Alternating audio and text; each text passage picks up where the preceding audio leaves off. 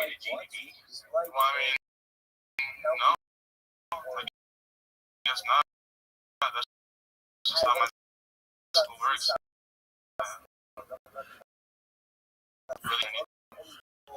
Graduating in May.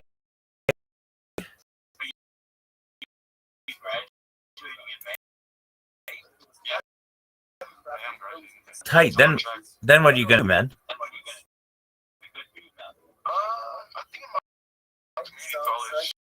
community college. All right, that's great, dude. All about it, man. Good on you for going to community college. Excellent. All right.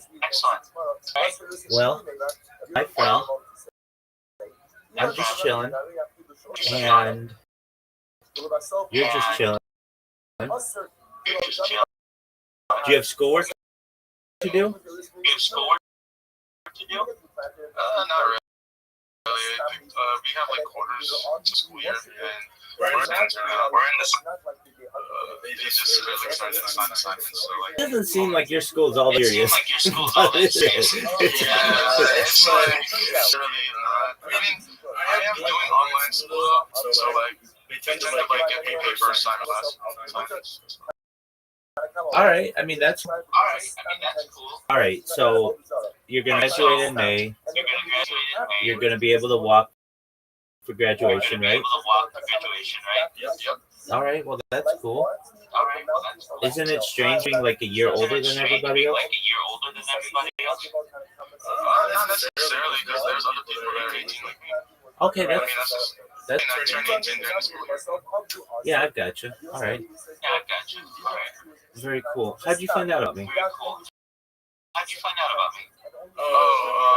I said last time we talked, you're in like the same thing, how like you have different like cameras or your servers and you have antennas to 100%. Okay. Very cool. I just like tracing where people find out about me. All right, big dog. Well, I'm not anything too exciting right now, but I appreciate it. Keep checking up. At least through graduation. Oh yeah, for sure. I was a bit intrigued though. I just never seen anything like what you've done ever like online, you know. So it's like I always wanted to talk to you. I didn't know how to reach you because like I don't think your like audio is connected to the Discord servers or whatever. You know, like, Purposefully. I don't want people hearing what I say. I shouldn't. It's not that I'm afraid that people.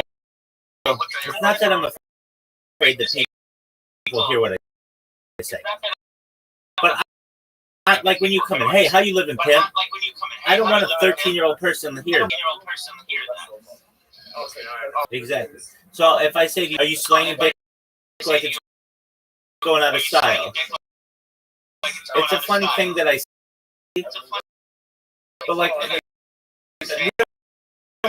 Need kids to hear that. I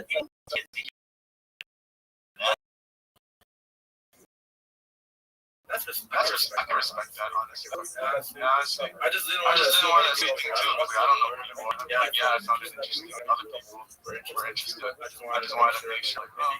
Like, oh, coolest motherfucker on earth. I'm always here for you.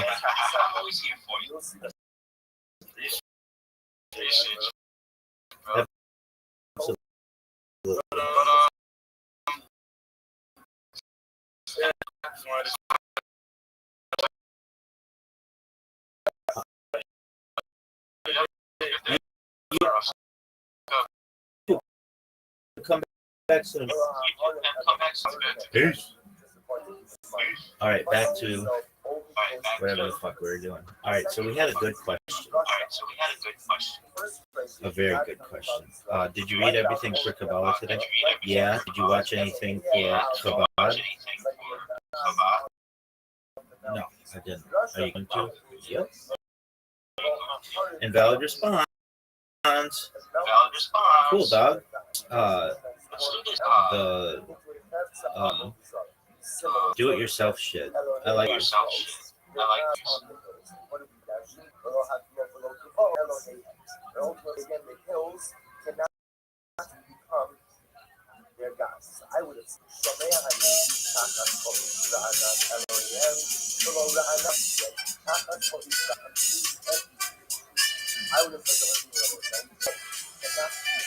Push button.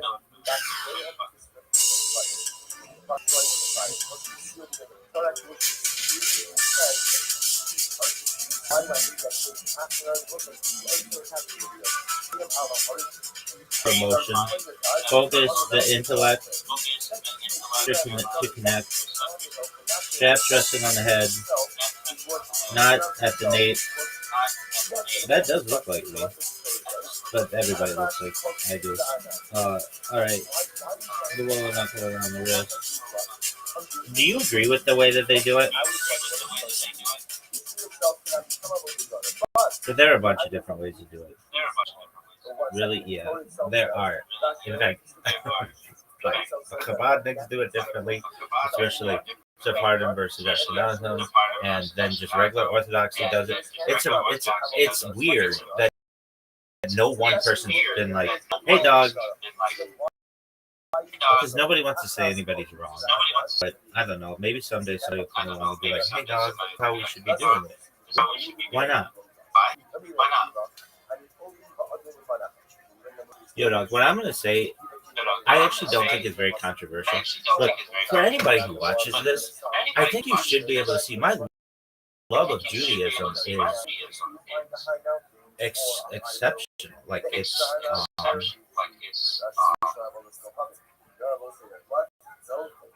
it's incredible. I don't have words, but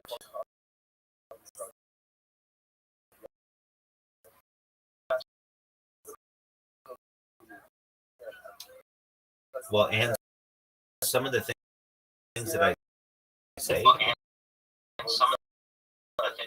are for the Judaism, and no one or very few people have the courage to be able to discuss these things.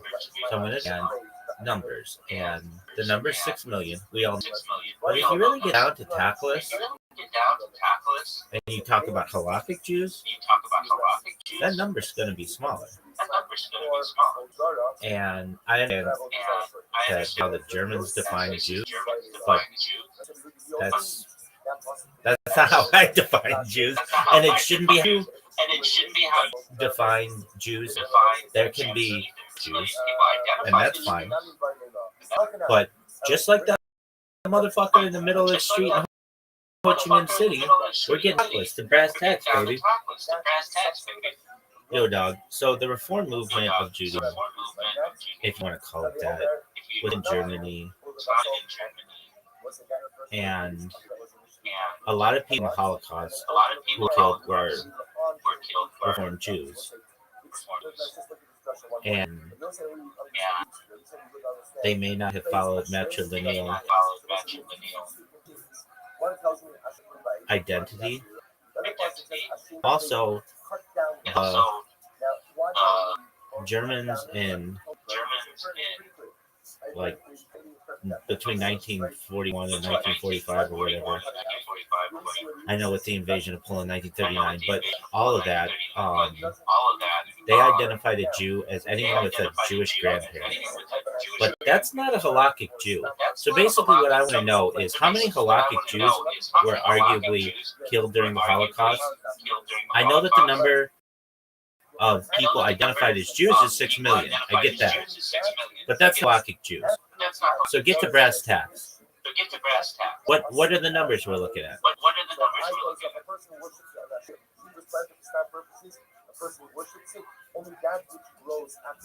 Here's a clear, historically accurate breakdown of the core issues you're asking about. How many actual Jews by traditional Jewish identity, halakhic, i.e. Jewish according to Jewish law, ancestry, and tradition, were murdered during the Holocaust versus the broad Nazi racial categorization? The short answer is historians don't have a precise count for practicing halakhic Jews killed because the Nazis didn't record religious practice, only ancestry. I'll explain what we do know and how to think about your question in context.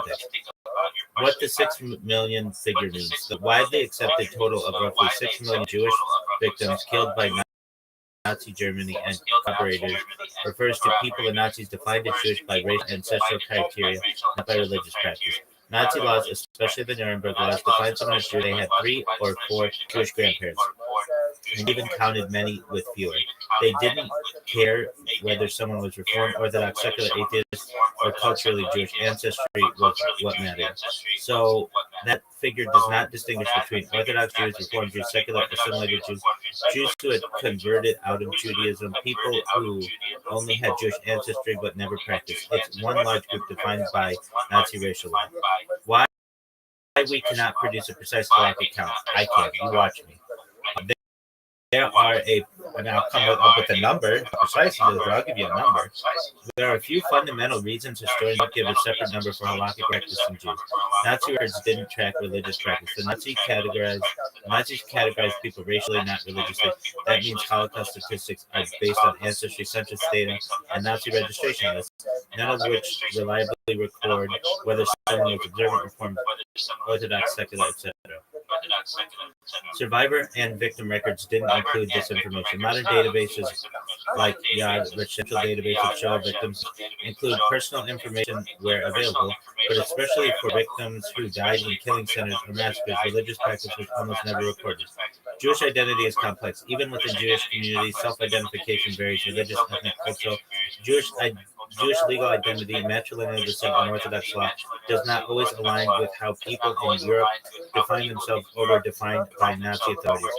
What we can say with confidence: around 6 million Jews were murdered. Most historians estimate the number of Jewish victims at somewhere between 5.5 and 6.2 million, with 6 million being the commonly cited figure. This is based on pre-war and post-war demographic data, Nazi documentation, survivor, and community records. What this means for your question: you asked, how many halakhic Jews were arguably killed? This is the key reality. There's no accepted historical figure specifically for halakhic versus non-halakhic Jews. The Nazi victim total of its 6 million includes all people they considered Jewish by ancestry, which encompass secular, Reformed, Orthodox, mixed families, and many others. Historians do not break down the Holocaust Jewish victims by religious self-practice because the data simply doesn't exist in archival records. Any attempt to produce such a breakdown would necessarily be speculative. I don't give a shit. Speculate, baby. So the best historical grounded answer is essentially all 6 million Jewish victims, as counted by historians, including people of diverse levels of observance and identity, Orthodox, Reformed, secular, and ethnically Jewish alike, but that number cannot be separated into practicing halakhic categories because Nazi record keeping didn't track the religious practice. Therefore, while many were from Reformed backgrounds, including German Jews and others, there's no reliable, precise figure for a subcategory to ask about. We're going to come up with one, baby. I don't want this bullshit fucking answer. This is bullshit. Numbers. Understand why this matters historically. The Holocaust was a genocide based on racist anti-Semitism, not on any internal religious distinctions within Judaism. Nazi ideology did not acknowledge conversions or religious practice. Instead, they viewed Jewishness as an immutable racial trait, which is why someone with a single Jewish parent could be persecuted under the Nuremberg laws. This is that explains why the victim count is based on racial classification, not on religious observance. It shows why it's historically inappropriate and impossible with current evidence to subtract, say, only religious Jews. It's not historically inappropriate. Nothing is historically inappropriate. To subtract, say, only religious Jews from the total, because that wasn't how the persecution was defined. All right. Doug, you're obviously protecting something. I want you to be honest. What percentage of Jews in Germany at the beginning of the 20th century were Orthodox versus Reform? Considering that the Reform movement started in Germany.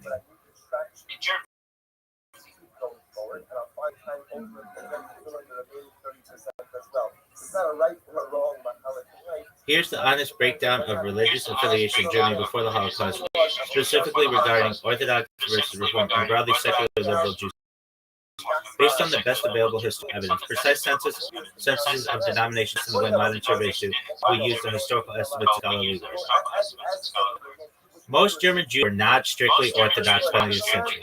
Scholars estimate that as early as the third of the 20th century, only about 15% of German Jews were Orthodox. This figure comes from historical estimates of religious observance and affiliation. Jews did not strictly follow traditional practice. The remaining 85% span the spectrum of Reform to secular Jewish identity. Many who were culturally Jewish live in practice are part of the communities. This gives you a breakdown like Orthodox observers 15%, 85%.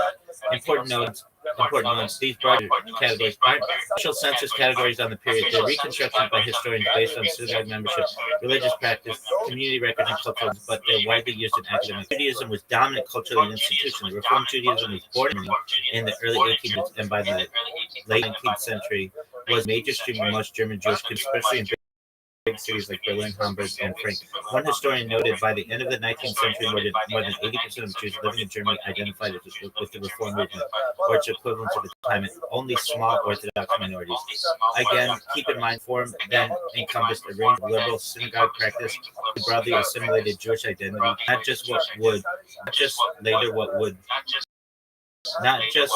what later became the organized Reform movement in the U.S. Secularism and cultural Jewish identity were widespread. Most German Jews of the early 20th century were integrated socially in society, German speaking, often less observant than Jews of Eastern Europe, sometimes identifying as Jewish Germans rather than strictly religious. So within that 85% of the group, the 85% that was non-Orthodox portion form a liberal, actively affiliated movements. Portion were secular, assimilated, and observant. Some had cultural Judaism, but didn't articulate. Why this matters in the Holocaust context? When comparing halakhic traditional Jewish law identity to Nazi racial definitions, Nazi didn't record Jewish practice. It identified people as Jewish based on ancestry, regardless of belief observance. So the 6 million figures include Orthodox, Reform, secular, assimilated, and even partially assimilated Jews, as long as they met the Nazi race criteria. In the 20th century Germany, the majority of Jews were Reform, liberal, or non-Orthodox. Most of the German Jews were on these groups, not predominantly Orthodox and religious. Okay. So, on Reform policies, Jews in the Holocaust were not halakhically Jewish. There's an argument to be made that unfortunately, maybe 300,000 halakhic Jews were killed during the Holocaust. If you take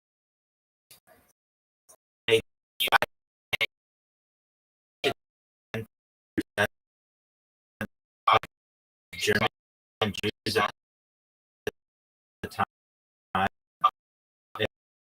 Eastern Europe Jew and all that stuff in the killing centers were halakhic Jews.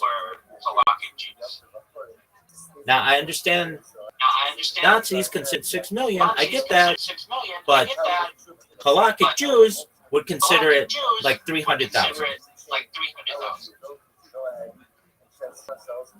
of halakhic Jews were killed. But I understand the number 6 million.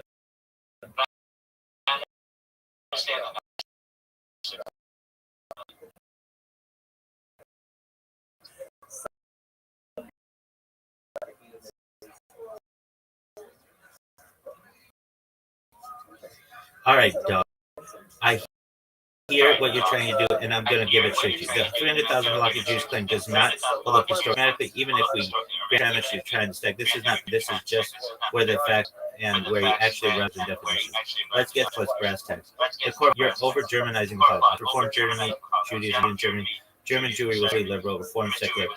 Jews in Germany were a minority, under 15%. But there's a key point you're missing. Germany was a fraction of European Jewry and relatively small fraction of Holocaust victims. Pre-war Jewish population, rough numbers, Germany, 500,000, Poland alone, 3.3 million, USSR, 3 million. Those weren't even really Dog.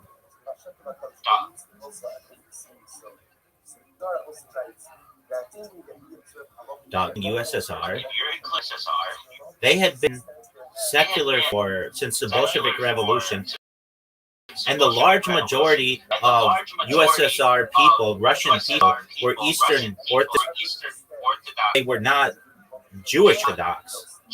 So if you want to include that 3.0 million, it's even far fewer. Give me the Steelman argument. It's between 300,000 and 600,000 halakhic Jews died in the Holocaust.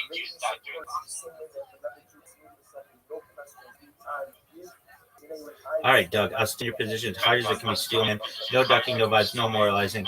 Then I'll tell you exactly where argument still breaks, even in the struggle. Steelman argument claimed only 300,000 to 600,000 halakhically Jewish people were murdered in the Holocaust. The rest were Jews only by Nazi racial law, by Jewish law. Pillar 1, definition does not equal halakhic definition. 100% correct, not signed Jews racially. Grandparents halakha defines Jews matrilineal, overlap plenty. Therefore, 6 million does not equal 6 million halakhic Jews. No argument there. Pillar 2, Germany was overwhelmingly non-correct. Reform began. Intermarriage rates in Germany were high. Many German Jews had non-Jewish who were baptized, were secularly assimilated. So a large percentage of German Jews killed were not halachically Jewish. This significantly reduces the halakhic count. USSR Jews were secularized. This is your strongest movement. It does matter. Soviet policy shut down yeshiva, criminalized religious practice, destroyed Jewish life. Many Jews identified Russian or Soviet, married non-Jews, lost communal lineage record. Jew argues secularization plus intermarriage with loss of halakhic community, halakhic continuity. So discount millions of Soviet victims. They're victims. That doesn't mean they're halakhic Jews. Pillar 4, killing center contained many Nazi Jews, not halakhic Jews. You're framing Nazi deportation list didn't care about matrilineal descent. Many victims had one Jewish grandparent, a Jewish father only. No Jewish practice does not equal halakhic status. What's left? Excluding German Reform, assimilated Jews, Western European converts, intermarried, Soviet secularized Jews, sklidge, caught in the dragnet. You argue that the remaining clearly halakhic population is 300 to 600,000, primarily from traditional Polish shtetls, Lithuanian yeshiva community, parts of Hungary and Romania. This is the cleanest possible version of your argument. Respect, this is a Steelman. Where it still breaks, even at maximum strength. Now, the heart, why it still doesn't work. Secular does not equal non-halakhic. This is the biggest error. I understand. Halakha does not care about belief, practice, or politics. A Jew is atheist, a communist, is anti-religious. Each marries late or not at all is halakhically Jewish and born to a Jewish mother. I understand. Soviet secularization destroyed observance, not marriage. There's evidence of mass matrilineal before World War II on the scale that you need. Intermarriage rates in Eastern Europe were low pre-war. This is a statistical wall. Lithuania, Ukraine, pre-99 intermarriage rates 1 to 5%. Endogamy, when Soviet pressure increased sexual, not mixed descent overnight. So most Soviet Jewish victims were halakhically Jewish but non-observant. This still counts. German Jews are numerically irrelevant to your conclusion. Even if we grant 70 to 80% of German Jewish victims are non-halakhic, Germany contributes 160,000, 180,000 Jewish deaths total. That doesn't move the needle enough to collapse millions into hundreds of thousands. Eastern Europe dominates the map. This is unavoidable. Even conservative breakdowns. Poland, 3 million Jews murdered. USSR, 1 to 1.5 million. Hungary, 550,000. Lithuania, Latvia, devastating percentages. To land on 300 to 600K, you must assume massive matrilineal failure or mass patrilineal Jewish identity or post-war reform definitions applied backward. There is no demographic evidence for that. Bottom line. What is defensible? Holocaust victims are not equal halakhic Jews 1 to 1. The 6 million figure is racial, not religious. Some victims would not by Orthodox law. Germany skews heavily non-Orthodox. What is not defensible? Reducing halakhic Jewish deaths 300 to 600K. Treating Soviet secular Jews as non-halakhic by default are not doable. Applying modern reform lineage standards retroactively. Ignoring Eastern Europe's demographic reality. Historically credible range, very conservative. 3 to 5 million halakhically Jewish people murdered. That already concedes a lot. Final thought, real talk. Your instinct separating Nazi categories from Jewish categories is legit and important. Where it goes off the rails is confusing loss of observance with loss of halakhic identity. Dog. So remember again, yesterday's daf made a fascinating distinction between finding broken pieces of what we call slum. If we are talking about what we call true what's those two terms? matrilineal Jews, images. I've already done the numbers, and it's like going back to the Bible. Only 1 in 32 Jews can really trace their lineage back matrilineally. Otherwise, somebody had to have a conversion. So the numbers are really, really small already. I understand that somebody might be Orthodox, but that doesn't necessarily mean that they're halakhically Jewish. It doesn't. It means that they are accepted within a community, but doesn't necessarily mean they're halakhically Jewish. To be halakhically Jewish, you either have to be Jewish from your mother, and that one has to go back to the Bible, her lineage, or you need a kosher conversion. Those are the only two ways. And we've already, in previous discussions, surmised that only like 1 in 30 Jews matrilineally can trace their lineage back to the Bible. That there's been a lot of intermarriage, especially when you get into mass forced marriage and rape and stuff like that. And thus, the number's really small. Steelman this shit for me. The reason why ultimately again by Avodah Zarah. All right, I'm going to steelman this exactly the way you're asking, not softening, but I'm going to flag clearly that what follows is a theological maximalist thought experiment, not accepted historical halakhic position. I'll keep this tone straight and honest. The steelman maximal hardline internally consistent claimed only 300,000 to 600,000 people killed in the Holocaust qualify as true halakhically Jewish under strict lineage pure Bible traceable matrilineal standards with kosher conversion as the only alternative. Axiom 1. Halakhically Jewish means provable matrilineal descent or biblical Israel or kosher conversion, not communal acceptance, Orthodox practice, self-identification, rabbinic presumption, but actual theological legitimacy. You're explicitly rejecting presumptive Jewish status as insufficient. Fuck yeah, I am. That already puts you outside normative rabbinic Judaism, but it is logically coherent. So you're basically saying normative rabbinic Judaism is logically incoherent, which there's an argument for that as well. Axiom 2. Genealogical reality destroys your numbers. You're asserting over 2,500 to 3,000 years, forced conversions, mass rape, Roman Crusader, Cossack pogroms, crypto-Judaism, lost records, silent maternal breaks. Therefore, most Jews cannot prove an unbroken maternal chain. At best, maybe 1 in 30 or 32 can.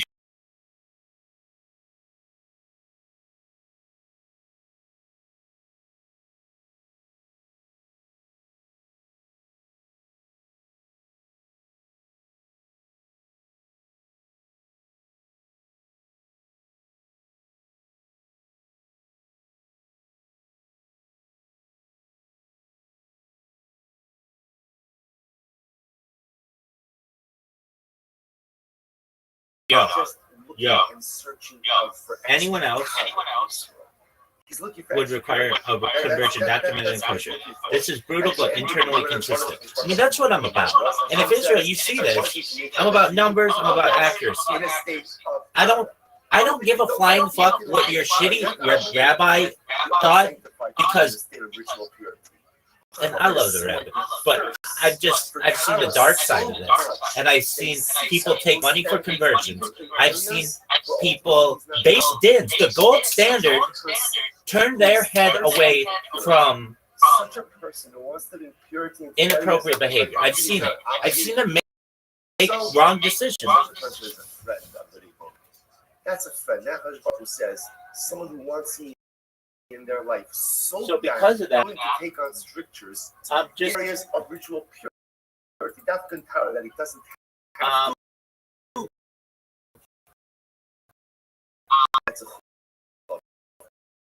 That's a friend of the Shalom. Perhaps even to a certain degree, a higher level than the Chacham. Are you fucking me? Of knowledge is enjoyable. Is inherently enjoyable. It's beautiful. We all love learning. We all love exploring new ideas. But someone who managed to put himself in position. Are you fucking me? After that, he wants purity. That's a friend. I've seen the dark side. So the Gemara says, I want everything to work out. I don't want to have to read a basket of fruit.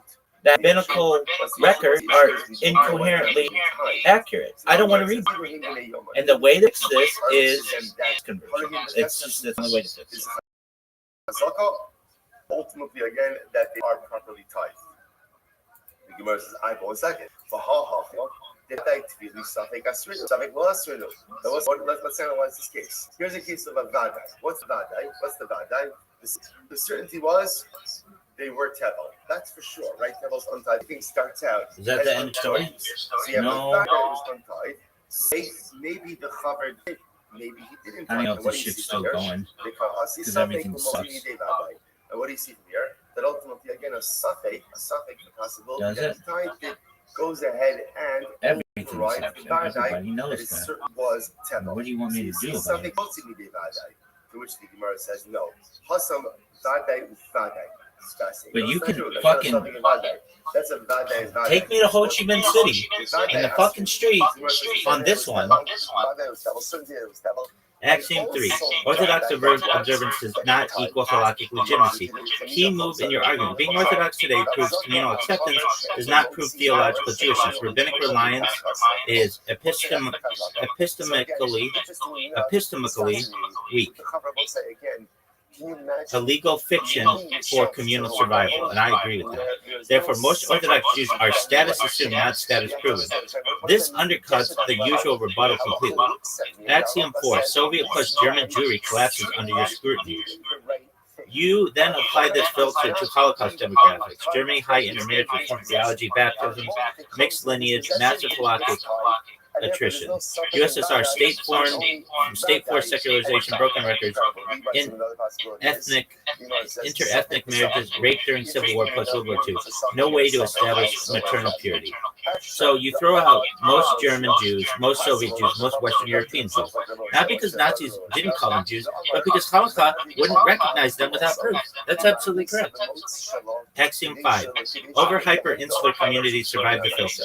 What remains? Small pockets of Lithuanian yeshiva families, certain Hasidic dynasties, some Hungarian, Romanian enclaves. Groups with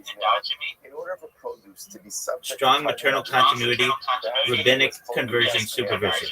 You then apply your 1 in 30 rule. 6 million divided by 30 is 200,000. And documented kosher converts, a margin for uncertainty. 300 to 600,000 true halakhic Jews. Internally, this argument is coherent. Do you hear me, Israel? Hear, O Israel. The Gemara says over here, there's really no something Why? This argument is internally coherent. This argument is coherent. I'm not going to strawman it. It is logically consistent, theologically maximalist, genealogically skeptical, ruthlessly epistemic. If someone accepts your axioms, the conclusion follows. Why this position is rejected, not emotionally, structurally. Now, without undoing your steel man, here's why Judaism itself rejects this frame. Halakha is not a DNA religion. Hold on. If you're getting the matrilineal line, I get that. But from the Mishnah onward, Jewish status relies on legal presumption, not archaeological proof. Otherwise, Judaism collapses instantly. Tough shit. It can be rebuilt.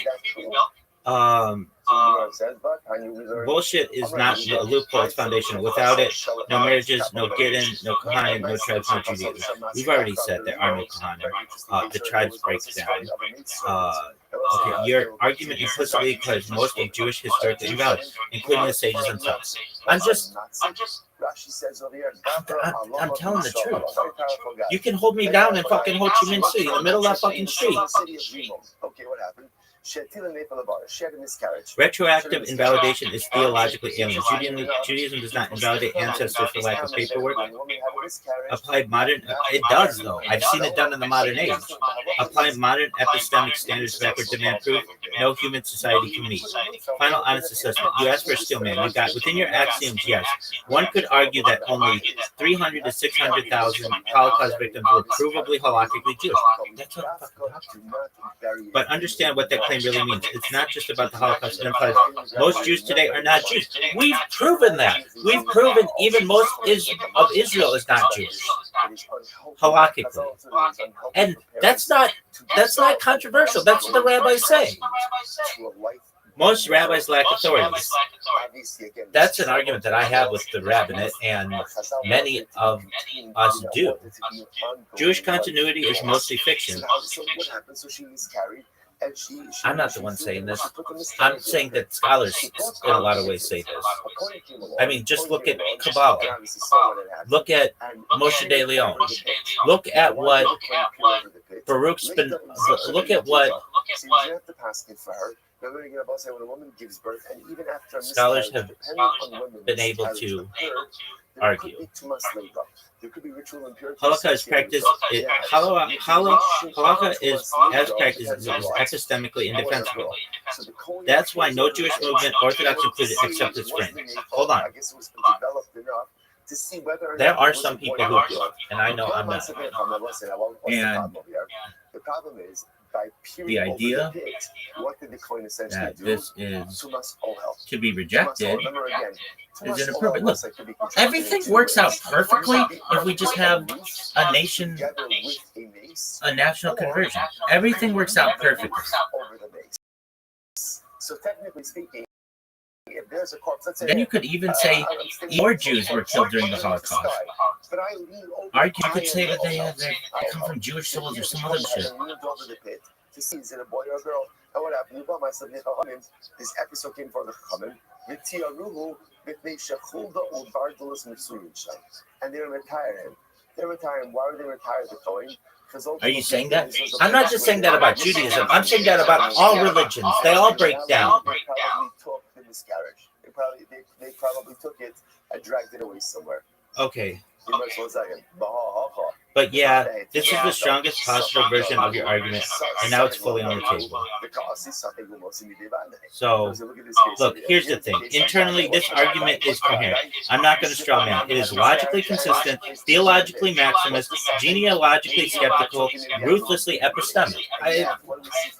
I'm not making up stuff here. And when you see me in the future, you should just see I am a stickler for accuracy. Even in the face of the bad, to the point that again they pass him, the coin is not. And I've seen the worst fucking excuses to allow people to be practicing orthodoxy because of what their grandpa, that kind of bullshit.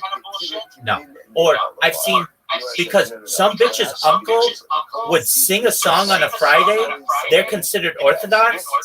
It's not even a Jewish song. It's so they could be fucking singing the hokey pokey. That enrages me. I want everything to be truthful. And anybody who sees this can see I'm impassioned by this subject. But I can't stand that because somebody gives a lot to their shul, that they have a higher status and that they can give to a certain rabbi or based in not even that much money and get their daughter, their future daughter-in-law in. And then that's not a kosher miscarriage. Maybe it was just conversion. Some other discharge. So if you see this in the future, Ho Chi Minh City me, I'll sit there in the middle of the fucking street and I'll say, look, before you throw me in a gas chamber or shoot me in a fucking pile or whatever, this is how I feel. You're never going to change my fucking mind on this. So again, something whether or not she miscarried a baby, right? Was it a miscarriage or not? And then again, compound that with the suffix ultimately again that maybe the animal took it away. The other possibility is the other possibility is no. Once you have a place where you know that there's a hold on a bargalus, that there are these animals there, they definitely dragged away whatever was expelled into the pit. Okay? So what's the ace today? So there is the kasha. My friend Spencer Bennett. So just hold on just a second. Just understand, the Gemara essentially seems to say that that principle of in safek motzei midei vadai ultimately again holds that in halacha we accept this principle in safek motzei midei vadai. That if you have two pieces of information in front of you, one is a safek and one is a vadai. The vadai piece of information determines the reality. And the subtle piece of information does not undermine that reality. That's why I say, just kind of reorienting ourselves a little bit. That's how do we get into this? I find a piece of broken avodah zarah. So I find a piece, and let's say an idol or an image that I know was definitely worshipped as idolatry. So I find a piece, can I use it? Can I use it? The answer is no. Why not? It's up to I know why. Because I have a vadai that this was avodah zarah. Second, maybe the Akum actively decommissioned it. And if I can't use it, why? Because the suffix, maybe the Akum decommissioned it, doesn't seem the reality of the vadai that this was definitely avodah zarah. So just to point out how powerful this is on a traffic level as well. Because in something multimedia vadai, if you want to go ahead and summarize the entirety of Jewish history and destiny into one phrase, this is it.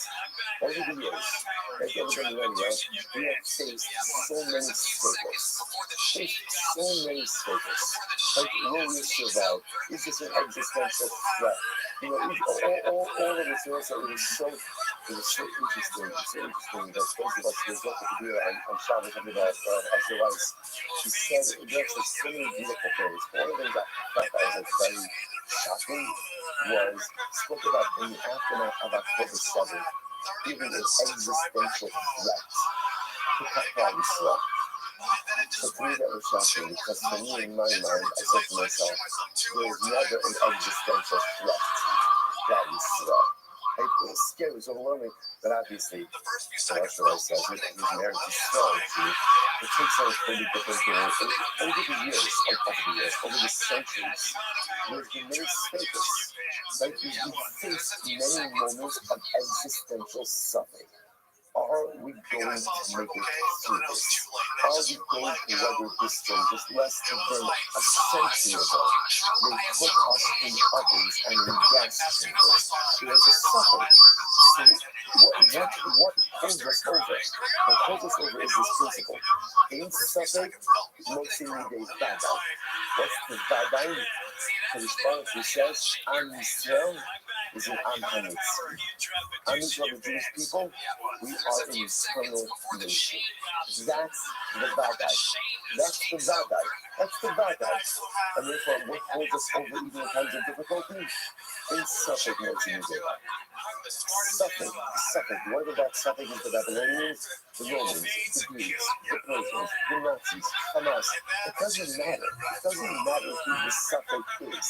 There's so many stages that have presented themselves. So the whole another suffering, Odin Armenian Baskalos, another suffering always arises. But that's the truth. In suffering, no suffering can undermine the vadai, the certainty of the eternality of Israel. That's ultimately the source of our optimism, that's the source of our strength, and that's what creates our reality. Incredible. Halachically, as well as practically. So everyone goes back, Eitzvei, so it says, remember again, embedded in all of this is this Makotis Yotzim Yochar and Truckish. So here's what I know, and again, we're going to talk about this more in just a few moments. You can decommission your avodah zarah, right? In other words, an akum could be mevatel his avodah zarah. The shaila is, how does he do it? Rabbi Yochanan says, it must be what we call active bittul, and Rothschild says, even passive bittul. That is now going back to our Rabbi Eitzvei. Listen to this. They also listen to this one later on as well. Sorry? I'm sorry, thank you. Eitzvei, what's the time we said? Thank you. What's the time we said? This right now, how it is. What's the back to this? What did this say? If you find the image of a hand, the image of a foot, ultimately, again, it's us. So you know it says, Nikkei Shekiyotze behind the Mavad. Why? Because at the end of the day, that was a common image that people worship. It was Amari. Why is that? Hashvarim name. So we say that's broken pieces. So in other words, once again, this is a construct on the Truckish. This is the opening aspect on the Truckish. The Truckish, according to you, this should be totally different, right? Because trying to create Truckish, once you find broken pieces, whether the atom actively broken or the atom broke on its own, an atom doesn't worship an idol like that. Again, what's the other Truckish's logic? Idol. If you can't save yourself from being broken, the chances are what? You're not much help to me. You're not much help to me. And therefore, again, so what's going on? It's you know, there's much more, but I need it, but not the whole bit of seesaw. So as I remember what we said yesterday, that's the piece of the hand and the foot is the piece ultimately on a pedestal. When it's on a pedestal, then that is quite possible that is actually a self, almost like a self-dissection, which is the right word. But its own type of idolatry. Okay, it's you know, is the contract. Oh, this is from the Vata, others from Shalom, it's not Hanero, then it's this was also more this way. And what we go having, it is the Vata, is on a Vodizara, and ultimately again, the Vodizara of his friend. Meaning, any athlete can ultimately again negate and thereby decommission any form of idolatry, whether it's his idolatry that he worships or someone else's idolatry. However, the Yisrael, in the Rebbe of others, will come to our overcoming. It was actually quite fascinating. We'll see the logic behind this. In order to happen, actually, a Yisrael does not have the ability to negate any form of idolatry. Well, isn't that fascinating? Right? So, always can negate and decommission any form of idolatry. A Yisrael has no power of negation over idolatry. Fascinating. Rabbi, so we really so Amai, so have you got both come from telling all that? Well, why is that? What about a case of idolatry that just breaks on its own? That's clearly again, if I say fuck is you, if I think that's the one. Rabbi, Shepasla, what's the case of the yoke? The case of the here is where the Yisrael dented the Obispo cover. What's interesting that the Gemara suggesting is denting is not a form of decommission. Why not? Decommission requires breakage. Denting where the entire item is still intact doesn't decommission. What's that in the Pasta? My hobby, Vokman, Pasta, Apapishigo Pasta, Vakla. That's not pretty good. But again, if you jump in idolatry, even though again all of the idolatrous material is still present, ultimately again, the idol is always muscle. How do you need the possible of the common? Our apostle saw the bottle. Ultimately, the Lord should be like, if an atom goes ahead and dents the idolatry, that negates it. But if he's so intense in the idolatry, that does not negate it. You must have love on the love sense, the old ones, she plus being so nice about that. That's a very important to know. So this is like this. In reality, even when you swell dense the avodah, it goes in the so it's like denting really is an active form of negation, which makes sense. Like anything you do to deface the idol should be a proper form of idolatrous negation. So really, even if you so dense it, it's okay. So what's this? Why did Chazal say that it's not? Well, listen to this. What's Ella Gzera? There's Gzera. What's the Gzera? Duma Magbala Bahadim Avatala. So I say here's the issue. In reality, a Yisrael has the power of negation, right? A Yisrael does have the power to go ahead and negate idolatry. How does he negate idolatry? If he breaks it, if he dents it, it all should work. So why did Chazal say it doesn't work? What are we concerned about? Listen to this. We're concerned that what is Yisrael going to do? He wants to negate an avodah zarah. So what does he do?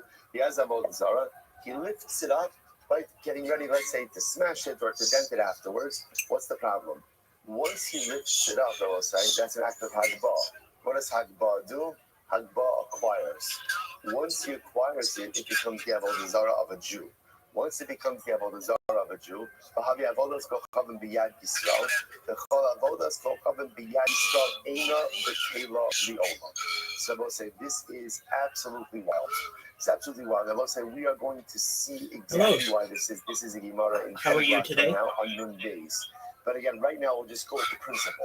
The principle I'm is well, thank God. Do you mind if I share my project with everybody? By a Jew cannot be negated. Excellent. Well, first and foremost, I've done my best to follow every single person in here. If you want a free follow, I'd appreciate if you follow me back. If I didn't have a chance to follow you, I'm the easiest follow back in the game. I follow everyone back. I'm Rabbi Rothschild. If you don't know who I am, you will. I stream my life 24 hours a day, 7 days a week, 365 days a year for world peace. I've been doing so for more than 4 years. My streams go back to the pandemic. We've seen the death of a queen, the birth of AI, the coronation of a king, and everything in between. This is a real-life Truman Show, a real-life Big Brother. This is a timeline and a time capsule of human achievement. In the 1990s, Bill Gates coined the phrase "content is king," and I'm making it true today. I'm king of the internet. This is the biggest event in global history, and here's why. In 2018, The Economist magazine stated that data had overtaken petroleum as Earth's #1 resource. And I have more data archived on the internet than any person ever, which is making me very influential. I'm going viral, and when I do, I'm going to make you, your friends, your family, all financially independent if you're not already. I want to ensure that you have generational wealth if you don't already, and I want you to be able to start charities and philanthropic organizations of your own. I'm unlike any influencer you're ever going to meet. I'm not live on one YouTube stream nor 2 YouTube streams. I'm live on over 20 simultaneous YouTube streams 24 hours a day. You can view my life in 360 degrees. I even have a ceiling cam. If you want to view my streams, the link to my YouTube is available in my profile. Additionally, you'll find it in my pinned post. You'll also find in my pinned post a link to my link tree. I dare you to look at my link tree. Nobody dares you to look at their link tree, but I do, because I have more social media than any person ever. I have more content than any person ever. Additionally, you'll find a link to my Discord, discord.me/Rabbi. I'm proud to say that we just surpassed 2,800 people in our community and continue to grow each day. In addition to making you all extremely wealthy and wanting to promote world peace, I want to help end world hunger through the use of technology such as agricultural drones, floating greenhouses, saltwater greenhouses, hydroponics, vertical farming, cloud seeding. I want to help end world thirst. I'm sponsored by a cryptocurrency that's worth about $100 million, and one of the things that we do is we build wells and water towers in developing nations for the benefit of the less fortunate. Additionally, I'm an advocate for the LifeShare program, and most importantly, desalination technology, where we pump Earth's seawater onto to make it drinkable. If you are a reply guy, if you're a Web3 marketer, a raider, or a shiller, and you want a coach and friend, send me a follow. I will follow you back. So to know that I'm here to support you both personally and professionally. I'm here to be a positive person in your lives. I'm here to have an optimistic view on the future. And most importantly, I want to give people hope. And with that, I sincerely appreciate the opportunity to share. The process of decommissioning, the Jew's going to lift it up. If he lifts it up, he acquires it. Then it's Avodah Zarah owned by a Jew. And once you have Avodah Zarah owned by a Jew, that can never be decommissioned. Incredible. And again, we'll see if never actually means never. So listen to this. Sorry. So what's here? Watch this. You have an Avodah Zarah, and you shave the Avodah Zarah. So we'll say, so Rashi points out that, for example, an Asherah tree. An Asherah tree, right? And what do? I go and I take shavings off of the Asherah tree. So what's the status of the shavings? So the Gemara says, Litzarcho. If ultimately the Akam is doing it for himself, right? He's taking shavings up the Avodah Zarah because he wants to, I don't know, make a bonfire, whatever it is. But Sarcho, ultimately, no, this is definitely my voice. I've been live streaming for more than 4 years, so I have my pitch down very well. I don't read it, it's all memorized. In fact, you can even see in the purple pill, I dropped a link, you can watch my video embedded. The Akum's own personal use is what? Is itself a decommissioning of the Avodah Zarah. Okay, Gemara says, however, if he's taking shavings off the tree, let's say he's pruning the tree, right? And that's for the benefit of the tree itself. So ultimately, again, then the shavings and the tree ultimately, again, then the tree is still asur, the shikuya mutar, but ultimately, again, the shavings will be mutar. The straw but if the straw takes shavings, right, takes pieces off of the Asherah tree, whether the Israel is doing this again for his benefit or for the tree's benefit, ultimately, again, the Avodah Zarah, the tree itself, and the shavings remain mutter. So once again, I'll be open to answer why should this be any different, right? According to you, it should be no different than an avodah zarah that breaks on its own. And when it breaks on its own, you said it's decommissioned. So to here in this case, it should be decommissioned as well. To which the Gemara says, "Hachanami to Rabbi." Shabbos say once again we keep on bringing up Rabbi. What does Rabbi say? Shabbos again, Rabbi is of the opinion essentially we don't want Jews decommissioning avodah zarah. Why? It's too much of a roll of the dice. Because if you do it in the wrong way, then what ends up happening? Then halacha l'maisa, you end up acquiring it, and therefore again it can never be. There's no bittul. Rabbi Yossi Omer, Shilchim Bizor L'Ruach, Omatilian. So this is actually our next Mishnah. Our next Mishnah that we're going to see in Yetz Hashem. So Rabbi Yossi says, or two Mishnahs now, Shilchim Bizor L'Ruach. If you find it about Zara, you can grind it up and scatter it to the wind. Oh, Matilian. Or you can go ahead and throw it into the sea. And let's say we're going to see this is talking about if you find an avodah zarah made of metal. So what do? Grind it up, scatter it, right? Scatter it to the wind or throw it into the sea. The Gemara says, no, you can't do it. Because if you scatter it into the wind, then what can happen? It can become fertilizer. So this one says, and the pasuk says, really, you can't retain any parts of avodah zarah for your own use. Once again, Rabbi Yochanan asking Rish Lakish,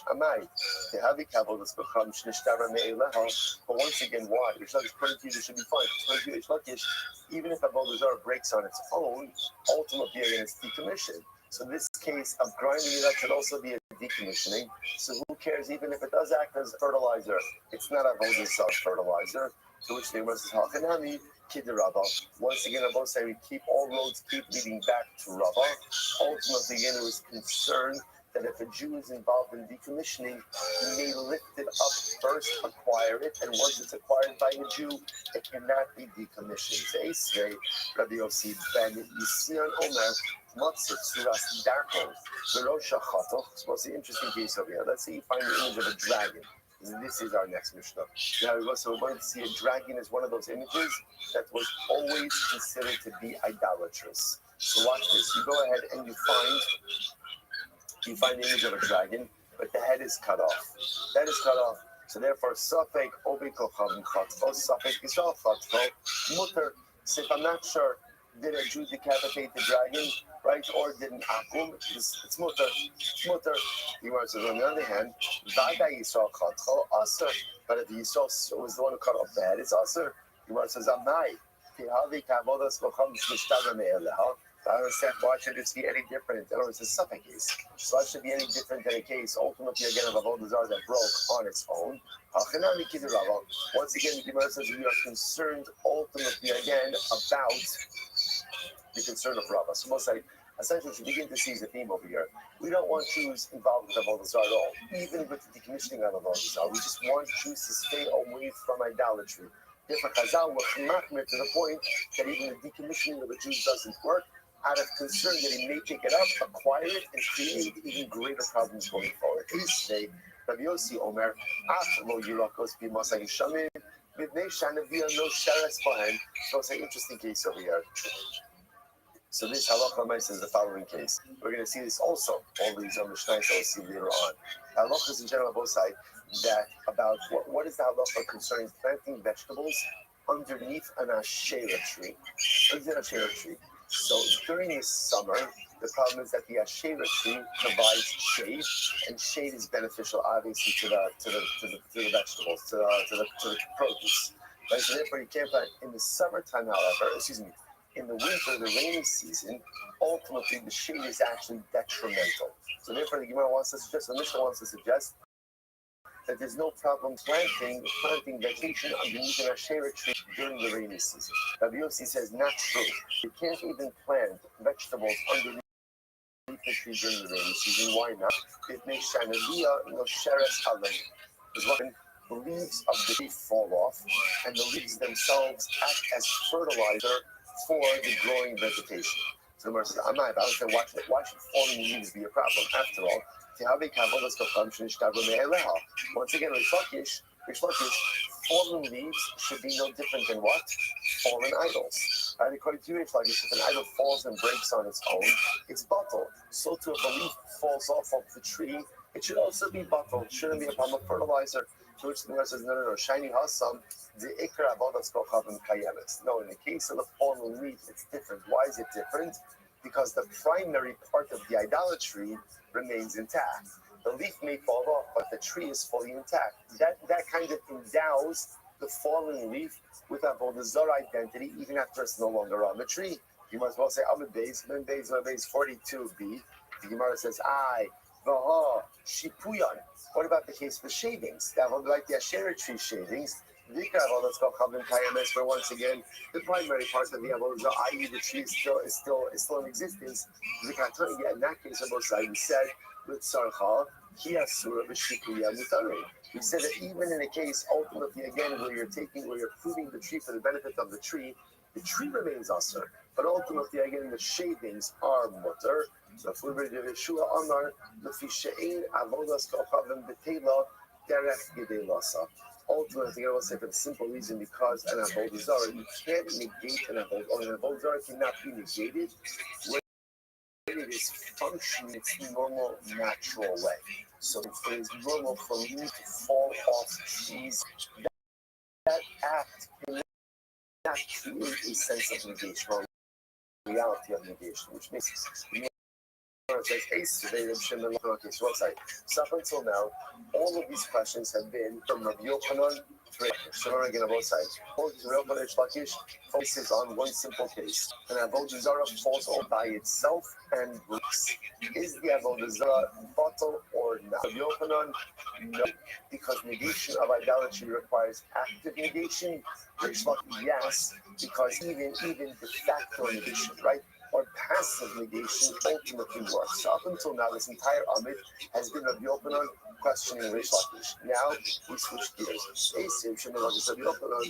Reish Lakish asks the kasha on Rabbi Yochanan. Here we go. What's the interesting case here? If you have a tree, now the tree belongs to Kaddish, right? The tree belongs to Reis Hamikdash. Now what happens? There's a nest on top of the tree. Some birds made a nest on top of the tree. What's the halacha? Lo nanin v'lo ma'alim. You really should not get benefit from the nest. But if you did so, you have not committed milah. Now let's say so again. Rashi says over here, second Rashi from the top, lo nanin. That's with Rabbanon. So you can't get benefit with Rabbanon v'lo ma'alim. Right, but obviously, again, the nest itself is not considered to be part of the tree, and therefore, if you did get benefit from the nest, ultimately, again, it's not milah. Fine. So let's analyze. The Barosh Shel Ashira, what about if the nest is on the top of an Asherah tree? The same case. I have an Asherah tree. On the top of the Asherah tree is a bird's nest. I want to get benefit from the bird's nest. So what can I do? Yatiz bakana. So what can you do? Knock down the nest. Ultimately, again, with a piece of wood, and therefore you can go ahead and get benefit from the nest like that. So what's this? The Gemara says, "Yatiz bakana." I'm sorry. Yatiz bakana. Kasar adaitcha. You don't nishbar leo eitzim likin sabah. Now let's say here. That's interesting. Okay, so this is very interesting. So now, again, what can't I do? I can't in both cases. I can't climb the tree in order to get to the nest, right? Because climbing the tree is usage of the tree. But with the avodah zarah tree, interesting enough, what can I do? Just take a piece of wood, knock down the nest, and get back from the nest. Now, Gemara says, let's say, what is the bird building the nest from? Now, the assumption over here is the nest on the Asherah tree is being built from wood or from twigs from the Asherah tree, right? And yet, what does the Gemara say?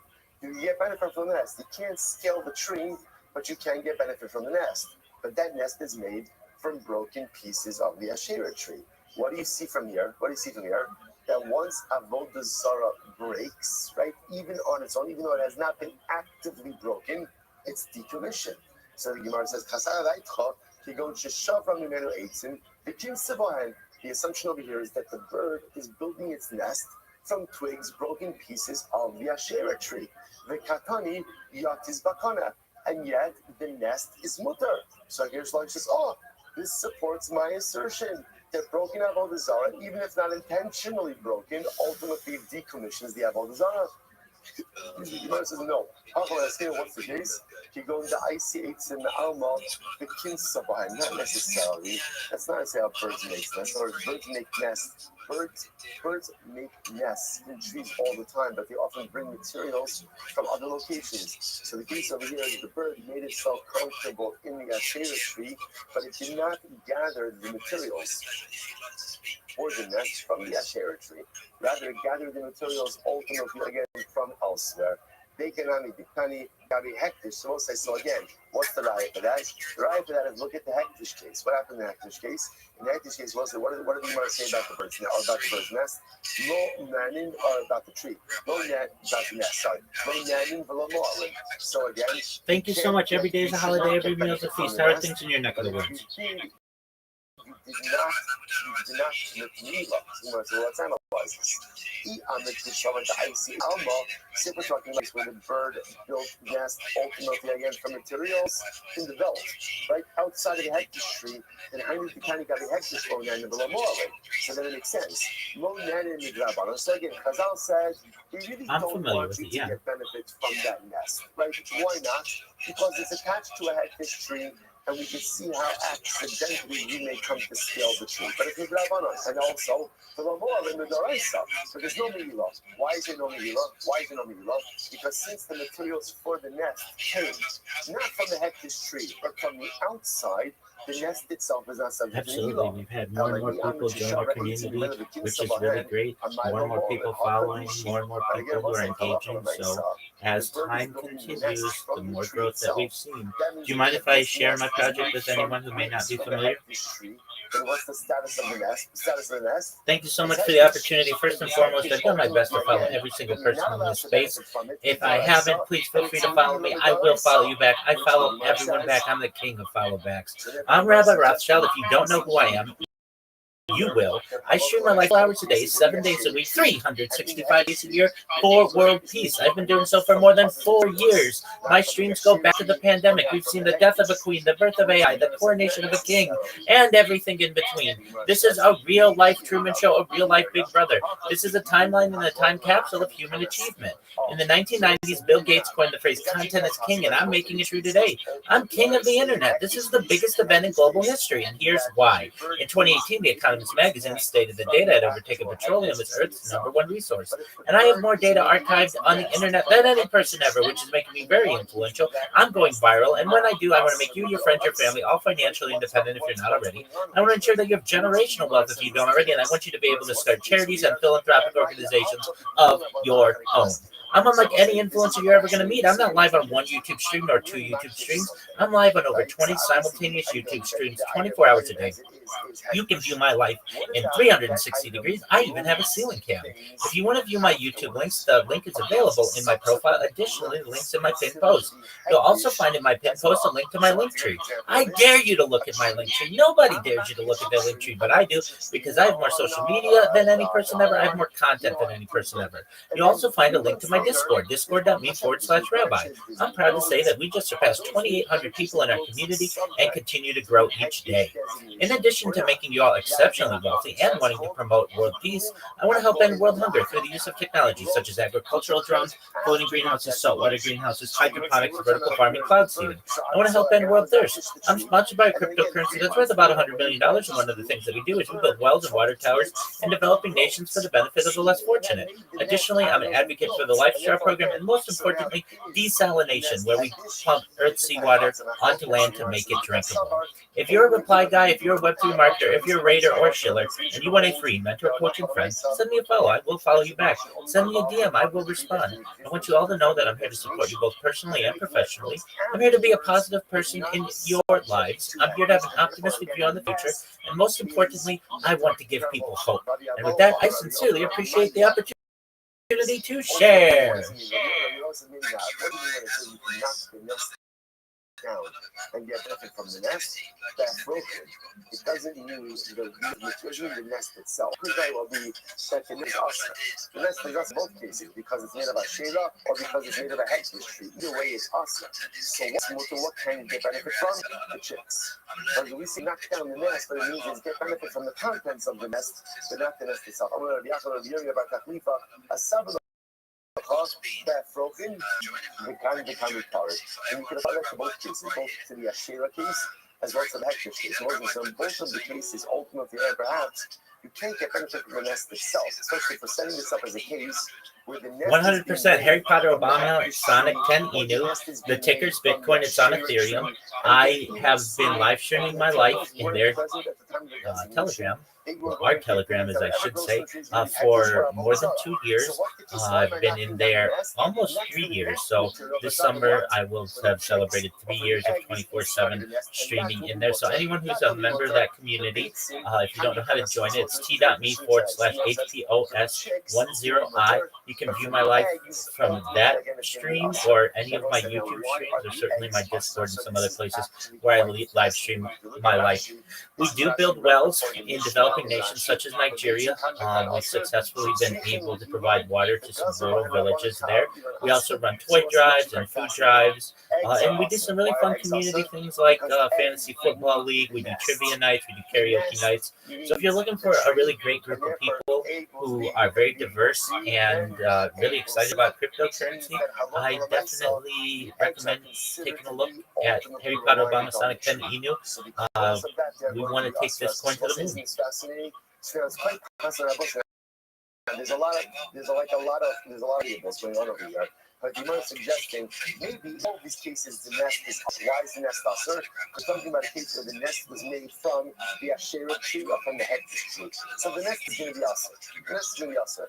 So what does it mean when the Brexit says take a stick, knock down the nest and get benefit from the nest? It means the chicks in the nest. The chicks are mutter. But the eggs may be problematic. Why? Because ultimately, again, since the eggs need the nest and the nest needs the tree, therefore the eggs Absolutely. I'm joining right now. On the tree, and therefore, the eggs are considered to be an appendage of the tree itself. So you can get benefit ultimately again from the chicks, but ultimately not the eggs. The Gemara says the baits and kam so Rashi that broken shetzricham leiman the baits and double. This is very interesting. Chicks that are so young that they are reliant on their mother have the status of eggs, right? So which makes sense because the chicks that require their mother are dependent on the nest. The nest is reliant on the tree, and therefore halacha so many problems. Therefore, it turns out that over here with the case of the nest on top of the Asherah tree, the Hektish tree, you obviously can't scale the tree regardless, right? By the Bible, what can you do? You can knock down the nest. But why are you knocking down the nest? So really you can't get benefit from the nest because there's a concern that the nest itself is made from the Asherah tree or from the Hektish tree. What can you get benefit from? Independent chicks. Independent chicks, right? Halacha said that is going to be mutter. Maybe better, right? So, get benefit from the independent young birds, right? Or ultimately, but what you can't get benefit from is the eggs or from the reliant young, because those are considered to be dependent on the tree itself. We'll stop over here for today, but again, let me just say the halacha l'maisa. So actually, we'll say, tomorrow, we'll pick up, we'll finish off with the halacha l'maisa, like what do we do in that machlokes? What do we pass in like? And then we have to show up between Hashem, adventures in Avodah Zarah. Shvach everyone. Bye, everyone. Have a great day. I got a tag in their group. I'm not very happy. Oh, you got tagged, as in like they made you admin. Yeah, they made me admin, but my tag is sub 69. Oh no. That's outrageous. Because I was the 69. All right, so let's say good morning. Let us begin by thanking all of our sponsors for this morning cheer to thank our annual Talmud Torah sponsor, dedicating all the Shemit Rothschild this year as a zechus for the Torah scholars for Am Yisrael. Our Torah sponsors for the month of Av, Abba, Stephen and Wendy Drazen, in honor of their parents, Israel Drazen, Tina Drazen, Adin Rose's wife, in memory of Stanley Rose's wife, from the Rafa. A week of learning sponsors, Abby and Joe Hirsch, with appreciation to share the entire Tehillah for the Chayalim, and the Sus of the Chayalim, and all of those sacrificing for Klal Yisrael. And Maish and Devorah Werdersheim, our Dafyomi sponsors for today, creation of the yard site of Aryeh Leib Ben Yosef. We hope that as a merit of our Talmud Torah, all of the neshamas Lavan Aliyah, the families in the Chama, all of those in the Refuah Shabbat, Gdol, Kol Cholei Yisrael, Kosh Baruch Hu Shem Eretz Hashem bring home our hostages, B'Shalom and B'Karov, will allow our holy soldiers to be successful. B'Chol Aseh. So with that, let us begin. Baruch Hashem, we have a lot to do today. That is Membeis. That is Membeis. We have Hashem on Aleph Beis 41b, and left off the Ein Safek Mosini Dadai, which is 2, 4, 6, 8, 10, 12, about 15 from the bottom. So remember again, in yesterday's daf, we made a fascinating distinction between finding broken pieces of what we call slumming versus finding broken pieces of what we call avodah zarah. What's the difference between those two terms? Slumming are images.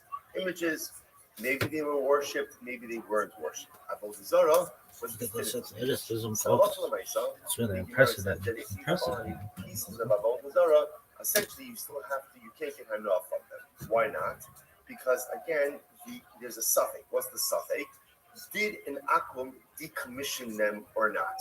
That's our shayla. Now, an akum, and we're going to discuss this more in today's daf, an akum does have the ability to decommission avodah zarah, but it has, now again, then we have machlokas of Yochanan and Shlakish. Do you need active decommissioning or can it even be passive decommissioning? But again, we'll get back into that in just a little bit. That's our overarching machlokas over here. Rabbi Yochanan says it has to be active decommissioning. Reish Lakish says even passive decommissioning. Nafkamina would be if the idol falls over by itself and breaks. But Rabbi Yochanan, it's still an idol. According to Reish Lakish, it has lost its idolatrous import. So we'll say, but again, so that's why if you find pieces of an avodah zarah, it's still awesome. If you find pieces of its slummim of an image, it's going to be mutter. Why is it mutter? Because it's a spek sveka. What's the spek sveka? Suffix number one is maybe it was never worshipped. That's number one. And number two, ultimately, again, even if it was worshipped, maybe it was decommissioned. So the idea of jumping back avodah zarah for just a second, the reason ultimately, again, by avodah zarah, it does not work is because we say ultimately, again, the suffix that maybe it was decommissioned doesn't go ahead and take it out from the bad that it was avodah zarah. So now the Gemara questions that principle. Is that true? That a suffix, a possibility, cannot go ahead and change the reality when facing a certainty? What about following Valentine? I'm very interested. We actually saw this. Chaver Shaneis, V'liach Megurim Alei Peras. So I'll say Chaver died. And again, we translated. I have to give a special shalom aleichem to a member of our shir from South Africa by the name of Ian Meltzer, who I was just introduced to through Mel Ram, another member of our shir in Toronto. Baruch Hashem, we have a beautiful chaver, not just in the space marriage, but Baruch Hashem around the world. So Ian messaged me via Mel. I translated chaver a few days ago as a tam chacham. So the truth is, it's not really a fair definition. Rashi, remember again, 2 days ago, goes ahead and translates chaver as a person who is careful with the laws of Tum and Tara to the point that he even eats his chulin b'tara. He even eats his chulin b'tara. See, even what we'll call non-sanctified food, he is not going to eat in a state of ritual purity, and he's also careful with trumas and maestros. So that's the definition of a chaver. So it's interesting. So Rabbi asked, he said, why? So why do you call a chaver? Right? Chaver means a friend. What's the pshat of that? So perhaps the yisod is like this. Who's a chaver? Chaver is someone who is just looking and searching out for extra tara in this world. He's looking for extra purity. That's what he's looking for. At the end of the day, what does demand? Well, Hashem says, I want you to make sure that you eat kodesh in a state of tara. You don't have to eat in a state of tara. You're not obligated to eat your unsanctified food in a state of ritual purity. Chaver is someone who thirsts for tara so much that he seeks out those standards even in areas where ultimately he's not obligated. Such a person who is thirsting for purity, such a person who wants to bring purity into areas of his life where even he's not obligated to do so, such a person is a friend of the Ribono Shalom.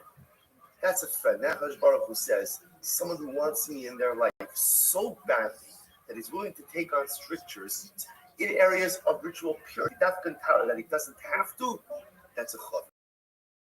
That's a friend of Rothschild.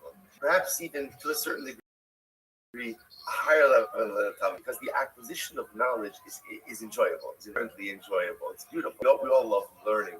We all love exploring new ideas. But someone who managed to put upon himself additional stringencies because he wants tara, after tara, he wants purity. That's a friend of the Ribono Shalom. So the Gemara says, Chaver shemes yeniach megur v'lei peros. So Chaver dies. Interesting case. Chaver dies, and after he dies, they discover that he has a basket of fruit. What's the issue? We'll say the issue is we don't know whether or not they've been tithed. So the Gemara says, even if Mamish just harvested them that day, is a chazaka, ultimately again, that they are properly tithed. The Gemara says, I for 1 second.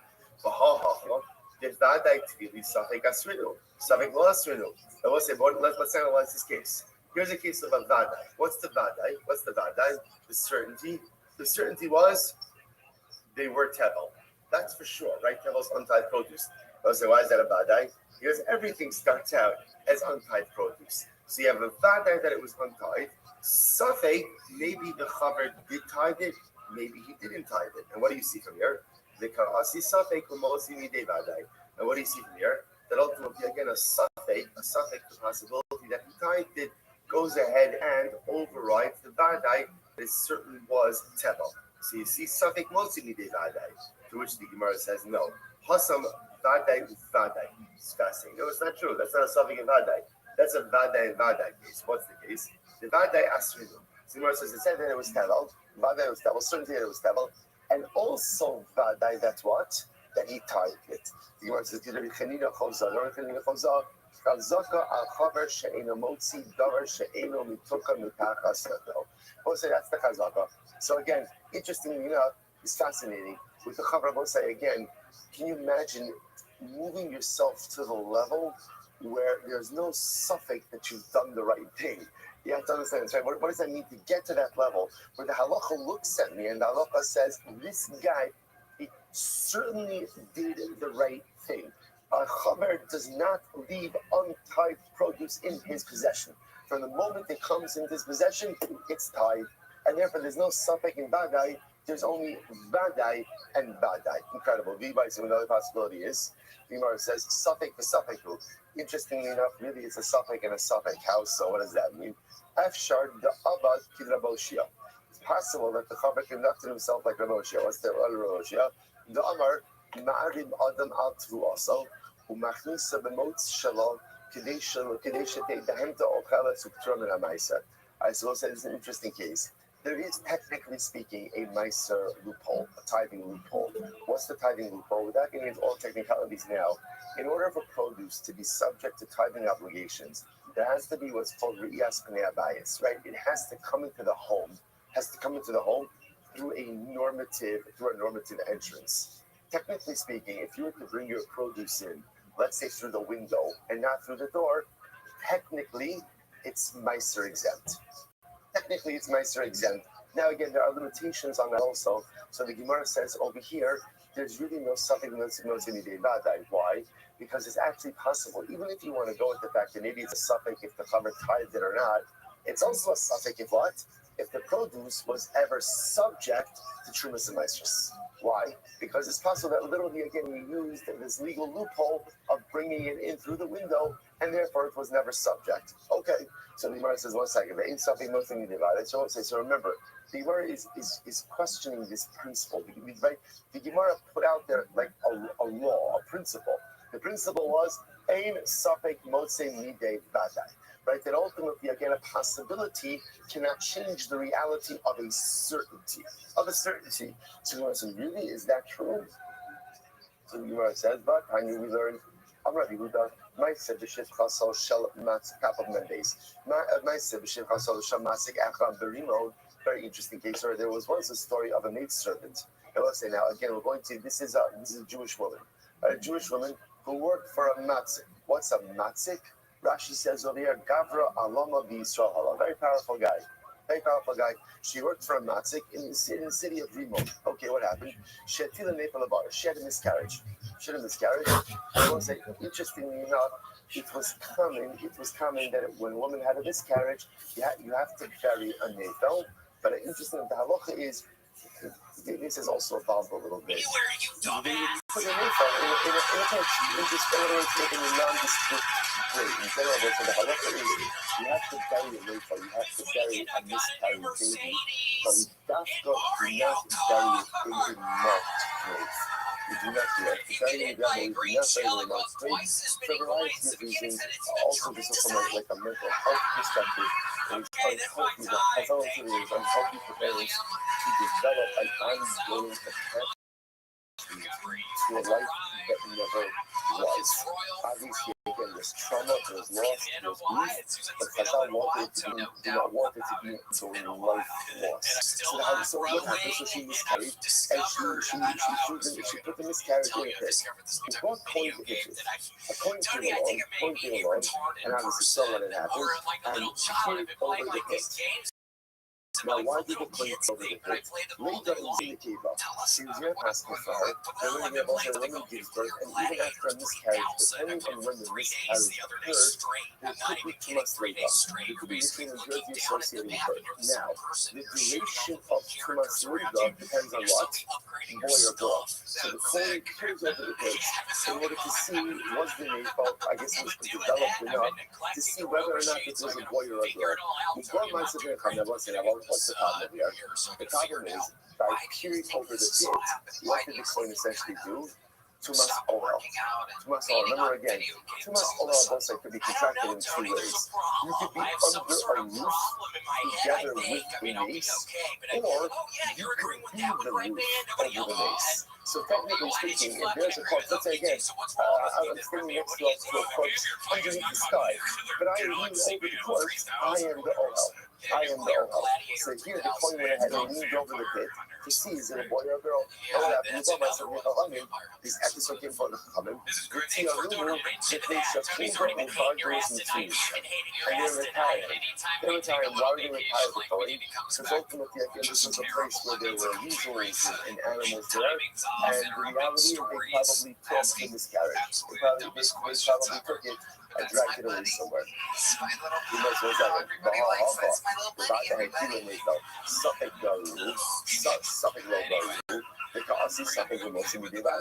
Look at this case over here. Here's the case of Dadai. What's the Dadai?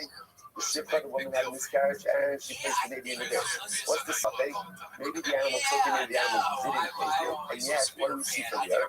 The Gemara says, and yet we see that the Safek, right? The suffix changes the reality even in the case of the Vada'i. That again, if asking, Kohen is not Kohen. Kohen is not Kohen. So you see from there that suffix can go ahead and trump a Vada'i.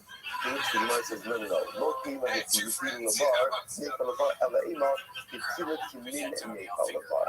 The Gemara says, no. What happened over here is that the Kohen sees the shifcha throwing something that looked like a nefel. In other words, not a Vada'i that she miscarried and placed the nefel in the bar. Rather, again, he saw what appeared to be a nefel being placed in the bar by this woman. So it's a suffix to begin with. But that's not what it is. So the Gemara said that he got the kid over in order to see if it was a boy or a girl. To which the Gemara says, what is to say? Later, Gemara says, in Rothschild, in Nefel. So first of all, we were looking into the pit to see what did she miscarry. Did she miscarry again? Did she miscarry a baby? Or, both say, look at it just means maybe she just expelled something else from her body. In other words, that she expelled a miscarriage. Maybe it was just something else. It was some other discharge. So first of all, look around the part, see, was it an nefel or not? It gives on a nefel. If it was a nefel, it gives on a nefel or tiva, later in Zaka in the nefel. To see if it was a boy or girl. So in fact, this wasn't the case of Vada'i and Safek. Rather, again, it was a case of Safek and Safek. So again, Suffix whether or not she miscarried a baby, right? Was there a miscarriage or not? And then again, compound that with the suffix ultimately again that maybe the animal took it away. Everybody say what the possibility is. The other possibility is no. Once you have a place, so you know that there's a children of Bible, that there are these animals there, they definitely like the way whatever was expelled into the pit. Okay, so what's the H name? So where's the catch up? So this will pause over for just a second. So just understand, the Gemara essentially seems to say that principle of ein safek motzi midei vadai ultimately again holds. But in halacha, we accept this principle. Ein safek motzi midei vadai. That if you have what we'll call two pieces of information in front of you, one is a safek and one is a vadai. The vadai piece of information determines the reality, and the subtle piece of information does not undermine that reality. That's why I was again just kind of reorienting ourselves a little bit. That's why how do we get into this? I find a piece of broken avodah zarah, right? So I find a piece of, let's say, an idol or an image that I know was definitely worshipped as idolatry. So I find a piece. Can I use it? Can I use it? The answer is no. Why not? It's up to my know why. Because I have not died that this was avodah zarah. Something maybe the active actively decommissioned it. And therefore again I can't use the why because the something that maybe active decommissioned it doesn't change the reality of the vadai that this was definitely avodah zarah. Therefore said, just to point out how this is so easy on a traffic level as well. Because in something multi-media, I want to go ahead, summarize the entirety of Jewish history and destiny into one phrase, this is it. Over the years, like over the millennia, we have faced so many staples. Like, will we survive? Is this an existential threat? You know, all of the things that it was so interesting that both of us were looking to do on Shabbos about Usher Weiss. He said so many beautiful things. One of them I thought that was very shocking was spoke about in the aftermath of October 7th, giving an existential threat. So to me that was shocking because for me in my mind I said to myself there was never an existential threat while we still it was scary, it was overwhelming, but obviously Usher says it, he's married to Snow, it takes on a totally different thing. Over the years, over the centuries, there's been many stages, like we've faced many moments of existential suffering. Are we going to make it through this? Are we going to weather this storm? Just less than a century ago, they put us in ovens and in gas chambers. There's a suffering. So what holds us over? What holds us over is this principle. In suffering, making the vadai. What's the vadai? Historically says, Am Yisrael is an Am HaMitzvah. Am Yisrael, the Jewish people, we are in eternal nation. That's the vadai.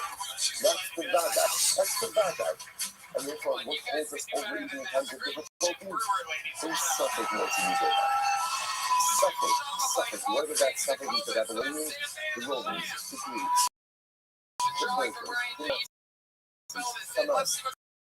It doesn't matter who the suffix is. There are so many statements that have presented themselves. So the whole another suffix, only another suffix always arises. Rest assured, a suffix multi-meaning vadai. No suffix undermine the vadai, the certainty of the eternality of cloudy snow. That's ultimately again the source of our optimism, that's the source of our strength, and that's what creates reality. Incredible. Halachically, as well as how the Gemara goes back. So it says, remember again, and all of this is this machlokes to Rabbi Yochanan and Reish Lakish. Here's what I know, and again we're going to talk about this more in just a few moments. You can decommission an avodah zarah, right? In other words, an akum could be mevatel his avodah zarah. The shaila is, how does he do it? Rabbi Yochanan says it must be what we call active bittul, and Reish Lakish says even passive bittul works. So now going back to our number 8 state, listen to this. And you also will see this in the Mishnah later on as well. Sorry. Did I skip? Oh, sorry, thank you. Much of time, thank you. Much of time, Hare Elasu. So back to Mishnah. What does the Mishnah say? If you find the image of a hand or image of a foot, ultimately again, it's usher. It's usher. So the Gemara says, Why? Because at the end of the day, that was a common image that people worship. Why is Shemaim movement? So we'll say that broke to pieces. So in other words, once again, this is a kasha on Rish Lakish. This will be open and asking on Rish Lakish. Rish Lakish, according to you, this should be totally mutter, right? Because according to Rish Lakish, once you find broken pieces, whether the akum after be broken or the idol broke on its own, an akum doesn't worship an idol like that anymore. Again, once you always make stuff pieces like this, idol. If you can't save yourself from being broken, then chances are what? You're not much help to you. You're not much help to you. And therefore, again, so what's going on? You must be yours. There's much more. So now I need it. The only of the season. So this is one of the things we said yesterday. What's the case? The piece of the hand and the foot is the piece ultimately when it's on a pedestal. When it's on a pedestal, then that is quite possible that is actually a almost like a self-substitution is the wrong word. But its own type of idolatry. Okay, Gemara is not the kasha. Only from the back of those come to very case was we'll see more of this later. And we'll be talking to be the battle his own avodah zarah, and ultimately again the avodah zarah of his friend. Meaning, any akum can ultimately again negate and thereby decommission any form of idolatry, whether it's his idolatry that he worships or someone else's idolatry. However, the Yisrael, the Lord says it's actually quite fascinating. We'll see the logic behind this. Actually, a Yisrael does not have the ability to negate any form of idolatry. So isn't that fascinating? Right? So Ovid Kochavim can negate and decommission any form of idolatry. A Yisrael has no power of negation over idolatry. Fascinating. Rabbi, so we go. So it's not Amai. But why is that? What about a case of idolatry that just breaks on its own? Now, clearly, again, according to Shlokish, according to you, that should work. Rabbi, Shepascha. What's the case over here? The case over here is where the Yisrael dented the Oved Kochavim. So what's interesting enough what the Gemara suggesting is denting is not a form of decommission. Why not? Decommission requires breakage. Denting where the entire item is still intact doesn't decommission. Let's see 1 second. The Pipascha, my hobby, Bakshnan, Pasta, Apakushno, Pasra, Bakla. But that's not true. We learned that again, if you dent in idolatry, even though again all of the idolatrous material is still present, ultimately again, the avodah zarah is bottle. How do you read the Pascha of Kohavim? Ava Pascha Yisrael lo batla. Ultimately, again, that's you're right. If an akum goes ahead and dents the idolatry, that negates it. But if the Yisrael dents the idolatry, that does not negate it. You must have Rabbi says, the Olam. He possibly is from Narivata. This is very important to know. So this is like this. In reality, even when Yisrael dents the avodah zarah, it goes in negation. In other words, I will say, denting really is an active form of negation, which makes sense, right? Anything you do to deface the idol should be a proper form of idolatrous negation. So really, even if the Yisrael dents it, it's okay. So what's the issue? Why did Chazal say that it's not? Listen to this. Verse Ella, Gzera.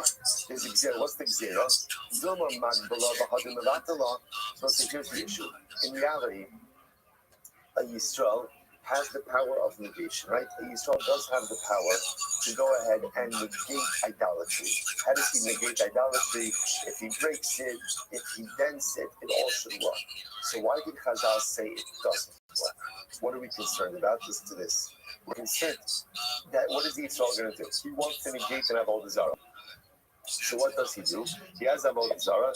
He lifts it up, right? Getting ready, let's say, to smash it or to dent it afterwards. What's the problem? Once he lifts it up, I will say, that's an action of Hagbah. What does Hagbah do? Hagbah acquires. Once he acquires it, it becomes the avodah zarah of a Jew. Once it becomes the avodah zarah of a Jew, the avodas kochavim b'yad Yisrael, the chol avodas kochavim b'yad Yisrael eina b'tela li'oma. So I will say this is absolutely wild. It's absolutely wild. I will say we are going to see exactly why this is. This is a Gemara in 10 blocks from now on Nun days. But again, right now we'll just go with the principle. The principle is any avodah zarah that is owned by a Jew cannot be negated. So watch what's happening over here. Can Yisrael, technically speaking, decommission avodah zarah? Yeah. How can he decommission it? He can break it, he can bend it, but Chazal said the decommissioning of a Jew does not work. Why? What are we concerned about? That in the process of decommissioning, the Yisrael is going to pick it up. By picking it up, I will say avodah zarah is considered to be hefker, and we'll get into all of this in a couple of days. Avodah zarah is considered to be hefker. He lifts it up, he acquires it. Once he, I don't know why I'm modeling avodah zarah here, right? Once he goes ahead and he acquires it, it becomes avodah zarah of a yid. Avodah zarah of a yid ultimately cannot be, you can't be mevatel it, you can't decommission it. Therefore, again, ultimately, we are stuck in this situation. So essentially, what we want to try to avoid is Jewish handling of avodah zarah. How did Chazal ensure that? By simply going ahead and saying, you can't do anything to it. Even if you try to decommission it, ultimately, again, it is not going to work. Incredible. So therefore, the Gemara says, Eisvei, Akum Shehi Diavana Min HaMarkelis, the Chifa of our hand, Drachim, Vishartios. So we'll say, just by the way, there's this whole idea over here of avodah. Okay, we'll come back to it. Akum Shehi Diavana Min HaMarkelis. Listen to this. So let's say you have an Akum who brought stones from Markelis, right? What's Markelis? Markelis is an avodah zarah that essentially the avodah zarah was a stone formation. Akum takes stones from Markelis, and what does he do? The people up ahead Drachim Vitartios Mutaros. And what does he do? He goes ahead and he takes the stones and he builds them into roads. In other words, he decommissions the stones by using them for mundane use. He uses them as pavers, like as pavers, and he uses them to make the street. Mutaros. The stones are mutter. Why are the stones mutter? Because again, halacha l'maisa, he's actively decommissioning them through using them for a mundane use. But again, if a Jew takes stones from Markelis and builds it into the road, ultimately, again, it's not a decommission. You can't use that road. You can't get hana because it's avodah zarah. I'm not even much, but why is that? So why do we say it? So again, Rabbi asking in Turkish, why should this be any worse, ultimately, again, than avodah zarah that broke on its own? And according to Turkish, avodah zarah that broke on its own ultimately is decommissioned. To which the Gemara says, no, hachanami kibbi Rabba. So it's just as Rabbi said before. Rabbi said essentially, a Jew can't decommission avodah zarah. Why not? Because once again, we have this concern. This is Rabbi. We have this concern that in the process of decommissioning, the Jew's going to lift it up. If he lifts it up, he acquires it. Then it's avodah zarah owned by a Jew. And once you have avodah zarah owned by a Jew, that can never be decommissioned. Incredible. And again, we'll see if never actually means never. So listen to this. Let's start. Supposed to hear it. Watch this. You have an avodah zarah, and you shave the avodah zarah. So Rashi points out that, for example, an Asherah tree, right? And what do? I go and I take shavings off of the Asherah tree. So what's the status of the shavings? So the Gemara says with sarcho, if ultimately the Akum is doing it for himself, right? He's taking shavings off the avodah zarah tree because he wants to, make a bonfire, whatever it is. With sarcho, ultimately again, if he's doing it for himself, then the shipuyeha mutarim.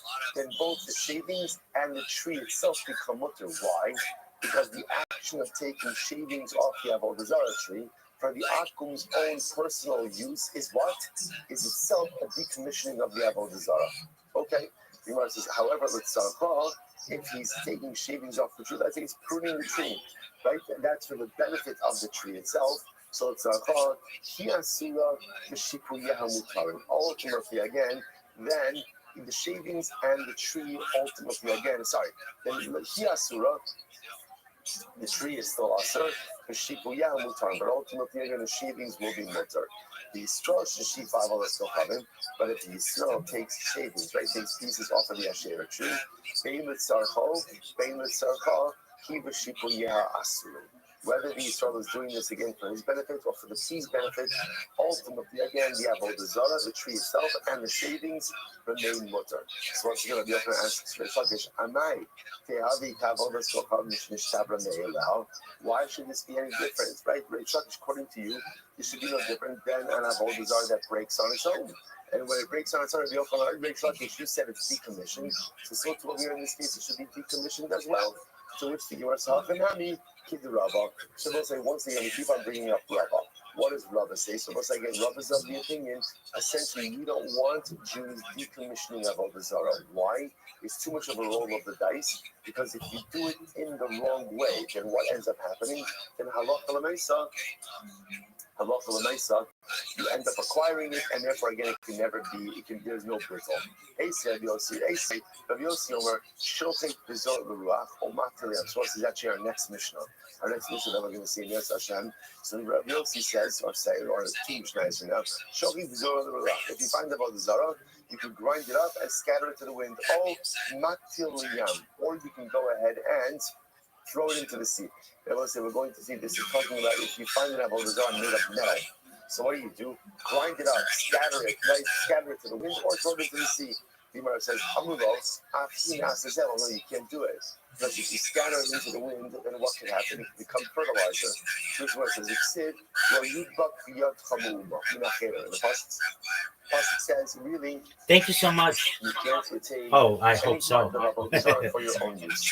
But Amai, again, was once again, Rabbi Yochanan asking Reish Lakish, Amai, they have the kabbalah that's become Mishtabra Me'eleha, but once again, why? Reish Lakish, according to you, this should be fine. Because Reish Lakish, even if the avodah zarah breaks. Thank you so much for the opportunity. First and foremost, I've done my best to follow as many people in the space as I can. If you want a free follow back, feel free to send me a follow. I follow everyone back.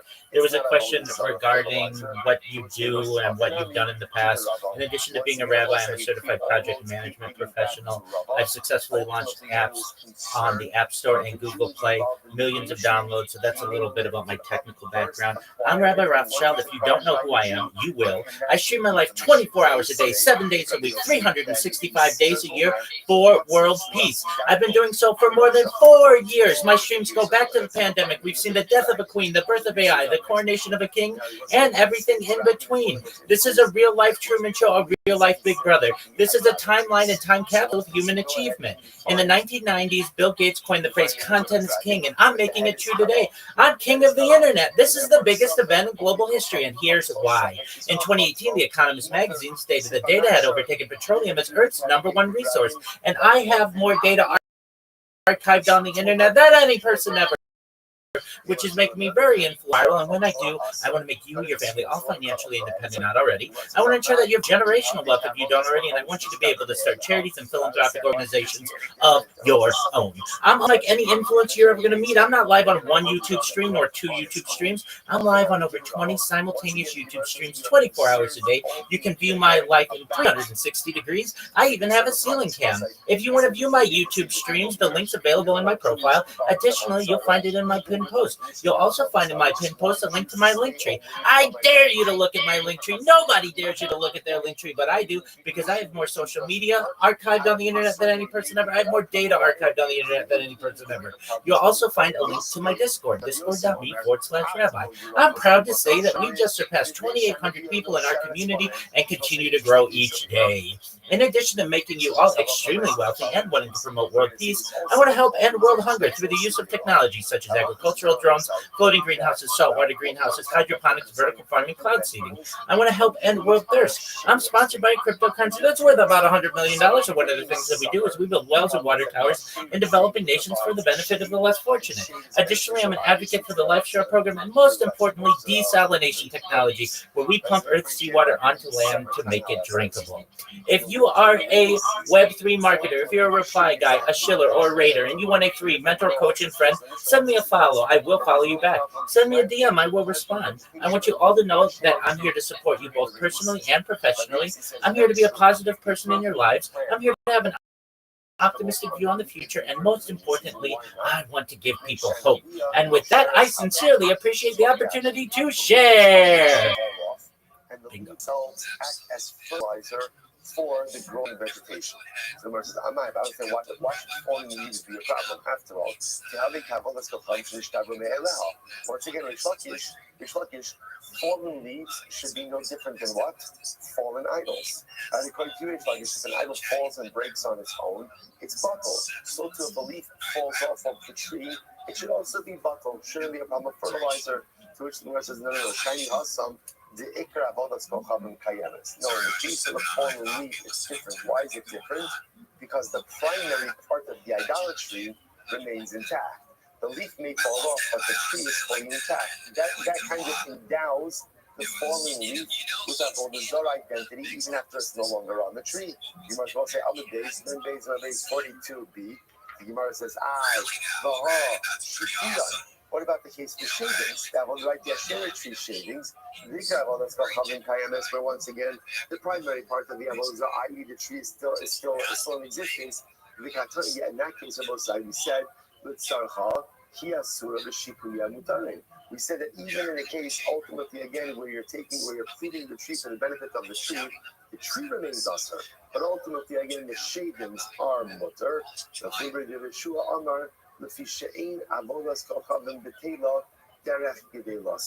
Ultimately, I will say for the simple reason because an avodah zarah, you can't negate an avodah zarah cannot be negated when it is functioning in its normal, natural way. So since it is normal for leaves to fall off trees, that act cannot create a sense of negation or reality of negation, which makes sense. The Gemara says, so up until now, all of these questions have been from Rabbi Yochanan to Reish Lakish. So now again, on both sides. Machos Reish Lakish focuses on one simple case. An avodah zarah falls over by itself and breaks. Is the avodah zarah bottle or not? Rabbi Yochanan, no, because negation of idolatry requires active negation. Reish Lakish, yes, because even de facto negation, right, or passive negation ultimately works. So up until now, this entire Amid has been Rabbi Yochanan questioning Reish Lakish. Now we switch gears. So Reish Lakish asked the kasha on Rabbi Yochanan. Here we go. Well, now you belong. What's the interesting case here? If you have a tree, now the tree belongs to Kakdish, right? The tree belongs to the base of the flesh. Now what happens? There's a nest on top of the tree. Some birds made a nest on top of the tree. What's the halacha? Lo nanin v'lo mo'alim. You really should not get benefit from the nest.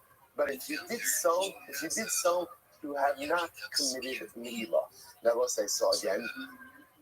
Rashi says over here, second line from the top, lo nanin, that's midrabanan. So you can't get benefit, midrabanan, v'lo mo'alim, right? But obviously, again, the nest itself is not considered to be part of the tree, and therefore, if you do get benefit from the nest, ultimately, again, it's not milah. Fine. So the Gemara, so let's analyze. The barosha shel Asherah. What about if the nest is on the top of an Asherah tree? So same case. I have an Asherah tree. On the top of the Asherah tree is a bird's nest. I want to get benefit from the bird's nest. So what can I do? Yatiz bakana. So what can you do? Knock down the nest.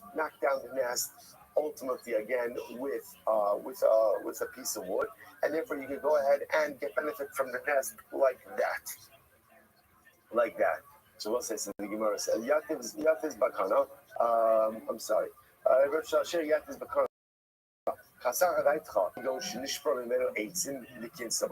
interesting. Okay, so this is interesting. So now, again, what can't I do? I can't, in both cases, I can't climb the tree in order to get to the nest, right? Because climbing the tree is usage of the tree. But with the avodah zarah tree, interesting enough, what can I do? Just take a piece of wood, knock down the nest, and get benefit from the nest. Now, Gemara says, let's say, now, what is the bird building the nest from? Now, the assumption over here is the nest on the Asherah tree is being built from wood or from twigs from the Asherah tree, right? And yet, what does the Gemara say? You get benefit from the nest. You can't scale the tree, but you can get benefit from the nest. But that nest is made from broken pieces of the Asherah tree. What do you see from here? That once avodah zarah breaks, right, even on its own, even though it has not been actively broken, it's decommissioned. So the Gemara says, the assumption over here is that the bird is building its nest from twigs, broken pieces of the Asherah tree. V'kakani yatis bakana. And yet the nest is mutter. So here's like says, oh, this supports my assertion that broken avodah zarah, even if not intentionally broken, ultimately decommissions the avodah zarah. The Gemara says no. What's the case? Not necessarily. That's not to say how birds make nests. In other words, birds make nests. Birds make nests in trees all the time, but they often bring materials from other locations. So the case over here is the bird made itself comfortable in the Asherah tree, but it did not gather the materials or the nest from the Asherah tree. Rather, it gathered the materials ultimately again from elsewhere. So again, what's the raya for that? The raya for that is look at the Hektish case. What happened in the Hektish case? In the Hektish case, what did the Gemara say about the birds or about the bird's nest? Lo nanin, or about the tree. Lo net, about the nest. Sorry. Lo nanin v'lo mo'alin. So again, you should not get benefit from the nest. But if you did, you did not commit to Ne'ilah. So let's analyze this. Say we're talking about a case where the bird built the nest ultimately again from materials in the veldt, right outside of the hektish tree. Then so then it makes sense. So again, Chazal says we really don't want you to get benefits from that nest, right? Why not? Because it's attached to a hektish tree, and we can see how accidentally you may come to scale the tree. But it's midrabanan, and also the lamoral and midaraisa. But there's no me'ilah. Why is there no me'ilah? Because since the materials for the nest came not from the hektish tree, but from the outside, the nest itself is not subject to me'ilah.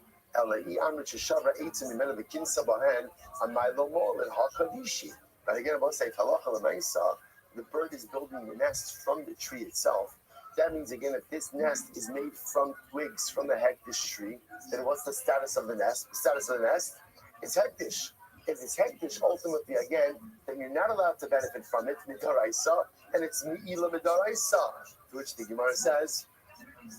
So therefore, the Gemara is suggesting it seems to be clear that halacha l'maisa we're dealing with both cases in the Asherah tree and in the hektish tree, where the bird is making a nest from other materials, not from the Asherah tree and not from the hektish tree. To which the Gemara says, not necessarily. The Gemara says, nidi area, hacha b'gidulin haboyim la'achar mikana skina. Oh, so we'll say maybe not. It's actually quite possible that in both of these cases, ultimately, or I should say in the hektish case, that the bird is making its nest from the actual hektish tree itself. But if the bird is making its nest from the hektish tree, then why is that nest not asam mid'oraisa? Right? What's going on over here? To which the Gemara says, listen to this. The Gemara says, what's the case over here? So I'm saying this is a fascinating sugya which we'll get to. When you're makdish something, right? So obviously the item as it is hektish. What about if that item grows things afterwards? Are those subsequent growths considered to be hektish as well? So let's get an example of this. A tree. I'm makdish a tree, on Tuesday. And then 3 months later, there's Baruch Hashem, there's new branches, there's new growth. Are those new branches and growths subject to the hektish designation or not? That is a machlokes. That is called Gidulin Haboim La'achar Mikan. Growth which occurs after the designation. So the Gemara, we're talking about over here is the bird. So again, I was makdish the tree. And then again, 3 months later, when new branches grew, the bird took twigs from the new growths. So, and I made the nest out of those new growths. And therefore, again, so now is the nest hektish? It depends. That's the machlokes. The Gemara says, because Sabar ain't me'ilah b'gidulin. And the author of this Mishnah holds that the hektish designation only devolves upon the tree that's in existence at the time of the designation. But anything that grows afterwards is not subject to hektish, and therefore, again, the nest is mutter. Incredible. Rabbi Avo, Rabbi Yochanan, my yak is ultimately, what does it mean? Rabbi Yochanan says maybe not. What does it mean when it says you can knock the nest down? and get benefit from the nest, that's broken. It doesn't mean the nest. It doesn't mean the nest itself. It could very well be that the nest is usher. The nest is usher in both cases because it's made of a shera or because it's made of a hektish tree. Either way, it's usher. So what's mutter? What can you get benefit from? The chicks. Whereas we say knock down the nest, but it means is get benefit from the contents of the nest, but not the nest itself. I'm going to be a sabalacha befrokin bekan mutarid. And you can apply that to both cases, both to the ashera case as well as to the hektish case. So in both of the cases, ultimately, perhaps you can't get benefit from the nest itself, especially for the case where the nest is being made from the hektish tree or the nest is being made from the asher tree. And again, even assuming that the materials weren't present at the time of the designation, they were going to be opinions that whatever grows from the tree is going to be hektish or avodah. So what's the case? Why am I knocking down the nest? Not for the nest material, but rather what? For the chicks or for the eggs inside of the nest, and that will be mutter. That will be mutter. The beitzim can be kind of stress. Let's listen to the Shina says. You know, it says for the chicks it's going to be mutter, but for the eggs, ultimately again it's going to be aser. Now, why are the eggs aser? So this is actually quite fascinating. If you look at Rashi, this is Rashi right before the Mishnah in Rashi. The beitzim can be kind of aser. Shetzrichin ilan the gazer behind Rabban Kaal ilan aslan. So what's actually quite fascinating. Eggs are aser. Why are eggs aser? Because eggs need the nest. The nest needs the tree, and therefore A equals B and B equals C, and then A equals C, which means that halacha l'maisa, the eggs are considered to be ultimately reliant on the tree. So because of that, they're going to be aser. So isn't this fascinating? So it's quite fascinating. There's a lot of variables going on over here. But the Gemara is suggesting maybe in all of these cases the nest is aser. Why is the nest aser? Because we're talking about a case where the nest was made from the asherah tree or from the hektish tree. So the nest is going to be aser. The nest is going to be aser. So what does it mean when the Brisa says take a stick, knock down the nest to get benefit from the nest? It means the chicks in the nest. The chicks are mutter. But the eggs may be problematic. Why?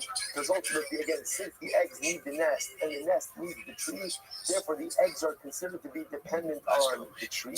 And therefore, the eggs are considered to be an appendage of the tree itself. So you can get benefit ultimately, again, from the chicks, but ultimately not the eggs. The Gemara says, the Beitzim Kam from Ravashi, that's broken, that you come the iman to dates and double. This is very interesting. Chicks that are so young that they are reliant on their mother have the status of eggs, right? So which makes sense because the chicks that require their mother are dependent on the nest. The nest is reliant on the tree, and therefore halacha l'maisa may problematic. So therefore, it turns out that over here with this case of the nest on top of the asher tree, the hektish tree, you obviously can't scale the tree regardless, right? By the by what can you do? You can knock down the nest. But why are you knocking down the nest? So maybe you can't get benefit from the nest because there's a concern that the nest itself is made from the asher tree or from the hektish tree. What can you get benefit from? Independent chicks. Independent chicks, right? Halacha said that is going to be mutter, right?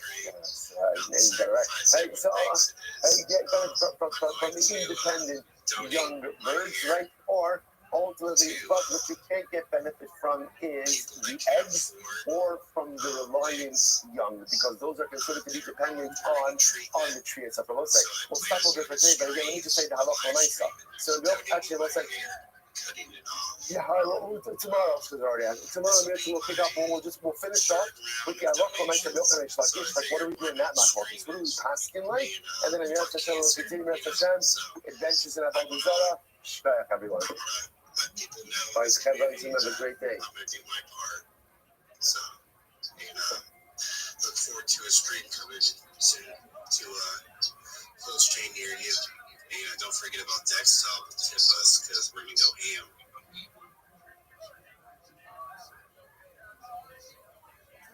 The cover by Yisrael Rabbi, Shakir Dami, ultimately Gemara says it's kosher. First Gemara says it's sheep Dami, but that's all. These are sheep Dami.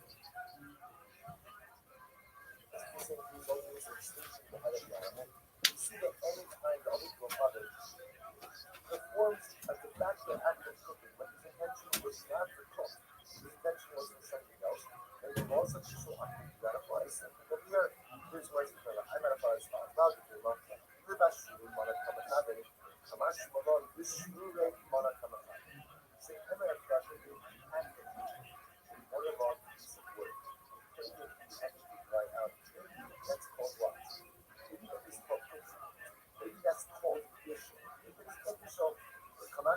not official. Kamash Rabbi says it's called drying out waterlogged wood. And because it's not official, also the end is still to go ahead wood is very I'm gonna do them. Yeah, so it's like now just so you know these halachos are exceptionally important. First of all, again, a person who runs a relationship is not easy to understand. But either one of things halachos. Also, it's not more often than people the person who has hope in the house, right? And that helps out with some of the cooking. Also, so one has to be very careful to avoid jumping snake. Private rights. So a Jew would like for private right. And that's private right is the only one. They don't have private rights. They have private rights. Just so they know. Right, correct. So it seems to me today we have like electrification on the stove, so much as we don't have that. So let's say, so this is just a very, very, very important. These are very important halachas to be conscious of because people don't realize that sometimes what's happening inside my kitchen is mamish problematic. And I will see you know that most things that if it turns out that you have official acts occurring in your kitchen, that fertilizers are in your kitchen, those things have to be touched. Right? Meaning there's no difference ultimately again than when something non-kosher being cooked in utensils as well. So we're going to get into some of these halachos that actually occur somewhat often. I'm going to read them as well. Let's listen to this. Niyach master on Nabi Lahab. What's that? This. A Jew put meat on coals. Good, put meat on coals. The bottle of people have the halach well, and what happens was that the Nazi comes along and wants it. He turns it over. So I put the steak on the grill. And my non-Jewish friend comes along and turns it over. So what's up?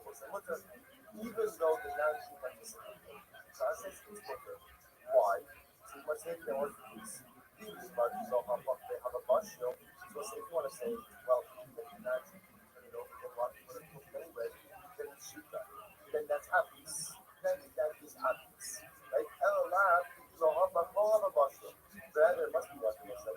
Because if the steak wasn't turned over, then what? It wouldn't have cooked. And it's only because the apple came along and turned it over that now they cook. But if that's the case, I might look at it. We should be overcooked. It's like if the non-Jew did something without his action, I think would not have cooked, then why should that item be cooked?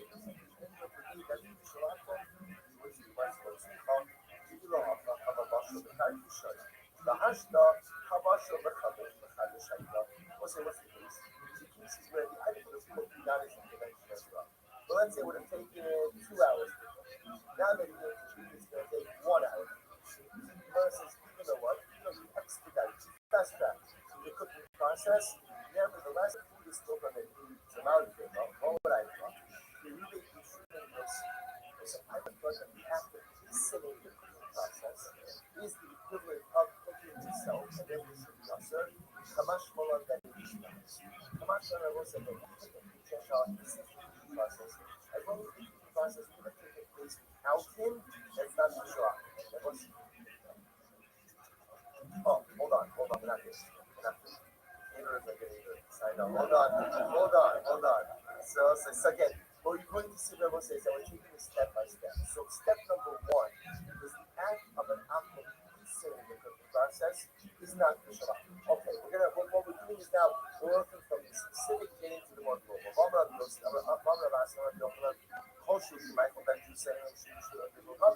One section, but we learned that once food gets to Michael Benji's side, so let's say we recognize Michael Benji's side, we recognize him from, right?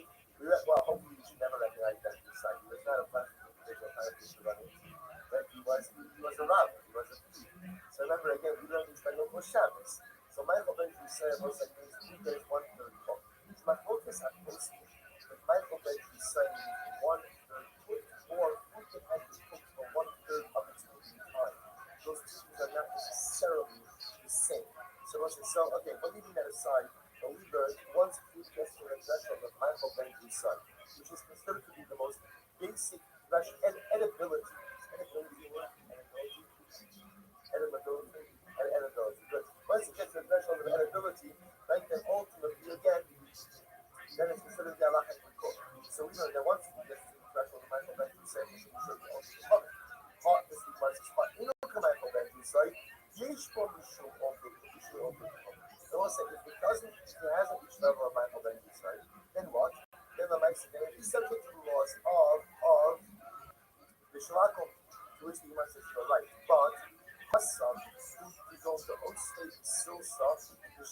okay, go cover. But always make it tell you. Was this? That keeps you was like this comes. If you were to go ahead and put the metal ready to side, and then what? And then what? Take it off and then put it in a basket. Right? It was like, and then at that point in time, this act of cooking comes to the end. But the alcohol that you took over after that was like, that's what you cover. But that's what seems to be the brand new act of cooking. Now, we have to further clarify this. Tiny number of levels, this is slice. Here we go. This will come to you need to what the temporary office. Mania saw Basa Gabita Holly. The two places. So what's in front of point out is another very important college. Once we get the mental then we decide, so by definition it's not subject to this document. So say that's qualification number two. Qualification number three. Kind of Mania saw Basa Gabita Holly, but you could put a piece of meat on the coals. And then now you can then go ahead and turn it over. Or now you can then go ahead and watch it and about it. Double Israel base Aknesses on base Hamesh. Get in your portion. Those are listen to this. What did you say there? I usually put my steak on the grill. And then I go out. So what's the first example? Going to the shul or to the basement. Right? What else is there to do? Right? What else is there to do? So I got to the shul to the basement. While I'm gone, so the Gentile goes there and watches over my food. So whatever he's doing, he's turning it, he's looking at it, he's seasoning it, and the Quran says, not a problem. Not a problem. See, when we says you should be like a woman can put up a pot of food on top of the stove. We thought about this and her Gentile neighbor, I'm just going to give an example. I'm the one days, Uma, he saw, and she, the Gentile woman, the Gentile neighbor could have come in and what? Stir the food. Right? She's going over the pot, stir the food. I should cover it in Sayakot or in Sakras. So the woman comes back from the bathhouse or from the shul, the Ina Koshesh, and she did not eat this right. The both sides. So what does this sound like over here? What it sounds like over here, what this next qualification?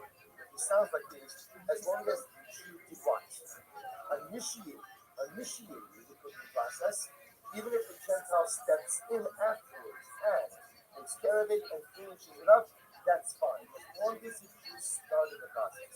It's not necessarily very interesting. What about the flip case? You put a little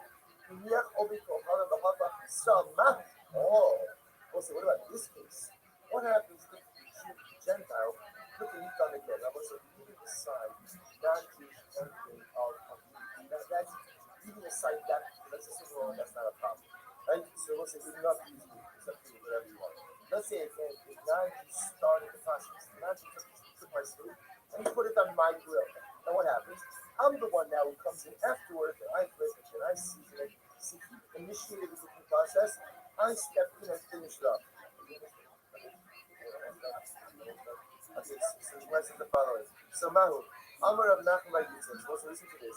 So Nachman says as follows. He says, Kabbalah. He makes a Kabbalah. So what's the Kabbalah? Gum will be that or they call Kabbalah mutter. So also listen to this. It's actually a Kabbalah. If an only Kabbalah finishes off the process, it's also again. Keeps number one is when the soul started and the act will finish. If the Gemara suggests that case is when the Obikon cup is finished, then Gamru Biad Yisrael Koshke.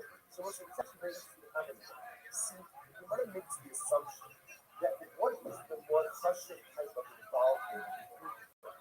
So the Gemara is assuming the completion is free to go in the food preparation. So the Gemara is saying is as follows. It's actually the second case, which is the first case, which is the bigger finish. The first case is when you sell a machine that the Akum finished up. So the word is going to say, if the Akum finishing up is okay, then our Akas Kama become a what? Yisrael, the Akum starting and the Yisrael finishing up is similar. It was like amazing. By the way, what do you begin to see? What do you begin to see involved? Any involvement. That shame is going to be the definition of any, right? Does any I come by the octave and everything, I dab a little dash. I put on a dash of salt.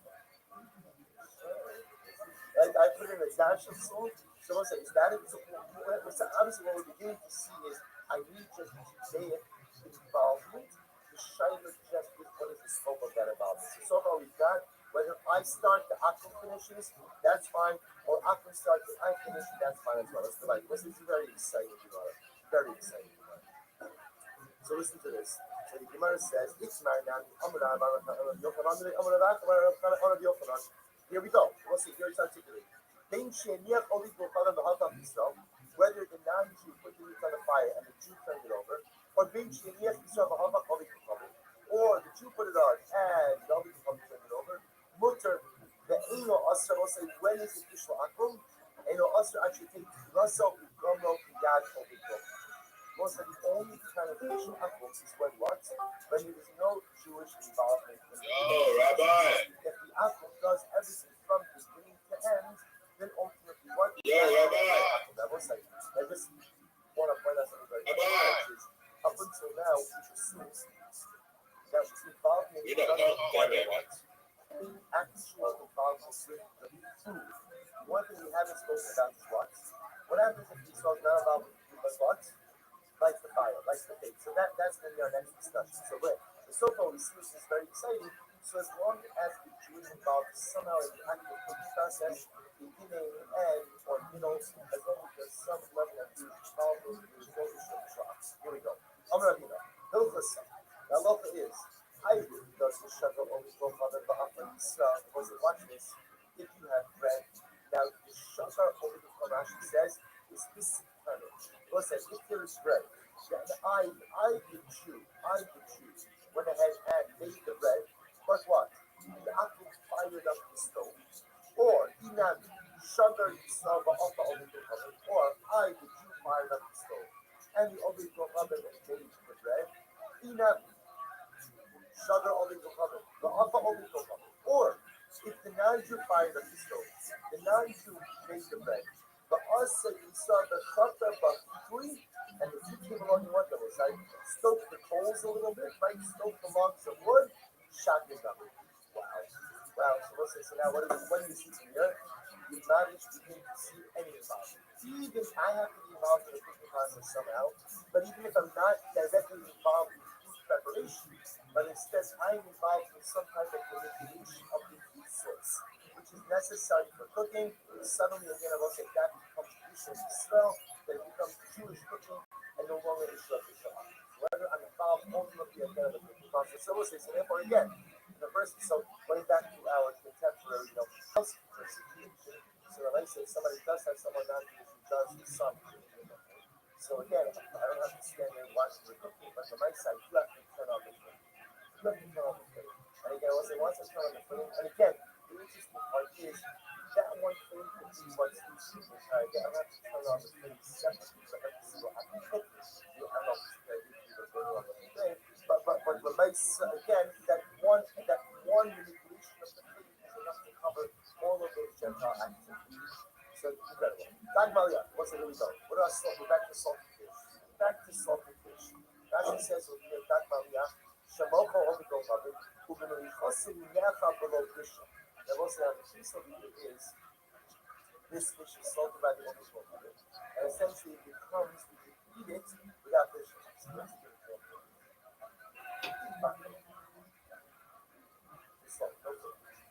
Good. So also you pick up some bungalow, really nice purchase bungalow. Any kind of good. So the ideal thing is that the Mesa, this dish, I would say, is not cooked. But yet it's sold. So it's cured, so it's cured ultimately again, but not cooked. So what's the status ultimately again of this fish? So we have this dish. So this dish says that it is permitted. The Yochanan also, Yochanan says that it's possible. These sons, also that are roasted. Now, why is it roasted?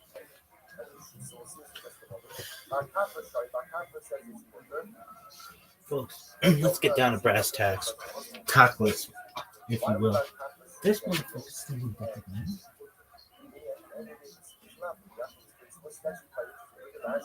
It's the first of the short line of Rashi by time for Shari.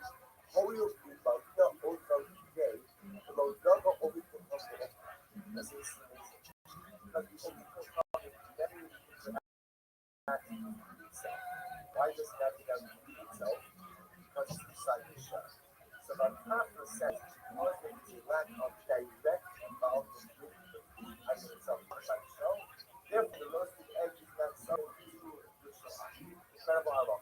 So we'll say, so again, in Dagmalia, Ischia says mutter, Rabbi Yochanan says usher, pizza, sweet roasted egg, Bar Kappa says it's mutter, Rabbi Yochanan says it's usher.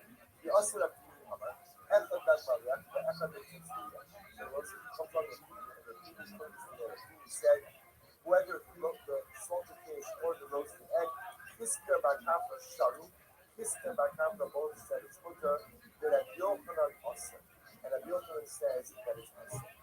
Here, Parva, it's called a Danish here, Parva, one time into the house of the Ishmael, this member of the Ishmael, the son, is the head of that name.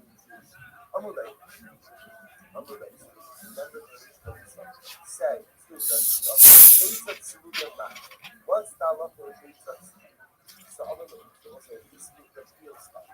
This is about Kappa Sharu, but Yochanan also, so the field spot. This is about Kappa says, that a base of Saluda and goes to find Kappa with and Rabbi Yochanan says that it's also two against one. Two say that it's winter. One says that it's usher. Therefore, what he said that the roasted egg by Kappa. Look at this athleticism. It's really impressive, isn't it?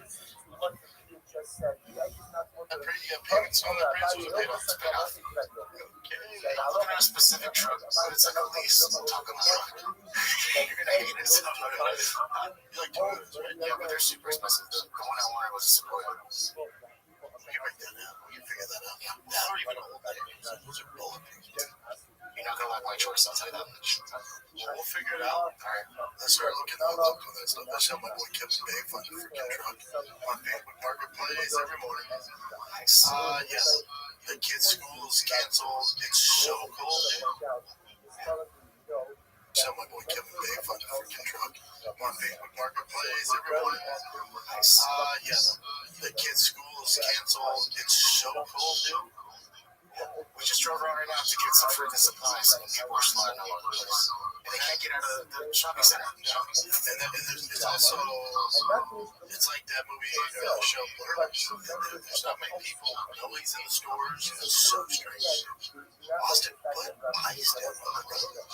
This means salt. Salt. Yeah, shut the salt down on the island. Yeah, I saw zero trucks. All good. It is what it is. We're snowed in, but at least we had the UFC, baby. It's back. It's back. UFC went down this past weekend. You have another one this weekend. Dude, you're too good to us, Uncle Dana. You're too good to us. A lot of complaining about the commercials. It's $8.99. So yeah, pick your poison. Would you rather have the $80 or $84.99 and have no commercials? You know, it's like, I get it. It is annoying. I hear you. I guess I expected the commercials and the ads because they're now paid whatever $7.7 billion. They gotta get the money. So it's just not gonna be a free for all, you know. So I assume the commercials excessive. Yeah, I hear you. I get it. I get the complaints. What are you gonna do though? You know, it's like, all right, the alternative is they go back to pay-per-view, drop in, you know, in 2 weeks you're gonna drop $160. This last week's big run, this one, again, $160. I'll take the ads. The ads I expected, but I also get why everyone's disgruntled with it. The ads I understand. The part that I don't like is the broadcast where we're missing walkouts, we're missing the chatter between the fights, the corner talk. We're not getting a ton of that, which that bummed me out. There was some hiccups, but overall the get better. I didn't mind that. The intros and stuff, the Paramount intros are done. You know, they're learning. Let's get into the card though, because the card overall, the prelims were pretty tasty. Krylov, Alex, Charles Johnson. The prelims were fun. Dudes are lighting guys up, buzzer beaters. And then where it started to go south for us as fans was the Umar Nurmagomedov. Now, obviously, Umar is taking a lot of flack, being a born fighter. This was Figueiredo. What the fuck are you doing? What are you doing, dude? That fight was atrocious. That fight was so bad. Umar, I guess, could have applied a little more pressure. But again, when you're fighting a guy who doesn't want to be in there, just running, doing nothing. It was such a waste of time. There's not a shot. Umar gets a shot. There's no way. Again, not all his fault. That was terrible. Terrible. And then to kick off the main card, I assume, I think they project around like 7 to 10 million views on this thing. This one's come out, right? That's the projection numbers. Who knows? Also, with like Netflix, when they're like, Mike Tyson, where, 115 million views, like, prove it. No one has to prove it. So, who knows? But they're paying him like he's getting these views. But again, who fucking knows? So with CBS, you're hoping to get to grow the fan base. His card didn't do it, did it? His card didn't do it. Silva, Arnold Allen. It was a fun one. For the most of it, back and forth. Arnold Allen, he's just too defensive minded. He doesn't have any weapons to end a fight. Just doesn't have any of the tools to really be a threat to guys at the higher level. He's really good. His defense, he can take a little punishment. His defense really good. Not an elite wrestler, not an elite grappler, not an elite striker. Doesn't have the one-shot knockout power, so it's kind of, this is what it is now. He was one of my favorites. I thought there's potential, but he's that guy whenever he fights, and there's going to be a common theme through this entire card, main card. But you'll notice there's guys, whenever they fight the upper echelon guys, they're never passing the test. So it's like a AAA minor league baseball player. They're balling down there. They're hitting home runs, triples. They can't miss. Oh my God, they're batting fourth. They're doing the thing. Then they get called up to the Dodgers, and they're nowhere to be found. So they got to go back down to the minors. So he's just not a major player when it comes to the league competition. He just hasn't passed those tests. Natalia Silva and Rose. I'm going to be a little careful what I say here, but clearly I'm not the only one thinking this. Women's MMA has a major problem. Major problem meaning it's not very competitive. The female side of things is not growing. It's not getting better. The talent's actually getting worse. The weight divisions aren't stacked anymore. There's just not a lot of growth in the female side of MMA. You get really bad board fights, technically bad, no finishes. And so the UFC, if you look at the way they're booking things, I think there's the only female fight on this card, and this coming week there's only one too. So this is the least they've booked female fights on cards. This is a trend. This isn't good for female MMA. There's not. It's just a disaster. It is. You look at the finish rate of female fights, it's significantly lower than the male side of things. It's just not entertaining. I think, is Invicta still around? That's a fight.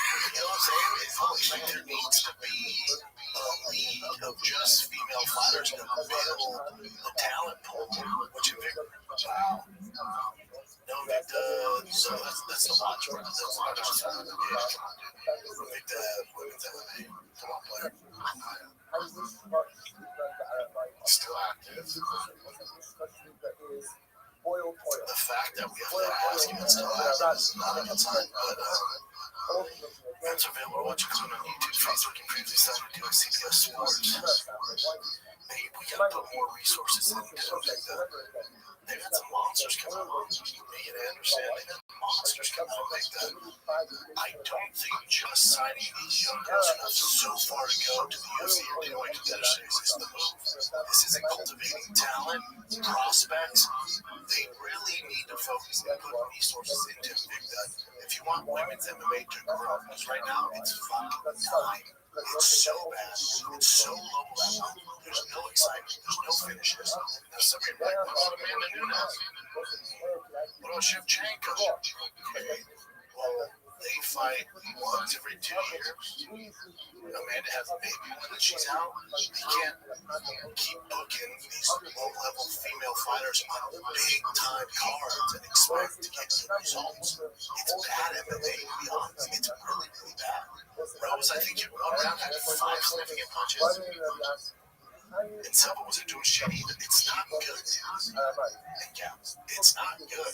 They have a real big problem that they need to figure out. I think they need to put more resources, more money, God knows they have it, into it big to grow the female side of things and grow it and build stars. And what else are they going to do? Just fight regionally and then hopefully get on the White Contender Series? They ain't ready to go. What are we doing? That ain't the move. But so you have the Silva Earl Allen fight. Like, all right, not terrible. Then the Rose and Natalia Silva fight just kind of came as a screeching. God damn it! Imagine being a new fan. That's one thing that's up. Imagine being a new fan and watching this. Natalia Silva and Rose gonna get you excited about watching this one's going. This is terrible. Go through 5 punches in a row. What the fuck is this? And then you get Acosta and Derek Lewis. I was like, oh man, this could not be a banger. Here we go. You know, you forget Derek Lewis is 40. Again, I don't know what a guy's going through mentally when he's in there, but it looked like he was just like, fuck it. You know, he's just like, I'm out. And, you know, he went to his back, and he's on the ground, and then just let Acosta literally just slide mount side control, rail down punches. Alright, you know, that was disappointing. I thought Acosta was going to win. I thought it was a 50-50, honestly. Dudes are punching like that. Acosta's way more athletic. For Acosta, I know we called out Curtis Blades. Man, I think for Acosta, not as much hype as he is going for in this heavyweight division, there's all contenders. He's putting his name up there. I would assume I'd like to see him versus a legit strike like Sarah Cox. Like a legit strike tech. How's he doing with that? I think that would be the appropriate test. Curtis Blades, I don't like that. Let's say he wrestled down, dude. He get handled and TKO. I don't like that. That'd be the one fight I would avoid if I could keep this hype train going.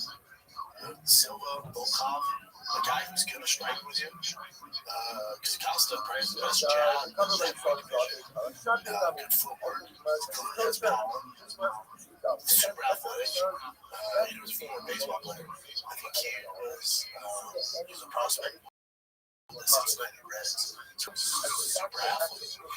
But I don't like the Curtis Blades fight because there's so many other fun matchups for him. But okay, he passed the test. Sugar Sean match, similar to Arnold Allen. These guys are. I'm not being disrespectful, but they're these, again, to correlate to other sports, they're these minor league players who are superstars. They're dominating the minor leagues and they're doing their thing. And then when they get called up to play for the Yankees or for the Dodgers, they can't hang. They can't hit the curveball. They can't hit the knuckle. They just don't perform. So they got to go back down. He's one of those guys, you know, pretty easy to figure out. Okay, what's he really doing well? He cuts off the cage well, applies pressure, big power. That's it. Sugar Sean was like, all right, get footwork, stick the jabs, work up his timing, and I'm going to win this thing by decision, you know? Yeah, not the most exciting fight. I'm glad Sugar got it done. Let's take a little break, kids, and we'll get right back into this episode of the Shop Show, because 2026 is the year you launch your business. Stop waiting. The year you transform into an entrepreneur, founder, Awesome, baby. That's right. One more of a move, but your future firmly in your hands, and that's starting a business with Shopify. I've done it. Got fast on gas, think boy, it's all Shopify, baby. Maybe you got an idea you can't shake and craft. Someone tells you gotta sell this, a story already designed in your head. With Shopify 2026 is when you finally make it happen. Shopify gives you everything you need to sell online and in person. Millions of entrepreneurs have already made this leap, from household names to first-time business owners that are just getting started. We got you guys. Right? Marketing is built into great email, social campaigns that reach customers wherever they scroll. As you grow, Shopify grows with you. Handle more orders, expand to new markets, and do it all from the same dashboard. In 2026, stop waiting. Start selling with Shopify. Sign up for your $1 per month trial and start selling at Shopify.com/shop. SHAP, all lowercase. Go to Shopify.com/shop, all lowercase. That's Shopify.com/shop. Here's your first cha-ching this new year with Shopify by your side. Did you notice as far as like his techniques go, go crazy? Yeah, I think he was more controlling. When you're coming off a 2-fight losing streak, it's so much pressure, man. And you just really gotta buckle down. You come to fight, you're not gonna take as many risks. When you're undefeated like you was before the Rob fights, when you're undefeated, you think you're untouchable. You're gonna try and get away with a lot. You're gonna be more reckless. Coming off 2 losses, you lose this one, man, it's a tough road for him. So I thought he won the fight. We got Rob, but again, nothing blow your dick off. You're like, all right, we're going to pass the test, thank God. We'll keep going. I think next for him, I don't think it's a title shot. I think Rob Young's next. I think the course in him fight makes sense. We've all wanted to see it. But here's my thing with that, and again, this has some similarities going into the main event with Justin Gaethje and his win. With Sugar Sean and Justin Gaethje, which will tie this all in, but with Sugar Sean, let's say you fight periodically instead. Let's say you go right to the title shot. And this version of Peter Yan beat you. Some people thought he beat him the first time, but it doesn't matter. I'm sure we'll win that fight. But this version of Peter Yan beat you. Where do we go? Where do we go? Where do you go? And then let's say after that, then they give Rob a shot. And then Rob beats Peter Yan. Beat Rob. No chance. You're kind of stuck there. Again, obviously it's a sprint. I'm sorry, obviously it's a marathon, not a sprint. So I would take your time. I would do the Corsair fight. See how it goes against Peter and Rob, because Peter looks so goddamn good. Nobody's beating that version of Peter. Maybe it's a one-off. Maybe he looks human against the rematch against Rob. But I wouldn't vie for a title again because there's nowhere to go for Justin Gaethje. Justin Gaethje, let's get in that fight before I give you a fight next. So, for Paddy Pimblett, who you guys know, shout out from the rooftops how he can be the next Conor. He's the next mega star for the UFC. The issue is you really look at the tape, and when you look at the Justin Gaethje fight, you look at who he would have to be to become champion, and you actually go through it. There's not a lot of paths to not. Because what's he do well? The thing that makes him an outlier is is his grappling, stuff like that. Transitions, his rituals. Patty can't wrestle. Terrible wrestling. It's not his thing. He's not a wrestler. The base of wrestling. He gets most of his takedowns of guys making mistakes. They go for a hip toss, or they do some throwing, they shoot you, which is where you get your back. If you're going to do something against the cage, that's kind of how he gets your back. Because he's jiu-jitsu grappling by nature. He's not really, doesn't really have the fundamentals of wrestling. His striking is blue belt level. At that, in the top 10, top 15, blue belt striking. He's not world class. You gotta be careful with saying everybody's world class. He's not world class approach striking. So going on with this,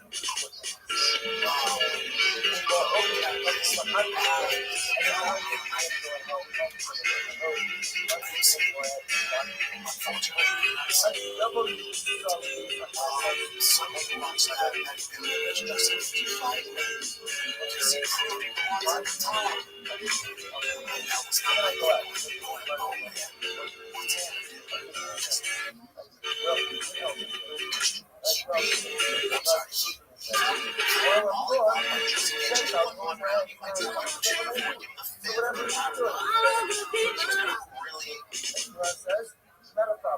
in the fight, he got knocked down a few times. I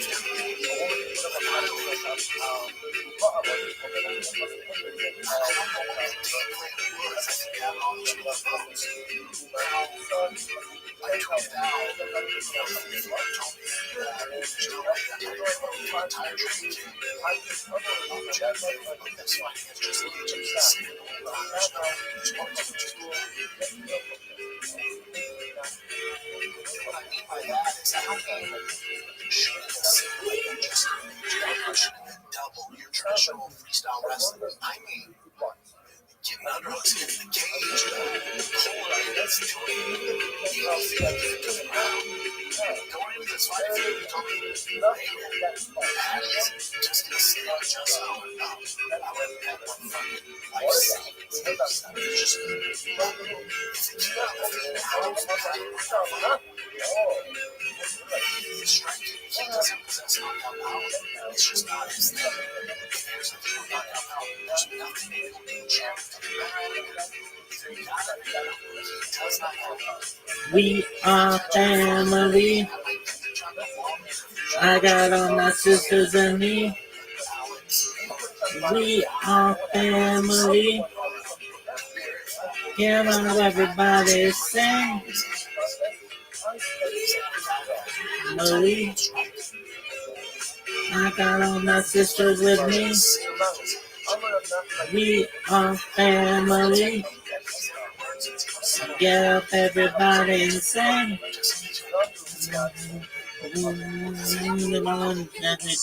We together as we walk on by. Hi, and it's like the birds of a feather. And it's like no lie.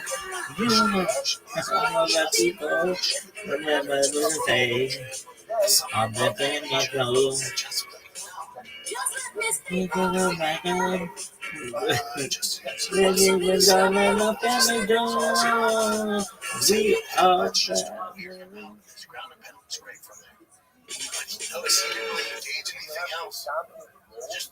That was tight. Really? That's my girl.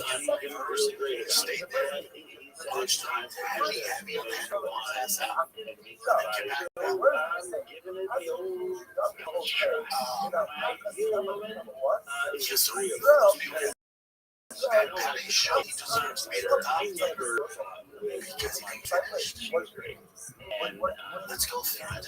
So, Patty got beat up like that fight's gonna take years off of his life. You see, you knocked out He's it's never good, man. He's tough. That means it did not go. Boy, he's tough. That's the only thing you can say about that. Boy, he's tough. So let's go through that.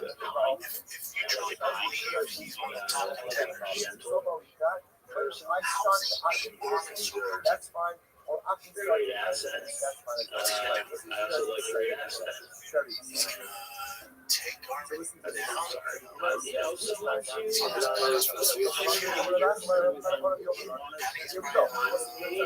plus 400 in that fight. So let's go to the champ. And this is the other thing. This is all I can think of. Wait a minute. Now let's think about what are these two gonna do?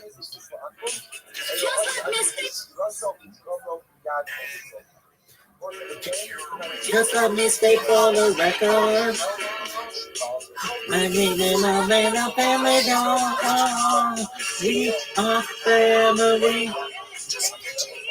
Got all my sisters with me.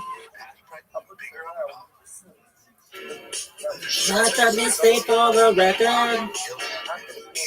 We're giving our man a family dog. We are family. Hey, hey, hey, hey, hey. I got all my sisters with me. Oh, we are family. Get up, everybody, and sing. We are family. I got all my sisters and me. We are family. Get up, everybody, and sing. Because the one that just begun, moving on fire, happy month, hi, mother, for the future, and the downside. Hey, nothing coming to mind, it's really cool, I'm feeling blue. I left you have nothing to do. Oh no, we've got a family room. We are family. I'm starting to die. Yeah, I got all my sisters with me. We are family. Get up, everybody, and say, we are family. To a certain extent, somebody approached the counter.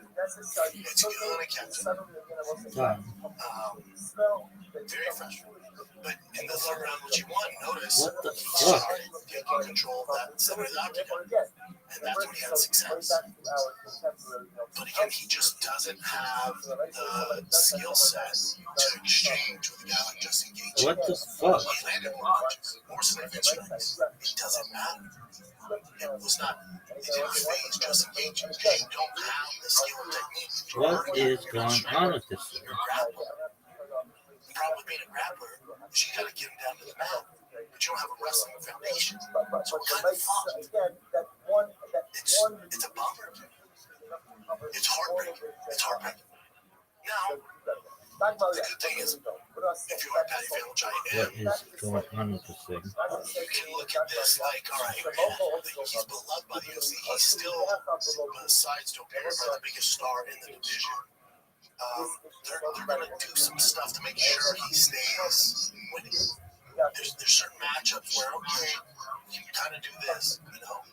But if he didn't have that personality, he didn't have that phone, and they feed him Armin, they feed him Ilya, I don't know, man.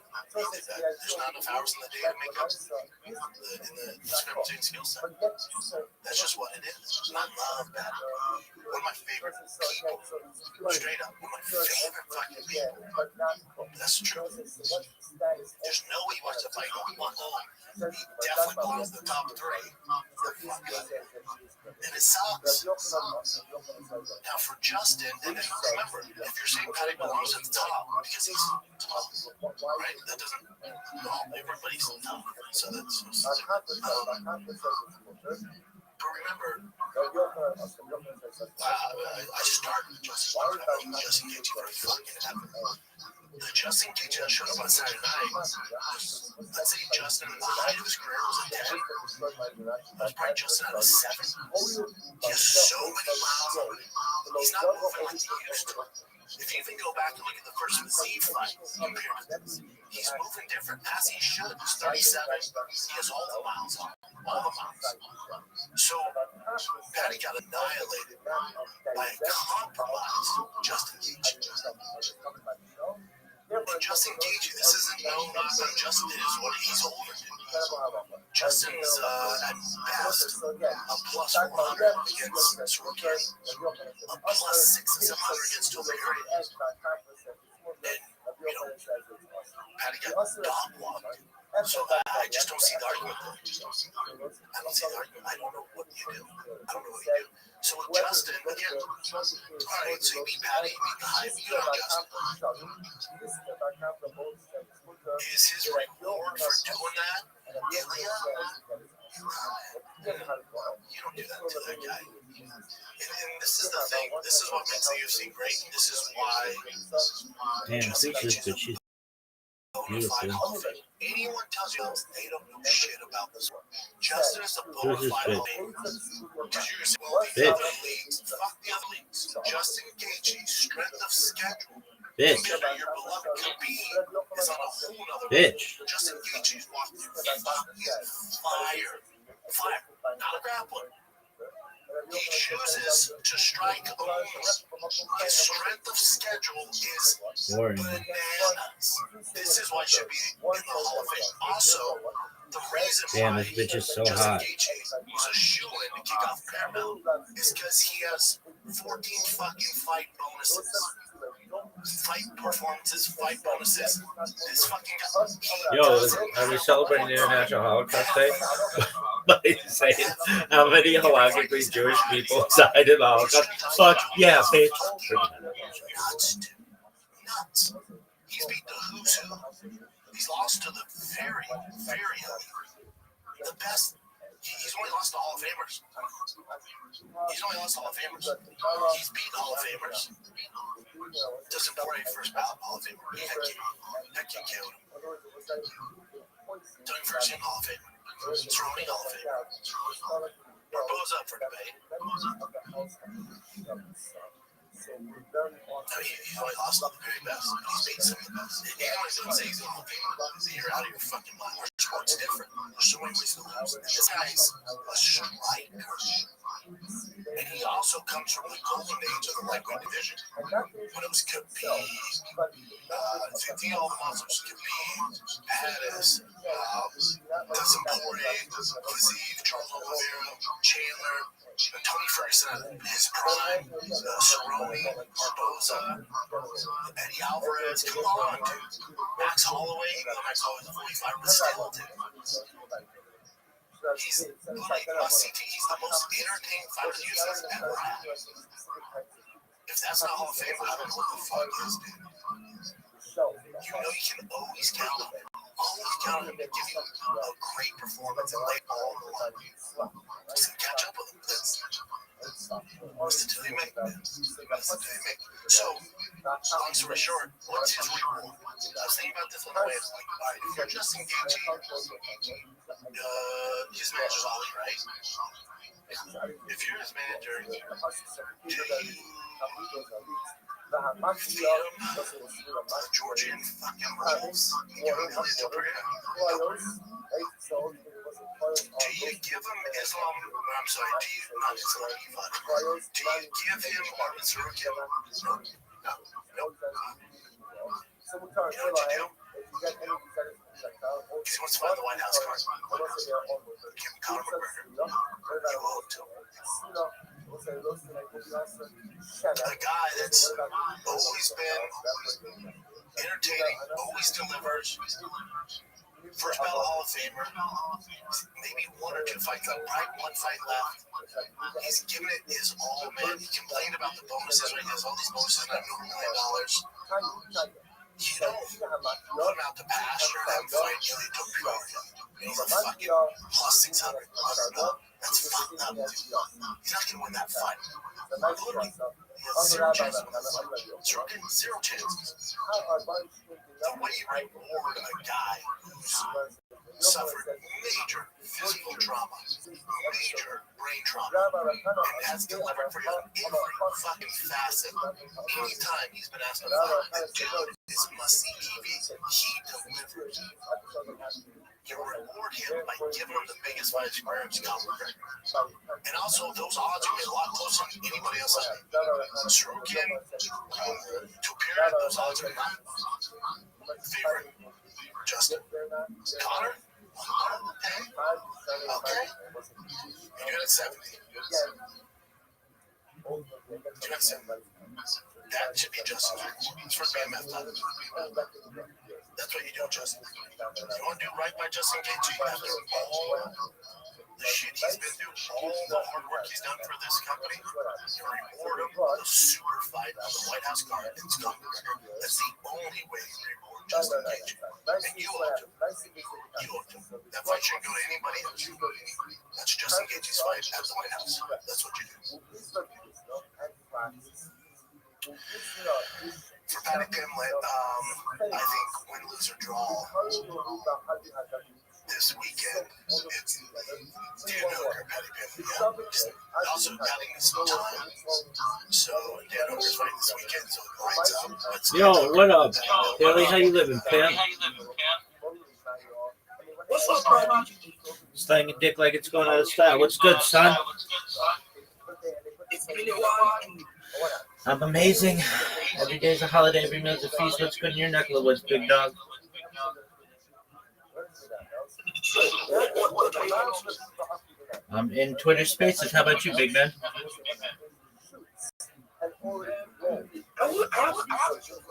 Hey. Okay.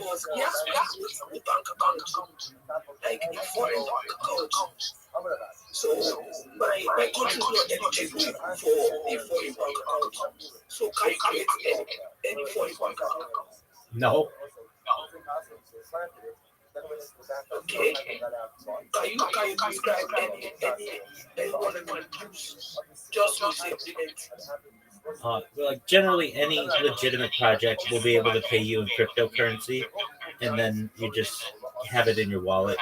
If they want you to create some kind of foreign bank account, I would be very leery. Okay. So I'll Okay, big dog, take care, my man.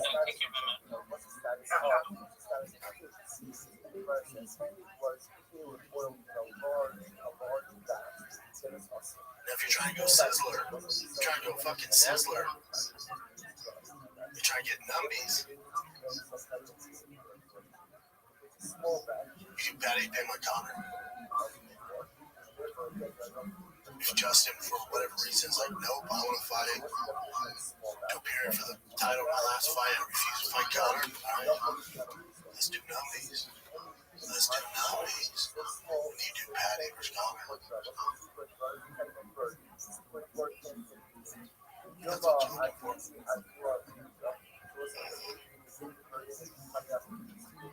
I'm just glad the UFC's back. That card is tough. So what you want next for Ilya Armin? Yeah. So, I mean, think about it. Yeah, you go through it. Let's say you do Ilya Armin and Ilya wins. Okay. It's by far it's the fight. If the UFC's all about the best fight, it's Ilya Armin. Those are the very two best 155ers on the fucking planet. We all know this. There's a huge drop off. So let's say they do that fight. Not in the White House, right? But let's say they do that fight in December. And Ilya beats him.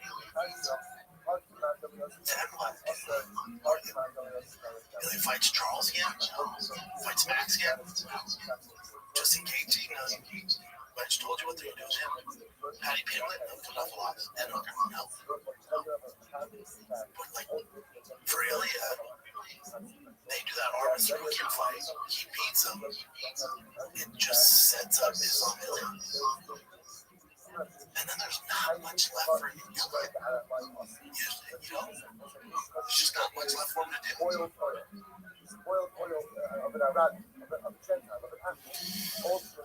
some gas if Armin beats him. Armin could definitely beat him. Okay, if Armin beats Ilya, then they match right here. They squeeze the juice out of it. Right, get that trilogy fight. That keeps the division going.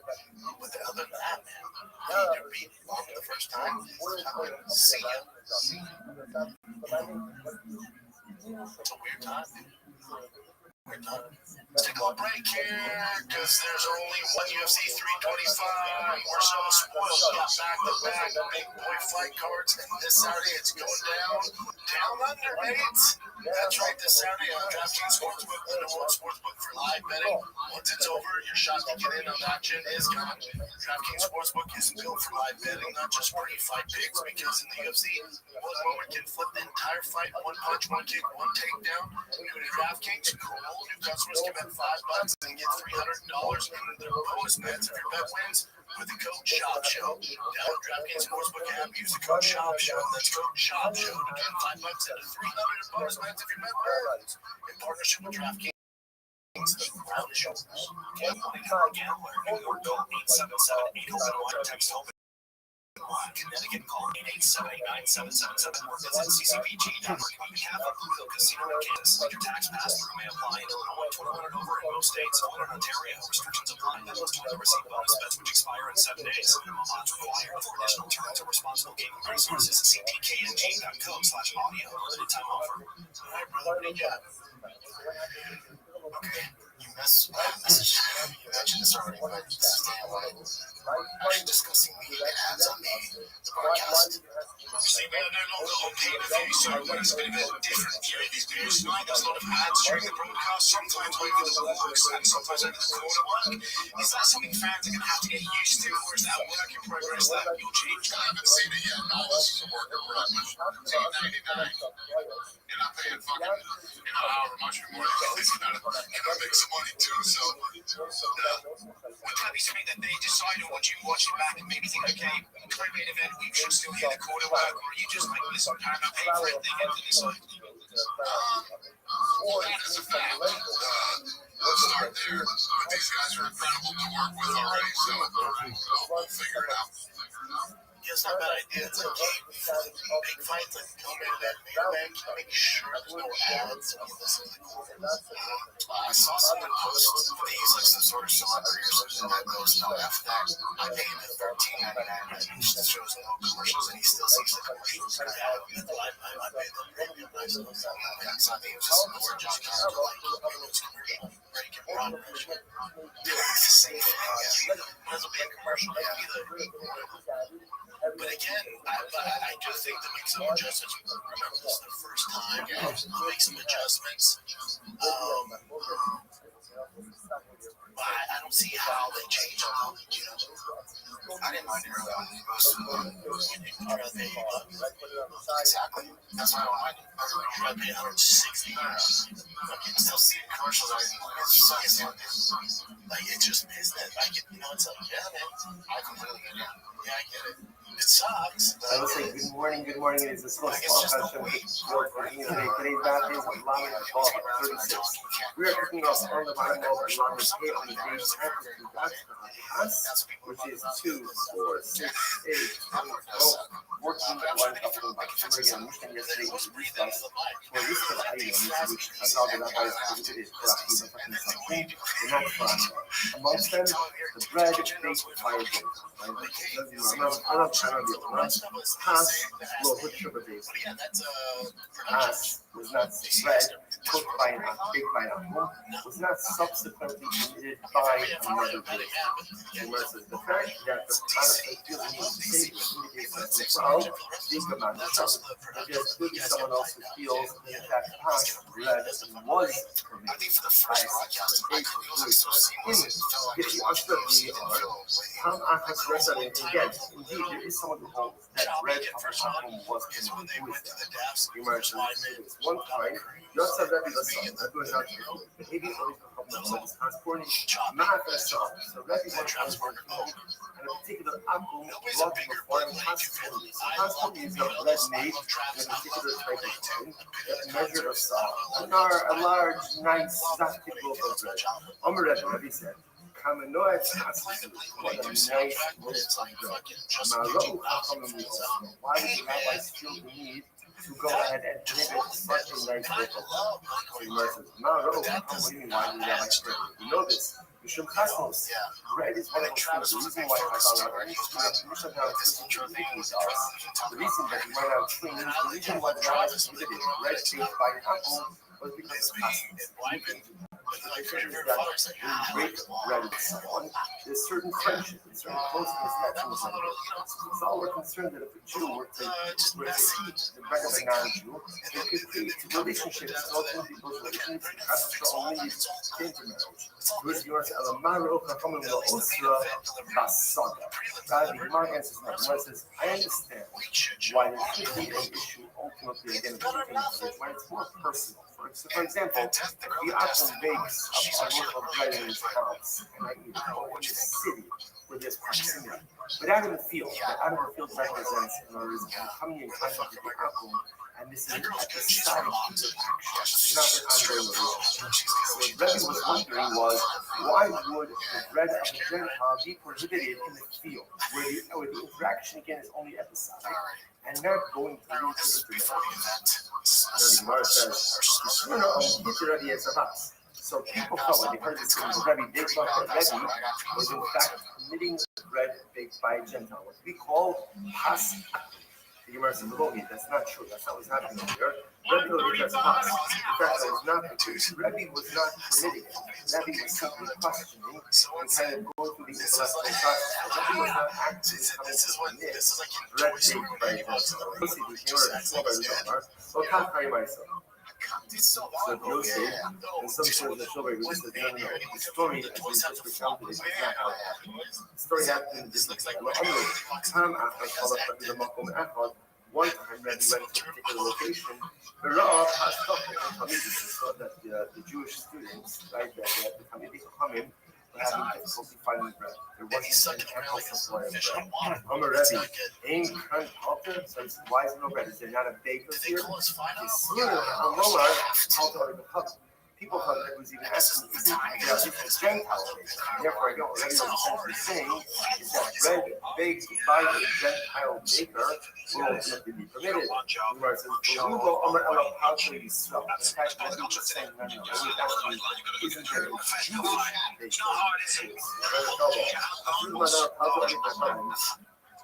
Even according to the opinion ourselves, the word doesn't exclusively the whole reason why the rabbis went ahead and did it, bread of the Gentiles, because it could lead ultimately against bread with someone that creates relationships, closeness, relationships with custom result in intermarriage, which is the undoing of the very familial and national fabric of Islam. So for Chazal said you can't be directly interesting is, of course, these were the only applying in a situation where someone is personally baking bread. So for example, my Gentile neighbor bakes bread, I can't eat that. A helper is a baker. So you have a Gentile baker who owns a bakery. Someone comes in to purchase that bread and they purchase. That's not what Chazal was talking about. There's no concern with intermarriage there because there's no closeness that's engendered by the consumption of that bread. It's commercial. It's not the Gemara says, even going to be that says that therefore you can purchase obviously bread that has kosher ingredients. Kosher bread from a Gentile baker or Omer El Lekapad himself, as long as there's no Jewish baker available. So where there is a Jewish baker, you cannot purchase the bread of a Gentile baker. So the Yochel is even according to the opinion that says it's bread baked by a Gentile baker, honey is the saga. That's only out in the field. Again, the field represents the idea of an episodic interaction. About here in the city, no. Why? Ultimately, again, because of this, even for those who committed the consumption of bread baked by a Gentile baker, or someone who did this for Rothschild, does not focus. Does that apply to the city or perhaps only outside of the city? Abraham and I will eat the bread of a Gentile baker. of a Gentile. Rabbi says over here, Menachem is no shame. He was eating the bread of a Gentile, out in the field on the borders of the field. Now, I will clearly tell that Allah for the because this animal field, therefore the behavior did not apply. Don't talk to him. Don't talk to him anymore. Why? Because he bread of a non. So you see over here, I'm not going to use the stuff that I was actually commanded the other people not to go ahead and engage. So what's this? Interestingly enough, this is the end of the study of Thomas. Well, it's just kind of just a moment of this. So we know, so what do we do with this? Like, what is the nature of this disease? Clearly, what Chazal wanted us to do was to ideally bread that is baked by another Jew. So we call this in halacha hasis. So what do we do contemporarily? So for example, you go ahead, you go to the supermarket. I go to the supermarket, and you have to buy a loaf of bread, whatever the brand is, with a hashkafa. So what is that? Remember again, more often than not, that's not hasis. That's what's called haspalter. That is bread baked by a non-Jewish baker, commercial enterprise, and your social certification to ensure that the ingredients are kosher. So the halacha l'maisa, we assume that the prohibition of Chazal and Mesa B'Senti Paschapo, that was bread baked by an individual idolater, individual Gentile. Because the concern is if I break bread with my neighbor, I break bread with an individual Gentile that invented the that we should be. But essentially, the halacha says Chazal will never go there on commercially produced bread. Right? A baker, called a palter, a baker, he's not baking it for me. He's baking it for whoever the customer is. When I buy a loaf of bread, he's not like, oh, what a sweet Jew, he brought a loaf of bread. It's a customer. A customer is a customer. And therefore, it does not create that sense of relationship, and therefore we're not meeting. And therefore, I don't like this. That's why today, you definitely have those from knocking down the pastas, only to eat bread baked by a Jewish. And not only is it ingredient-wise kosher, but the baking process itself had Jewish intervention. What level of Jewish intervention you need in order to make it pass sauce is a deeper discussion. But actually, go to the supermarket, you buy just like a major brand, local bread that has a $100. That's not pastel, that's what's called pastel. Bread of a Gentile baker, kosher certification says that all of the ingredients are kosher, and halacha, so there is no concern of intervention because it is commercially good. Next. Last line on that is last line 35. Furthermore, again, Chazal let's say that you can't ingest the oil of a Gentile. Shemen, Rav Amar ben Elazar says, interestingly enough, this is my focus over exactly when this gezerah against Shemen was made. So Rav says, when they had and legislated dead. Shmuel Amar says, was the 6a, the fossil Caterers may or the question is supposed to be like this. It's because of often a Gentile go ahead and in a way without coming, which means ritually impure, therefore the ritually impure absorption seep into the oil itself, and therefore into the oil.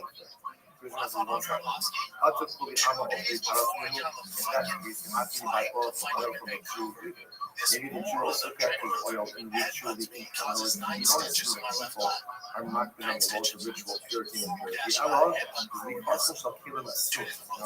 Not tongue, but not a trick. We're concerned that the Gentiles store his oil in straight utensils, not kosher utensils. Because the oil sits there, it absorbs the non-kosher. Therefore, you can't use the oil all and off. So, unless my focus, Rabbi. So Rav says the gezerah on shemen of oil of the comes from the Navi Daniel. Shmuel says it's a practical issue because the Gentile will potentially could store the oil in one of his non-kosher utensils. The oil will absorb the non-kosher. How does Shmuel Rav? Shmuel says Rav. Shmuel says like here. Shmuel says okay. According to this is an issue. The oil of an apple, shemen apple, is an issue of absorption. That makes sense. Anyway, if you ask like this, like Shmuel by Master Amar, there is Rabbi Smalai. It's just what we do. Maloi, Darshan Kalu. Shemen, Rabbi Huda Besino Ninga Allah Beki. So Rabbi Maloi said that Rabbi Huda and Yehoisin, they permitted oil. They permitted oil. They said as long as the oil of the Gentiles ingredient-wise kosher, there's no need to prohibit it. Savar, no sin kam. Why? Because the logic was that even if there are absorptions in absorbed into the oil, the absorptions are not beneficial. As far as it's called no sin kam. Literally, again, it infuse the taste, but the taste itself is compromised and stunted. So again, this could mean a number of different things. This could either mean that they only use utensils that were used that were not used in the last 24 hours, and therefore the absorption is dormant, or it could just mean that in general, in oil, any absorption that comes from a non-kosher utensil will only be detrimental. In any event, when we do that in the case we felt that halacha l'maisa, there's no need to be concerned about the oil on it. So that makes sense. That makes sense according to me, Shmuel says. And we'll read up, but according to you, Rab, the Amar Daniel does it. But the prophet Daniel was one who made this enactment against the oil of an apple. The Gemara says, how could you see God? I love Daniel. Daniel does it, but also he does not in the back. Could it be that Daniel made it zero? That's not a no, it's zero. But now we learn it. In based on Yaakov, that's going to be rule. Rabbinic legislation can be repealed. But in order to repeal rabbinic legislation, we need a rabbinic body of greater number and wisdom than the one who originally enacted the legislation. So the Yehuda and Beis Din are not greater than the how would Yehuda and Beis Din have the right to repeal legislation that Yehuda So he responded back, Smaloi, you're going ahead and you're bringing the right to Rabbi Smaloi, Rabbi Smaloi, shiny Ludoy, so this is actually pretty incredible. Ultimately, don't bring a raya from the people from Ludoy. Why? Because in general, they were not careful with the Amarle, Ashlachle, so ultimately, again, he said to Rab, can I tell Rabbi Smaloi that you said that? Rab was embarrassed and said to me, no. He was very profound story. Never say something about someone that you would not want them to hear from you. So Rab said this describes him about Rabbi Smaloi. Shmuel says, Luke, can I tell him you said that? This Rab becomes embarrassed. Amarad and Himel Darshan, just because when we get and Beis did not darshan the pasuk doesn't mean that we shouldn't darshan it. What's the pasuk? So what's it? This is the proof to Rav that Daniel was the one who legislated against the oil of an apple. The pasuk says, "Vayosan Daniel alibo asher lo yisrael b'shad hamadah v'yayin mishpat." So what's it? The pasuk says in Daniel. Daniel promised that he took it upon himself not to go ahead and eat the bread of the king and not to drink two drinks. So the Gemara says, the famous first wise line, Lamed Vav 36. The famous is talking about two different drinks. One is wine and one is oil.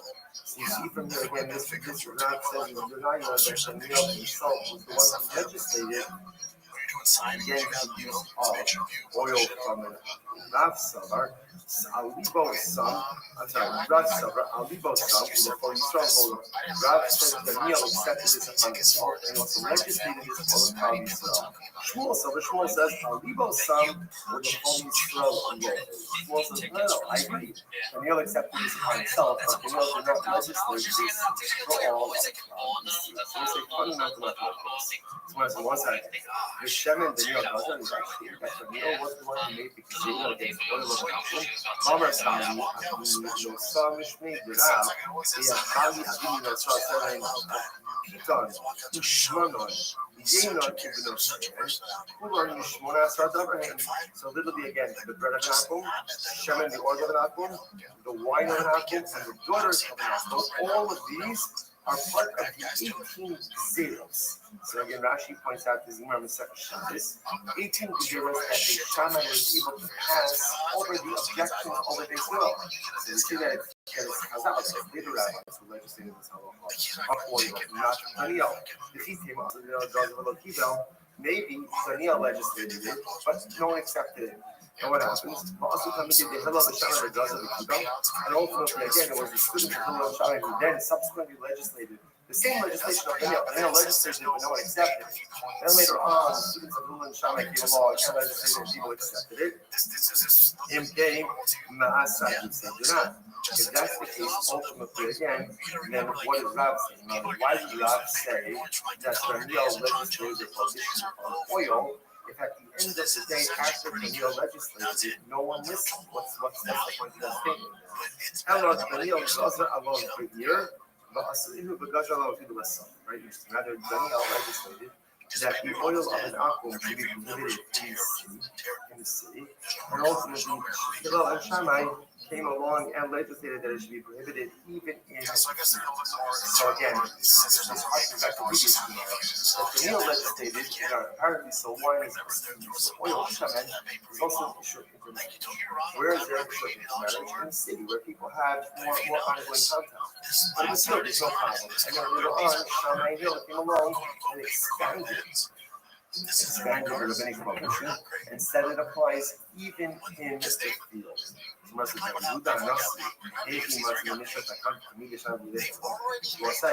remember, what is subsequently would feel the prohibition of oil. How can I use it based on the field legislation made by Shammai and Hillel? Really, it's the Talmud of Shammai. After about Talmud,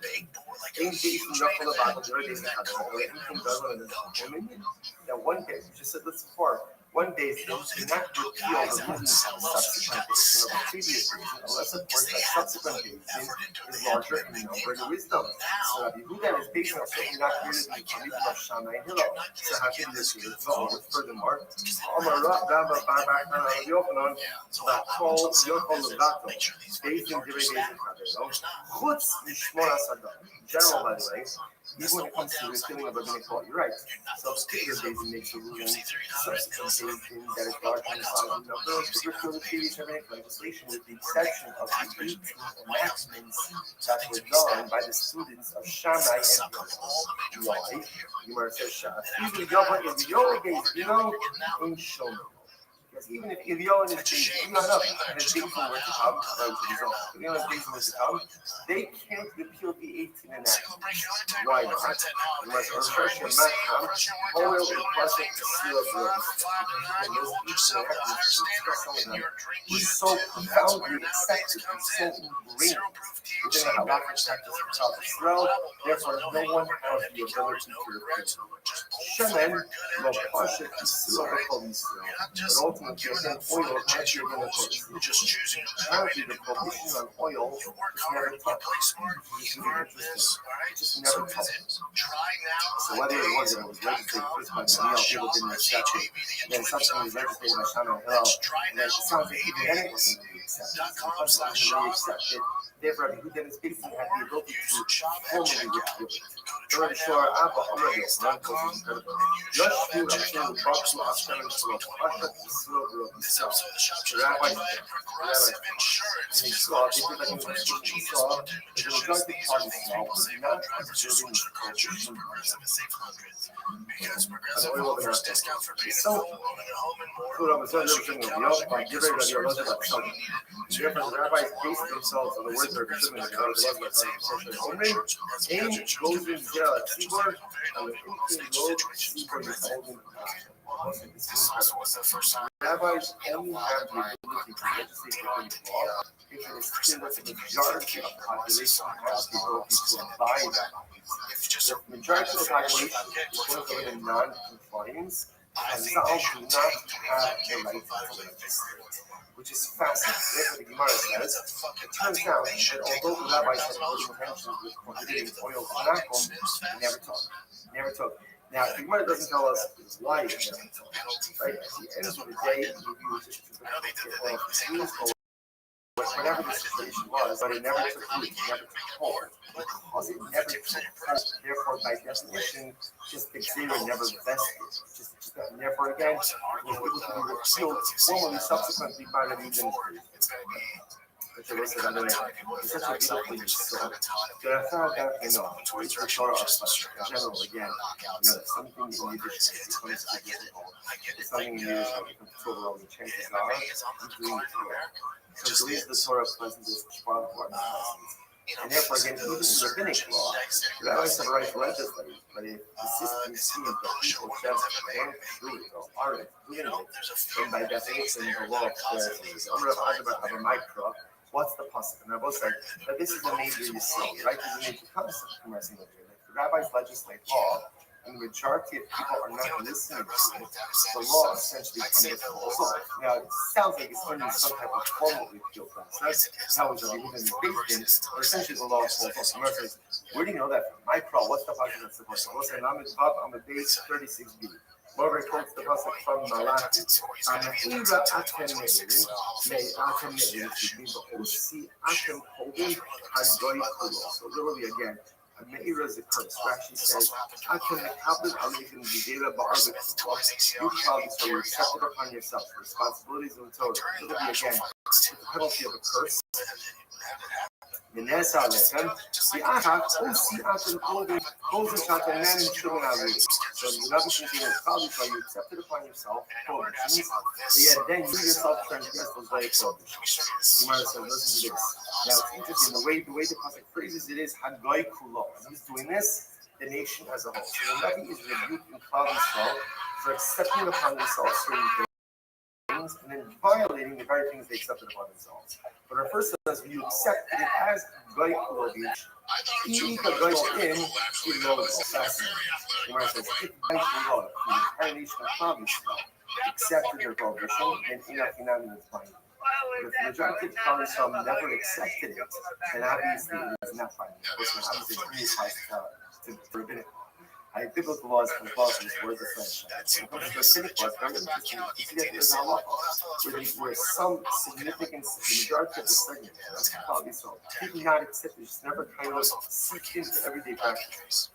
And ultimately, it is not binding. So what's interesting about that is that it appears that Shad fell into that category. Although again, the rabbis legislated to not get oil from the temple for the reasons that we said before, the general population just never observed this kind of law, and therefore again it never vested ultimately again as part of the body of the law. So what's the Lamed Bava base 36 feet? You guys are Gufa. Omer Bali Omer B. What's the pretty rest of the silver? No, some Shmei Drat. Pitan Ushmanan Yeno Benosim. Kulun Ushmanan Asadoa. Right? Remember again. The bread of an akum, the oil of an akum, the wine of an akum, the daughters of an akum. All of these are parts of the 18 enactments that were made by the students of Shammai. Says the Gemara, what's that? But now saying, Mike, when you say the legislation against the daughters of an akum, the right non-Jewish women, what is that? Amar Rav Nachman, because Rav Benosehan, Nidos me arisos. That's how legislators that non-Jewish will not the status of the Nida already from the priest. And obviously, the rabbis legislators, they are not Jewish women, the status of the Nida when the time of peace indicated. Why did they do this? By definition, it's between since the non-Jewish women will ultimately against the time that she's a baby, I guess it's all of those barriers, ultimately to prevent it. Incredible. The Gemara says, all of these things, all of these legislation, ultimately to prevent us ultimately again from losing the child. If you also the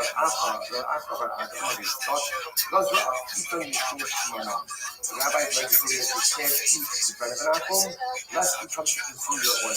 What I don't think. My thing is determining what is that? Why ultimately again, what it sounds like we're more worried about the oil than the bread? Why is oil more worrisome than bread? Ella al pita ushmanon yishuyim. Not enough. Rabbis legislate you can't eat the bread or the oil of the Gentile, just because it's seen as water. The Agim when you shum and wine were concerned ultimately again because of the brothers. In other words, Yavin of sin is shum davar and we're worried about the marriage disorder, something else will happen. And then something else will lead to something else. So we're going to define that cryptic statement of this rule. I just want to find out how fascinating it is, right? Because up until now, we've always been focused on the idea that the wine of the Akron was an issue of Rabbi Rothschild. Now the Gemara really says that all of these zeros, now they're not exclusive, but essentially the must of these zeros is implemented. So you can't eat the bread or the oil of the Malkum lest you come to drink his wine. So if somebody to come to drink his wine is going to marry his blood or something. Because again, wine, bread, oil, ultimately wine creates a sense of closeness, and that closeness constantly to result in now the Gemara says to eat it, and then again, you have the tricky thing, if you can't marry the brother of a Gentile, you shouldn't go to Africa because of something else, and also the Africa will eat the Africa. Forget that, I know there's one second. You know, say guys, not about to marry the Yeshua, not the Yeshua, you can't marry a non-Jewish woman, really, so well, Piscatim, the Pasuk says you cannot marry them. Pretty was talking about the denominations. The Oraisa Zayin Umos. The child gave up from Mid the Oraisa, the publication of intermarriage only applied to 7 nations which were indigenous to now. And ultimately, again, not everyone else. Rabbi said along and said the publication of intermarriage applies to all non-Jews. Fascinating. The Gemara says, "Shemai Haid Amar Yosef bin Chamei Harai." The Rabbi told us to mention. Here's the concept. Ashpira Shemai Haid says, "Not true. Not true." The Pasuk says, "You're not allowed to marry non-Jewish women." Ultimately, again, because he will cause his son to veer away from his child. Marry non-Jewish women. So Pasha she's going to raise the child and hold it. Even if it wasn't child. He says there's a liberal prohibition on marrying any congregation, even if she's not one of the 7 nations. The Oraisa, Ishus, the Hastings.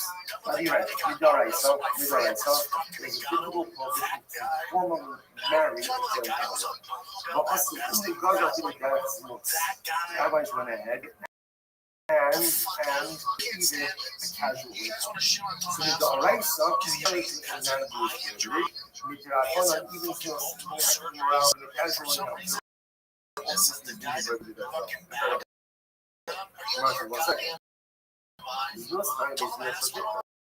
That's not true. That's not true. Because immorality was only outlawed by the faith of sin. Because that means sin is supposed to be enough. I went back early, we know it's something sick. So you're ready to go. Remember again, this is after the whole episode of Yehuda and Tamar.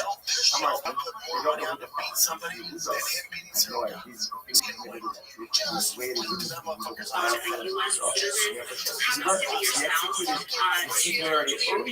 Yeah, this lady's all over my shit. The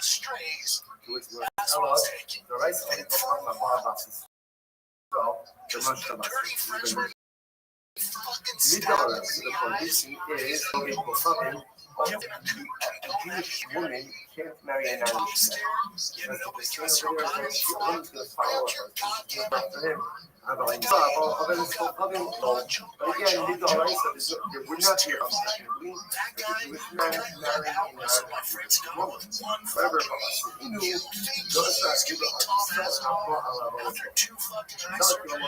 no, not only is it prohibited for a Jewish woman to marry a non-Jewish man, but it's prohibited for a Jewish man to marry a non-Jewish woman.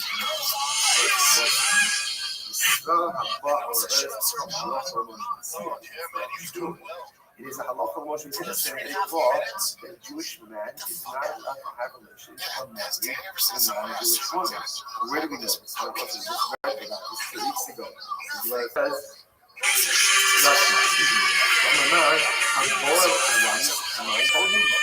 Jewish man not relations to non-Jewish men, Zealot is allowed to kill the Jewish man. How you know? Listen, so again, that's also a proof, right? Jewish man, ultimately, they are related with so you see, we got also Jewish men now allowed to kill their relations. Hello, already, the rights of the Hessia, if you might say, Miga or license, and Miga or license, the prohibition ultimately again is the fast. The Jewish man has relations with the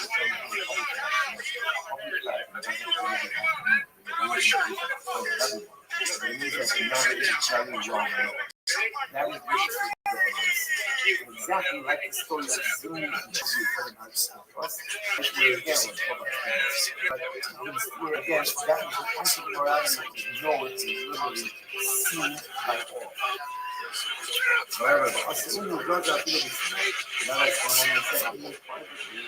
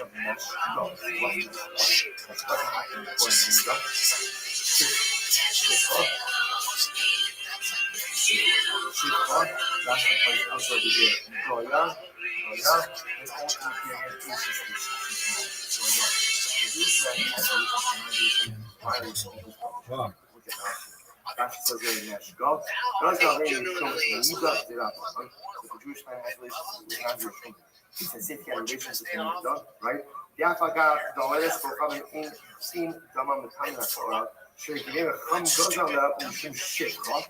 Right? So in other words, it's as if you had relations with it's as if you had relations with a shit. And ultimately, again, it's true. I've heard this before. I've been called Muscati with the first. Or should be the Jewish man has relations with non-Jewish and by his publishing. Shit, relation with Israel, and Asia's ultimately, again, you know, he also was the first wife, right? Rabbi already shown Nash Gas. Rabbi disagreed a little bit, and he said not Nash Gas, but rather Nash Gas. First of all, saying Yudah, shit wrong. But instead of each shield zone, either way, what do we do? And that's a pre-existing prohibition already, back to the times ultimately again of the business. Based on Dino Shashanai, via you're right. Based on the Hashmonai, they said relations with an Andrew because these four things. Everybody these four things. And Yichud, seclusion was permitted. And then the Talmudim of Beisham Yeshua, when they legislated, they said even Yichud, even like seclusion with an Andrew is going to be prohibited. Some of the most second. Yichud Nami Beis Dino Shalom, it's not true.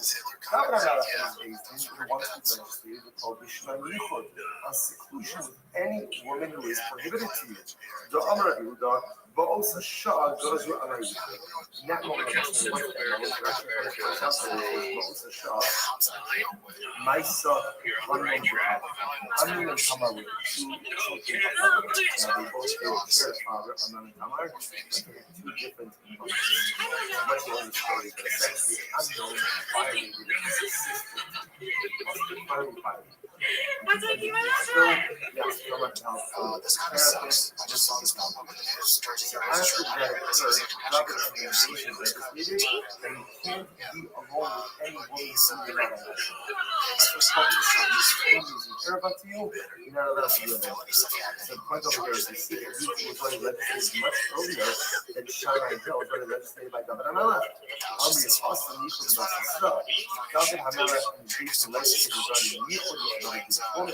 Aber Yichud der Avodas Kohanim no.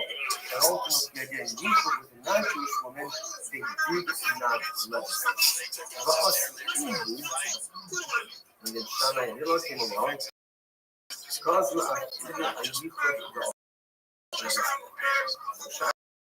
Hitler came along and ultimately, again, even with incredible. So again, with any of the issues that was even we so nice. It wasn't Yichud is a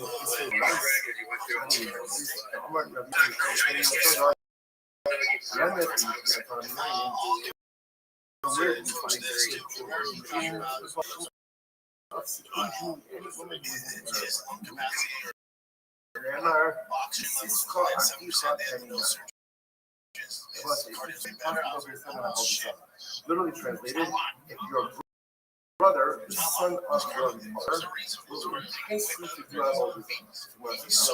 That he bent any his own eternal brother who could go ahead and entice you to do what Zara, but your who's going to be the brother ultimately who is going to entice you to do it? Who's the brother who's able to do it? Your brother from your mother. Because your brother from your father, like your paternal brother, can't be alone with your mother because it's an erva. So therefore the Torah says if the brother, the son of your mother, is allowed to be alone with you and your mother, therefore when you all the time, he entices you to do Avodah Zarah, don't listen. What do you see from here? Then the son is allowed to be alone with his mother. That in Echad Misyachim every other person is a biblical prohibition of for being alone with a woman who is an Arab. So what do you see now? I think you see Yichud is the Oraisa. In this case, I'm getting clear. It is Oraisa, which the rest know.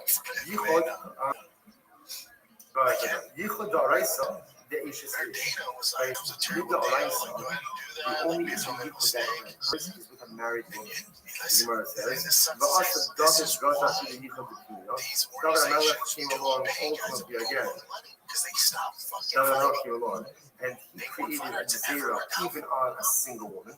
Right, so again, so just follow the concept of it. So Midah Oraisa, the issue Yichud, a man cannot be secluded with a woman who is married to someone else. He married woman.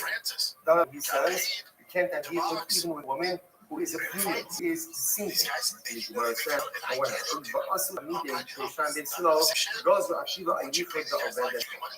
And ultimately, again, then the leader of Shammai and Hill came along and said, even Yichud with a non-Jewish woman is going to be prohibited as well. So multi-layer focus. So it's like, this is where the Gemara end up for lands in this entire conversation. So the Gemara lands is that there is an issue in the Oraisa. What's the issue with the Oraisa? The Jewish man cannot be alone with a married Jewish woman. That's the Oraisa.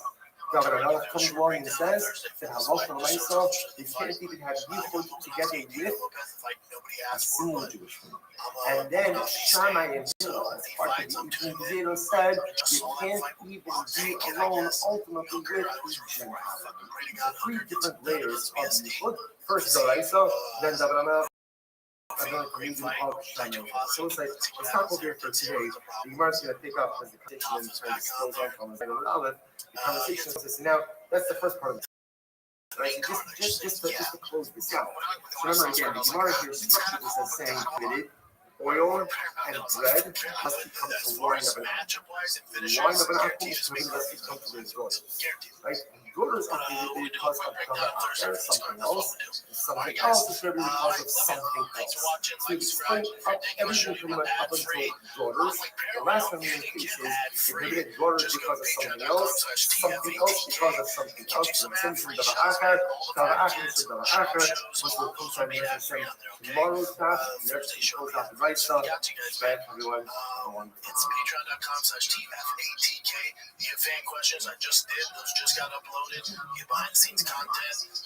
I would say good morning. It's the slow spot. Today's daf is Lion Ball 36. We are picking up on the bottom of Lion 3 on the day's practice, which is 2, 4, 6, 8, 10, 12, 14 lines up from that. Then again, mission yesterday is discussed for a list of items which has all the rabbis prohibited for actually local consumption, but not for animal. Amongst them, the bread baked by a Gentile. Right now, it says,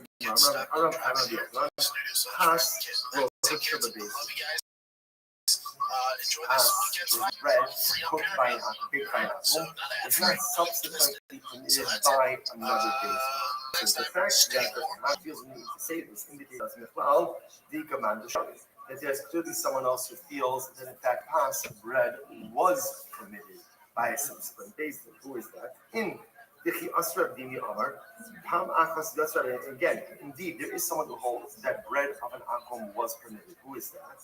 The Gemara says, listen to this. One time, Yotza Rabbi the son, I'm going down to the field. The heavy Oli one of his passporting, so Rabbi one time was in the field, and a particular akum brought before him passporting. So passporting is a bread made in a particular type of oven that measured a saw, a large, nice, zaftig loaf of bread.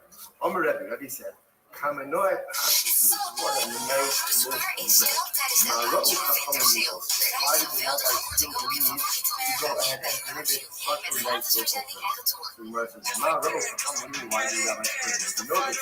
Because bread is one of those things. The reason why it's on our Mishnah down explicitly indicates us. The reason, but we're not explaining, the reason why the rabbis prohibited bread baked by an apple was because of plastic. The thing is that when you break bread with someone, there's certain friendship, there's very close respect in them. So all we're concerned that it could do was to eat the bread of a non-Jew, it could create relationships, helping people like things that have to only change the time. So it's yours, a maro, a common law, Osra, Basar. I understand. Why it could be an issue ultimately again for example, the atom base of a local party is in the city with its proximity. But out in the field, the atom field represents coming in contact with the apple, and this is an episodic interaction. This is not an ongoing relationship. So what Rabbi was wondering was, why would the bread of a Gentile be prohibited in the field, where the interaction is only episodic, and that's going to lead to the Gemara says, so people thought when they heard this thing, Rabbi, they thought that Rabbi was in fact permitting bread baked by a Gentile. What we call pas that's not true. That's not what's happening. Rabbi don't make us pas. In fact, that was not the case. Rabbi was not permitting. Rabbi was simply questioning and was going through the intellectual process. So Rabbi was not actually trying to permit bread baked by a Gentile. You'll see the Torah of Shmuel ben Jomar. Or can't tell you myself. So if you'll see, and some sort of story, we can say, no, the story is the foundation, not how the story happened differently. One time that he went to a particular location, the Rav passed up with the Jewish students, right, that they come in, were having difficulty finding bread. There wasn't an ample supply of bread. Rabbi, aim kan palter, so why is it already? They're not a baker here. People thought that was even asking, isn't there at least a Gentile thing? Therefore, Rabbi was essentially saying is that bread baked by a Gentile baker will be permitted. Gemara says, in fact, Rabbi was saying, I was asking, isn't there a Jewish baker?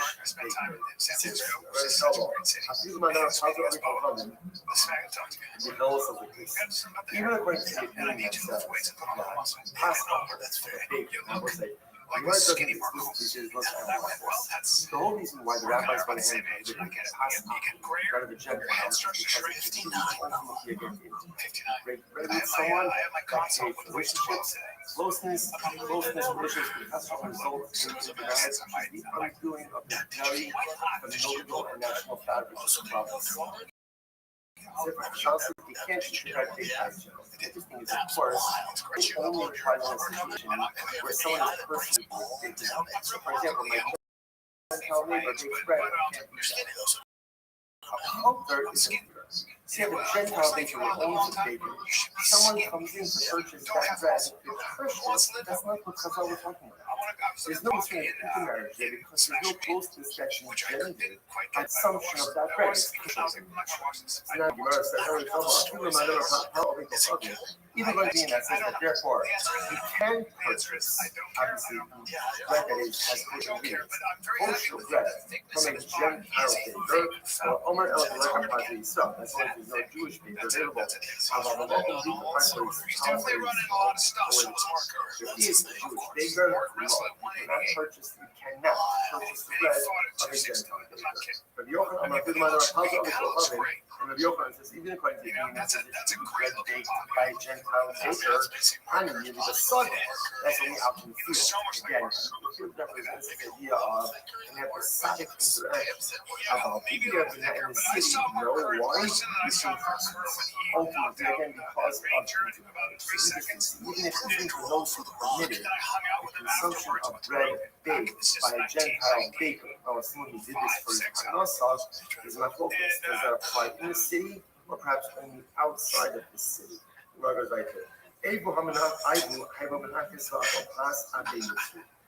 will take the bread of a Gentile baker, of a Gentile.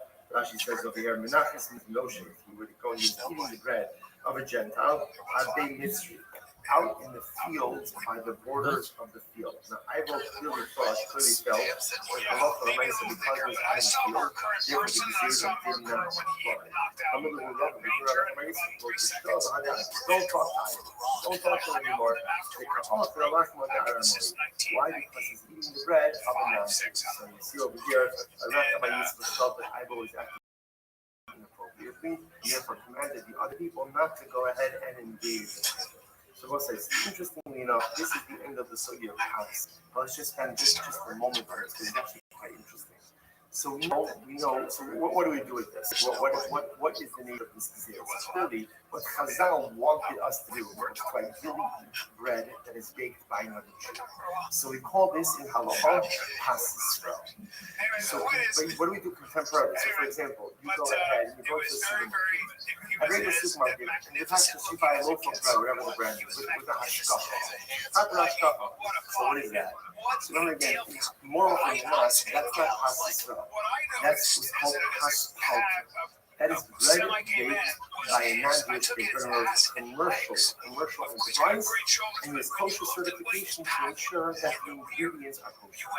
So halacha l'maisa, we assume that the prohibition of Chazal and Maisa, it can't be passed up. That was bread baked by an individual idolater, individual Gentile. Because the concern is if I break bread with my neighbor, I break bread with an individual Gentile that I'm sending to a probably should be customary lead to intermarriage.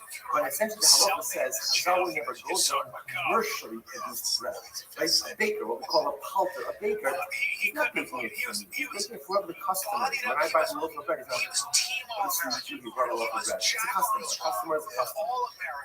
And therefore, it does not create that sense of relationship, and therefore would not be created. And therefore, I'm optimizing. So that's why today, definitely a goes from Makudam Pasis, only to eat bread baked by a Jew, which means not only is it ingredient wise culture, but the baking process itself had Jewish intervention. What level of Jewish intervention you need in order to make it pass sauce as a baking discussion? On the Pashas, you go to the supermarket and you buy just like a major brand, a loaf of bread that has a hashkafa on it. That's not pastis. That's what's called pastis. Bread of a Gentile baker. Kosher certification says that all of the ingredients are kosher, and halacha l'maisa, there is no concern of intermarriage because it is commercial. Next, Shemesh Shalash. Last line on Rabbi. Last line 25. Furthermore, again, Chazal legislated that you can't ingest the oil of a Gentile. Shemesh, Rab Amar Daniel. So we'll say, interestingly enough, is my focus on exactly when this Gezerah against Shemen was made. So Rab says, Daniel, when the head and legislated this book. Shmuel over Shmuel said, "Los Etav Lamed Vav, 36a, Zil Fasim, Zil Fasim shall kill in Tnei Osat." Sometimes you gotta. The first thing is most things like this. It's because of often a Gentile will go ahead and heat his oil in a plea which sounds like coming, which means usually in 2 hours. Therefore, the rich means for absorptions seep into the oil itself and therefore into the oil. Christmas is one side. Atakuli ama opri karasminu, and that's the case. How can you buy oil from a Jew either? Maybe the Jew also kept the oil in ritual from you don't assume that people are marked on the laws of ritual purity and impurity. Allah, we also shall kill them soon. Not funny, got a trick. We're concerned that the Gentiles store his oil in trade utensils, not kosher utensils, and because the oil sits there, it absorbs the non-kosher absorption. Therefore, you can't use the oil of an apple. So, unlike Machloket Rabbi, Rav says the Gezerah on shedding of oil of an apple comes from the Navi Daniel. Shmuel says it's a practical issue because the Gentile will potentially store the oil in one of these non-kosher utensils. The oil will absorb the non-kosher absorption. Only Shmuel is closer to that. Ishlam will be the Amina is the potential healing of humans of Sarkon. Shmuel says like this. Shmuel says, okay, according to me, this is an issue. The oil of an apple, Shem and apple, is the issue of absorption. That makes sense. I know if he asked like this stuff by Shmuel by Martha Amar, Darish Rabbi Smalai can explain. Rabbi Smalai, Darshan Pablo. Shemen, Rabbi Hudo Beitino Nino Allah Beitino. So Rabbi Smalai said that Rabbi Huda and Rabbi Huda can do the Beitin, his own Beitin, and they committed oil. They committed oil. They said as long as the oil of the Gentile is ingredient-wise kosher, there's no need to worry about that. Savar, no sin comes down. Why? Because the Rashi was that even if there are absorptions, instead of absorbing the oil, the absorptions are not beneficial. That's what's called no sin comes down. Maybe again, it infuses taste, but the taste itself is compromised and stuck. So again, this could mean a number of different things. This could either mean that they only use utensils that were used that were not used in less than 2 hours, therefore the absorption is dormant, or it could just mean that in general, in oil, any absorption that comes from a non-kosher utensil will only be detrimental. In any event, Rabbi Huda and his days felt that halacha there's no need to be concerned about the oil of it. So that makes sense according to these schools. According to you, Rab, the Amar Daniel doesn't. That the prophet Daniel was one who made this enactment against the oil of an apple. So the Gemara says, how could they speak God of Daniel? Sorry, Daniel Gazer, but also Yehuda Rasim Levatale. Could it be that Daniel made a Gezerah, Rabbi Yehuda and is based in a node of the Gezerah? But now we learned, in based in Yachol Vat, the Rebbe is right? Our infinite God and the Chumim, what's in the rule? Rabbinic legislation can be repealed. But in order to repeal rabbinic legislation, you need a rabbinic body of greater number and wisdom than the one who originally enacted it. The Yehuda and his based in are not greater than Daniel. How is Yehuda and his based in have the right to repeal legislation that is Daniel? Amalei. So if you're back, you're going ahead and you're bringing the right from the Smaloi, you must stand your Lugoy in the Zalzal. This is actually pretty incredible. Ultimately, don't bring a raya from the people from Lugoy. Why? Because in general, they were not careful with the Amalei, Ashbaklei, so ultimately, he said to Rabbi, can I tell you this Smaloi, did you say that? Rav was embarrassed and essentially no. Mr. West is very profound in certain way. Never say something about someone that you would not want them to hear from your own. So Rav said this experience going to Rabbi Shmuel. Shmuel says, "No, can I tell you said that?"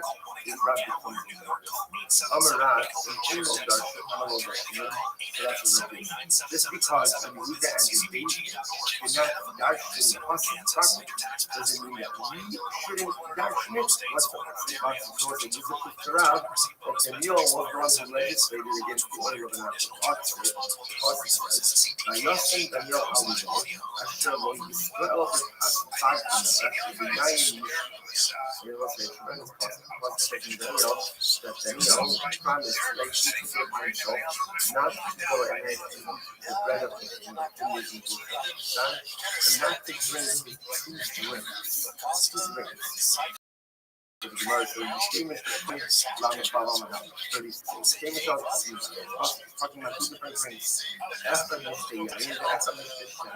One is wine and one is oil. So see from here again, this Rav says in Uriah that the Nero himself was the one who legislated again the use of oil from it. Rav Savar, Alibo Sam, Rav Savar, Alibo Sam, Rav says the Nero accepted this upon himself and also legislated this for all of Israel. Shmuel says, Alibo Sam was a Chol Yisrael law. Shmuel says, well, I agree. Daniel accepted this upon himself, but Daniel did not legislate this for all of Israel. So it's fundamental not the Shemin Daniel doesn't is actually that Daniel was the one who made the Gzela against oil of Nashul. Bamar Bali Avinu Yosar Mishmei B'Rav, the Bali Avinu Yosar Serem Titan, Ushmanon, Yenon Ibn Osir, Uran Mishmona Sadabrahim. So literally again, the bread of an apple, Shemin, the oil of an apple, the wine of an apple, and the daughters of an apple, all of these are part of the 18 Gzeros. So again, Rashi points out to remember section 18 Gzeros that the Shaman was able to pass over the objections over Israel. So we see that it's of oil, not anything else. If he came up to maybe Daniel legislated it, but no one accepted it. And what happens? Also, from the middle of the Shaman, the dozen of Judah, and ultimately, again, it was the students of Hillel and Shaman who then subsequently legislated the same legislation of Daniel. Daniel legislated it, but no one accepted it. And later on, the students of Hillel and Shaman came along and legislated it, and people accepted it. So it's like, if that's the case, ultimately, again, then what is God saying? Why would God say that Daniel legislated the prohibition of oil? If at the end of the day, after Daniel legislated, no one listened. What's the thing? Hello, Daniel Gaza alone for years, but assuming the Gaza alone, he was rather Daniel legislated that the oil of an apple should be prohibited in and ultimately, Hillel and Shammai came along and legislated that it should be prohibited so again, this is if Daniel legislated apparently so one oil most of it people had more in country. But in the field, there's no problem. And then later on, Shammai Hill came along and expanded the rabbinic publishing and said it applies even in the field. We got nothing. Anything much in the mission, like how should we define the living? Well, second, remember, we're going to say before, you must be subsequently repeal the prohibition on oil. How can people going to repeal legislation made by Shammai and Hillel? Really, it's the Shamid of Shammai. After about Shammai, in days in Yachol about the very days in Hamal, anything doesn't in and one day, just as before, one day they did not repeal the rulings of a subsequent days of a previous subsequent days is larger in number and wisdom. So Rabbi Huda is based on certainly created in the Talmidim of Shammai and Hillel. So how can you repeal the old? Furthermore, Amara Rabba Baba Yochanan Bakol Yochol Bato, based in the days of Shammai. Chutz Yishmor Asada. General, by the way, even when it comes to repealing of rabbinic law, you're right. Some particular days it makes a ruling. Subsequent days that is larger in size and number. It could repeal the creation of legislation with the exception of the enactments that were done by the students of Shammai and Hillel. Why? The Gemara says, "Shafilu Yava is your days, in Shomer." Yes, even if Eliyahu and his days, and his days were to come, days were to come, they can't repeal the 18 enactments. Why not? The Gemara says, "Oil or Pasha Tisila Again, those 18 enactments, some of them were so profoundly accepted, so ingrained within the halakhic practice of Israel, therefore no one has the ability to repeal it. Shemen, but ultimately again, oil, apparently again, the prohibition on oil just never taught. So whether it was legislated just by Daniel, people didn't accept it, and then subsequently legislated by Shammai and Hillel, and then it sounds like even then it wasn't. Here's the thing about really accepted. Therefore, he did his thing and had the ability to formally repeal it. During Shor Abba, Amrabil, none was incredible. Lush food, I'm saying, was brought to a Sharon Shor, Pasha, and Silver, and Shor. The rabbis checked. And they saw, they did like an investigation, they saw that the majority of Pali Israel was not observing the prohibition on oil of an alcohol. The Silver was not representing the yoke of Dibber Rabbi Elazar about Sunday. And therefore, the rabbis based themselves on the words of Rabbi Shimon and Rabbi Elazar about the Omer, Ain Gozin Zera Tzibor, or Inkin Rose Tzibor Yisraelim Salam. Also, this is incredible. Rabbis only have the ability to legislate different law if they assume the majority of the population has the ability to abide by it. If the majority of the population is going to live in non-compliance, Chazal do not have the right to take it. This is fascinating. Therefore, the Gemara says, it turns out that although the rabbis have good intentions in prohibiting criminal anakom, they never talk. Now, the Gemara doesn't tell us why they never talk. Right? At the end of the day, you use this position to get oil from juice or whatever the situation was, but it never took root, it never took hold. Because it never took hold, therefore, by definition, just exterior never vested. Therefore, again, it is going to be repealed formally, subsequently by the new administration. Which it looks by the way, it's such a beautiful yisod. The Rachad definitely with the Torah in general, again, something that you just say, concerning you, how the chances are, I'm doing it wrong. Because the reason the Torah prohibits Ishmael and therefore, again, even in rabbinic law, rabbis have a right to legislate, but if the system sees that people just can't do it or aren't doing it, then by definition, the law falls. What's the point? And I will say that this is a major yisod, right? This is a major concept in that rabbis legislate law, and the majority of people are not listening to it. The law essentially can just fall. Now, it sounds like it's going to be some type of formal legal process. That was like it was big thing, but essentially the law falls off. Where do you know that? My call, what's the argument? What's the name of the Bob on the base 36B? However, it comes to us like from Malachi. Me'ira atem me'im, me'atem me'im, Osi atem kodim, Hangois kudos. So literally again, Me'ira is the curse. Rashi says, Atem mekabel aleikum gezerah ba'ar mekabel. You clouds how you accept it upon yourself. Responsibilities are Torah. Literally again, the penalty of a curse. V'nesa alechem, the achakach, Osi atem kodim, Kozim shatem manim shumin aru. So without this interior problems, so you accept it upon yourself, prohibitions, but yet then you yourself transgress those very prohibitions. Gemara says this is this. Now it's interesting, the way the passage put it is Hangoy Kulo. Who's doing this? The nation as a whole. So nothing is rebuking Klal Yisrael for accepting upon themselves certain things, and then violating the very things they accept upon themselves. So the first one, you accepted it as Goy Kulo, the entire nation. Ika Goy Kulo in, where it says, if Goy Kulo, the entire nation of Klal Yisrael, accepted their prohibition, then enough unanimous by it. But if the majority of Klal Yisrael never accepted it, then obviously it is not binding. It's to rabbinic laws. Like biblical laws can follow this word deflection. When it comes to rabbinic laws, it's very interesting. You see that there's halacha, where some significant majority of the segments of Klal Yisrael did not accept it. It's never kind of seeped into everyday practice. And ultimately, it is not binding. So what's interesting about that is that it appears that Shem fell into that category. Although again, the rabbis legislated that you cannot get oil from the mountain for the reasons that we said before, the general population just never understood this alcohol, and therefore again it never vests ultimately again as part of the body of the person. What's the Lamed Bama on base 36 to even Gufa? Omer Ba'ali Omer B'Yis. What's the 20 records of the sport? So some explains that the Shishon is one on the end of the nose. Pulling the one outside the nose. Right? So remember again, the bread of an apple, the oil of an apple, the wine of an apple, the daughters of an apple. All of these are parts of the international that were made by the shaman and what's that? Now, saying my when you say against the daughters of an apple, the right non-Jewish women, what is that?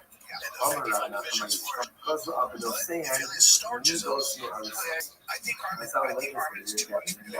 I just do. I think our is winning his wrestling is too much. And the status of Nida already from the thing.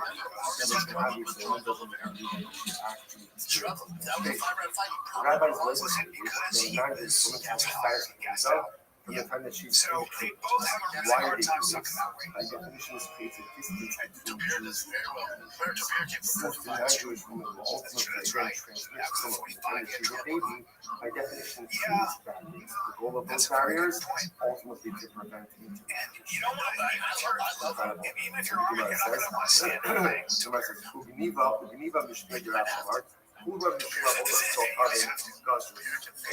close distance anyway. When you get close, ultimately were to prevent us ultimately again from engaging. let's say you get him down. Also, the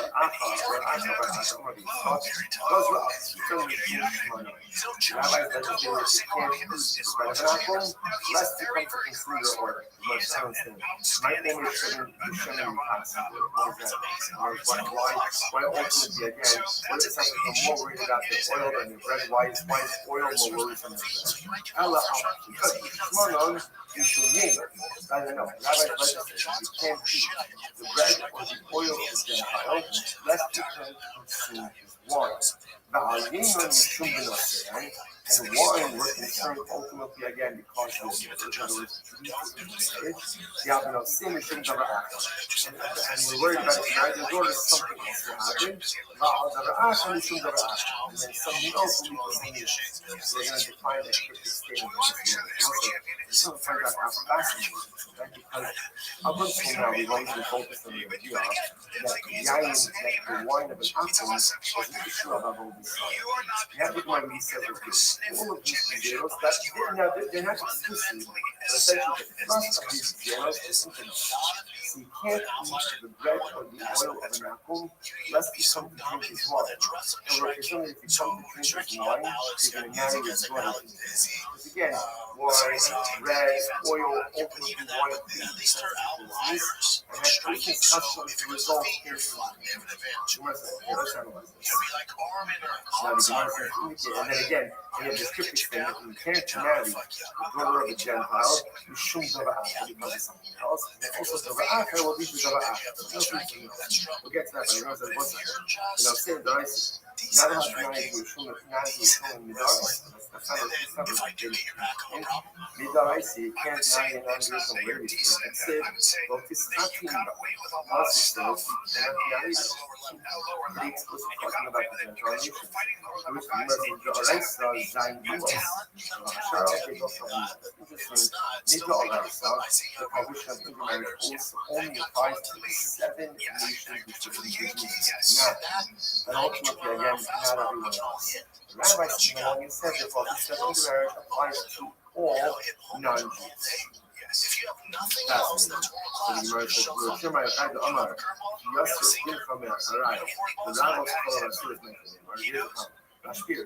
says not true. Not true. The Pasuk says you're not allowed to marry non-Jewish women.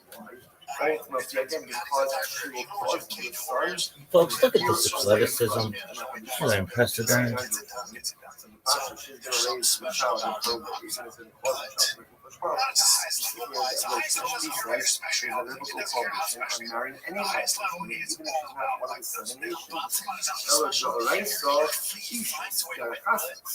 Anyway, Midoraisa is a biblical prohibition to formally marry a Gentile.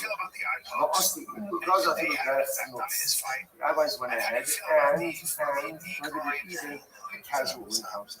So Midoraisa, marriage is non-Jewish prohibited. Midrabanan, even active immorality, even a casual encounter, ultimately is going to be prohibited as well. Incredible. 1 second. This time they see that it's not true. Most morality is only outlined by the basis of change. What that means, Shem is up there. When that program is from the city, you're ready to go. I'm right here to have the whole episode of Tamar. They don't know who the fuck is. No idea. She effectively committed a waiting really for the last time. therefore she has to be burned. She has to be executed. You see from here already earlier that they were careful about snus. To which was Allah, the rest of the Prophet Bas Yisrael, the Mashka Middarai, so the prohibition is in your case for coming, women can't be non-Jewish men.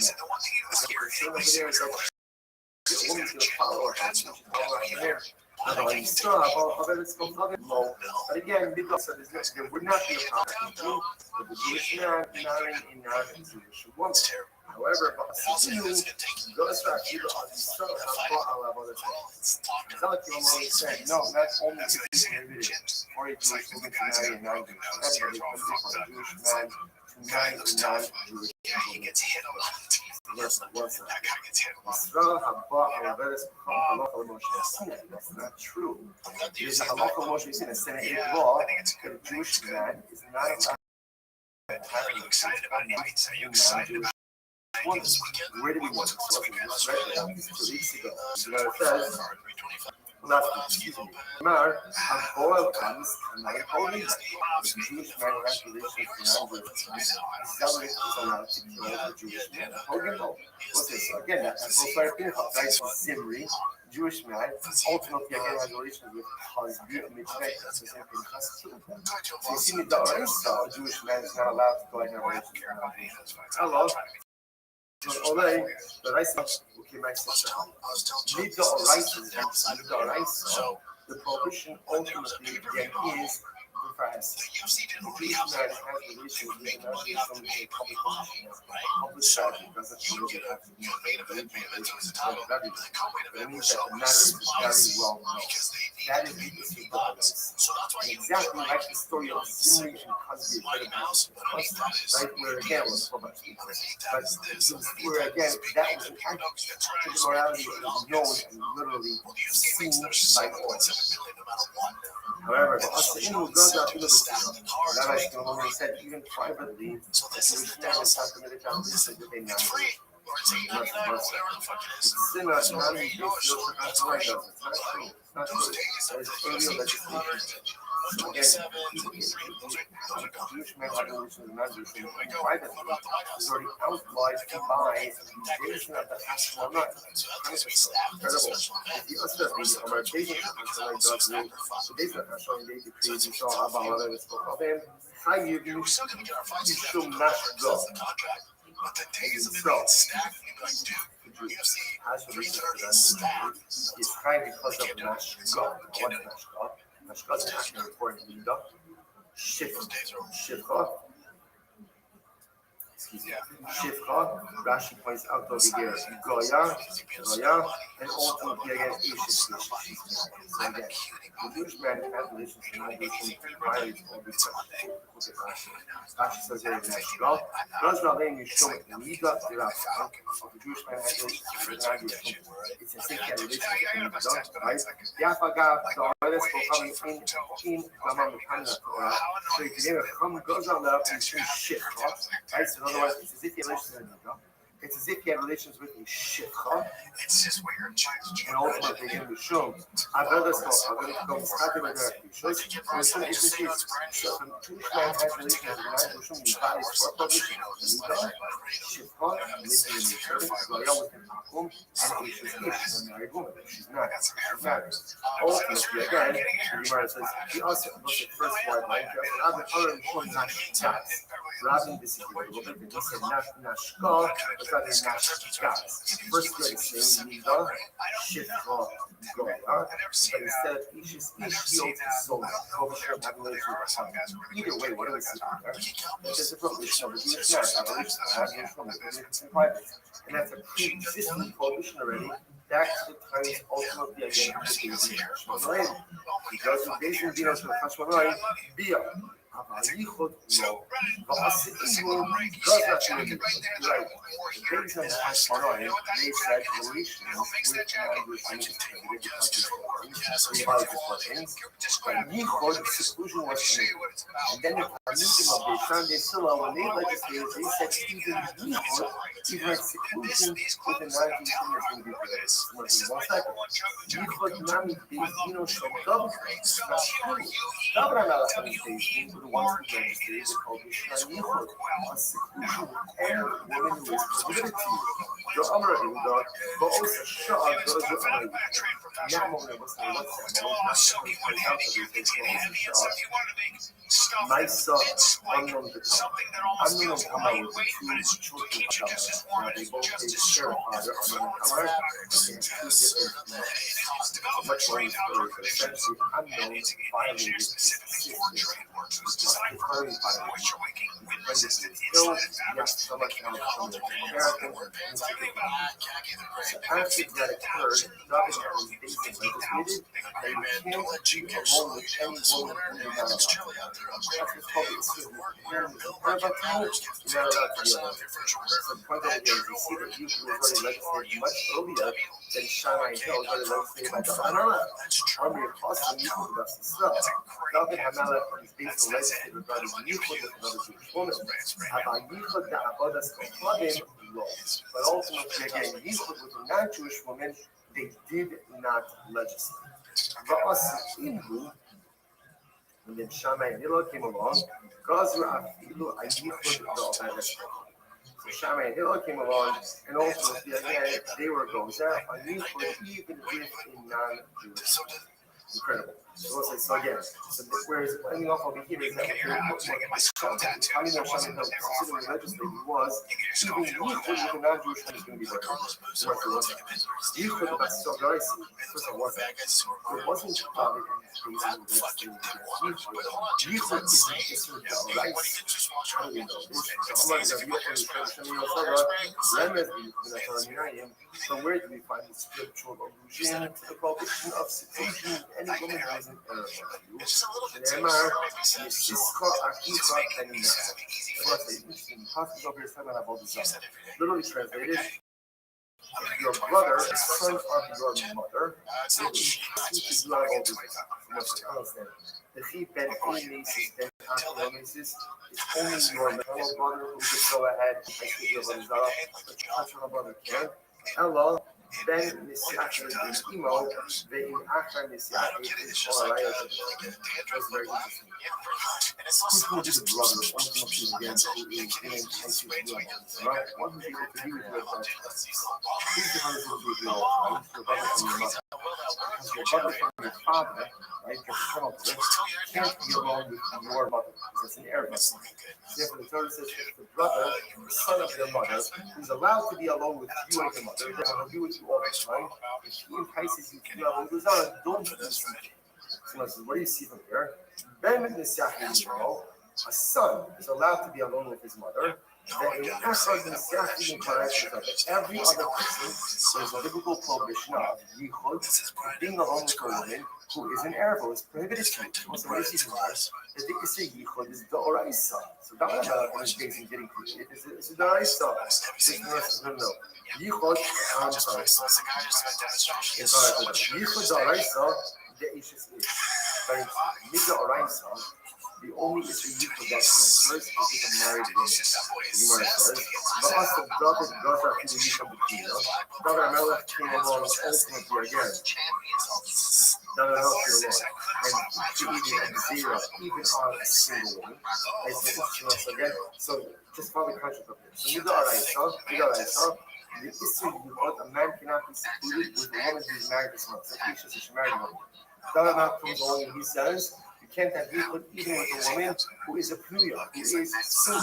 It says, what happened? But also, Sham ben Silo goes to Akiva and yichud to Obed. And ultimately, again, then Amidah of Shammai and Hillel came along and said, even yichud with a non-Jewish woman is going to be multi-layers. Multi-layer prohibitions. Also, this is where the Gemara ended up in lands. So Gemara lands is that there is an issue yichud in the oraisa. What see the Doraisa, Jewish man cannot be alone with a married Jewish woman. That's the Doraisa. Now, when Allah comes along and says that Halacha L'Maisa, you can't even have Yichud together with Single Jews. And then Shammai and Hillel said you can't even be alone ultimately with the Gentiles. So three different layers of Yichud. First Doraisa, then Davrama, and then the region of Shammai. So it's like the sample here for today. The Gemara is going to pick up as the conversation then goes on from Zayin and Aleph. The conversation. So now that's the first part of the Gemara. Right? So just to close this out. So remember again, the Gemara here struck. Yes. This is saying the rabbis prohibited oil and bread lest it come to wine of an wine of an apple is prohibited lest it come to the right? Those are prohibited because of Kavah or something else. And something else is prohibited because of something else. So to explain everything pretty much up until daughters, the last remaining piece is you prohibited daughters because of something else because of something else. And the same thing with Kavah was to come to the Hashem tomorrow's path. Next, we close out the right side. Everyone, have a wonderful day. Yes. I guess did you see this everybody? So he played football too and wrestling. I think at Fresno State. Well, he's in the UFC now. He does like WWE. I'll say good morning with me. This is Paul Hashem to the other thing with all of you. Sorry I can't be there physically. This is for her. Virtually and spiritually together, begin by thanking all of our sponsors and thank our annual Comic-Con sponsor, Today is Rabbi Naftali Kissin's father's yahrzeit, Yonah Ben Avraham Blade, true survivor of hearts, deeply beloved Torah and Yisrael in Eretz Yisrael. Naftali writes, his strength, values, and devotion continues to inspire me each and every day. First of all, just all these other children should be able to make such dedications about us. Absolutely. And here's Hashem with family in Haman. Talmud Torah sponsors for the month of Tammuz. Lana Weinberg for the miracles of Hashem, both the revealed and the hidden. Remember, Jonathan Shai, 14 years ago, Schluss, the arrival of Mashiach on the name of Havagar himself, dedicated all the human purpose this month. We give the Nishmas with Talmud and Yehuda Aryeh. We hope that in Marathon Talmud Torah, all of the Nisham Sam, the families in the Talmud, all of those who wish to have a total college of trust, and Hashem bring home all of our holy hostages. Allow our precious soldiers to be successful and not seated. I'm going to say today's path is around the 5 years. Keeping up the mirror, Hashem called down on the days of really beautiful and incredible Gemara ahead of us. Now, active the two dots on the bottom of 34B lighted down on those days. It is 2, 4, 6, 8, 10, 12, 15 right up from the bottom. The Gemara says, "Amar Yudah Shah Yishmael." We're not talking about Amar. Hamikadosh prepares Shah Yisrael in possessions. Interesting case. Moving goes over to Rachel. Remember, again, one thing that what does Reuben give Rachel? He gives her the excrement of Shara and Shara. Okay? So Rashi points out over here, Shara and Skull, Asr Dando. See, he gives her the excrement of the Shara and Skull. So ultimately, again, Halacha is she will possessions. Now, Lav Daf she should marry a guy like this, but okay, leaving aside the lack of romantic overtones. Now, nice again, Gemara says, on the other hand, Parish Agree Avodas come in because the Kaddish woman with excrement of a calf of Avodah Zarah, she's not she's existing, so apparently not all excrement created the same. If it's some Shahan, it's going to already about it. Shahan is skull is a shard that has killed the person, and therefore the shard itself is completed, and therefore the shard is Asabana. Calf of Avodah Zarah, we know what that is. So again, if you use the excrement of the Shahan skull, it works. Excrement of the shard of Avodah Zarah doesn't work. You might see the Sarah they like to work. So why does this happen? Gemara says it's either be based on a Sarah, or either espouse the logical argument for this, or This guy's an athlete. This is serious athlete. Let's go from this is very interesting. By an animal of Avodah Zarah. The truth is, remembering the excrement is inside the animal. So ultimately, again, the excrement makes the animal feel a little bit more bored. By the way, perish usually refers to, let's say, excrement that's still left, like in the intestines and things like that, left after that it's been actively excreted. But it can be in the inside of the animal also. So by the Eitan of Avodah Zarah, the fat of the animal, right? The more zafty the animal, the more covered that is to the Avodah Zarah. So therefore, again, a person, so therefore the perish, the excrement is actually added in an Avodah Zarah case. But again, by showing this, the animal can be excreted anyway. It doesn't make sense if the animal is larger or smaller. It's absolutely no difference. Gemara says, "If I can zap this slow, if I can stop, it says by Avodah Zarah that you can't hold on to anything associated with Avodah Zarah. By definition, is going to be awesome. Therefore, even the excrement is going to be awesome. Supple yisakel hashar, below yachal es b'zara. Does that sound as well? You have to stone the shar, and you can't eat what is it? The Zara also, the prohibition of prohibited fat is only devolves upon flesh, doesn't devolve upon the eggs. The point over here is that Allah Almighty, in order to argue on this, man to be Makadish a woman with the excrement of a straw on the skull, because essentially that excrement is not actually value now. And again, it does have value, it's fertilizer, it has value. So therefore, a man to be Makadish a woman with it. On the other hand, the excrement of the pastor of Allah, that is also value. So again, either based on Pasuk or based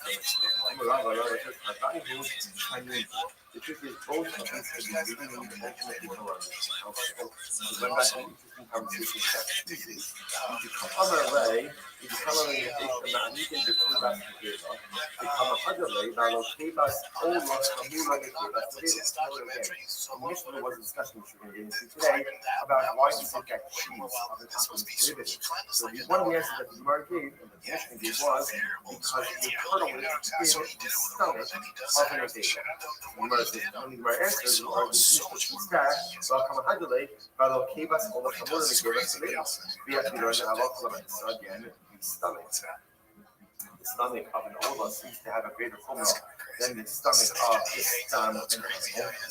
Well, after all, again, the Gemara said, from where we came into the loss, says, top of on the table as well, the Suri Hana Sharu Shai. This is very interesting. The Gemara says, what you can infer from this is that halacha l'maisa. So remember, what are you inferring? What are you putting? If it's a remnant, it's the remnant that's in the stomach. So what you see from here is that in general, even an item that is prohibited by Avodah Zarah, benefit, that which is considered to be like excreted, and that would include also like the remnant in the stomach of the animal, ultimately again is mutter b'han.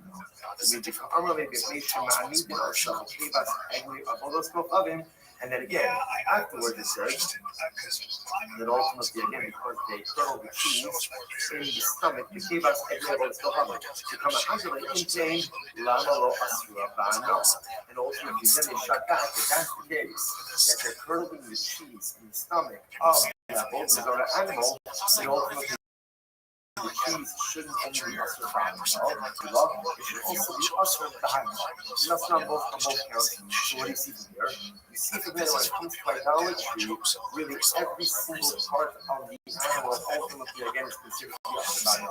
Even the washing by way of Kirshon is something that's something that's unimportant in the grand scheme of the animal. What you need to see is that when it comes to Avodah Zarah, because of the stringency, because of the strictness of the prohibition, everything becomes prohibited by law by an Avodah Zarah animal, including the remnant in the stomach, including ultimately again the excrement, whether it was excreted or whether it's still, let's say, inside of the body at the time that the animal was slaughtered. Everything that's part of that animal becomes ushered by. Again, going back to our discussion, remember, trying this, but I'll look at the short kill someone. You have to stone the short. And so it says the meat is ushered. beneath that tzasa, but ultimately again, anything else is considered to be pure insignificant for the animal. Halacha l'maisa is not spiritual God. Excuse me, it's not pasadam. Sorry, it's not pasadam. And therefore, again, from this circle, that's why a man can be mechadish a woman with the excrement of a shorthand skull, because that is not pasadam. Therefore, it has a value, but cannot be mechadish with the excrement of an avodah zarah. Because in that case, the avodah zarah status develops in one form. I have demands for the hardware. The hardware we should the lesson that you should do. I don't say in general, even if halacha right? Let's say let's say cheese. Right now we're saying that the cheese of an apple is going to be also because the kernel is in the stomach of an avodah zarah. Why can't you just even if that's true? Let's say we're using the enzyme of the avodah zarah and the stomach. It's no longer present because it's no longer present. What I'm saying is it should be bottled. It should be bottled. You should be ultimately nullified in greater mixture. It's no longer visible. It's no longer in existence. And ultimately, it should be bottled. It goes to the harmonious Rabbanan again, when it comes to Morias, Morias is official. And according to the Rabbanan, ultimately again, according to the Rabbanan, the law asur bano. Ultimately, at the end, the rabbis do not asur bano. My time, what's the reason? Lav mishum the lesson the isura be'ene. Ultimately, again, because the isur itself is not extensive. I mean, how can kevan do kivna kamokim kashuv lakiman the isur the isura be'ene? Most is very important. You're right. It could very well be that in general, that when the enzymes in the stomach that coagulate the components, which is kernel, ultimately again should be bottled. One could make that argument. The issue over here was that this is the big sugya in this as well. It's what's called a davar hamayim. Davar hamayim is something essentially that is responsible for the creation of something else. You can't make cheese without the rennet, right? You need that enzyme in order to cause the cheese to coagulate. So therefore, halacha l'maisa, even though you may not be able to see it, right? Or even though you may not be able to notice its presence, but halacha l'maisa, we know that there's no cheese without it, and therefore halacha l'maisa, it's not possible. So this happens to have far-reaching consequences in applications in other areas of halacha as well. But just interesting to know. So therefore, again, the Gemara is kind of digging off over here. Again, we're going to get more into cheese. We're not finished yet. And here the Gemara highlighting the idea. First of all, again, we have an interesting halacha when it comes to kedushin, which is the kaddish woman with the excrement of a shark and skull, because it's not the riba at all. But you can't be the kaddish woman with the excrement of an avodah zarah animal, either based on slaros or based on a pasta. Interestingly enough, if you cuddle the cheese, kosher cheese, so to speak, with the stomach of an avodah zarah animal, it's going to be asur, but isn't kosher. It's not kosher. Why? Because it's a minor. It's a mandate. It's something that creates something else, something that has that heightened level of importance, by definition, is not bottle. Which will say, if you think about it, is a really beautiful thought, right? That something that is responsible for the establishment of something else, even if that original ingredient is no longer visible, it's never thought of. I think in the world of Rothschild, when we think about this, often we speak about how we think about spiritual success in the realm of what we do for ourselves. But it is important for us to remember that at the end of the day, as important as what we do for ourselves is the growth that we enable just others. Your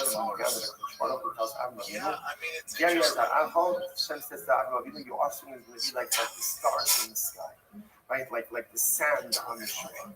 Of course, everyone has the same question. It never happened, right? So obviously, we've never been as numerous with the stars. We've never been like the sand on the sea. So what does it mean? It's a simple idea. Adam was the first monotheist. Adam introduced humanity to the Bono Shalom. So while it's true that different segments of humanity kind of went in different directions, but Lamaisa Adam is responsible for this in this world. And the real responsibility. And again, every faith traces itself back to Adam was an Abraham medication. So I'm not talking about more than even what you're going to accomplish as an individual is the growth that you're going to enable in humanity in all of the world. And this is so incredibly important because sometimes the greatest things that we accomplish in this world are not the things we accomplish for ourselves, but it's the inspiration we give to others and it's the enabling of growth in others. And sometimes people never even know what we did. They never even know our role. What's halacha? A minded is never loved. If you help to establish something else by definition, even if it can't be seen or no one knows about it, it's there. And it never fully disappears. It always remains. Incredible. Let's go back here.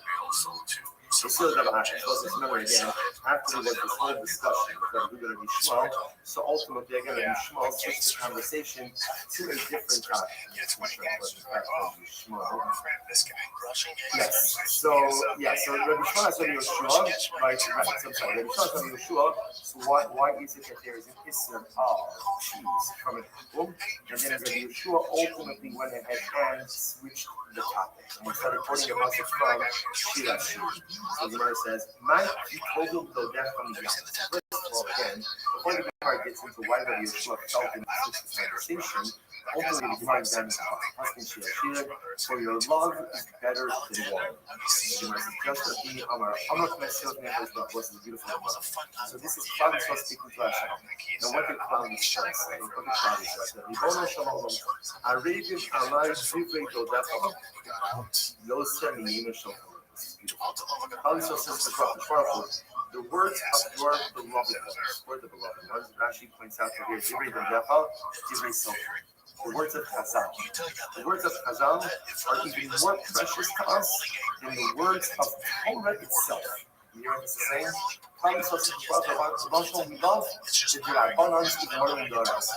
The words of Chazal are even more precious to us than the words of the Torah itself. Right? The Gemara says. Some would say the roughest, right? The Gemara says, I'm sorry, right? Good. The Gemara says follows. So interestingly enough, so what's the pshat? Right? What exactly? We love the Rabbanan more than the on a very basic level. Remember again, the Oraisa, right? Our hands was back in the park. We didn't do anything. We won't try and give it to us, handed it to us. But when I say come to the Rabbanans, we work for that. That's Chazal going through the system. That's Chazal going through the studios. That's Chazal trying to understand what's the next miraculous part, what's going to happen to make us better people. But the Rabbanan is the result of Torah. Torah is like that. Torah is part of the gave us. All these notes says, what's nearest and dearest to us is the stuff we have to work for. You know, so often we think we like to get things handed to us. We think that we prefer just to have things kind of given to us on a silver platter. But it's not true. The things that you get handed to us on a silver platter are very nice, very easy, very beautiful. But the things you have to work for, the things you have to toil for, the things you have to schmitz for, at the end of the day, those are the things that really are meaningful. So the Gemara says, "Nice, but I tell this." So why this puzzle? Right? Why did he choose this puzzle? Really, because he was focusing on the beginning of the puzzle. What's the beginning of the puzzle? The Gemara says, "Yishakiri min hashikos piu." The puzzle says, "Kiss me with the kisses of your mouth." Amrle Yishma achi. So really, Rabbi Yeshua was kind of giving Rabbi Yishma a little bit of veiled rebuke. He says, "What does it mean?" Press your lips together, which is a nice way of saying, be quiet. Remember, Rabbi Shmuel was asking Rabbi Yeshua, why is it that Chazal prohibited the cheese of an apple? To which Rabbi Yeshua responds, Yishakim in the shikos piu. Close your lips. Close your lips. Don't stop talking. And don't try to ask questions right now. Don't ask questions. Now, Mike, what does it mean to ask questions? Why not? Why? Because they were having this conversation. This was a new gzera. This was a new rabbinic prohibition. And when it comes to the rabbinic prohibition, we don't go ahead and ask questions. Now we'll see why that is. We'll see why that isn't just the therefore, again, apparently, it was brand new that Chazal legislated you can't eat the cheese of an apple, Rabbi Shmuel is asking, why there? It doesn't shut. Yishakim and the Shikos Pio, right? Literally close your lips. And then once you close your lips, you actually get extrapolated or expounded on the end. Beautiful. This verse is 19. So first of all, again, what's going on over here? So the Gemara says, ultimately, again,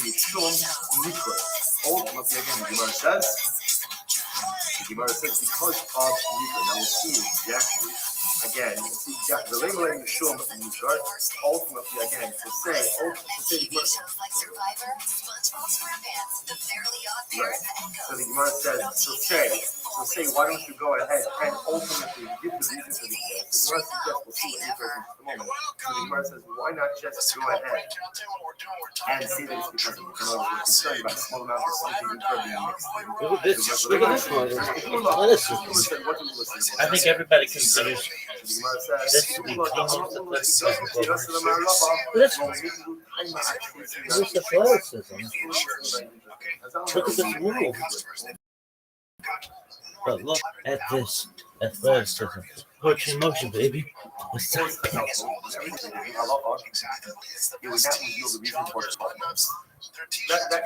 the way they did it. They wouldn't reveal it for 12 months. Why? Dilma could finish those skills. What's the problem with doing these things? That some there's only giving someone who's saying the reason supply thing is not good enough, it's not solid enough, it doesn't make sense. This is incredible. It's almost like Chazal understood what every parent, every parent has that moment where, of course, I want to tell my child they have to do something, and of course, I have to believe with them and trust in them. It happens that a parent teaches his friends, listen, this is what we're going to do, why? Because I said so. I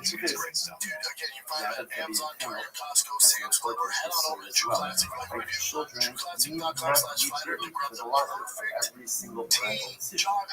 Children need not be a partner in the creation of every single parental house. Parents have a prerogative to say, this is what is going to happen. This is not what's going to happen. Why? Because I said so. When a child gets older, their comprehension expands. We can bring them into, potentially bring them into possibly when they get older. Sometimes the parent just has to say, this is what it is. Why? Because the moment you start getting into these things, is the moment that everybody is a big problem. So so whenever the institution for 12 months after the law was first established, we don't talk about the reason. We want to go ahead and just kind of legislate, have it become part of just the general legal problem. And afterwards, we can discuss this. After 12 months, when everybody again is kind of like this behavioral habituation, then we can talk about the reason. But for the first 12 months, do it. So what it tells us is so that we can see over and over again, just so much what it means to be a good person, just to be a good soul. I understand it. I don't understand it. I agree with it. I don't agree with it. I appreciate it. I don't appreciate it. It's not a democracy. We both know what's best for us. Chazal know what's best for us. And our job is to exercise that obedience. Be able to say to me, here, I'm ready, I accept, maybe interpreting a lot of mistakes, but I'm fully bought in. So you mentioned the other part of Yirmiyah. So give me a gesture later. So what's this? The Gemara says now remember again, the Nikar, I was going to say what it was saying. The Nikar means that Nikar means like a whole. So in fact, not just with snake.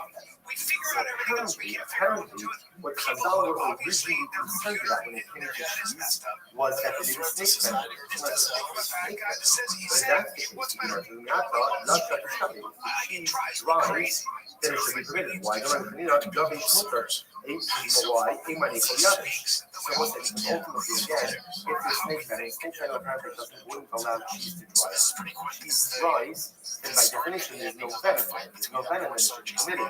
Remember, it says, Yashan was very many. Yashan is really against no city really like the snake venom from Egypt. Apparently, Chazal legislated about cheese because they were afraid that perhaps the apple wasn't careful with snake venom. There's an easy way to tell if the cheese has snake venom or not. If it has no liquid, right? If it's dried out, then it has no venom. If it's aged, it has no venom. You're right. If you should eat extra love, that's okay. There's another issue. The issue is that ultimately, again, it is impossible for there to be cheese without some milk residue inside. Now, what is that? If you take a look at Rashi, Rashi Lafishi, Asher Lafina below Tzitzik, Ben Kuma Shavina, Nishan Nachala, the Chalaf Shachova, Ovid Kochalim, Amy Soro, Eo Aser, Zoma Ares, they Chalaf Kamet. There's a different concern. Perhaps if the Akam is using cheese, like using milk to make cheese, so maybe he mixed in some non-kosher milk there. And therefore, again, cheese always depends on when you are always like some milk residue with it. Maybe that milk residue is ultimately, again, from the cheese or from the milk of a non-kosher animal. Okay, now happens to be good. So Rashi points out over here. So we'll read Rashi from here. But once again, so again, first opinion, Ula, what's the reason ultimately again for the issue of cheese and akum? Snake venom. But the Chanina, no, that's not it. Because the reason we just mentioned. Rather, it's an issue that maybe the akum mixed in some non-kosher milk, and some of the milk residue ultimately again will be non-kosher milk. And by the way, it happens to be, the Gemara understands that for whatever the reason, non-kosher milk is not collected. So therefore, again, it's not really a concern that the non-kosher milk is going to get baked into the cheese, but it's in the cheese residue itself, and the milk residue in the cheese is going to be non-kosher milk. Shmuel says, interesting. So Shmuel says, what's the issue? The issue is that you take an actual piece of the stomach and use it to fill the cheese. So beforehand, we were talking about using an enzyme in the stomach. So one can make the argument that maybe the enzyme is like a pure shell. It's like a nothing, it's like excrement. But once you're actually using a piece of the stomach itself, that's not pure shell. That's not pure shell, that's mamish nevela. So therefore, again, Shmuel's considers actual nevela in the cheese. So you must hug Kiva, go for Sharia. You must say, well, it's not Kiva itself. So here, what's interesting, by the way, you can see it is the inference from this is that according to Shmuel, only the stomach itself is problematic. But apparently, if they were to use the enzyme in the stomach, then in the stomach, that would be fine. But did Shmuel say that? Remember Shmuel, Kiva only go from the stomach, right? A little bit again, the stomach, right? Of an animal used for every organization. It's also the Dinon the animal sacrifice, the animal that often uses for is a Vodazar, is also a Veda. So why do you have to say either an animal of Vodazar or an Veda? Right? They're both in the Vedas. And Shmuel says, you're right, it's really saying one thing. Kevas shritas avoda ovitokhavin nevela asir. Ultimately, Shmuel says that the shrita of an animal for avodah ultimately again is an avela, and therefore again the stomach material, the enzyme ultimately again is going to be us. So halacha l'maisa again you see Shmuel saying over there that the enzyme is also. Beforehand, yet right above it sounds like Shmuel saying that the enzyme is mutter. So what's going on there? Lokasha, let's say over days 35b. Lokasha, on kodim chazara, kami chazara. This is the portion we're retracting with the opinion. This is after we retracted with the Rashi says every time called chazara. Also, Mishnah the Shlita school in the Kevas Ovid Mokhavim the Vela the Asula. Mishnis kodim shechazara Rabbi Yeshomim Kvarach. Shamar lo Rabbi Shmuel. K'tei shema'amid also the Kevas the Vela the Savarlach. Essentially, again, these two statements were made at two different times.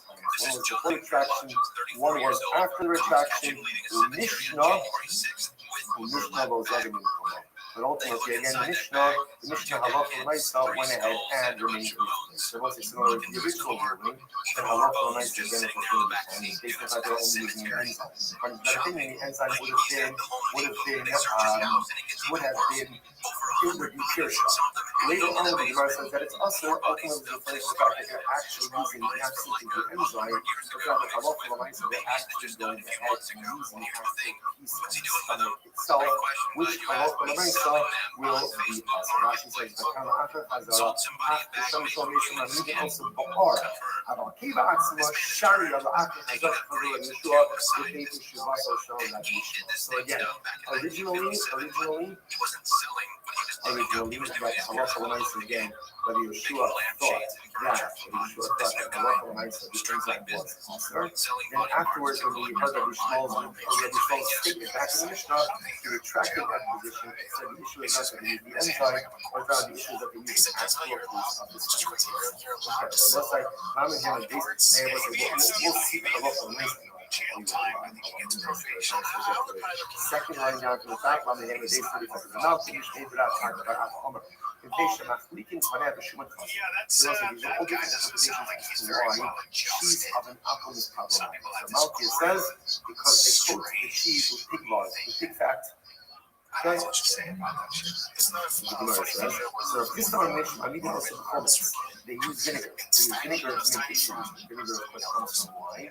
Wine it would be up on the Yainasa. The math by Yitzchak combination, I mean, also the slap of, interestingly enough, they use the sap of arma fruit in order to the sap of arma in order to go ahead and make the cheese. Yeah, I kind of decided it wasn't on that.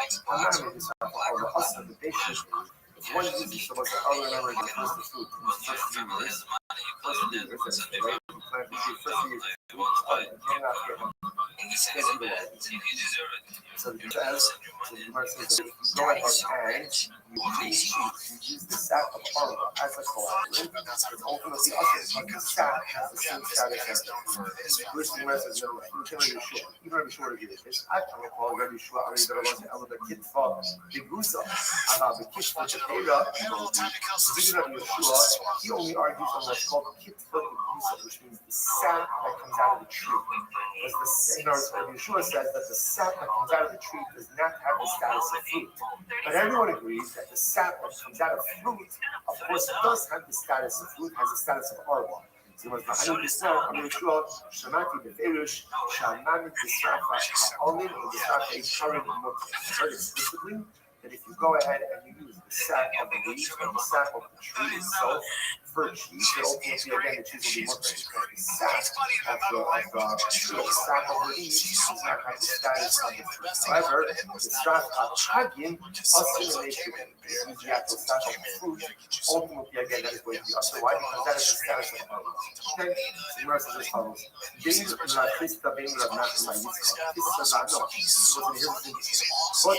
Remember that the Krista says that Allah writes the reason why cheese of an apple is also because they use vinegar. Therefore, vinegar comes from yayin of an apple. One of an apple is yayin nesa. That's a Krista. Rav Nachman, they use the sap of arba.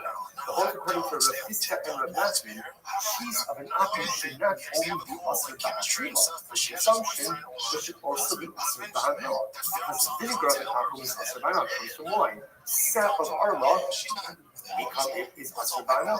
But yet again, they only say that it's asur ba'achila. So what's going on over here? Kasha. Gemara says, you know what? It's kasha. It's kasha. Okay, so I just want to point out how fascinating this is, just to see all of these different opinions, right?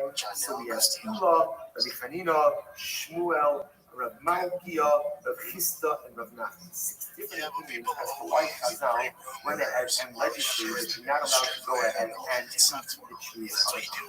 Again, when I say we'll hopefully bring it all together. Dar shall not read Rav Chisda. Might see what's the meaning of the pasuk. The reach what does it mean? Quoting over here again from Shir Shir. Literally again, the scent of your oils is beautiful. This is beautiful. I'm not coming from it. To what can it come from? With Luchis shall fight. To be prepared to open the flask of Megula. The flask is open. Rechanos. Scent is able to smell. If the flask is closed immediately, ultimately, the scent cannot walk. The scent doesn't go. So let's say how beautiful this is. In other words, at the end of the day, what makes it come from is this. It's not the knowledge of the announcement itself. It's rather, again, it's goes back. From this touching back, something that establishes something else you never felt. Wait until it comes up, it's not seeking, or it does not belong. It's the only person who cheats, or solely lies for you. Share this beautiful aroma, this beautiful scent, this beautiful Torah to engender and enable growth within others. So beautiful. Not only that, when a Talmid Chacham shares of his own, and we'll say it's beautiful, the metaphor is beautiful. A Talmid Chacham who doesn't share, so what is he like? He's like a perfume bottle with a stopper inside of it.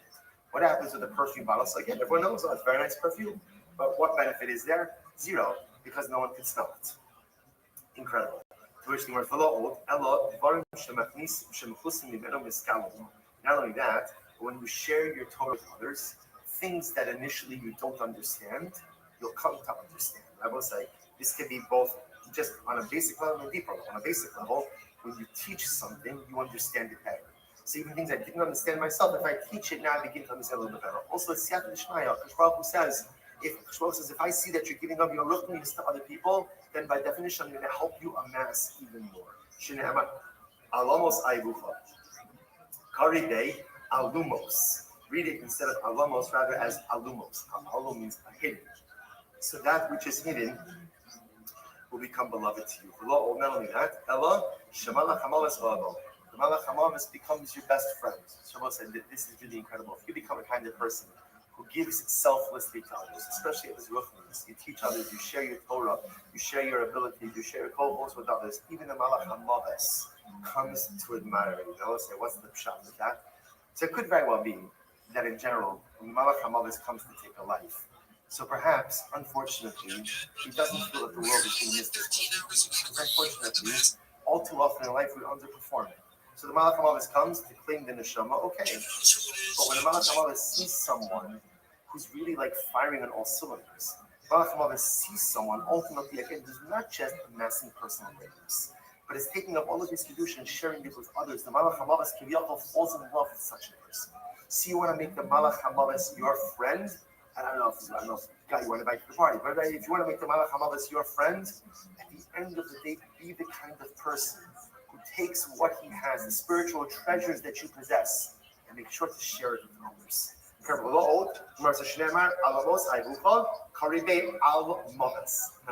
a contraction there. Furthermore, if you take your Torah and you share it with others, you take your ruchnius and you share it with others, you acquire, you inherit two worlds. This world and the next world. Alamos karibei olamos. Read it as worlds. It was so beautiful. A person who takes of his ruchnius, a person who takes the stopper off of his beautiful bottle of spiritual perfume and allows the scent to go ahead and give to others and do for others. Such a person like that, Olam Hab I know is going to be great. But my Olam Hazeh, this becomes so much better when I know that I'm a giver to others. This world becomes so much better when I know that I'm an enabler of growth within others. This world becomes so much better when I know that I'm not just living for me, but somehow I'm living for the cloud, I'm living for the collective, I'm living for the others. Incredible Mishnah. The following are items, but it is not an Isra Hano. So what are these items? If an apple milked an animal, and you saw wasn't one. You're about to really have the concern about an apple mixing in non-food. So because of that, you can't eat it, but it's not furthermore, you can't eat the bread baked by an anjin, nor can you use the oil of an anjin. Rabbi and his based in, they permitted the use of oil. Now, obviously, we have to fill in the blanks of what this is talking about. So the Gemara says, Hashlotos, cooked vegetables. Right, so if an apple cooks vegetables, you can't eat uncooked items. Ukvashim, pickled items or preserved items. Shedarka mostly for soaking animals. So pickled items. So let's say they only introduce wine or vinegar, you cannot use that if that comes from an apple again because of the concern on wine or vinegar. So we'll say, so then the Taurus Trufa. Taurus Trufa, this is interesting. Rashi says Taurus Trufa is min dozen to animal. Taurus, we've seen this before, is this small variety of fish. Trufa ultimately means it's cut up into small pieces, mashed, or diced. So the rice pieces. Welcome back to Raccoon Tweety Station. As always, our Patreon driven Discord is Rabbi. Here with us today is one of our guys, Christian Joseph, joining us on the Sear brine. We're happy The brine to that does not have to kill this fish swimming around. Rashi says over here, to kill this, the dozen are allowed to see some of them. The use sear got coming emo, but you gotta kill this last one. Interestingly enough, we'll see that apparently the presence of this fish somehow indicated that the drawing was touched. Okay, we'll explain this more in the That's good. What's great Rashi says, Nim Gadim Kihanim Dvarim V'Yisrael. You don't understand the so it's a small variety of this called full tongues. Now, when the fish is young, it's not sample of that. It doesn't have to be shell. So it was not very nice. The camera on the text. So ultimately, again, yet I'm not going to myself. I'm not going to see that it's mutter. But I'm going to make also make sure enough, all that you are done here. No, interestingly enough, when it comes to this small fish, it's fighting Gentile life because it easily meets in other non-kosher species, and you may not be able to do it. Cola shell similar to what we said, closest will see the type of grain. You can't go ahead and just from an apple, why not? So Rashi says, interestingly enough, this is a different issue. This is because when you would harvest this item, they would often use their knives. And because the knife of an apple is that short, non-kosher, short to understand on it, therefore you can't eat this. We'll say, obviously, they're going to go ahead, Rashi points out over here, but also the Mishnah, it's also because of the way there may be non-kosher residue on, obviously, we're going to explain each of these categories in the Gemara. Umbrella, shalkidus, or shalkundus. You also can't use shalkundus salt. Rashi says, it's in the all of these items are able to assume the English Israel. All these items will say again, you cannot eat it, and the Isra is an Isra. You're not allowed to consume it, but there is no Isra. You can get benefit from these items. I asked you, let's start. So the milk of an anju. You can't drink the milk of an anju. What do you have to be concerned about? Initially, you say Tarafi or Tarayot. So it's like ultimately, if you're concerned that your nanju is going to put in their non-kosher milk, apparently, non-kosher milk is different than kosher milk. There's different colorations. So therefore, again, it's like the earlier one. Initially, Irube, nickel. So let's say, and if you're afraid that he's going to take that kosher milk, but he's going to mix it with some additional non-kosher milk, so we'll be able to do it. Very simple. First one, edibles, right? Mix cheese from it. Damar, Cholov Tar, ultimately, kosher milk could coagulate with cheese. Non-kosher milk, and if you can't coagulate with cheese, that's a great idea. Eat the carbonate vino if you want to cheese. Then that's a great way to pass that if you don't milk. You know what's the case over here? The carbonate of the country. Case over here is I'm not buying it for cheese. So when I'm buying it from us, everyone's favorite dish. Pizza comes from over here is a also known as pizza. So again, because of that, there's no need to tell that there's non-kosher milk mixed. And if I look for the you're not allowed to go ahead and purchase. You're not allowed to get milk from an apple. I'm concerned it's going to have mixed in there non-kosher milk. I have the Yishko Mune called the milk. So just take a little bit of the milk and curdle it. You don't want to curdle the whole thing. Take a little bit of it. Curdle it. If it curdles, it is kosher. If it doesn't curdle it, it's not kosher. Which Russian is not. Everybody's not a good food. Or it's not a good catch. Even to the color, now you can receive it tiny, let them make them I love the milk.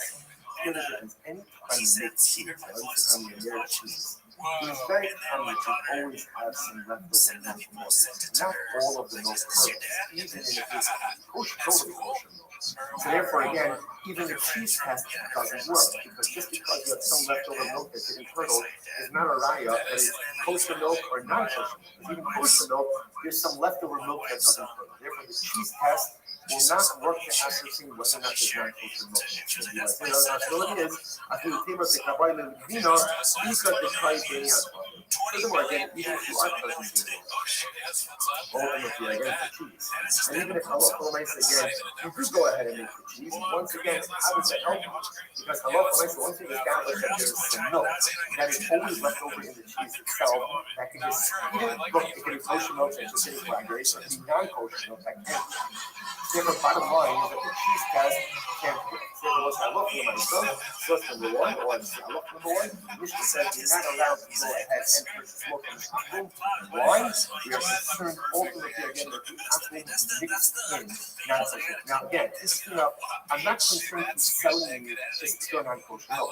That would be distinguishable just by its appearance. What I am concerned about is the mixed in non-kosher milk with the kosher milk, and there's no real way the Gemara says that you can't go ahead and use the milk of an apple. You can't eat it, but also again, that's so a couple different today. We'll pick up the message in the past tomorrow. No, it's not. I swear to God, it's salsa.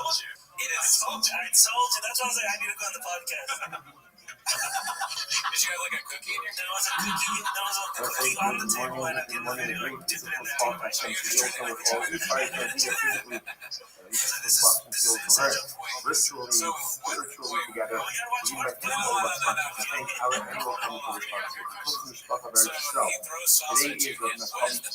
Today is what it's called pupusas.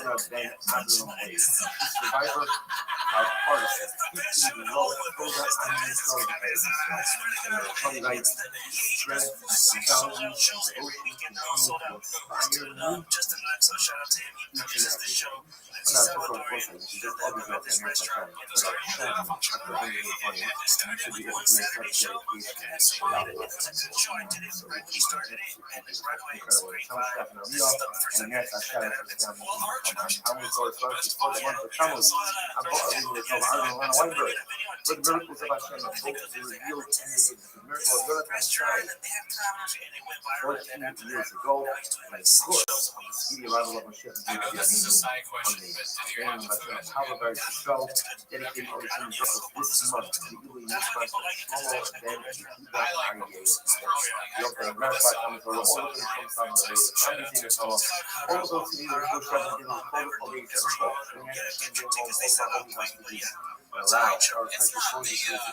what was that old place that sounds like that I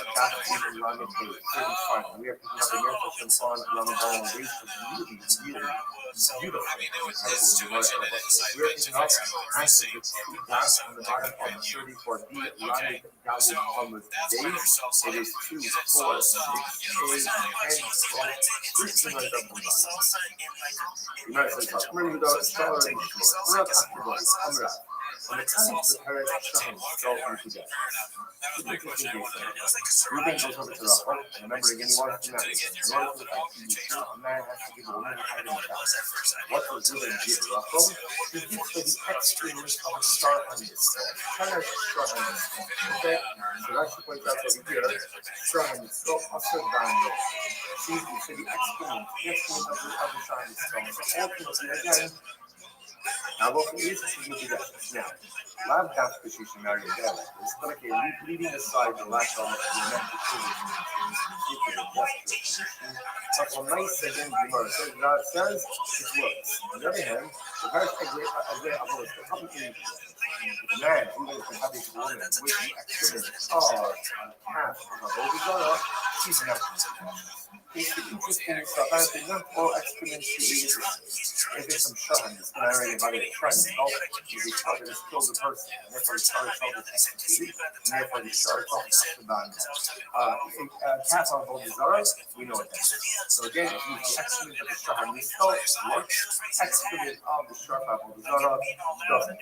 You might see surveys today like the wide Gemara says, just either be based on a sorrow or either style for this, or based it on the process. Anybody's in the process, so what's the logic? It's not that every level, let's go ahead and make it manipulate by an animal of a bizarre.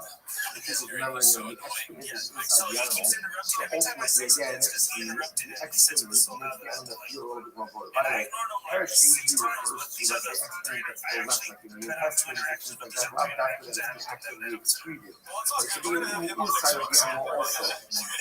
So by the acre of a whole bizarre, inside of the animal, right, the more fat is the animal, the more tough that is to the whole bizarre. Therefore, again, a person, so therefore the pellet, the excrement, is actually down added in the whole bizarre.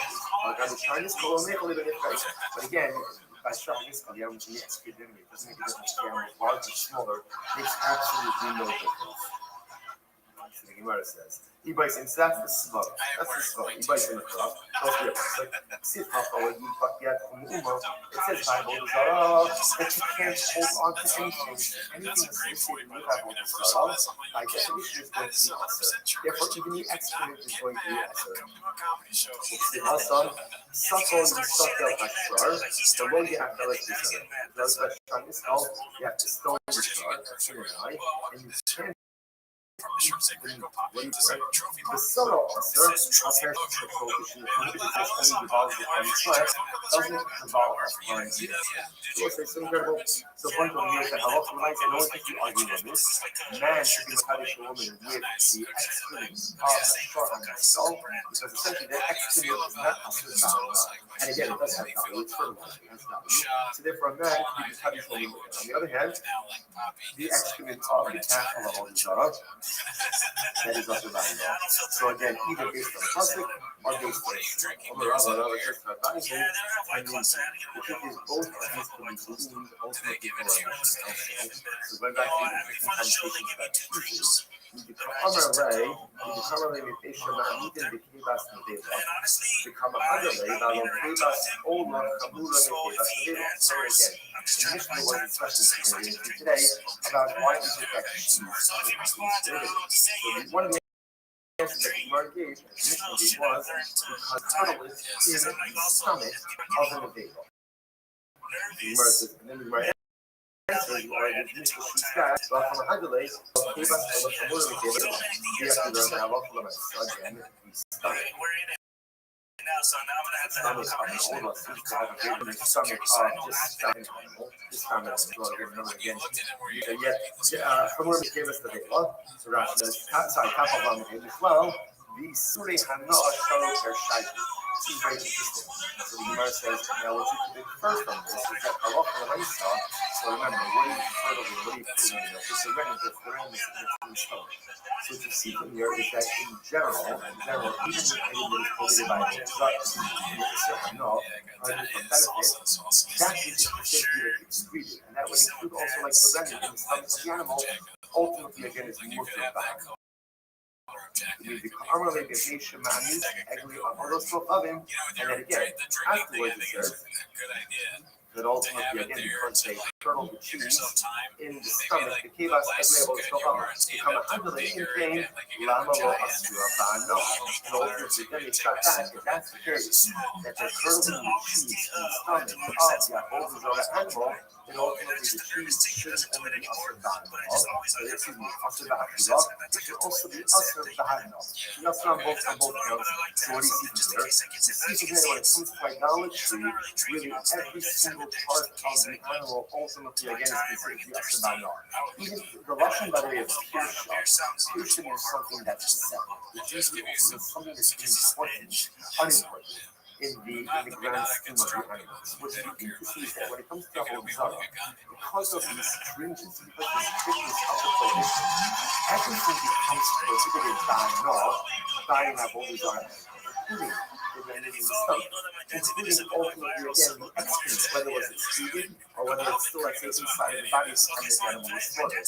Everything that's part of that animal becomes asur ba'ano, or that version is sharnistal. And by sharnistal, that also is the shark kills it, and you have to stone the shark. And so it says the meat is asur. The meat that's asur, but ultimately again anything else is considered pure shark, insignificant for the animal. Halacha L'Maisa is not asur ba'ano. It's not asur ba'ano.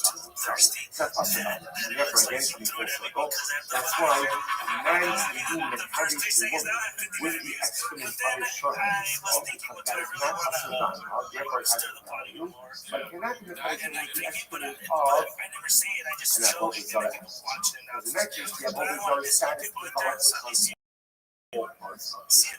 Incredible. I have mercy for the hajjale.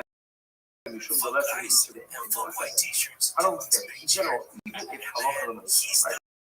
Let's say it's collectible, especially collectible cheese. Cheese often happens because the kernel is of an avodah zarah. But he did. Why can't you just say, let's say you're using the use any sort of, yeah, all these are animal funds.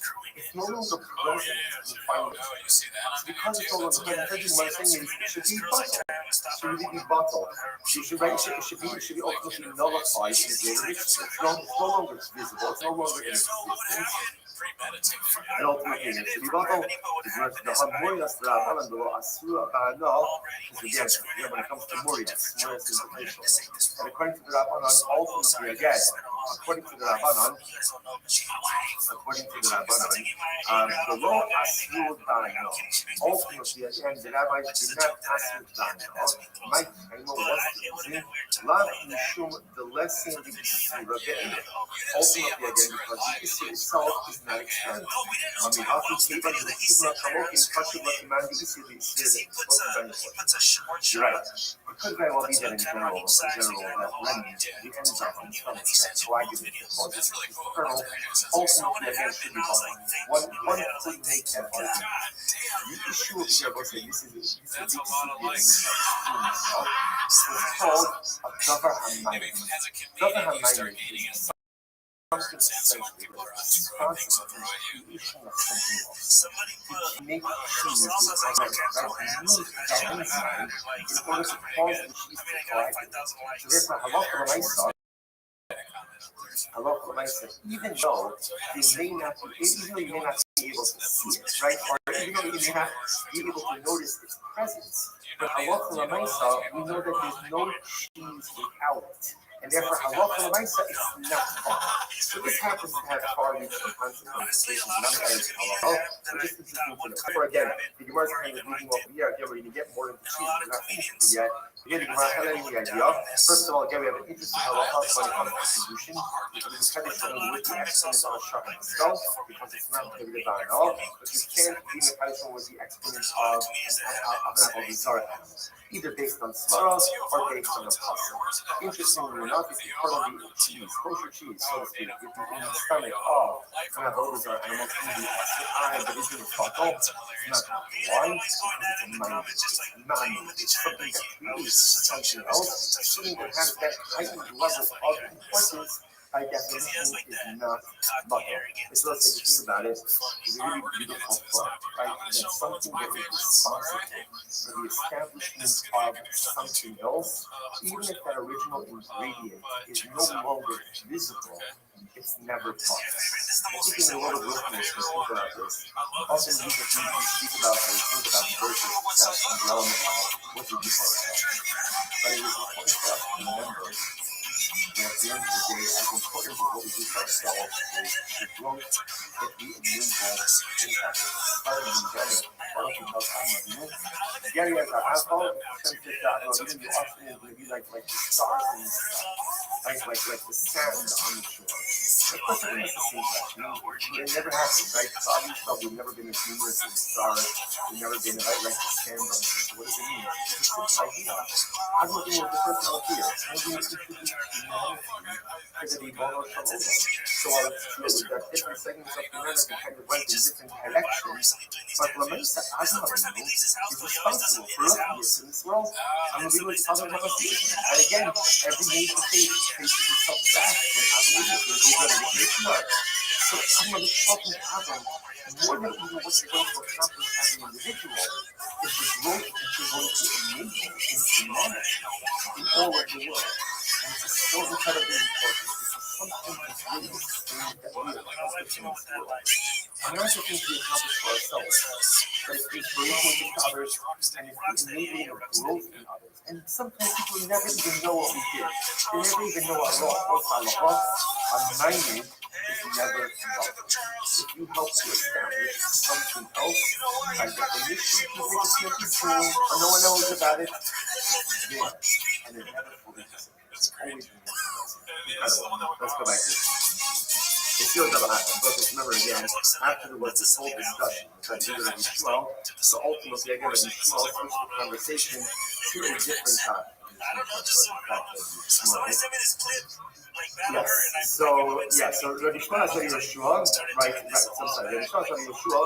So why is it that there is an issue of cheese from it. And then the Yeshua ultimately went ahead and switched the topic. And he started quoting a verse from Shira Shir. So the Gemara says, first of all, again, before the Gemara gets into why Rabbi Yeshua felt the distinction, ultimately the Gemara examines the husband Shira Shir, for your love is better than wine. So this is Rabbi Yeshua speaking to Hashem. And what did Rabbi Yeshua say? What did Rabbi Yeshua say? The words of your beloved ones. Words of the beloved ones. Rashi points out over here. The words of Chazal. The words of Chazal are even more precious to us than the words of Torah itself. You hear what this is saying? We love the Dirabbanans even more than the Doranis. The words of Chazal are even more precious to us than the words of the Torah itself. Nice Gemara says. The Gemara says, I'm sorry, right? There we go. Good. The Gemara says, follows. So what's the chance? Like, what is happening? We love the Rabbanon more than the Doranis. Another very basic moment. Remember again, the Doranis says, sticking my hand across back and spot when you didn't do anything. You don't show me the hand is the Doranis say, come to the Rabbanon, see what that's Chazal, going to the system, that's Chazal, going to the city. That's not trying to understand what's the lesson about his part of what's going to make us better people. So Rabbanon is the soul of Torah. Torah is not the next Torah, it's part of the faith. Rabbi Yisrael says, what's near and dear to us is the so often, we like to think we like to get things together. We think that we prefer is that things that are given to us. Things that are very nice, very beautiful. This is very beautiful. Things that you have to follow for, things you have to see. At the end of the day, those are the things that really are meaningful. So the word nice for high condition. Why this process? Why did you choose us? Because he's focusing on the beginning of the process. What's the beginning of the process? The Gemara says, "Yishakirim in the shikos view." It says, "Kiss me with the kisses of your mouth." Amar Yishma Achi. So really, when Yeshua was kind of giving Yishma a little bit of sales rebuke. He says, "What does it mean?" Press your lips together, which is a nice way of saying, be quiet. Remember that Yishma was asking Rabbi Yeshua, why is it that Chazal prohibited the cheese of an apple? To which Yeshua responded, you check in the shikos view. Close your lips. Close your lips. Don't stop talking. And don't try to ask questions. Don't ask questions. Why not?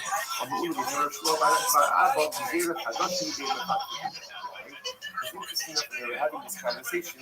This was a new Gezerah. This was a new rabbinic prohibition.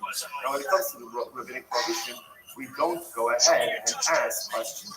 Now, we'll see why that is. We'll see why that is in just a moment. So, therefore, again, apparently, it was brand new. The Chazal legislated you can't eat the cheese of an apple. And Yishma was asking, why? What there? Because it's shut.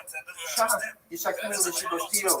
I literally close your lips. And what you mean is, I think you're actually getting extrapolated or extended on these things. Beautiful. Nice view. So, that's the first thing again. What's going on here? So we must consider how to interrelate in Yishum Nikon. Ultimately, again, the Gemara says, because of Nikon. Now we'll see exactly, again, the label in Yishum Nikon, ultimately, again, to say the Gemara. Right. So the Gemara says, to say, why don't you go ahead and ultimately give the reason for the prayer? The Gemara suggests, we'll see what these are in a moment. So the Gemara says, why not just go ahead and see that it's because of the Lord is concerned that it's going out to something we could be. So the Gemara says, Kedula said, what is it with the time? This is incredible. So the Gemara says, Kedula, the Amar Ula, because it's the rest of the Marlava, will make you time at taking your food. So this is very important. I don't have a rule.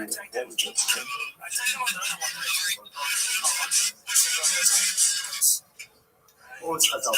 Everything legislated, you have up, you would not reveal the reason for it to fall.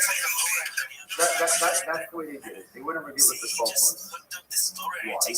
Yoma Ika Inistosio. They must have a really big. What's the problem with doing these? There's only going to be someone who's changed for reasons. The fine thing is, it's not good enough, it's not solid enough, it's not intense. It's incredible. It's almost like Kazama is doing every camp. Every camp has that moment.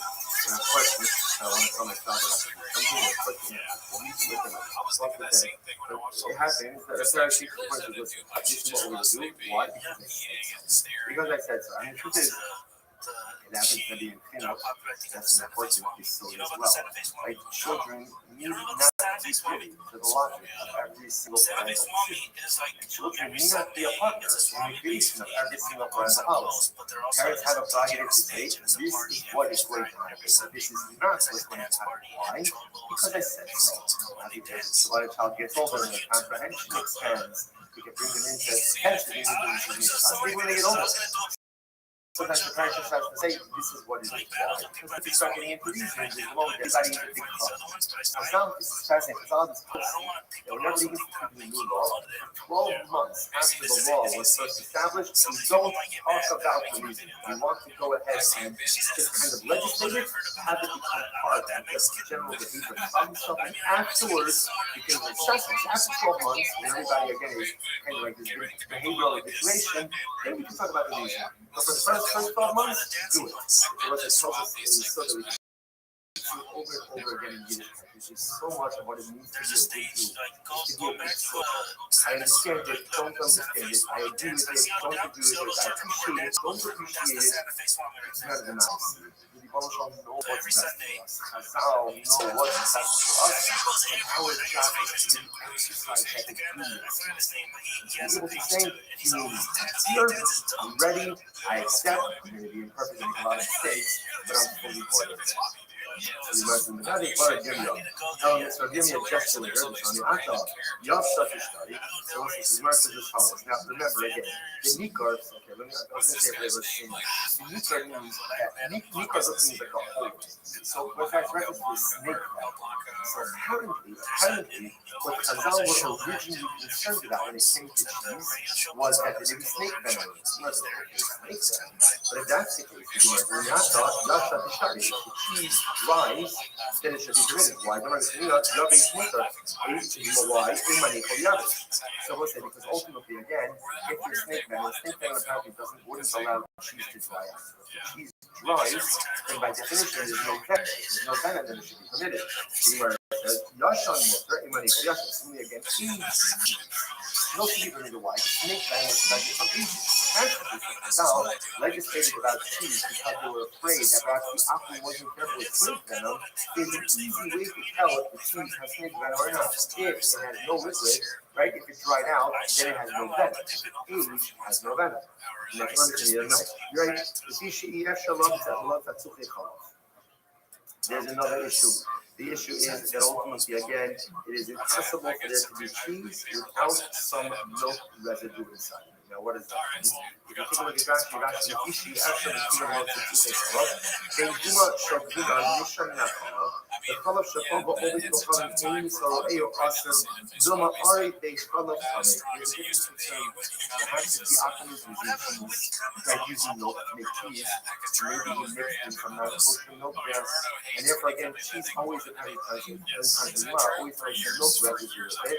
And you get milk residue is ultimately again from the cheese or from the milk of a non-kosher. Okay, now happens to be Rashi points out over here. Once you get first opinion, what's the reason ultimately again for the issue of choosing an apple? Snake venom. But the Hanina, no, that's not it for the reasons we just mentioned.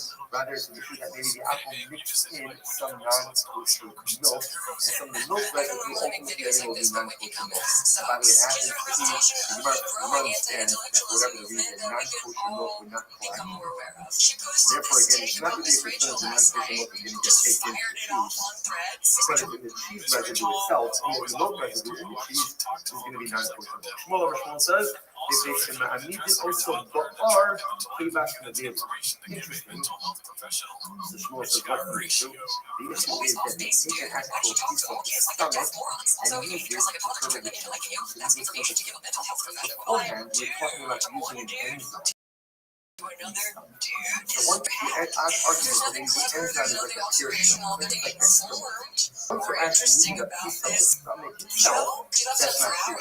That's not pure stuff. That's mamish in the data. So therefore, again, Shmuel says that that's on the data of the Jews. The verse of Eva is a shayla. The verse of the second. But Eva itself. So here, what's interesting, by the way, you can see is the interesting thing is that according to Shmuel, only the stomach is helping problematic. And apparently, if they were to use the enzyme in the stomach, then in the stomach, that would be harder. But the Shmuel said that we have a Torah. Give us all the books on the stomach, everybody. Not too long. Right? So literally again, the stomach, all right, of an animal is probably the organ of it. It's usher, you don't involve. Also, the other people come around the baby, I understand. The animal sacrifices, the animal that Akam uses for is a Holy also in the baby. Why do you have to say either an animal or in a baby? Right? They're both in the babies. But much more habit. Right, it's the same one thing. Klivas, Shitas, Modo, ultimately, Shmuel says that the shita of an animal for Avodah Zarah ultimately again is Anatema, and therefore again the stomach material, the enzyme ultimately again is going to be us. Allah saying you see Shmuel saying here that the enzyme is us. Beforehand, yet right above it sounds like Shmuel saying the enzyme is mutter. So what's going on there? Lokashia was at other days 35b. Lokashia can Kodim Hazara Hamia. This is the person who retracted his opinion that is after retracted.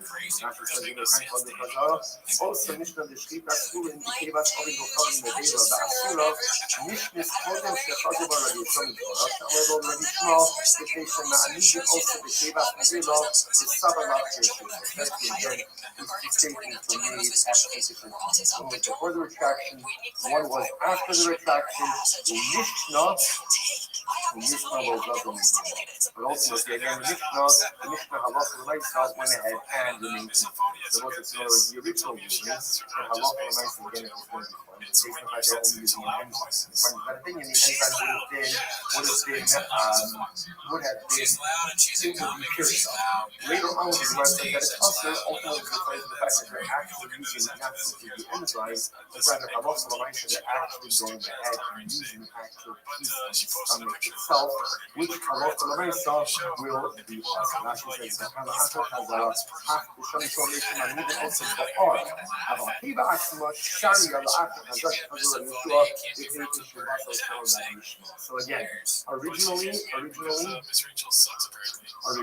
that's Halacha L'Maisa again, that Yeshua thought that Halacha L'Maisa was saying that more. Then afterwards, when we heard Rabbi Shmuel stated back in the retracted as the issue is not that we use the enzyme, but rather the issue is that we use actual food. Okay, well, what's like, I'm going to give a basic example, we'll speak about the second line down from the top, I'm going to give a base 35. I'm not going to say that I'm in case I'm not thinking, I have too much. There was a all different interpretations as to why cheese of an apple is problematic. The Malki says, because they coat the cheese with pig water, the pig fat. If you're scientific, you could You might say, sure, this time I'm even also the comments. So use vinegar. They use vinegar to make the cheese. Vinegar comes from wine. Wine is a bit of a yainasa. The amount of I use from it, and even also the slap of interestingly enough, they use the sap of arla fruit in order to the sap of arla in order to go ahead and the cheese. So much come out. He I kind of decided it wasn't on that. I'm not on the us of the basic. One uses so much that remember again refers to food in the first 3 years. First 3 years, let's say, it's trying to see the first 3 years of food is armor. Cannot get them. Can't utilize it. So the Gemara says that they go ahead and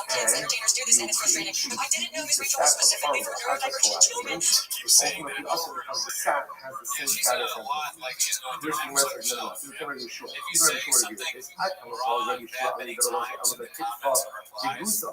About the kick for the Torah Modi, to give it up Yeshua, he only argues on what's called kitzvah debusa, which means the sap that comes out of the tree. As the Yeshua says that the sap that comes out of the tree does not have the status of fruit.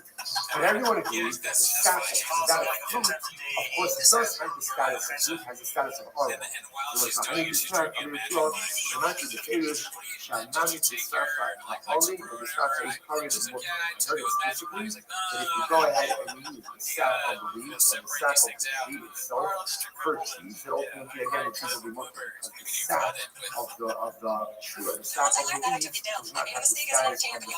However, the sap of hadyin, assimilates with the actual sap of the fruit, ultimately, again, it is going to be also. Why? Because that is the status of the fruit. Okay? And that's what this follows. Being Ratista, being Ratista, fortunately,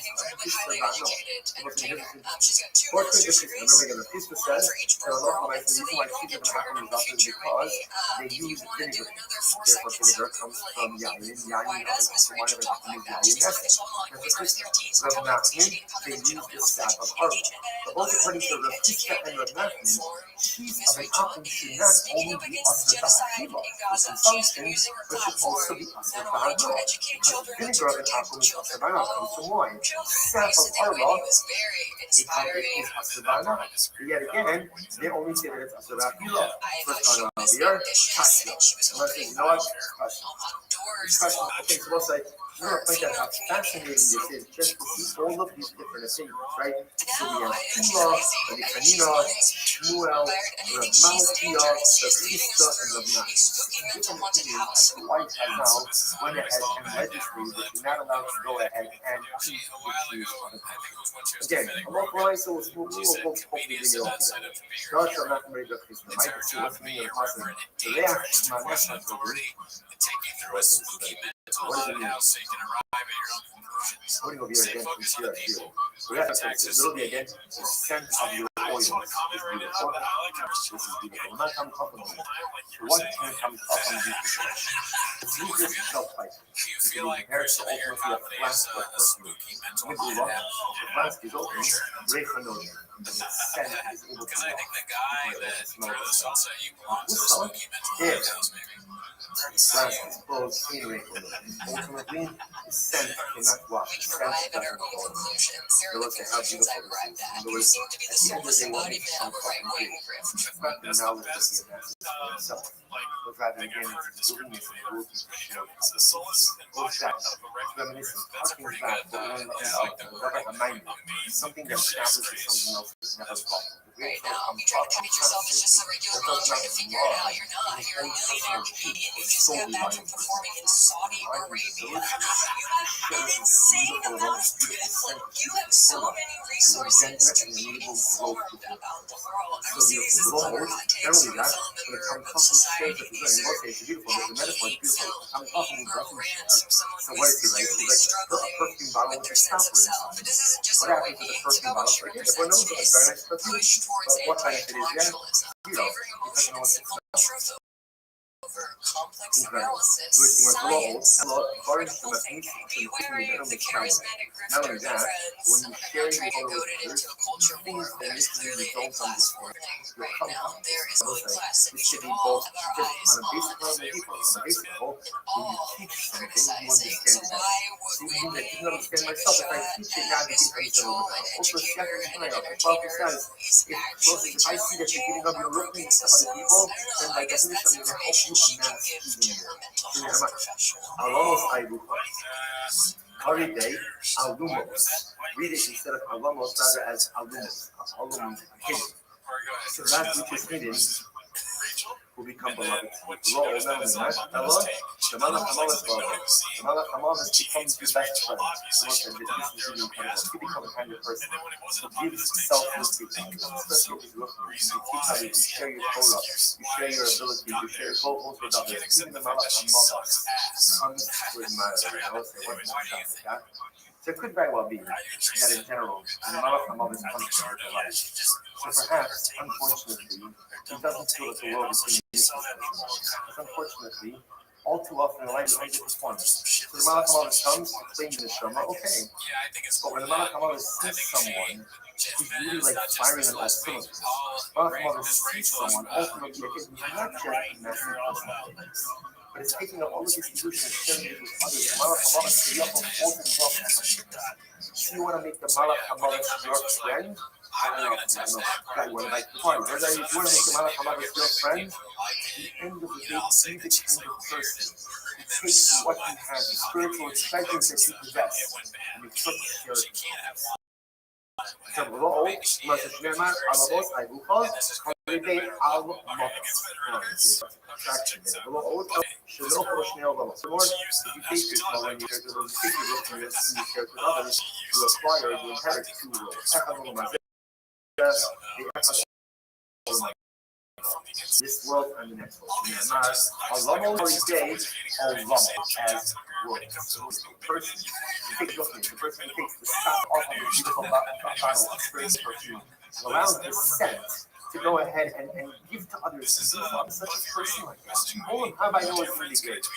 But my own heart, this becomes so much better when I know that I'm a giver to others. This will become so much better when I know that I'm a neighbor of growth with others. This growth becomes so much better when I know that I'm not just waiting for me. Instead of moving to the crowd, moving to the collective, moving to the incredible. It was rush all the time. I'm still following your items. I mean, I'll come to the master, but it's not an issue I'm not. So what are you doing? Some of the all the people, but then you saw later, it's an apple milking animal, and you saw wasn't watching. So you know what's here we have to concern about an apple mixing and non-kosher. So because of that, you can't do it, but it's not us or that us, the Hashem and Shalom. Furthermore, you can't eat the bread that baked by a non-Jew, nor can you use the oil of a non-Jew. Rabbi and his Beijing, they permitted the use of oil. Hashlotos, cooked vegetables, slice of an apple, cooked vegetables. You can't eat that cooked item. Pickled items or preserved items. The dark will not say for soap and pickled items.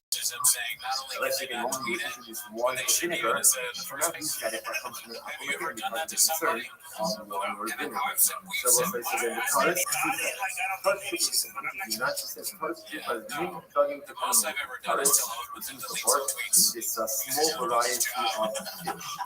Trufa ultimately cut up what is matched or yeah, right, guys.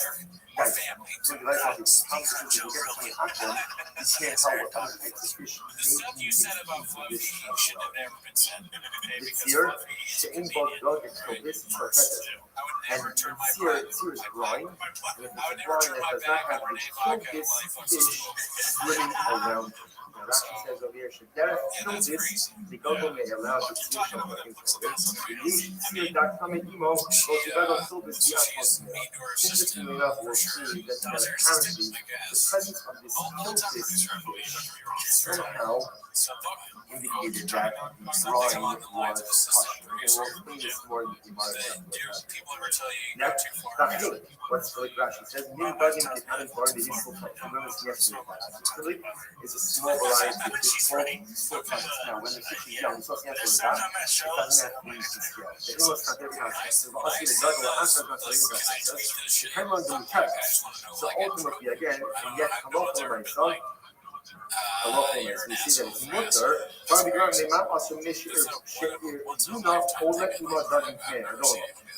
Interestingly enough, when it comes to the film like this small fish, you can't buy from a Gentile. Why? Because it's easily mixed in other non-kosher species, and you may not be able to get it. Torah shows filters. Similarly, going to say, so filters we see as a type of grain. You can't go ahead and eat this from an apple seed. Why not? So that's just interesting enough. This is a definition. This is because when you harvest this item, you're often used for knives.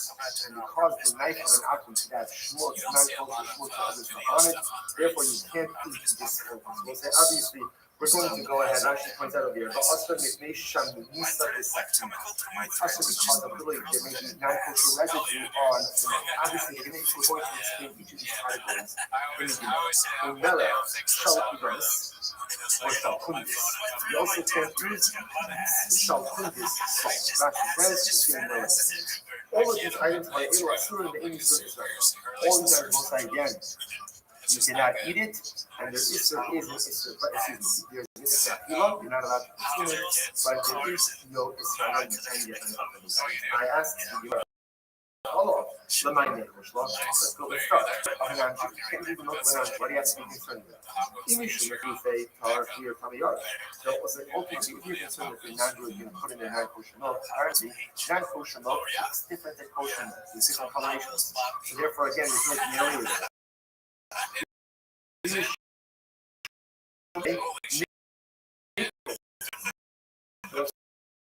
if you're afraid that he's going to take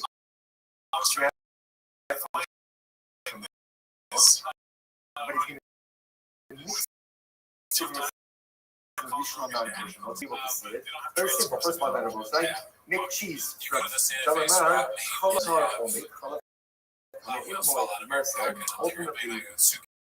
kosher milk can coagulate into cheese, but not kosher milk can't coagulate into cheese.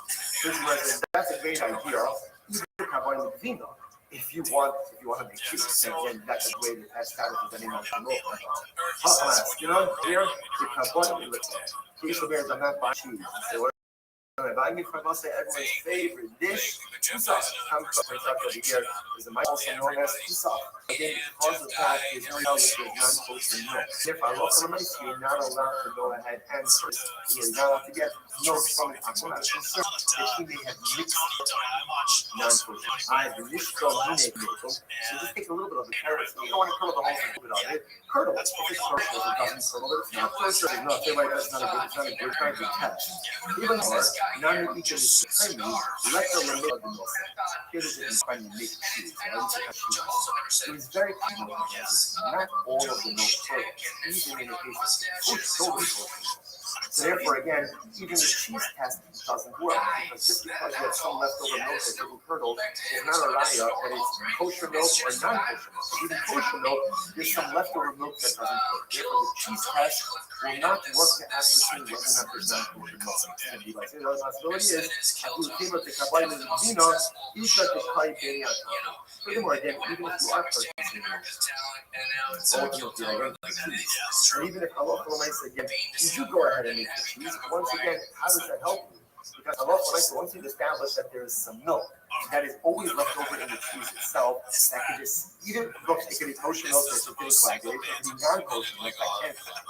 Therefore, bottom line is that the cheese test can't work. Therefore, what's that look for my son? Source number one, or look number one, Mishnah says you're not allowed to go ahead and purchase milk from the akum. Why? We are concerned ultimately again that the akum mixed in non-kosher. Now again, interesting enough, I'm not concerned he's selling me just pure non-kosher milk because that would be distinguishable just by its appearance. What I am concerned about is that he mixed in non-kosher milk with the kosher milk, and there's no real way to get out of this. If I look at my son, you can't go ahead and use the milk of an akum. It's possible you can't eat it, but ultimately again that's possible. So a couple different today. We'll take up the message from the past tomorrow. It's a big deal. And so I tried to be respectful to Tony as far as in that circumstance, Tony is dead. Good morning, Leslie. Unfortunately, the other ones that I'm trying to not go through physically, but at least we're going to get spiritually and virtually. Again, I think all of our sponsors, thank God, anyone coming to our sponsor, the children's stuff, and our support, dedicating all the things jobs this year.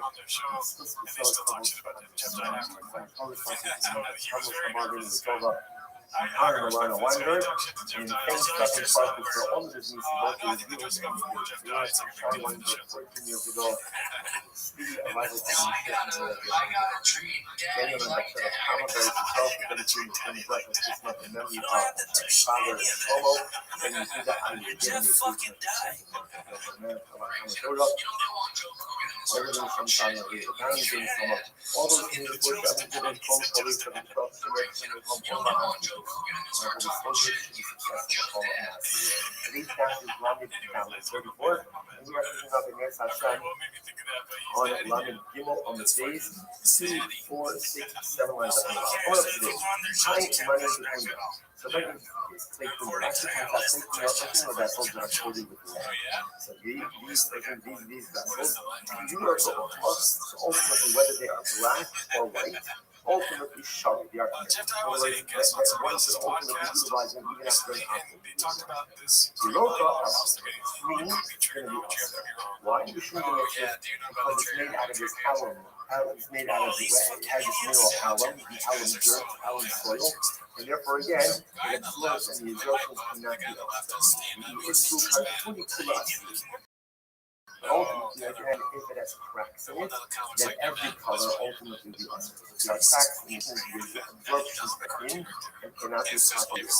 Josh Morena, Kunya, Morena is a Kunya, which again is lead-coated earthenware vessels, being Ukma, being Kiyura, being Europa. Whether it's black, white, or green, shari, ultimately, again, it is amazing. Now, working on it in a second. Nice son of a face.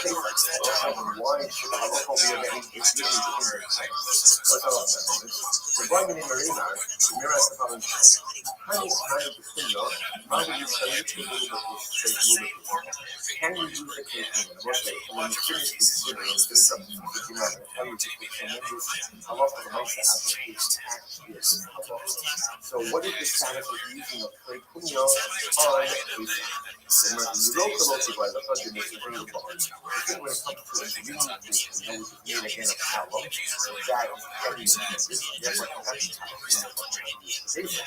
what's the shadow? Well, you divide up the we're asking not about a white or a black. So the night, what's the local? So you have to speak with the way that you buy the cause about it, but the hospital. Clearly, if you set aside the fact, everyone will agree that Allah for the night is what, then because of the source, therefore, Allah for the night, so you can't go ahead and act. If you have a case window, ultimately again receives no stress. What is that Allah for when it comes ultimately again? On the roof, half of land down, okay, 34A, on the roof, I'm a Kazin on the roof, in the dynasty, because I saw that that utensil is taking up sweat on the outside. In other words, that when there's something going on the inside of it, is condensation on the outside. Indicates again that there is a movement of the contents from inside the tree to outside the tree, and therefore that indicates something that's really absorbed. Because there are objections that are what I saw cannot be used on this. Even in the dynasty, Rashi says that there's my seer, the training of books, not much the utensil is sweating. Because the condensation, because the moisture on the outside of the tree, that indicates that the tree is absorbing. Because it's absorbing, therefore it cannot be used on this. You must like but what's this? I told her we perish in the ocean they just not once the utensil is sweating, that indicates to us, as a that there's condensation on the outside. That's indicative that what is inside the tree is transferred through the walls and going to the outside. Once that happens, that shows you that the ordinary utensil is absorbing. And the Torah itself tells me that once ordinary utensils absorb, they cannot be kosher. Now, what's fascinating about that statement is so much of yesterday's talk was about smaller amounts of absorption in the infection utensils. But again, we're going to have someone bring together all of these disparities. The final line the Gemara is saying is, once the utensil sweats, that's indicative that there is absorption. And once there's absorption by a Tiferes, you can never go ahead and extract the absorption from the that is the beginning of how where is that? Halacha is so cultural that if you have an earthly utensil that absorbs carbohydrates, halacha is to try to shut that. I like it because once it absorbs, you can't extract the absorption. When it comes to combined absorptions, if those are trapped inside of the utensil, cannot use for any benefit. Just doesn't count. Because that person ever has been supposed to go to the city of Shiva, and then they would hire themselves. One of the most fascinating things is almost everyone calls Shiva by the Mukko Beach, or even in the mountains that surround the place in a hotel room. Why is it pottery trade? Because in the country of Israel, people would come offer their companies. Now, look, where you take your carbon and your earthly carbon. What would you do with earthly utensil after you consume your carbon? Well, you weren't going to take it home because you couldn't cash it. So because you couldn't cash it, what are you going to do with it? Jeff O'Day would smash it. Incredible. So that's like this very day, you find pottery shards and shoes. Incredible. So the Gemara says, "Nice from Yan yes." Here's the so therefore the Gemara says, when it comes to Pesach, you cannot cash it. If you have an earthly utensil fully resolved, since when you see that when the utensil is used, sweats on the outside, that indicates to us that there's absorption. Once there's absorption in an earthly utensil, you can't stop the absorption. Therefore, if it absorbs from it, you can't use it on Pesach. But you can ask, you don't understand. Nice from the Yayin Nesa. But why is it different than the Yayin Nesa? That's how we say it. We got to Marimar, who do money between the Shari? Marina said, most like a few months ago, Marina said that all types of personal utensils covered with what we call place as well, even if it was used for Yayin Nesa, years and years afterwards. So what's the difference between Yayin Nesa and Chametz? This is the Chametz Yayin Nesa. Maybe it's the big difference. Chametz is Daraisa. Chametz is Daraisa. Yayin Nesa. Now, Yayin Nesa is Yayin Nesa is Daraisa, but the concern that what it happened for was Yayin Nesa is Rabbi. So therefore, again, maybe when it comes to Daraisa, more Chamer, and therefore a place to love cannot be passionate. When it comes to Rabbi, about a concern about Yayin Nesa, we're not as concerned, and therefore you can passionate or you can utilize it after the Akum goes ahead and uses it. I mean, what's that going to have? Well, they're talking about on a game that whenever comes out, whenever the rabbis legislated the law, it always went ahead and legislated it. In other words, rabbinic law is always modeled after biblical. So the Gemara says. And therefore, so to say that Yayin is Rabbanon coming to Daraisa, hence the difference in how we treat the Kohen in both of those circumstances, the Gemara doesn't like that. Because we use Rabbanon to be modeled after Daraisa. So the Kohen is not going to work after Chametz. It shouldn't work to utilize it for Yayin after we use some Yayin. Which is my talking to single that Hashem B'Chamin, the death of Hashem B'Chamin. This is very interesting. The assumption is that the temple is used to come from the first year of the act from itself. So remember again, there's a greater level of observance. When there's a concern about Yayin Nesa, it's cold. It's cold, or at least it's not hot. Therefore, again, what has to be thinking like this. When it comes to Yayin Nesa, that most you're dealing with is the cold absorption. And because this is not the typical earthly utensil, but rather it's an earthly utensil covered with lead. Right, so that blunts the absorptive abilities of the earthenware. Right? That's why you can be nickel by Yayin Nesa.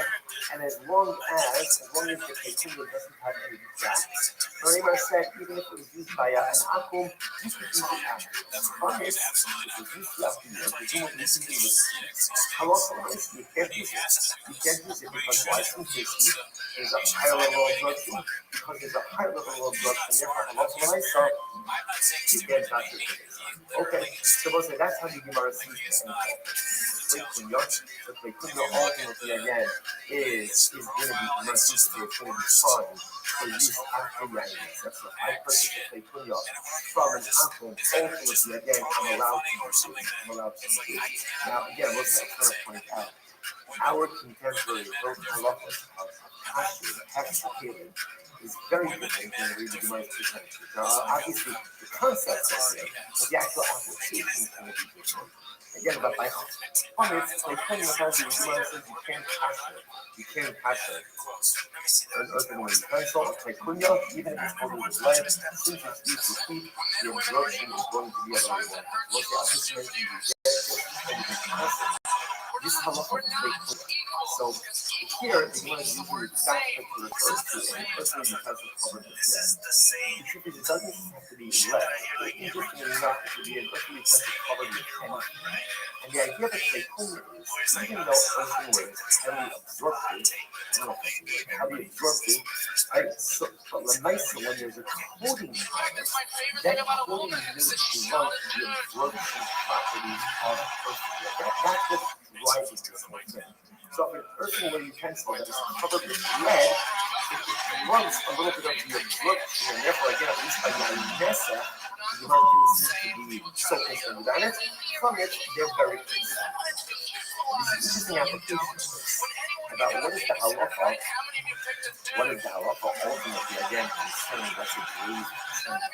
So this kind of interesting, right? Because China is going to be is relax. So there's a whole discussion what exactly defines the identity of the tree. Is that tree, is it defined by its exterior coating, or is it defined by the primary tree? Now, obviously, there's a difference, not as much for contouring, but it is a very interesting question, which is earthenware does not have to be cobbled before use. Glass does have to be cobbled before use. You have to go ahead and cobble glazed china before use. All right, absolutely. You know, again, it had to be my focus in Allah, as to whether or not it requires sila, but just an interesting, different application of protein. In general, by the way, when it comes to hexateria, just know, when you have these types of situations where you have, let's say, a base clean, a base utensil, and a coating on top of that, halachically, you generally define the identity of the cleans by the coating. Or for good, potentially for tefillah purposes, and certainly for passion purposes as well. Again, a lot more involved in the way the Gemara is presenting it over here.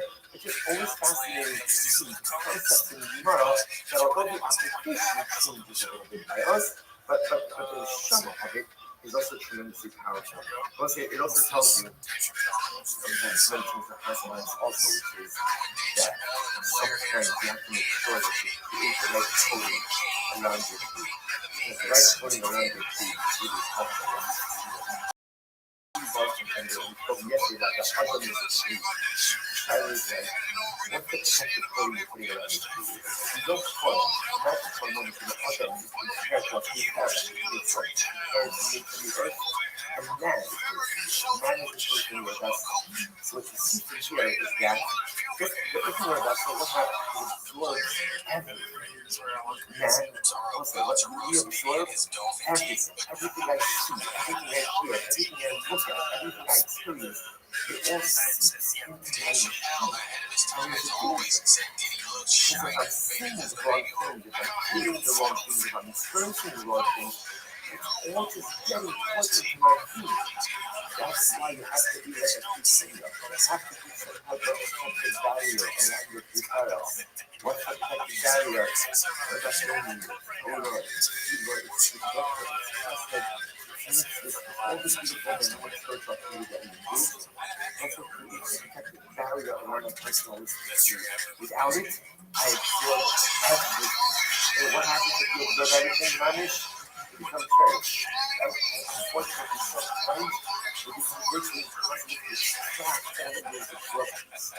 Put the protective layer around it is incredible. You know, it's like a great story here. And the thing that everyone agrees with, and people went to the same book, things up. So, boring, they asked me about the Shaiva, this animal shows, or in this animal shows, that's the following interesting thing. Let's say, Rashi defines it this way. Let's say I'm going ahead and I didn't eat today. Okay, so let's say it's 1 o'clock in the afternoon. I not because I'm fasting. No, I didn't eat. And as you know, it's only 1 o'clock in the afternoon. I might as well accept today as a fast. And I'll fast for the remainder of the day. Can you do that? Can you transform midday, the rest of the day? I haven't eaten nothing yet, right? And I transform the rest of the day into a fast. So they have to give this Can you see me? Come on my Discord. Scapula Burrow. Come to my Discord. Okay, I serve a mutter. The man, Shimish Moshe Hashavim, never again for the first 7 days, the inauguration of the Mishkan, Aaron did not serve as the kind of Moshe on the first day. However, then Aaron was inaugurated as the so Moshe served for the first 7 days speculated as kind of what did he wear? What did he wear on those 7 days? So how about the other day? And the Akiva did not know it. Looks like and they wouldn't see itself. Why did just skip to the information? Why did the Gemara ask about how the Akiva didn't know the answer? I'm just going to ask you, because that no one has all the answers. You know, I've mentioned this many times on the studies in chapter. The Gemara says, Lama l'shon chalomar any other. You have to teach your tongue to say, I don't know. What do you have to teach your tongue? It's not natural for a person to say, I don't know. It's uncomfortable for me to say, I don't know. I like to think that I know everything, but I don't know everything. No one knows everything. So first, you have to teach your tongue to say, I don't know. It's hard. It doesn't come naturally. And I think my group says this further. Rabbi Akiva, you get Rabbi Akiva. Rabbi Akiva said, you would not be here without Rabbi Akiva. Rabbi Akiva at the end of Makkos, who when the sky is full, Rabbi Akiva is the one who steadies us. Rabbi Akiva holds our hand. Rabbi Akiva locks us in the embrace. Rabbi Akiva dries our tears. Rabbi Akiva tells us that it's going to be okay. Even Rabbi Akiva doesn't have all of the answers. Even Rabbi Akiva doesn't know everything. Even Rabbi Akiva sometimes says, I don't know. And if Rabbi Akiva doesn't have all the answers, then it's okay for us to not have all the answers. Also, Shaul being Midrasha. Rabbi Akiva, what's the guidance of Rabbi Akiva? And he doesn't have all the answers, he tries to find. So he goes into the base medrash and asks, and again they told him the answer to all the questions. So ultimately, the first of the halacha is you can't transform the day midday into a fasting. And what that means is you'll daven the mincha, the rest of the day you'll daven the tefillas of a fasting. What it also means is once you think it's going to be fasting, you can't get it. So in other words, your decision is binding, and halacha might have daven the tefillas ultimately again of a midday. Of a fasting. Next, sometimes only the chavim la'achar is supposed to say so much over here. Furthermore, the earthen utensils of an achum become mutter. When do they become mutter? After 12 months. So listen, this is a fascinating nugget of information. This whole time we're talking about the idea that earthen vessels ultimately absorb, and you can't extract the absorptions. Now the Gemara kind of drops this bombshell and says, by the way, after 12 months, the absorptions essentially are voided. Rashi says over that's after 12 months with no koshering, with no kosherization, no kashering process.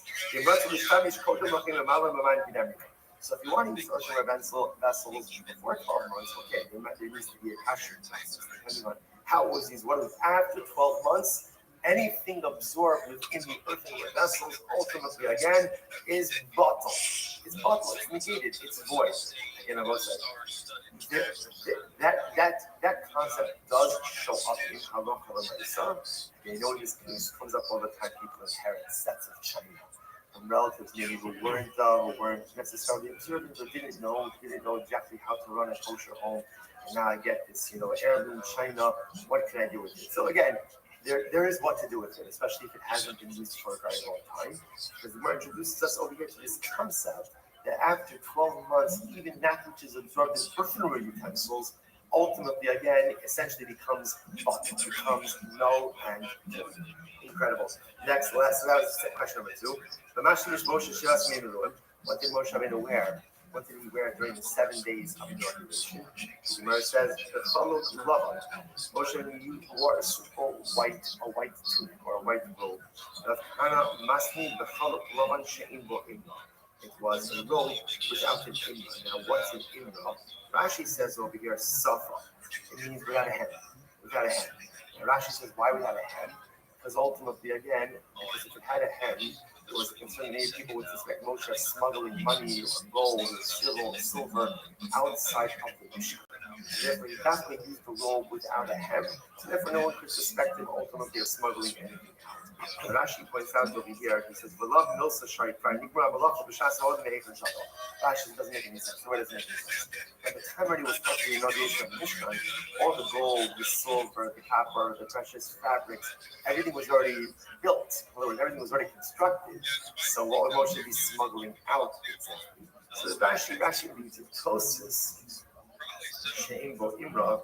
Tosis actually has a number of different interpretations. Look at also She'im bo imra. The second line in, he says very interesting. He says, "Ulefichach lo'haya bo imra lefi shebazeh haya nikra yoser chadash. Deva'imer shlo nishtamish bo hayot. Ulefichach asom mishum mishar chalot chalukim." So interestingly enough, this was like Moshe Rabbeinu's form of Big Kahuna, where there's a hand that looks like maybe it was used by someone else before, like it was altered and tailored to Moshe Rabbeinu. Now, without any hem, indicates to us that this was a brand new beged only used for Moshe Rabbeinu. Because over here, okay, say Tosis gives a number of different interpretations, but the idea over here is that what did Moshe Rabbeinu wear? Moshe Rabbeinu wore a simple white cloth. As opposed to Aaron, who has who has beautiful, fancy, elegant, big Moshe Rabbeinu ultimately again wore a simple white cloth. I heard that there was a request. You need me to do something. Please go ahead. Was effectively functioning as the Kohen Gadol. If you're going to have the cards, why not trust the cards? Why not effectively be the Kohen Gadol? Why not to go ahead and do it? So I think the 12 features are very important, which is, clothing very much represent identity. It was never Moshe Rabbeinu's job to be emotional. And it was never Aaron's job to be emotional. Everyone has their own clothing, everyone has their own identity, and everyone has their own set of responsibilities. And I'm not supposed to try to wear your clothing, and you're not supposed to try to wear it's not because, absolutely, that's not because I don't love you or the Soul on Chain community. I'm in about half a dozen different Discords, and if I had all the sound up on all of my devices, it would drive me batty. So generally, I have them muted. If you ever want to talk with me, though, feel free to come to my Discord, and my microphone and speakers are always on there. I kind of filter everybody there. But additionally, if you send me a message on Discord and I see it, I can certainly turn up my sound for the Soul on Chain community. I really appreciate the opportunity to be there and to be a member of your community. My job is to maximize my identity, not to become someone else. And then for Moshe Rabbeinu, as much as he was functioning as the Kohen Gadol during those 7 days of inauguration, he wore his own outfit. And by the way, it was made for him. And after he wore it, no one else wore it after him. And Aaron has his own clothes. And the Levium had their outfit. The Israelim had their outfit. And every Yid, every Jew has his own outfit. Has his own imra, has his own color, has his own robe, has his own tunic. And I'm not supposed to wear yours, and you're not supposed to wear mine.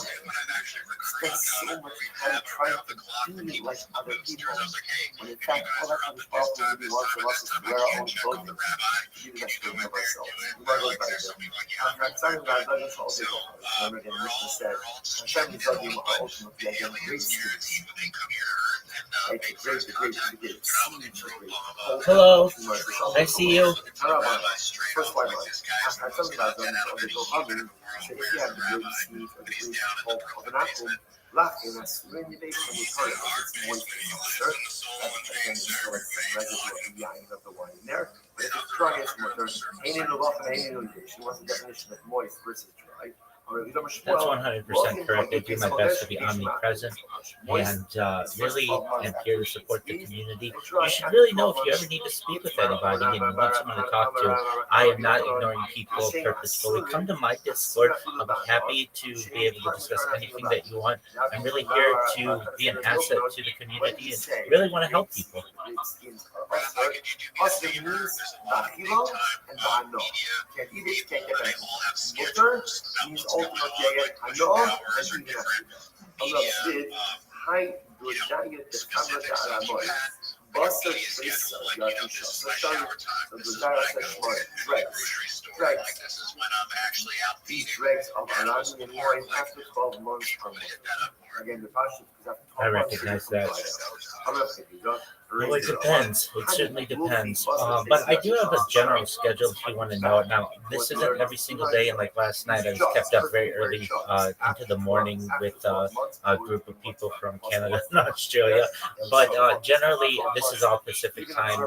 I usually try to get up by at least 4:30 or so. I daven by 5 a.m. and then I teach a Kabbalah class on YouTube. That's anywhere between 1 and 3 hours every single day, and then I do my best to make coffee, do all the morning activities that a person may have, certainly bathe and all those other things. Then get into spaces early as well, usually at least by 9 a.m. And then I try to be in spaces all day long, but also I entertain people on my own Discord throughout the day. And then in the evening, there's a group of people that come in and we play mini games every single day.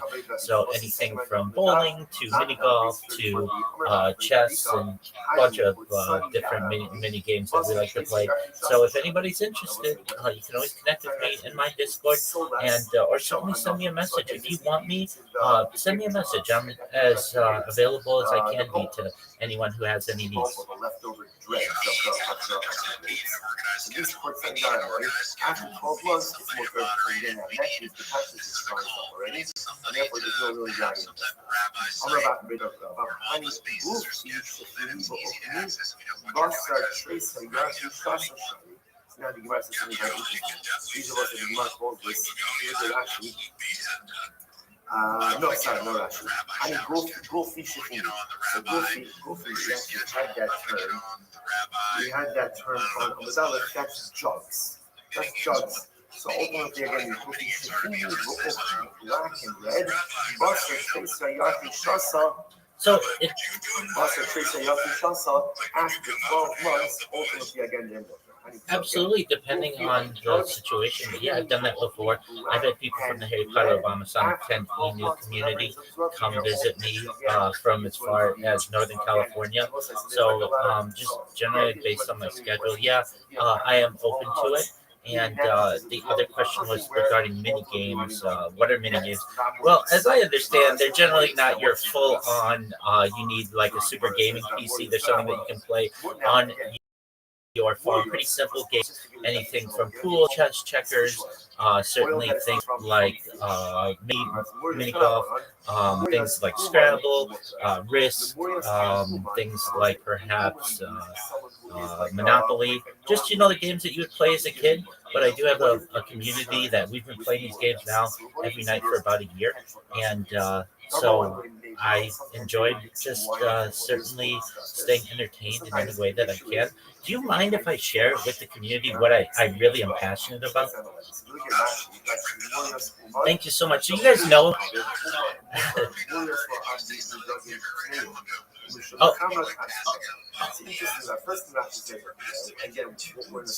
Absolutely, yeah. It's different than what you normally hear me say. So I know most of you probably know about my spiel, my pitch, but all of that, yeah, absolutely. But what you don't probably know is that I'm passionate about futurism. I'm a futurist, so I like to talk about things of the future. Things like antimatter, anti-gravity, faster than light travel, faster than light communication, space tourism, space elevators, terraforming of other planets, certainly teleportation, artificial narrow intelligence, artificial general intelligence, artificial super intelligence, things like replicators, Santa Claus machines, certainly things like de-extinction. People don't know this, but the first successful de-extinction took place in the year 2003 with the Pyrenean ibex, which was a goat located in northern Spain, southern France. Fast forward to the year 2021, a company out of Dallas, Texas, has founded known as Colossal Bioscientific. They've made it their goal that within the next 2 years, I should say, by the year 2028, to reintroduce the woolly mammoth into the Arctic Circle, utilizing Asian elephant surrogates, which I just think is a mind-blowing goal, and I'm kind of surprised that more people aren't talking about this. Following the reintroduction of the woolly mammoth, they want to reintroduce the Tasmanian tiger, followed by the dodo bird, which I think will be really an exciting opportunity to perhaps be able to archive on my stream.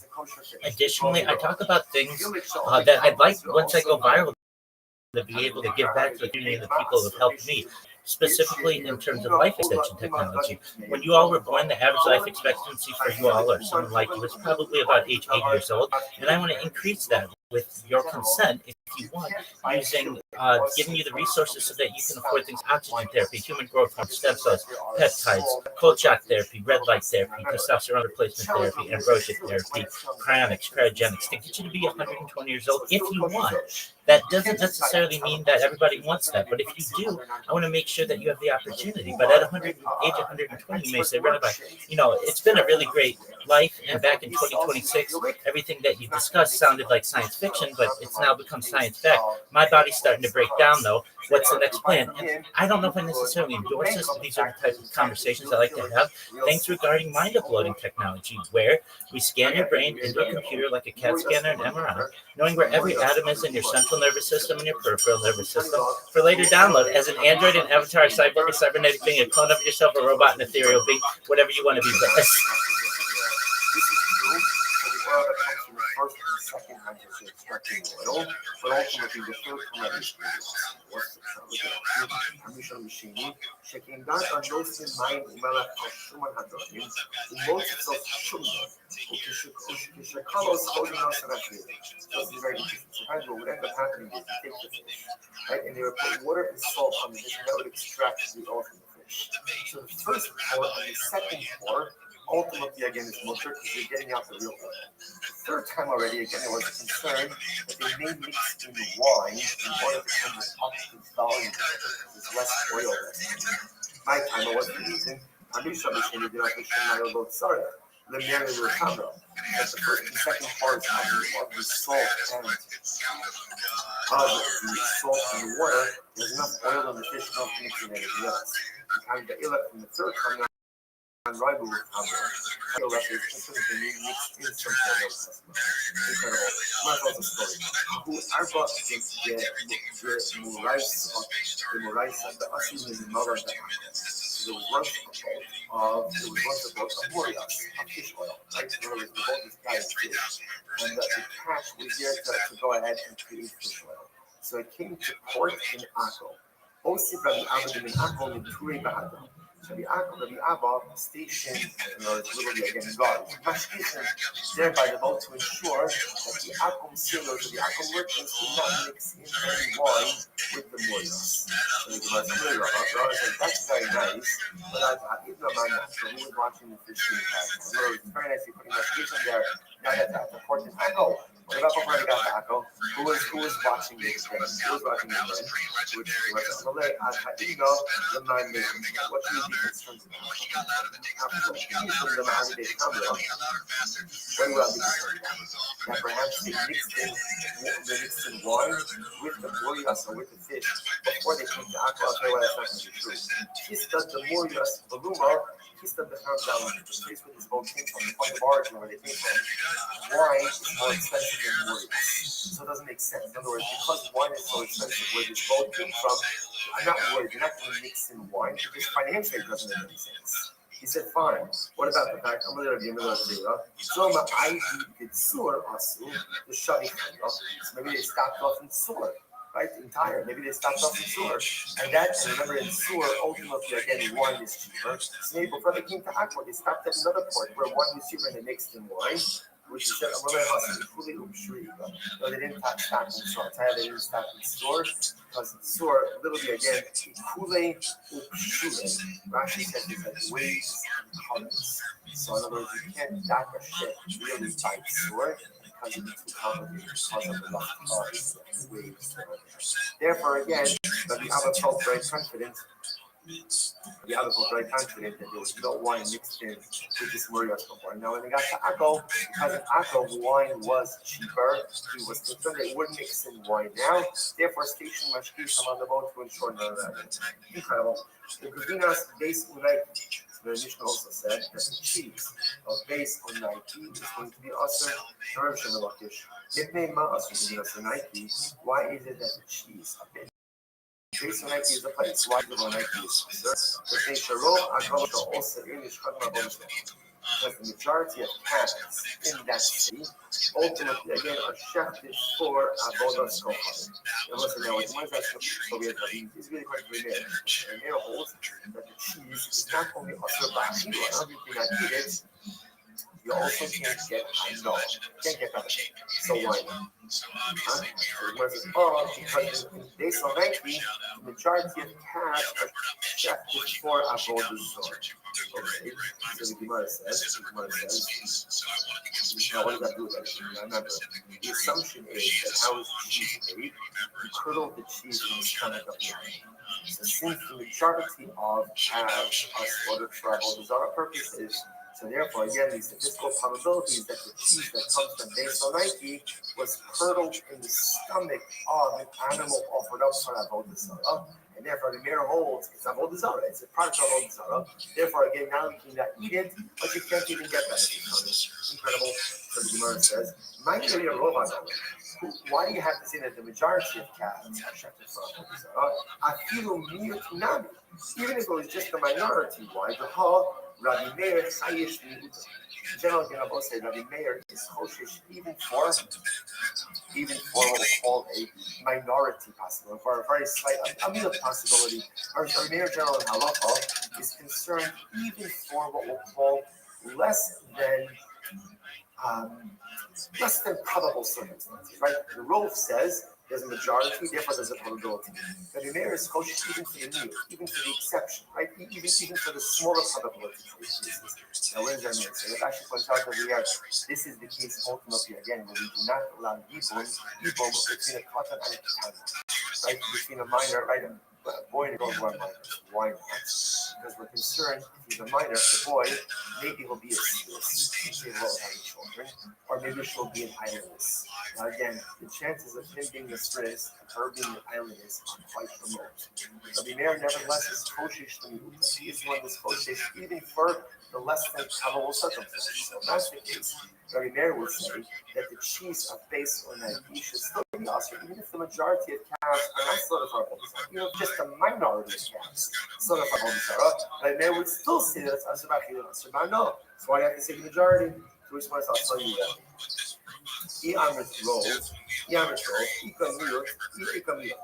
again, while it's true, if you say that the roll, there is still a miyot, there is still some small segment of calves that are not offered up for avodah zarah. Watch this. But if we can just say that it's just the minority of calves in base on Nike that is slaughtered for avodah zarah, and that means the majority of calves are not shafted for avodah zarah, right? And therefore, the economy behemoths, the English fine. Furthermore, again, there's also all other animals, right? So you have the majority of calves that are not shafted for avodah zarah, and all other animals that are not shafted for avodah zarah, which could have been used in the production of cheese. And in that case, highly miuta de miuta. That would be such as we all call a miut of a miut. So there will be again an improbability within an improbability. Right? Such a small percentage chance that the cheese was made in an animal of avodah zarah, and in what we call a miut de miuta, in a highly improbable case. There will be again a slight possibility within a slight possibility, even that the Meir is not kosher. The Meir himself is not kosher. Ultimately, again, for a miut. Therefore, again, about the full circle, that's why it has to be that the cheese. So again, remember, we're trying to figure out why does the Meir hold that the cheese that comes from base 90, why is it asur b'achila and b'hano? The answer is because the base 90, the majority of calves are shafted for avodah zarah, and therefore, again, the probability is that the cheese is curdled in the stomach of an animal slaughtered for avodah zarah, and therefore, again, the cheese will be asur b'achila and b'hano. To which the Gemara says, my heart. We understand even if the animal is slaughtered for avodah zarah, why should that cause a problem? Now, why? After all, you said that it's mutter. Now, what does that mean? You said that it's mutter. The Gemara says, "Di'itmar hashochet asabeino lizro dama la'avodas kohanim lahakir chelba la'avodas." So, what's a very interesting case? Here, this is a new case. A person is shechting an animal. Now, when he's shechting the animal, he's not doing the shechita for the sake of avodah zarah. But when he shechts it, he has in mind that he's going to sprinkle the blood for avodah zarah. right? Or he has in mind that he's going to offer up the fat for Avodah Zarah. It's interesting. In this case, the shechita itself is not done for Avodah Zarah, but a future right he has in mind for Avodah Zarah. So what's the status of such an animal? Rabbi Yochanan Amar Asura, Rabbi Yochanan tells it's still awesome. The animal is also why? Mechashvina me'avoda la'avoda. Because again, the intention you have in one avoda has an impact for a different avoda. So in this case over here, even though the shechita, I'm not doing shechita for the sake of avodah zarah, I'm just doing shechita. But because during shechita, I have in mind that I'm going to sprinkle the blood for avodah zarah, or burn the fat for avodah zarah, that renders the animal an idolatrous sacrifice. For the money months of the Afinon, chutz mipnim. Interestingly enough, we learn that avodah zarah on the base of Mikdash. What does this mean?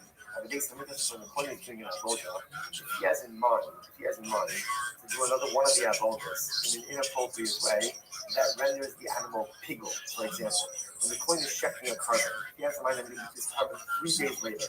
I'm going to sprinkle the blood 2 days later. That invalidates the entire carbon. So you see from the base of Mikdash that the intention you have by one avodah has an impact on another avodah. So fascinating, but Yochanan says we learn out avodah zarah ultimately again from temple service. And therefore, even if you're shechting the animal, not for the sake of avodah zarah, but if during the shechita you have in mind to do another rite or service for avodah zarah, that makes the entire offering into an avodah zarah offering. It makes sense. Amar muteres. Reish Lakish says it's mutter. Amar lei. So Amar Lakish says that it's mutter. As the Shimon Lakish says, he says no. The intention by avodah zarah, the intention you have by one avodah doesn't impact it. Therefore, the Shimon Lakish says, if the animal was not shechted for avodah zarah, the fact that he has in mind later on to sprinkle the blood does not make this into a slaughtering for avodah zarah. So Amalei said to him, so again, so this is is asking Lakish. He says, even if ultimately, again, if we're shechted for avodah zarah, why should that go ahead and have an effect? After you have this Reish Lakish who says that halacha l'maisa again, lo bechashina mi'avodah, right? The intention we have by one avodah should not go ahead and compromise anything else. So Amalei, he responded to him. It's very interesting. So Reish Lakish responds to Shimon Yochim. Is fascinating. He says, Amalei, Hamina Shaita, your time will come. So what does that mean? Your time will come. Rashi says, your mazel will get better. Which is another way of saying, your question is not a good question, but one day you'll ask a good question. Quite a shock, right? One day you'll ask good questions. So sometimes you see sharpness like this between a Rabbi and a Talmud, or under this medrash. The reason for that sharpness is not to be disparaging, but so much of discipline in Yiddishkeit is thinking before you act. And the more you see this, and sometimes the Rabbi will say to a Talmud, you really should have thought before you asked that question, because the question is not like your statement is not had you taken a little bit more time to think this out, you would have understood that what you're saying is not correct. So Shakish responds with a biting term. One day you'll ask a good question. One day your mazel will get better. What's the case? But Omer, the Gemara Tzricha, he also.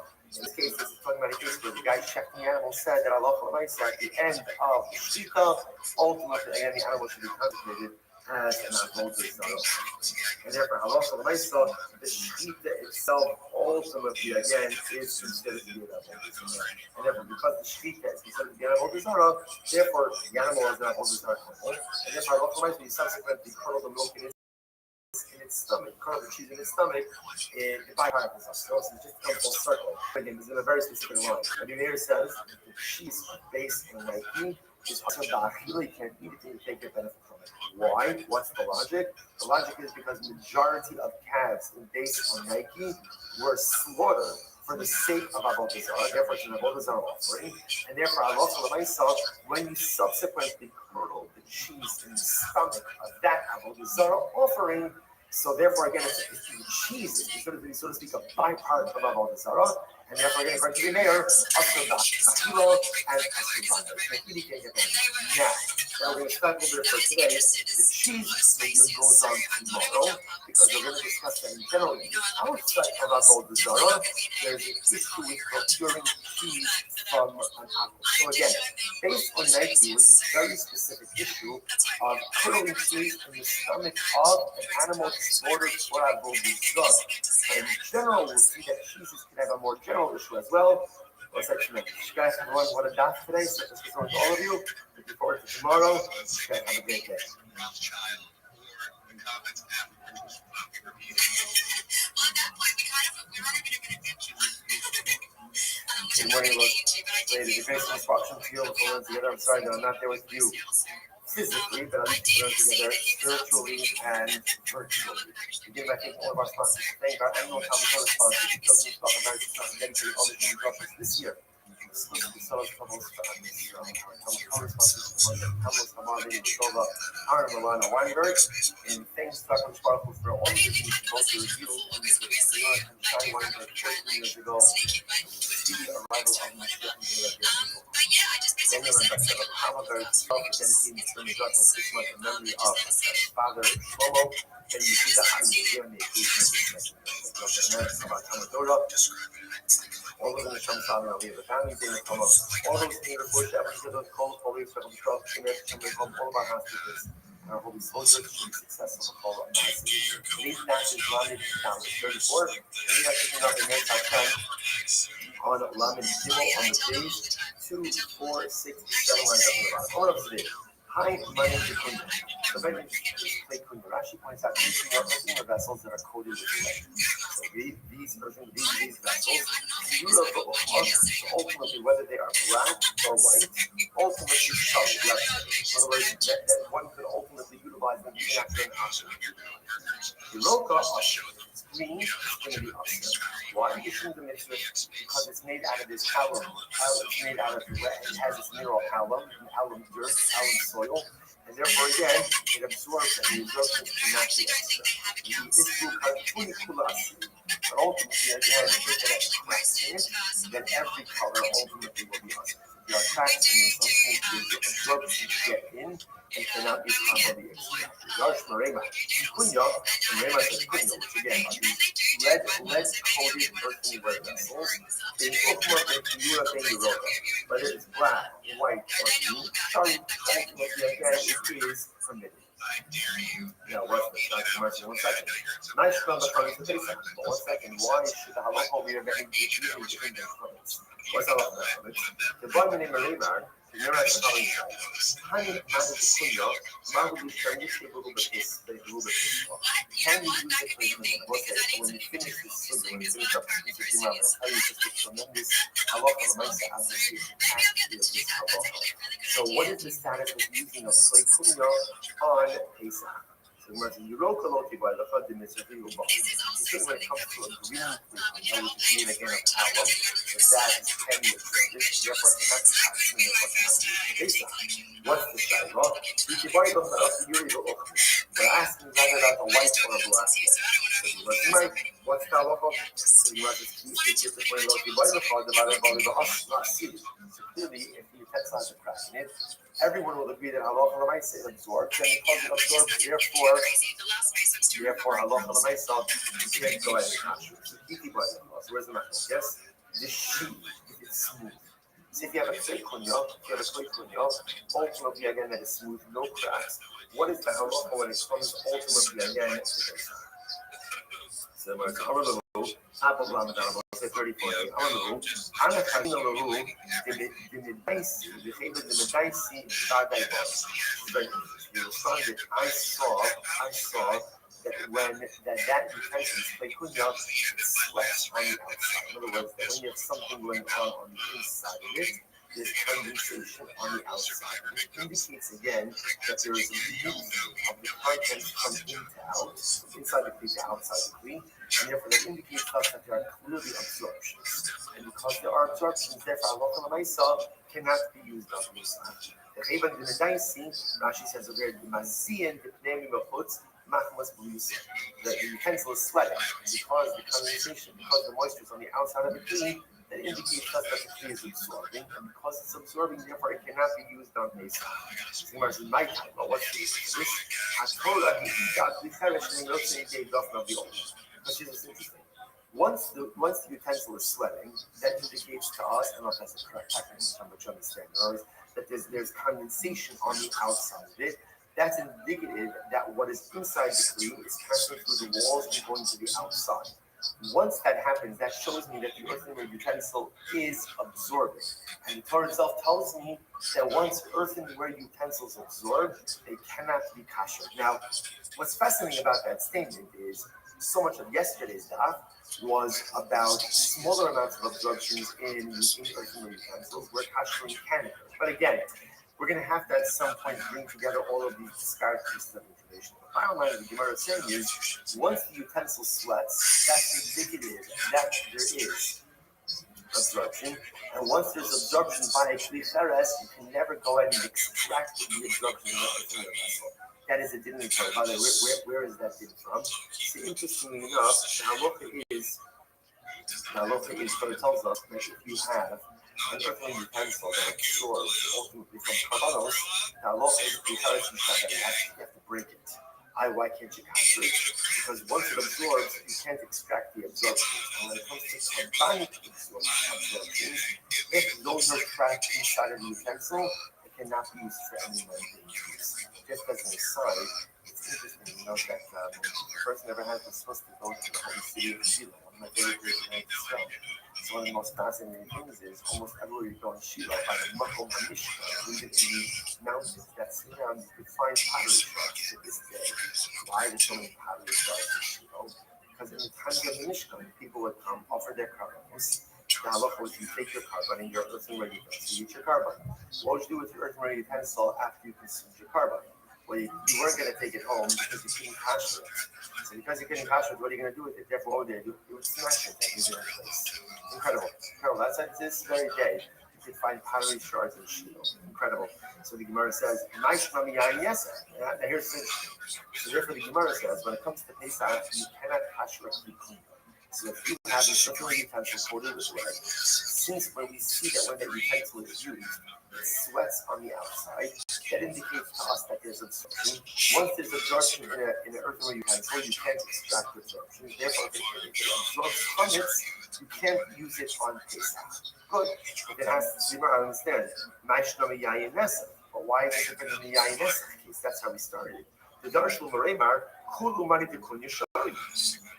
Maremar just said first, like just a few lines above him, Maremar said that all types of earthenware utensils covered with lead, what we call clay konya, even if it was used for Yayin Nesach, the Jew is allowed to use it afterwards. So what's the difference between Yayin Nesach and chametz? If he came a chametz guy, say Yayin Nesach, or he said, oh, the big difference. Chametz is the Araisa, chametz is the Araisa, and Yayin Nesach, ultimately again, it's Rabban. Now, Yayin Nesach isn't Rabban, right? Yayin Nesach is the Araisa, but the concern that what an Akum used this for was Yayin Nesach, that's a Rabban.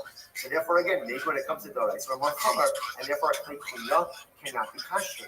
When it comes to the Rabban about a concern about Yayin Nesach, we're not as concerned, and therefore you can kasher it or you can utilize it after the Akum goes ahead and uses it. I think what's that about? So the Chacham Rabbanan came down. Whenever the rabbis legislated the law, they always went ahead and legislated it to correspond ultimately to biblical law. In other words, rabbinic law is always modeled after biblical law. So the Gemara says. So therefore, so to say that Yayin Nesach is Rabbanan chametz and Doraisa, hence the difference in how we treat the Klei Kunya in both of those circumstances, the Gemara doesn't like that answer. Because really a Rabbanon should be modeled after a Doraisa. So if a Klei Kunya is not going to work to kasher it by chametz, it shouldn't work to utilize it for Yayin after the use of Yayin Nesach either. To which the Gemara says, I'll give you a simple example. That Tashmisho B'chamin is that Tashmisho B'sona. So this is very interesting. The assumption is that if the utensil is used for chametz, so the first layer is used for hot chametz also. So remember again, where there's heat, there's a greater level of absorption. When there's a concern about Yayin Nesach, it's cold. It's cold, or at least it's not hot. So therefore, again, perhaps the distinction is like this. When it comes to Yayin Nesach, that at most we're dealing with is the cold absorption. And because this is not a typical earthenware utensil, but rather it's an earthenware utensil covered with lead, I said that blunts the absorptive abilities of the earthenware, right? That's why you can be nickel by yayin nesach, and as long as the klekunya doesn't have any cracks, Rabbi said even if it was used by an akum, you could use it afterwards. Chametz, which is used throughout the year, presumably even with heat, halacha you can't use it. You can't use it because why? Since there's heat, there's a higher level of absorption. Because there's a higher level of absorption, therefore halacha l'maisa, you can't touch it for this. Okay, so we'll say that's how the Gemara sees the end message. The klekunya ultimately again is going to be, Gemara seems to say it's going to be fine for use after yayin. So if I purchase a klekunya from an akum, ultimately again I'm allowed to use it. Now again, I just want to point out our contemporary halachos of kasher, hefsher kelim, is very different than the way the Gemara is presented. Now, obviously, the concepts are here, but the actual application is going to be different. Again, but by chametz, klekunya, apparently the Gemara says you can't kasher an earthenware utensil, a klekunya, even if it's coated with lead, since it's used with heat, the absorption is going to be a little bit more intense. We'll say, I'll just mention the just kind of in passing, this halacha of klekunya. So here, the Gemara is using a dafka to refer to a earthenware utensil covered with lead. The truth is, it doesn't just have to be lead. Interestingly enough, it could be an earthenware utensil covered with anything. And the idea of a klekunya is, even though earthenware is highly absorptive, I don't know if that's the word, highly absorptive, right? So, but when there's a coating on it, that coating may blunt the absorption properties of earthenware. That's what's driving this whole thing. So if it's earthenware utensil that is covered with lead, it blunts a little bit of the absorption, and therefore, again, at least by yayin nesach, the Gemara didn't seem to be so concerned about it. Chametz, they're very concerned. There's an interesting application of this about what is the halacha ultimately, again, concerning, let's say, glaze in China. So glaze China is interesting, right? Because China is earthenware, the glaze is glass. So there's a whole discussion of what exactly defines the identity of the kli.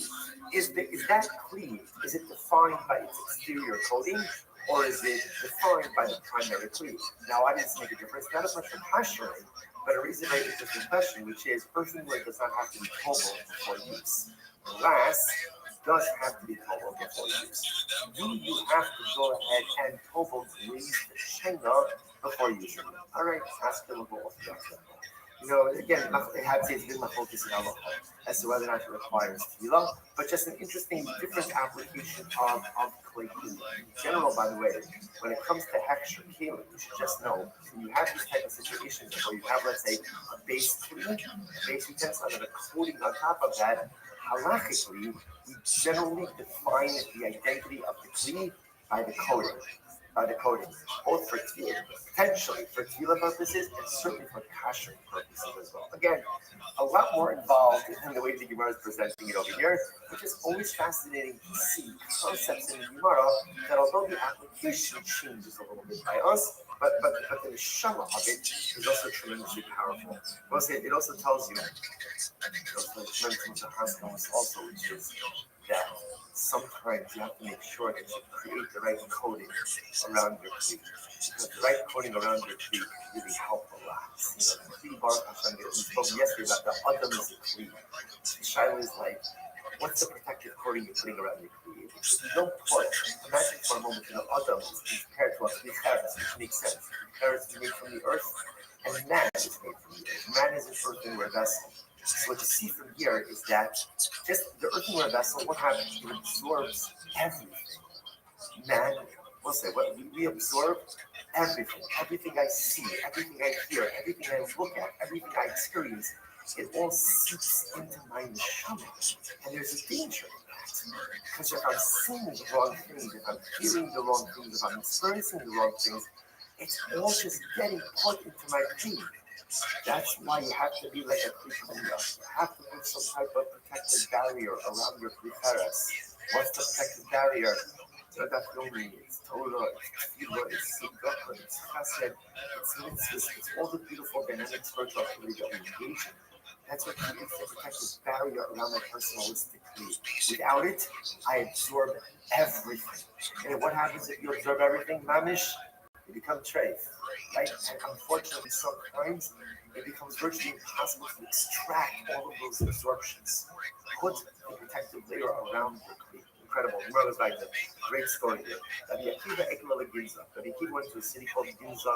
So, boy, they asked him, Shaiva, Misanim L'Shols, or in Misanim L'Shols. So that's the following Shaiva. Interesting thing. So let's say, Rashi defines it this way. So let's say I'm going ahead and I didn't eat today. Okay, so let's say it's 1 o'clock in the afternoon. I just didn't eat. Not because I'm fasting, so I got busy. And as you know, it's only 1 o'clock in the afternoon. I might as well just accept today as a fast day. And I'll fast for the remainder of the day. Can you do that? Can you transform midday, the rest of the day? I haven't eaten up until today. Can I transform the rest of the day into a fast day? It comes out in the shows. So they asked her to give this kasha. Well, how be I don't keep the answer. Can kind of take off having my sooner with the earthenware utensils of all the kohanim. Are they asur or mutter? Well, how be I then? I mean, keep it didn't do.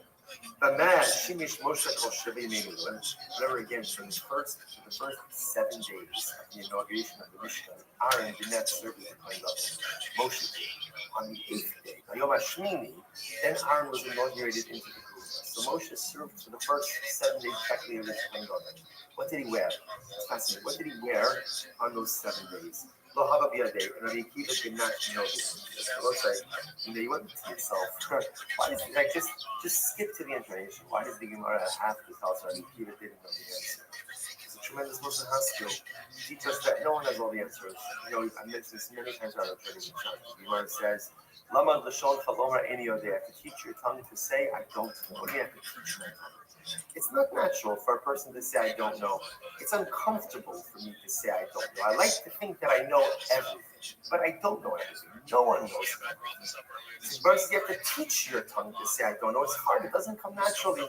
And I think Gemara gives us a story of Rabbi Akiva. You look at Rabbi Akiva. Rabbi Akiva, so you would not be here without Rabbi Akiva. Rabbi Akiva at the end of Makkos, who when the sky is full, Rabbi Akiva is the one who steadies us. Rabbi Akiva holds our hand. Rabbi Akiva locks us in an embrace. Rabbi Akiva dries our tears. Rabbi Akiva tells us that it's going to be okay. Even Rabbi Akiva doesn't have all of the answers. Even Rabbi Akiva doesn't know everything. Even Rabbi Akiva sometimes says, I don't know. And if Rabbi Akiva doesn't have all the answers, then it's okay for us to not have all the answers as well. Also, being with Russia, Rabbi Akiva, what's the guy for Rabbi Akiva? When he doesn't have all the answers, he tries to find it. So he goes into the day's medrash and asks, and again, they told him the answer to all the questions. So ultimately, first of all, halacha is you can't transform the day midday into a fast. And what that means is you'll daven for mincha, the rest of the day you'll daven the tefillas of a fasting. What it also means is once you decide that it's going to be a fast day, you can't back out of that. So in other words, your decision is binding, and halacha l'maaseh you'll daven the tefillas ultimately again of a midday. Of a fast day, excuse me. Next, I'll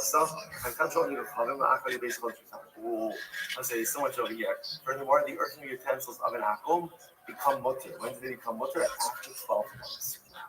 So this is a fascinating nugget of information. This whole time we're talking about the idea that earthenware vessels ultimately absorb, and you can't extract the absorptions. Now the Gemara kind of drops its bombshell and says, by the way, after 12 months, the absorptions essentially are voided. Rashi says over the that's after 12 months with no koshering, with no kosherization, no kashering process. So if you want to use earthenware vessels before 12 months, okay, there needs to be a kashering process, depending on how it was used. After 12 months, anything absorbed within the earthenware vessels ultimately again is bottled. It's bottled, it's negated, it's void. You know what's that concept does show up in halacha l'maaseh. You know this comes up all the time. People inherit sets of china. relatives maybe who weren't necessarily observant or didn't know exactly how to run a kosher home. And now I get this, heirloom china. What can I do with it? So again, there is what to do with it, especially if it hasn't been used for a very long time. Because the Gemara introduces us over here to this concept that after 12 months, even that which is absorbed in personal utensils, ultimately again essentially becomes bottom, becomes null and void. Incredible. Next, so that was question number 2. The Mashimish Moshe Shiras Meimeluim. What did Moshe Rabbeinu wear? What did he wear during the 7 days of inauguration? The Gemara says, the Chaluk Lavan. Moshe Rabbeinu wore a simple white tunic or a white robe. It was a robe without an imra. Now, what's an imra? Rashi says over here, safa. It means without a hem. Without a hem. And Rashi says, why without a hem? Because ultimately, again, because if it had a hem, it was intimidating. People would suspect Moshe of smuggling money or gold or silver outside of the mission. So therefore, he definitely used the robe without a hem. Therefore, no one could suspect him ultimately of smuggling anything out. Now, Rashi points out over here, he says, Rashi doesn't make any sense. The word doesn't make any sense. By the time already was time for the inauguration of the Mishkan, all the gold, the silver, the copper, the precious fabrics, everything was already built. In other words, everything was already constructed. So what would Moshe be smuggling out exactly? So Rashi leads it. Tosis, She'im Bo Imra. Tosis actually has a number of different interpretations. Looking at Tosis She'im Bo Imra, the second line in, he says very interesting. He says,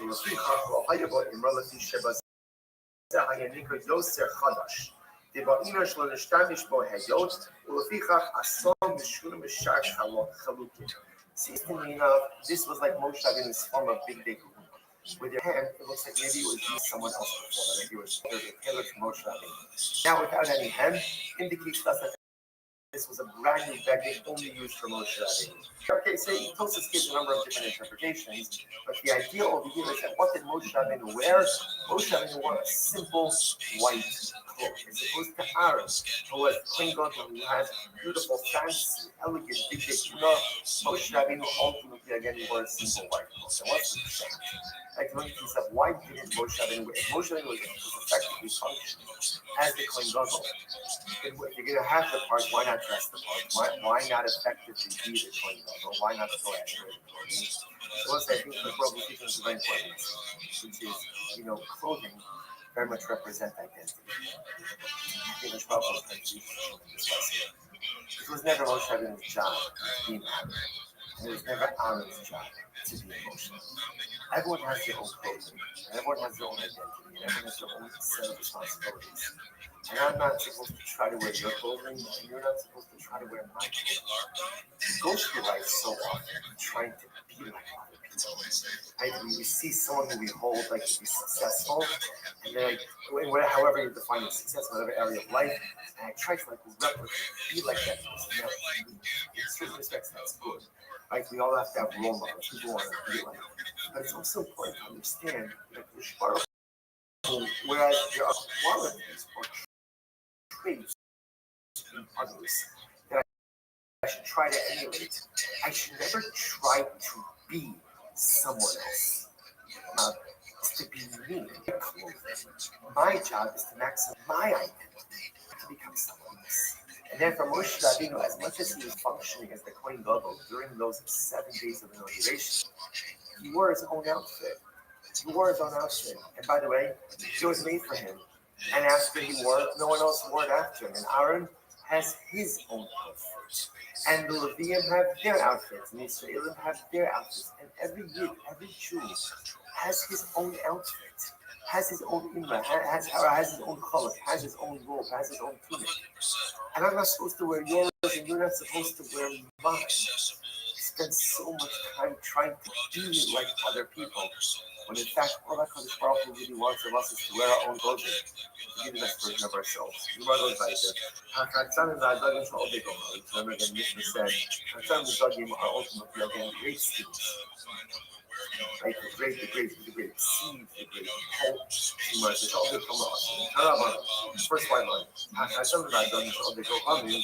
So if you have the grape seeds or the grape pulp of an apple, lacking a stimulation with current, if it's moist, it's right? Because then there's still like some residue of the yain of the wine there.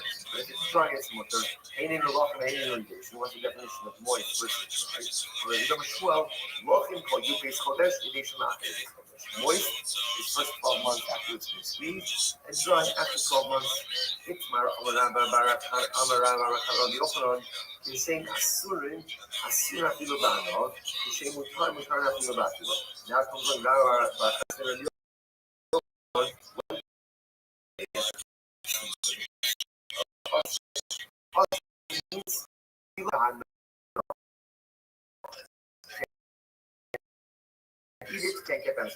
Mutter means all and even after. High Dodaya Dara Moy.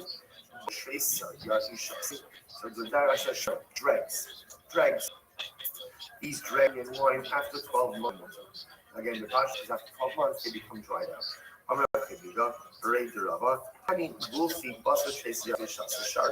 This harkens back to what we learned just a few lines ago. These jugs, earthenware jugs, after 12 months, are going to be more. Also, what's the logic there? So, after 12 months, even absorptions in earthenware ultimately become void. Amra Kabiga, honey, was it? So, down base 34. Amra Kabiga, honey after the tea. Now, what the Rashi is Hamas or Av Coronal Substance. After, so it's Hamas is like a canteen or a small cistern that are made out of thick leather. So, right, that's what the Arabs use. Also, Tracy, you're actually after 12 months or something. Once again, we're teaching this 12 month idea. Because even items that absorb after 12 months, the absorptions are considered to be null and void. What's the second line up in the top? Lamadam, page 34b. Honey with sunny Da'arabi. Buster, Tracy, Rashi, Shasa, Shari. Now, let's say what it is. So, transaction is soulless, shell or nothing. So, again, this is the grape thread. Right? That's the freshly grapes. The pulp. The pulp of the leftover dregs of the grapes. So these are after 12 months, it's more thirsty. Again, next week, the package is fine already, and therefore there's no really yain. I'm about to be of Hein Gufi Shechini Ochmi Basar Tracer Yarki Shasa Shari. Now the Gemara is something very interesting. These of us that the Gemara calls this, look at Rashi. No Rashi. Hein Gufi Shechini. So Gufi, we actually had that term. We had that term on Amadala, that's jugs. So ultimately, again, these Gufi Shechini V'ochni, black and red, Basar Tresa Yachi Shasa, after 12 months, ultimately, again, so again, Gufi are the jugs, Shechini V'ochni, black and red, after 12 months, whatever is absorbed in here, ultimately, again, is going to be again. So there's like a lot of it might be something reinforcing this idea of after the 12 months, even that which is absorbed within earthenware ultimately will be null and void. Next, Morius. So the Gemara says Morius. Now what's Morius? So the Gemara says Morius. Now again, Morius, just to give a definition of what we're going to do this moment, is fish oil that is taken from fish. So the Gemara says Morius Uman Mutter. The Morius of an Uman, I will say, an Uman means someone who is like a known merchant is going to be Mutter. Now, what is the concern with Morius? So we're going to see there's two potential concerns. Number one way may be that sometimes they will mix wine into Morius. We'll discuss this. And sometimes the issue is there could be different kinds of fish that are mixed in as well. So let's analyze this. Look at Rashi. Morius Uman. So Obiko Kadim, Uman Mutter, Murias Abdi Nidogin Tmeim, Mishum Hamra Katsuna. It's interesting that first Rashi says, again, we're going to circle back on this later. Rashi says Murios was only made from kosher fish. Interesting. So fish oil really only came from kosher fish. So what in general is the issue when it comes to Murios? The issue is that you may mix in wine. And Rashi says, over here, but Uman, well, Rami Becham, in the first class. So I did enough to shouldn't make permission to shouldn't make a couple of times. Rashi says in Uman, right, a real craft. Uman is a craftsman, but no, someone who this is his profession. He's not going to mix in. Apparently, wine compromises the taste of the murias. Interesting. So therefore, the murias of an Uman. So to the hip of an uman, of a professional merchant, is also mutter. Now, what's chilik?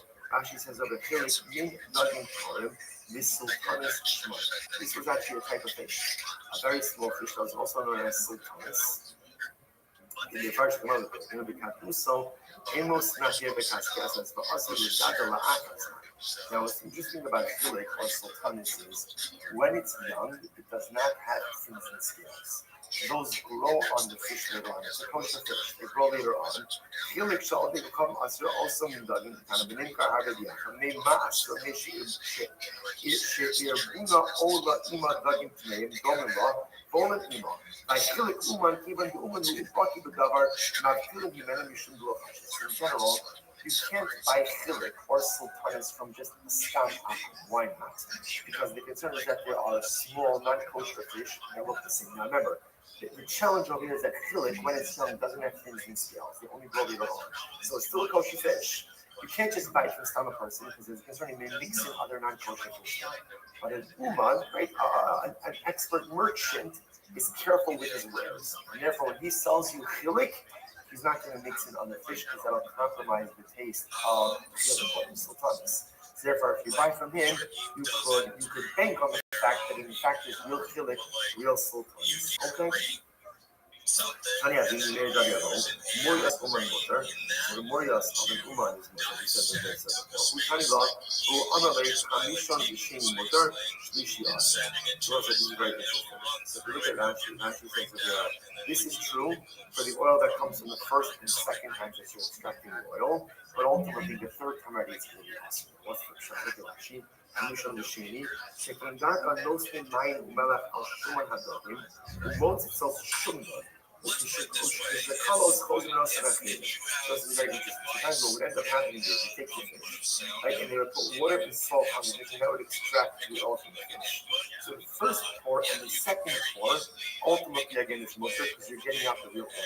The third time already, again, there was a concern that they may mix in wine in order to kind of up the volume of it. There's less oil that's coming out. My time, what's the reason? Hamisha is going to do after Shumnayo Lotsara, the Mary Lukama. But the first and second parts of the salt and the water, there's enough oil in the fish not to mix in anything else. You have the iraq from the third time now, Rabbi Lukama. Because there's not as much oil left, there's just they need to mix in some oil. Incredible. Gemara tells a story. Who Arba the Muraisa, the Asil in Malada. So there was once a boat of morias, of fish oil, right? In other words, the boat is carrying fish, and the catch was there to go ahead and create fish oil. So it came to port in Akko. Osi Rabbi Abba in Akko Niture Bahada. Rabbi Abba stationed, literally again guards, mashkichim, there by the boat to ensure that the Akko sailors or the Akko merchants would not mix in any wine with the morias. So the Gemara said, that's very nice, but so who was watching this entire time? In other words, it's very nice putting mashkichim there. Now that the court in Akko, what about before they got to Akko? Who was watching it again? Who was watching it again? Which is what should we be concerned about? What do I be concerned about? That perhaps they mixed in wine with the morias or with the fish before they came to Akko. I'll tell you why that's not going to be true. Kista the morias baluma, Kista the Hamdalum, the place where this boat came from, the point of origin where they came from. Wine is more expensive than morias, so it doesn't make sense. In other words, because wine is so expensive where this boat came from, I'm not worried. You're not going to mix it. Just financially, it doesn't make any sense. He said, fine. What about the fact I'm going to give it Doma ID the Sur Asu, the Shavi Hamra. So maybe they stopped off in Sur, right? Entire. Maybe they stopped off in Sur. And remember in Sur, ultimately, again, wine is cheaper. So maybe before they came to Akko, they stopped at another point where wine is cheaper and they mixed in wine. which is said, well, they didn't stop in store. They didn't stop in store because store literally again, ikule upshure. Rashi says there's like waves and colors. So in other words, you can't dock a ship really by store because it'd be too complicated because of the rough tides and the waves. Therefore, again, Rabbi Abba felt very confident. Rabbi Abba felt very confident that there was no wine mixed in with this Murias before. Now, when they got to Akko, because in Akko wine was cheaper, he was concerned they wouldn't mix in wine now. Therefore, station mashkichim on the boat to ensure none of that. Incredible. Ugavinas based in Nike. So the Mishnah also said that the cheese of based on Nike is going to be usher. If they must Nike, why is it that the cheese based on Nike is a place? Why is it that cheese of Nike is usher? The Pesharov Akolim shall also in the Shkatma Bodhisattva. Because the majority of calves in that city ultimately again are shechted for avodas kohanim. And listen now, what is asking over here is really hard to remember. The Meir holds that the cheese is not only asur ba'achila, not only cannot eat it, you also can't get hanor. You can't get that. So why not? So the Gemara says, because in the days of Nike, the majority of calves are shechted for avodas zor. Okay, so the Gemara says. Now, what does that do with anything? Now, remember, the assumption is that how is cheese made? You curdle the cheese in the stomach of the animal. So, since the majority of calves are slaughtered for avodah zarah purposes, so therefore, again, the statistical probability is that the cheese that comes from Beis Nike was curdled in the stomach of an animal offered up for avodah zarah, and therefore the Meir holds it's avodah zarah. It's a product of avodah zarah. Therefore, again, now you cannot eat it, but you can't even get benefit from it. Incredible. So the Gemara says, why do you have to say that the majority of calves are shechted for avodah zarah? Afilu miyut nami. Even if it was just the minority, why? Jahal Rabbi Meir chayish miuta.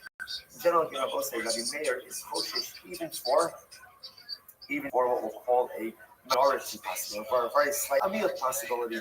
Rabbi Meir generally halacha is concerned even for what will less than probable circumstances, right? The rule says there's a majority, therefore there's a probability. And the Meir is kosher even for the meal, even for the exception, right? Even for the smaller probability cases. Now, what does that mean? So Rashi points out that this is the case ultimately again when we do not allow yibum between a katan and a ketana, right? Between a minor, right? A boy and a girl who are minors. Why not? Because we're concerned if he's a minor, if the boy, maybe he'll be a Swiss, capable of having children, or maybe she'll be an islandess. Now again, the chances of him being a Swiss, her being an islandess, are quite remote. But the Meir nevertheless is kosher.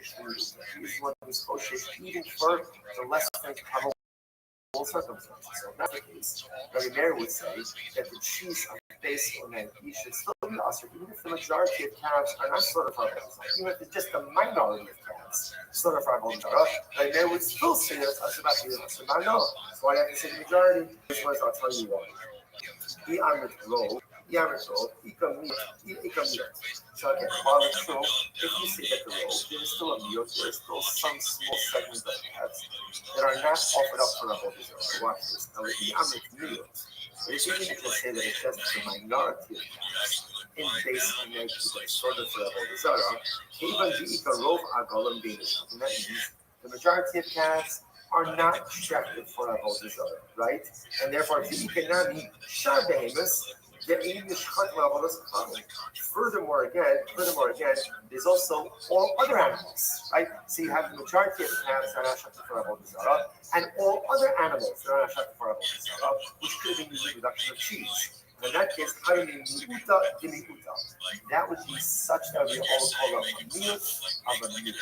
Literally, again, probability within probability. By such a small percentage chance that the cheese was made in the animal of avodah zarah, and in what we call a meal in a highly improbable case. There's literally again a slight possibility within a slight possibility, even that the Meir is not safe. I mean, the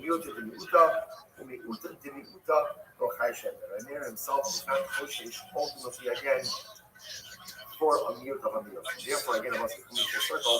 That's why it has has to be that the case. So again, remember, we're trying to figure out why does Rabbi Meir hold cheese that comes from base Nike? Why is it asur ba'achila and b'hano? The answer is because in base Nike, the majority of cats are shechted for avodah zarah, and therefore, again, the probability is that the cheese is put in the stomach of an animal slaughtered for avodah zarah, and therefore, again, the cheese will be asur ba'achila and b'hano. Which the Gemara says, "I'm going to Shimon Yochel and Shimon Lakish. In the Shpatim Avodas Kochaben, my heart." You understand? Even if the animal was slaughtered for avodah zarah, why should that cause a problem? Now, why? After all, you said that it's mutter. Now, what does that mean? You said that it's mutter. Gemara says, "B'itmar hashofet asabehema lizrok dama la'avodas kochaben lahat yochel ba'avodas." So, what's a very interesting case? Here, this is a unique case. A person is shechting an animal. Now, when he's shechting the animal, he's not doing the shechita for the sake of avodah zarah. But when he shechts it, he has in mind that he's going to sprinkle the blood for avodah zarah, right? Or he has in mind that he's going to offer up the fat for avodah zarah. It's interesting. In this case, the shechita itself is not done for avodah zarah, but a future right he has in mind for avodah zarah. So, what's the status of such an animal? Rabbi Yochanan tells it's still awesome. The animal is awesome. Why? Because again, the intention you have in one avodah has an impact for a different avodah. So in this case over here, even though the shchita, I'm not doing shchita for the sake of avodah zarah, I'm just doing shchita. But because during shchita, I have in mind that I'm going to sprinkle the blood for avodah zarah or burn the fat for avodah zarah, that renders the animal an idolatrous sacrifice. So the money verse of the Alpinon, interestingly enough, we learn out avodah zarah from the base of Mikdash. What does this mean? At the base of Mikdash, when the Kohen is doing an avodah, if he has in mind to do another one of the avodas in an inappropriate way, that renders the animal pigul, for example. And the Kohen is shechting a carbon. If he has in mind, I'm going to eat this carbon 3 days later. I'm going to sprinkle the blood 2 days later. That invalidates the entire carbon. So you see from base of Mikdash that the intention you have by one avodah has an impact on another avodah. So fascinating, Rabbi Yochanan says, we learn out avodah zarah ultimately again from temple service, and therefore even if you're shechting the animal not for the sake of avodah zarah, but if during the shechita you have in mind to do another rite or service for avodah zarah, that makes the entire offering into an avodah zarah offering. Amar Muteris. Reish Lakish says it's mutter. Amar Lei. So Amar Lakish says that it's mutter. And the Shimon Lakish says, he says no. Lo mechashvina mi'avodah la'avodah. The intention by avodah zarah, the intention you have by one avodah doesn't impact it. So Shimon Lakish says, if the animal was not shechted for avodah zarah, the fact that he has in mind later on to sprinkle the blood does not make this into a slaughtering for avodah zarah. So Amalei said to him, so again. So remember, this is Shimon al-Yakim is asking Reish Lakish. He says, even if ultimately, again, it was shechted for avodah zarah, why should that go ahead and have an activity? After you have this Reish Lakish, he says that halacha l'maisa again, lo bechashina mi'avodah le'avodah, right? The intention you have by one avodah should not go ahead and compromise anything else. So Amalei, he responded to him. Very interesting. So Reish Lakish responded to Shimon al-Yakim. He's fascinating. He said, Amalei, Tamina shaitach, your time will come. So what does that mean? Your time will come. Rashi says, Yara mazel. Rashi says, your mazel will get better, which is another way of saying your question is not a good question, but one day you'll ask a good question. It's quite a shock, right? One day you'll ask a good question. So sometimes you see sharpness like this between a Rabbi and a Talmud or another Medrash. And the reason for that sharpness is not to be disparaging. There's so much discipline in Yiddishkeit is thinking before you act. And in the Gemara you see this, and sometimes the Rabbi will say to a Talmud, you really should have thought before you asked that question, because the question is not the question. Like the statement is not a fact. Had you taken a little bit more time to think this out, you would have understood that what you're saying is not correct. So Shakish responds a little bit of a biting term. One day you'll ask a good question. One day your mazel will get better. What's the case? The Omer, the Gemara Zricha, in this case, it's talking about a case where the guy shechting the animal said that Allah said at the end of the shechita, ultimately, again, the animal should be consecrated as an avodah zarah offering. And therefore, halacha l'maisa, the shechita itself ultimately ultimately, again, is considered to be an avodah zarah. And therefore, because the shechita is considered to be an avodah zarah, therefore the animal is an avodah zarah animal, and therefore Allah reminds me, subsequently curdle the milk in its stomach, curdle the cheese in its stomach, it bypasses us. So it's just come full circle. So remember again, he's in a very specific line. The Dinair says that the cheese based on Nike is also the can't eat it and take it benefit. Why? What's the logic? The logic is because the majority of calves based on Nike were slaughtered for the sake of avodah zarah. Therefore, it's an avodah zarah offering, and therefore, Allah Lamaisa, when you subsequently curdle the cheese in the stomach of that avodah zarah offering, so therefore, again, it's the cheese is considered to be, so to speak, a byproduct of avodah zarah, and therefore, again, according to the mayor, asur ba'achila and asur ba'aneh. Can't eat it, can't get anything. Now we're going to start over here for today. The cheese sugya goes on tomorrow because we're going to discuss that in general. Even outside of avodah zarah, there is an issue with procuring cheese from an apple. So again, based on Nike was a very specific issue of curdling cheese in the stomach of an animal slaughtered for avodah zarah. But in general, we'll see that cheeses can have a more general issue as well. What's that?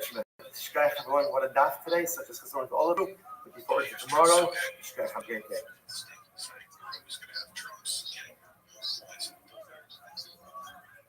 So Echo just mentioned, so he's getting out into the wheel. Good morning, Rothschild. This is Rosh Baruch Hashem to be able to learn with all the inside now here in person. Thank you for sharing this. I know Echo's mistake. Our last and for allowing me to do this work. So we can lift it here over Shabbos and Sunday. And thank you. All of you, grateful for this whole week. Thank you to all of our sponsors. Our annual Tamzor sponsor, Wilson Shbachar Israel. Dedicating on the Shemini this year as a host for the Solar Fellows to Israel. Hamilton, Tamzor sponsors, Weinberg Mishpacha, the Hava Mishpacha Israel. The full text of their dedication is contained in the description below. I wasn't able to read the outside. So sorry. I'm going to have the full text of the sponsorship tomorrow. Thank you for your sponsorship and Rabbi. All of the Neshama Shab and Aliyah, the families in the Shalom, those who need the force of the cold, holy, and the should bring Omar, holy hostages, Shalom, and the Karav, allow our country soldiers to be successful in whole master. Today's daf is one with Gimel. We are tuning up on the line days on the days at the two dots, 5 lines up from the bottom. The whole thing. The Tarfos, Asur, Velocity, those who go to the Tarfos, what the Tarfos faction points out over here, the Tarfos is the Bakish, Apisam, we're going to worship idolatry at a different location. So the Gemara says as follows: Amar Shmuel, only Kochava holy for Tarfos, Bali for Asu, the Azul Modi coming up on this Kochava. The Chazar Modi, since Shmuel says something very interesting. And Achum, right, so an idol worshiper, who's going to the Tarfos, who's going to worship his idol at a faraway, distant place. On his way to idolatry, it is possible to go ahead in any type of transactions with him, because he will attribute that success to his idol, and give thanks to his success or for his success to the idol when he goes to worship avodah zarah. However, the Chazal, if he catch the Akum on the way back from the Tarfos, right, on the way back from his idol worshipping escapades. So the halacha is mutar. You're allowed to transact with it. Why? My dahava. Favorite words from Shas. Because what was. In other words, interestingly enough, the idol worshipper, when is he engaged in his idolatry? So interestingly enough, on his way there, when he's there, but on his way back, my dahava. What was. Like, in other words, it's done. He's no longer really holding in idolatry, and therefore on his way back, he can transact with him because any money he makes, he's not going to attribute it to his idolatry, right? The hava. I will say, I just want to point out how profound this is. So we've mentioned, anytime we see these words in Shas, we get very excited. Because again, especially knowing, and now it's for real, right? Elul is around the corner, Yom Rama around the corner.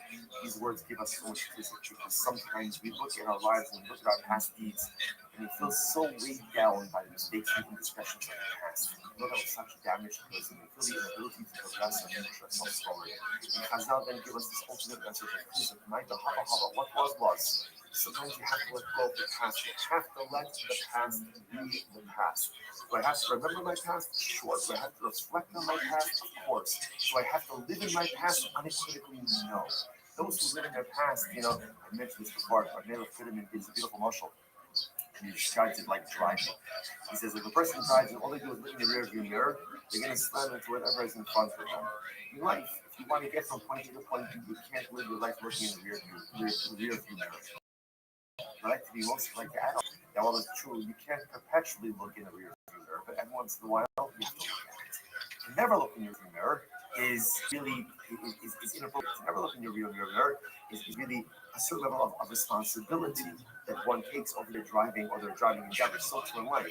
You can't live in the past, but every once in a while you have to come look in the rear view mirror, examine it, learn from it, grow from it.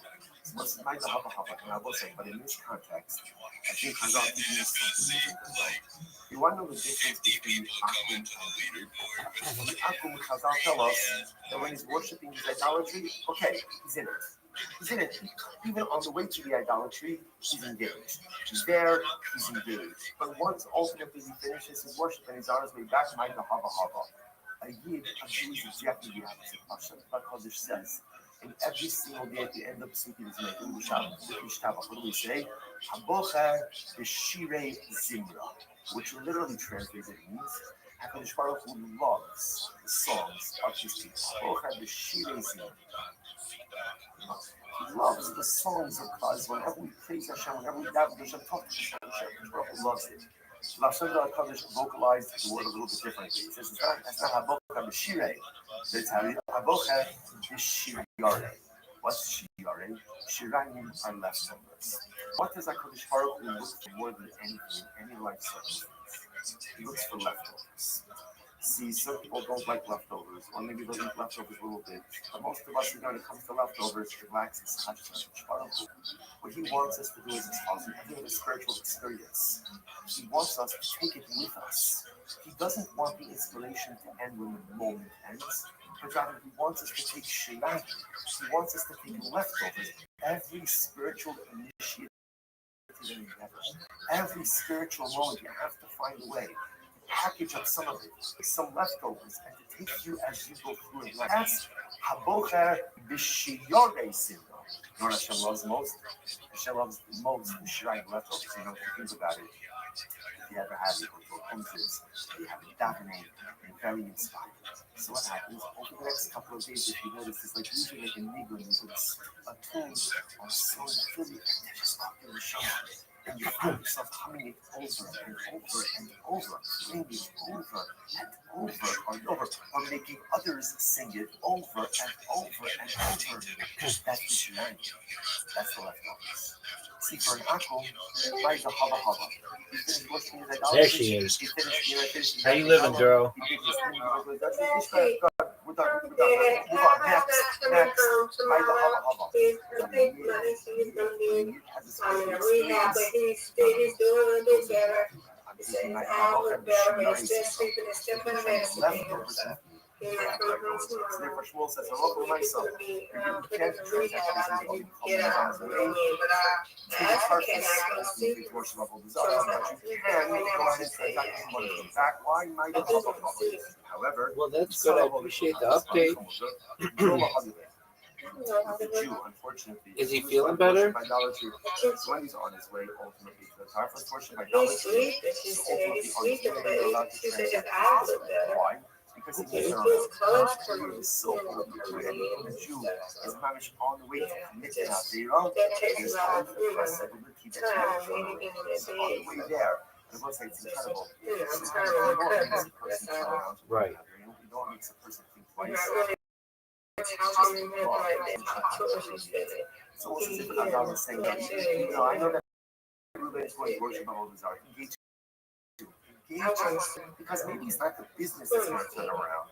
Maybe it's the love, maybe it's the connection, maybe it's the kind word. It is so important. When he's ready to worship Sarah, it's not done until it's done. Worship until he's worshipped. Even when the car is packed, everybody's there. But Naisa, unless he's gotten there and worshipped, there's always a possibility. Therefore, again, you can transact business with him on the way there. However, the Chazorah also. But once already he's worshipped idolatry, then he can't transact business with him on the way back. Why not? The other also. Unfortunately, once the Jew has worshipped idolatry, he's going to be connected to it. See, Jews are This committed is people. going good. That's And all that if matters. they're committed to the right things, fantastic. But Lamaisa, if unfortunately you do the wrong things, that can be necessary for a very long time. So the problem is once the Jew has already worshipped idolatry, and now he's coming back. Remember again, a Yid spiritually, theologically doesn't live with Maida Hava Hava. So unfortunately, he's bringing back the shrine, the leftovers of Avodah Zarah, and therefore Allah you cannot transact business with him on the way back. So what's interesting enough, this is Shita Shmuel. So an Akum on the way to his Avodah Zarah, you can't do business. On the way back, you can Maida Hava Hava. But Yisrael, on the way there, you can transact business. Maybe I'll turn around. But on the way back, unfortunately, again, we assume that he's committed to the Avodah Zarah, and therefore no business. Vatanya, but we learned Yisrael was Lamed Gimel Odal, end of the first line. Vatanya, Yisrael the Tarfos. Yisrael's going to the Chazara also, whether he's going or coming, you can't do business with him.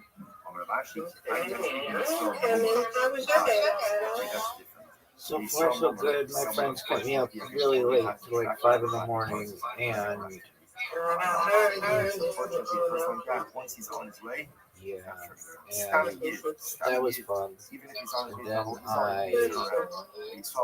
I once he's on got his way, some sleep, and again, it's then fascinating to see how we possess so many did my profound class,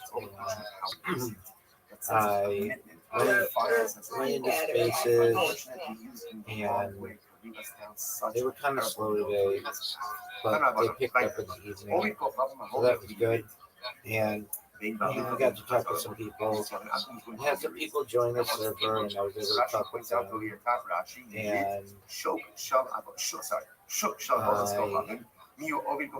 was able to this is a shop.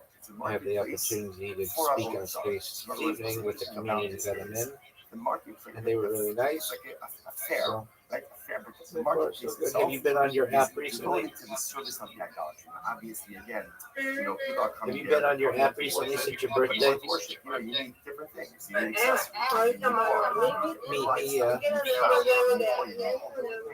So it's a shuk, it's Oh, a marketplace, it's a fair that is designed for the worship of idolatry. So an Ovid Kochavim, who's going there, whether he's going or coming, right? So it's mutter.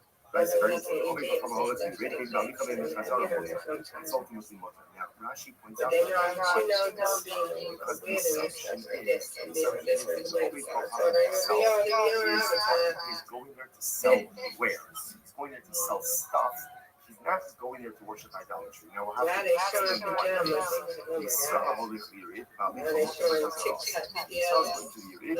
on the way there, you could transact. On the way back, you cannot. So the Gemara says, what's the pshat? Maishna Yisrael did the Chazara also. Why did the Yisrael on the way back, which you can't transact business with him? The Amri Avodas Kochavim Yisraelim, Umei Avodas Kochavim Yisraelim. The assumption is that why did he go to the marketplace?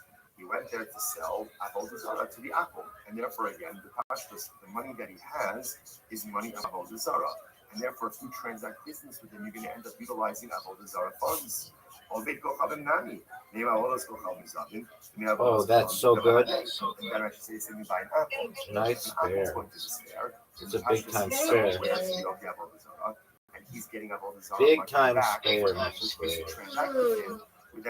Big time spare. Give me this. That's what I needed. I've gotten a spare on every shot, every frame. That's why, interestingly enough, Lav Dafba, that he himself is Get it. participating in the idolatrous nature of this. He may just be selling stuff. Now, it happens to be there's a lot of qualifications. Get those two.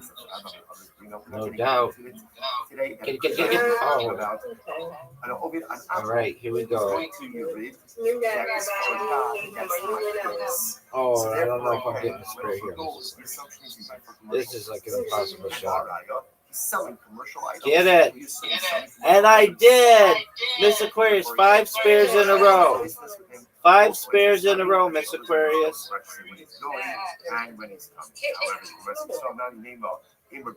5 spares in a row. That's a first. Spare. Oh man, I can't believe I got that last one. All right. It's a prayer. You win. I win. You win. Undefeated. Undefeated in friendship. You are on 192. Let's make it 193 tonight. Come on. 193 for you, girl. Okay.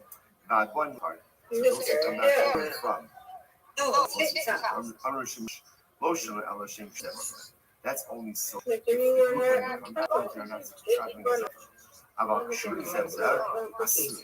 if a group of Give me. coming back together as a group, you cannot transact with them. Why? How are your allergies? Because perhaps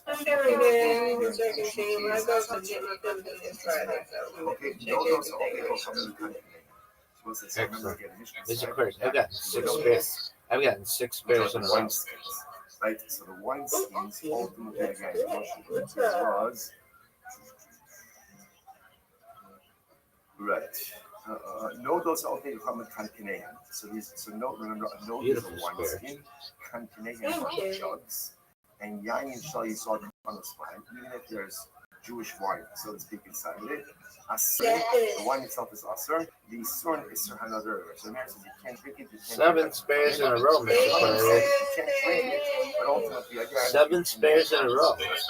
So this is going to open up the fascinating conversations between about use of Gentile-owned utensils for kosher items. What's the impact? Here we go. Oh, you got it, no doubt. Nice spare. Thank you. Give me this. Oh, there goes the end of my streak. No way I'm getting this with Aquarius. Rashi says, so these 2 wines. There's the end of my streak. So what you would do is you would coat it with zephas. Zephas is like pitch or tar in order to guard that acts as a sealant, prevents leakage. So the Gemara says here, if you have wine skins of Ovid Kochavim, Gururin Chadosh, which means they're not coated, right? So they're not coated, and ultimately again they're brand new. So really it's they're not coated or they're brand new. What's the mutar? Oh no. It's mutar. Now Rashi points out over here, why is it mutar? In other words, but you could use it.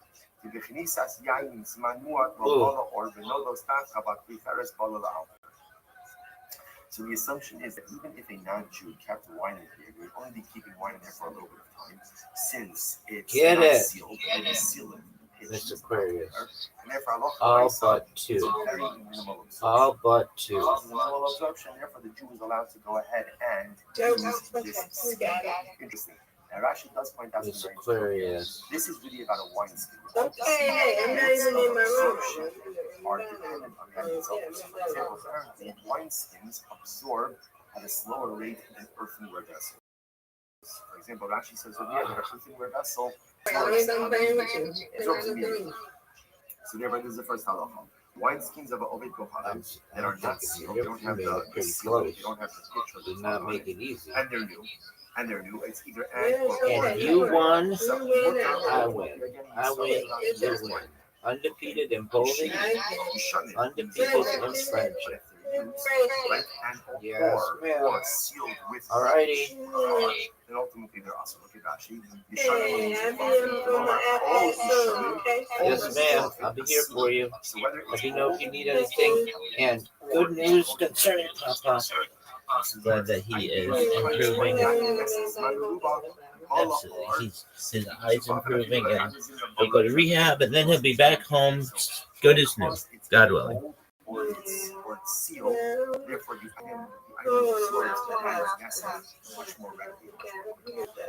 Do you have a plan of when you're going to see him?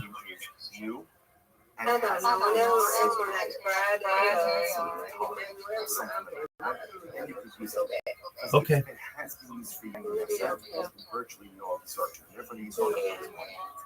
If it's either old, which means it's been or it's sealed. The sealant has been put in. As Rashi points out, the sealant also readily absorbs the wine.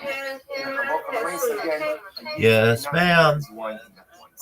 Ovid Kochavim Rivelan, Ve'id Baditan. So what if an Ovid Kochavim was Rivelan? To you as well, God willing. So let's say again, Akum put the Zephas, he put the pitch on the inside, right? He put the pitch on the inside, Ve'id done, and he tanned the leather. The Naslam Soch and Yain, and he put wine in there. So in this case over here, what's happening? Ovid Kochavim is creating the wine skin, right? Into a proper wine skin. So what is he? He has the skin, he tanned the skin. He's applying the pitch on the inside, and the Akum, puts wine inside there also. The Yisrael Omed Al Gavav, and there's a Jew watching him engage in this entire process. In a Choshesh, we need not to be concerned that the wine that the Obed Kochavim put into the wineskin was Yain Esrach, that he somehow consecrated that for his idolatry. Okay, so one second. The Obed Kochavim knows himself a Yain. He saw Omed Al Gavav Mahavi. I don't understand why. Just because there's a mashgiach there, right? The Jew is watching him do this. How do you know that the wine that the Akum put in there wasn't Yain Esrach? In other words, all the Jew is seeing is what the Akum is doing now. How does he know what the Akum did with the wine beforehand? Right? So in other words, how can we be sure that it's not Yain Esrach being put in there? It means to say, Ovid Kochavim Rivavan Ve'ibdan V'Yisrael Nosin Asoch Yayin V'Yisrael Acher Omed Al Gavav in a Choshesh. Oh, here's the case. Here's the case.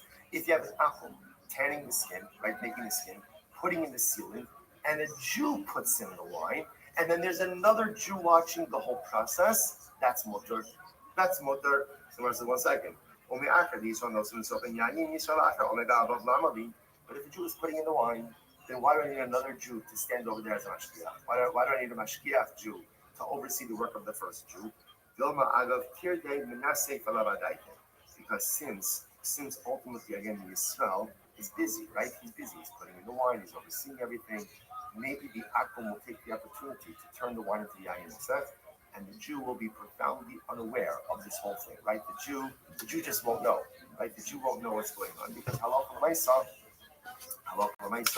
he's just too engaged with his work. Therefore, again, you have the mashgiach overseeing everything. So essentially, the Israel is as follows. So the Akum is tanning the hide. He's putting in the sealant inside. The Jew is adding the wine, and then there's a mashgiach, another Jew on top of this whole process to ensure that when the first Jew is busy pouring or doing other stuff, that the Akum doesn't play around with the wine, doesn't make it into Yain Esrach. Incredible. Okay. Or no. No, not true. Let's go back to our original understanding of the case. So the Akum himself is putting in the wine. So what's the case? So here's the difference. The difference over here is that halacha l'maisa, since the Akum is doing this, since the wine is being poured in, essentially again around the same time as the sealant, and therefore again that wine itself is going to be lost. Look at Rashi's moment.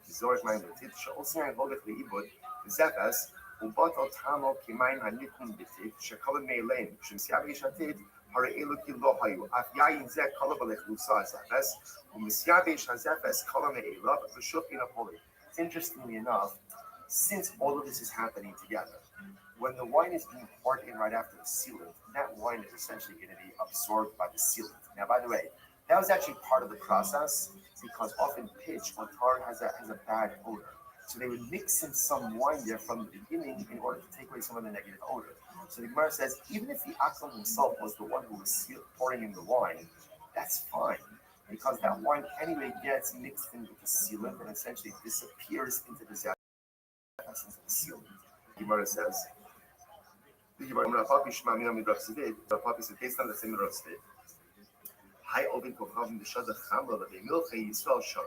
So if an Akum were to come and pour wine into the salt of a Jew, it would also be permitted, right? Why? Because the assumption is that the wine gets absorbed up by the salt, and therefore won't be a problem.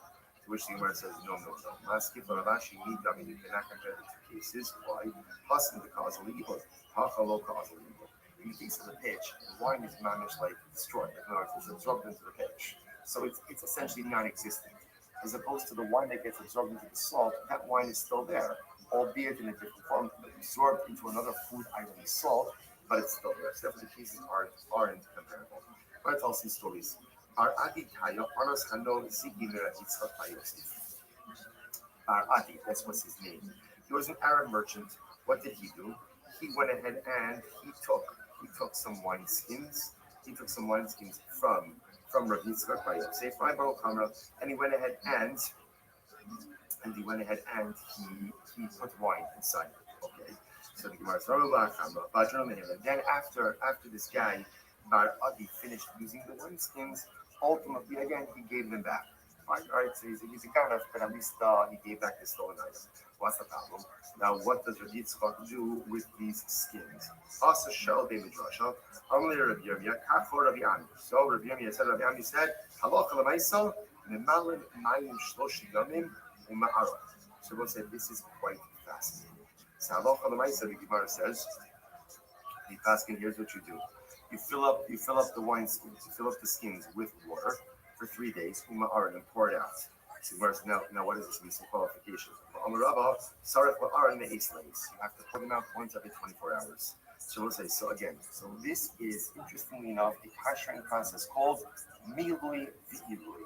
Milui v'irui is the kashering that's accomplished by you fill up the receptacle with water, leave it there for a minimum of 24 hours, then pour out the water and change that with new water. And you repeat that process for 72 hours. 72 hours every 24 hours. Doesn't have to be exactly at 20 hours, at least 24 hours, and then change the water, put it in for at least another 24 hours. And 72 hours later, ultimately again, the item will be kosher. Now, halacha l'maisa, this concept does exist, but it is only usable in situations where we know halachically that the absorption is minimal. The absorption is minimal. That the Gemara gives more examples. Savamine, hanimili bidan. Hanimili bidan. Now we assumed over here that halacha l'maisa, this only refers to what? This only refers to, for example, like Jewish wineskins. In other words, in this case, like this case over here, where the wineskins were ombara yitzchak, which means the majority of their absorptions were of kosher wine. They were baruch. They were stolen, ultimately again by this guy. What was his name? Bar Adi, and therefore again we assume that his absorptions, Bar Adi's absorptions, were minimal. So it's only in this kind of case where we assume that the majority of absorptions are kosher absorptions.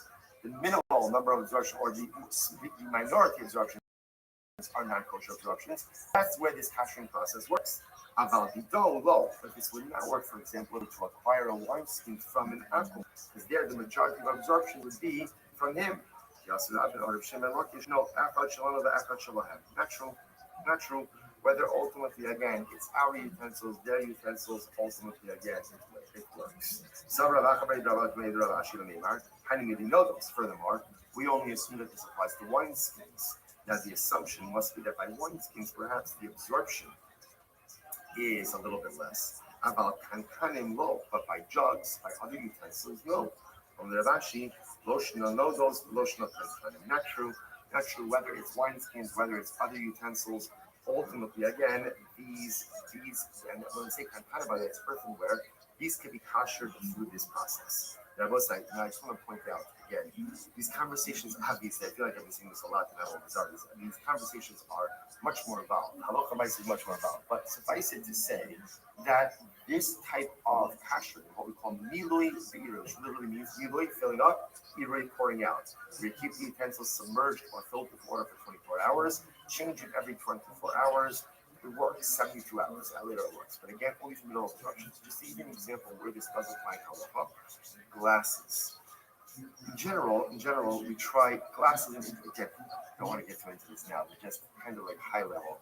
Glass is a fundamental machlokas in halacha as to whether or not the glass absorbs or not. Like for example, does the person have to have different glasses, different sets of glasses for milk situations? So we're supposed to be saying no, that halacha l'maisa glass does not absorb, and therefore technically, you could only have to have one set of glasses for both milk inflations. Have to be clean, but milk inflations. Again, my wife holds differently, so in our house we have 2 sets of glasses. But okay, discussion for a different time. In any event, that's why many people have one set of glasses, and glasses can be used for both. What happens if you want a kosher glass for Pesach? So generally, we try not to do this. But halacha l'maisa, if one wants the kosher glass, the way to kosher glass is with this process. It's called milui v'irui. So technically, you take a bathtub, right? You don't take a bathtub, you have a bathtub. You fill it with water, you put glasses in there, fill it with water, 24 hours, drain the water, refill the water, complete that again for 72 hours. Technically speaking, one could kosher glass with those circumstances. Why? Because since glass to begin with has a minimal absorption, you could use this quote unquote lower form of kashrut. Again, the halachas for Pesach, one should do this more intricate, not for now, but just giving you an illustration about how this concept does work. So if you have jugs, now kankan, so remember again, as opposed to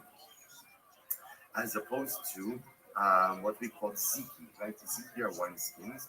Kankanim are jugs or utensils, earthenware. So kankanim shall they go covered. So if I have an earthenware vessel of an akum, chadoshim gerurin mutarim.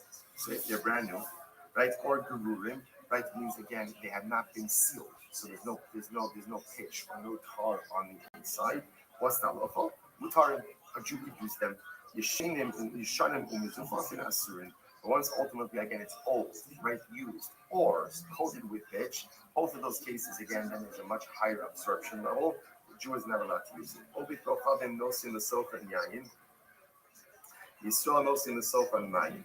So ultimately, interestingly enough, now a Jew, right, or excuse me, an akum could put water into, could put Well, look wine. who it is. And Yisrael put My favorite water San Francisco 49ers friend. How How are you, big dog?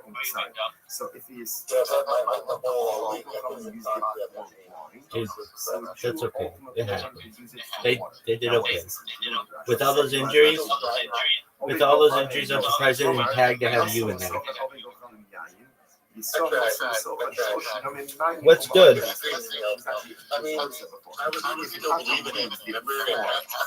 Oh, I know. That was so funny to me. You're like, we got him right where we want him, and I was like, all right, we're down like 14 points or something. And yeah.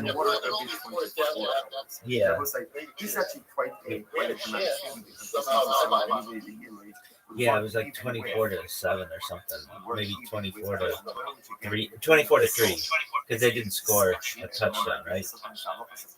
No, we only were.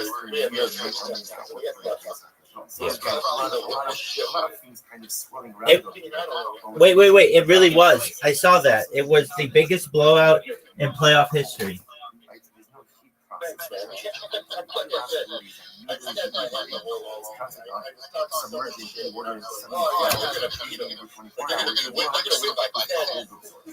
That's okay. Rams are out as well. So they're officially eliminated the state, and they look like they're gonna get their asses handed to them. Yisrael knows in the Socha Sir.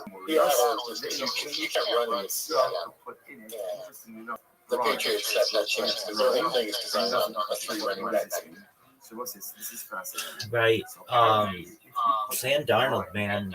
Everybody underestimated him, and especially Minnesota. Anybody who thought that they had him pegged in Minnesota were completely incorrect. And then he potentially could be he's USC's first quarterback in the Super Bowl, and looking to be their first quarterback to ever win the Super Bowl. Drake May, I think probably is going to be the MVP, but they've had a really easy schedule. Have you seen their schedule to get to the Super Bowl? So Tashma, the kind of man, this team is legit. Like, it doesn't matter what the schedule is. If a person You see the camera shots of the defensive line that looks like 60 pounds heavier than every 5 inches taller. They have a scary defensive line. Look, they played the Broncos, who didn't have a quarterback and barely beat them. What happens if they're old? No, it's like they're the die. Like, I can't believe they even burn out the instead of the Okay, so you see from right. Okay, so let me look at the Super Bowl line right now. I'm not exactly sure what it is. 7.5, I'm guessing. 7.5. 4.5. I'd take that. Yeah, New England's tricky though. Like, I don't know if you've been watching New England games, but there's 3-headed monster with the running backs is pretty smart. Yeah, I'm in agreement with you with that. Especially in the NFL, if you have everything riding on one back, you're in trouble. You at least need two good backs. That's why I thought the Lions were going to be pretty good this year. They have the two best backs maybe on one team with Jahmyr Gibbs and David Montgomery, but everything fell apart for them. The Seattle passing game, I think, is just very dangerous. Once it begins to melt off, ultimately, Yeah, 30 yards.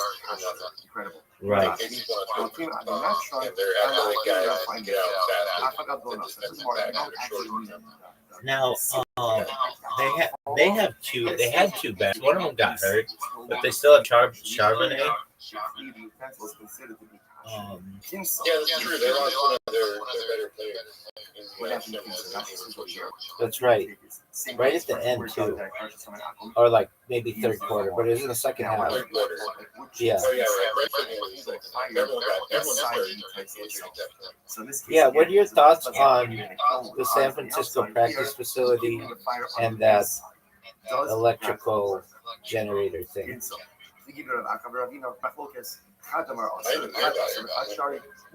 Okay, so let me give you the lowdown. SF 49ers practice facility electrical grid. Alright, here's the lowdown. As opposed to exterior San Francisco 49ers have drawn attention due to concerns about the practice facility's proximity to an electrical substation. The team's facility in Santa Clara, located next to Levi's Stadium, sits adjacent to the Silicon Valley Power Mission substation. A viral theory suggests that low-frequency electromagnetic fields, EMF, from the substation may be contributing to the team's high rate of player injuries. Now, I don't believe this, but I guess people are looking for any kind of reason to explain why so many injuries. Key players like George Kittle, who had an Achilles and an ACL, Nick Bosa, ACL, and Fred Warner, ankle, suffered major injuries, fueling speculation. So GM John Lynch emphasized player health, saying you have to look into everything when safety is allegedly at stake. And World Health Organization classifies such EMF as possibly carcinogenic based on limited data. I don't agree with this. I think that it probably has to do with just fluky. It happens that you're going to get guys who, when they're 300 pounds tackling each other, that they're going to hurt each other. But that was the big thing I heard on LA radio, that the substation might be to blame, which I just don't really think that has that much credibility. But it is what it is. What are your thoughts? Yeah, man. Practice can really mess with your practice. I don't think it's like being near airport or being that matters, or like industrial waste plants. Like they'll be looking probably on a practice facility in like a really safe place. Yeah, I get that. I put it somewhere right. Right. I mean, they got a lot of money. Oh, for sure. 100%. Do you like the ownership?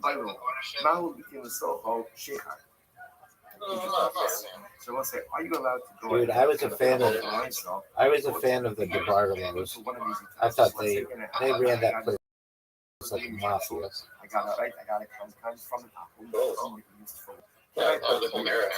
Right. Said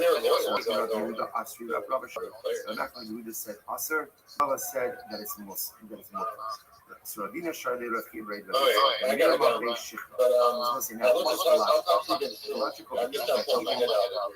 absolutely, my friend. Keep your head up high.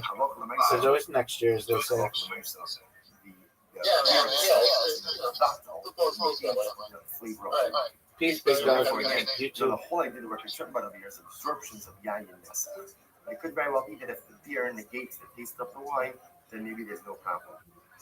So my focus, but also Ravina shortly Rav Scott. Remember Bashikra, Ravina actually allowed Rav Scott to put beer in a earthenware vessel that he bought from an akum.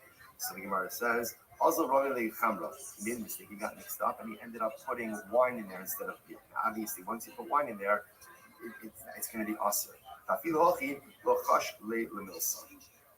But nevertheless, Ravina did not feel the need to change his position. Why? Amar Akrai Ba'amos. It was an accident. So we'll say interesting. In other words, you might think like this. You might have thought Ravina said you're allowed to put beer. So he allowed ultimately Rakia to put beer. Rakia made a mistake and put wine. So you might have thought, you say, oh, what do you see from here? That you shouldn't even allow someone to put beer unless they come to put wine. What did Ravina say? It was just a mistake. It was just a mistake. You don't have to read anything more into it. It was just a mistake. Mistakes happen. Which I will say is so profound, so profound. Sometimes things happen in life. You look for deeper meaning. Is there deeper meaning in everything that occurs in life? There is. But lots of doubts that you're supposed to look for the deeper meaning. Sometimes you just have to kind of take what life throws you away and move yourself. Especially in those moments where you can't find the deeper meaning. Right? So often it's happening like, what does this mean? What is Kosh Baruch Hu telling me? Sometimes I can figure it out. But sometimes if you can't figure it out, just say, okay, whatever it was, and I just need to move myself forward. Sometimes it's beautiful to look for deeper meaning in things, and sometimes it's like the Gemara says, Akrai Bama.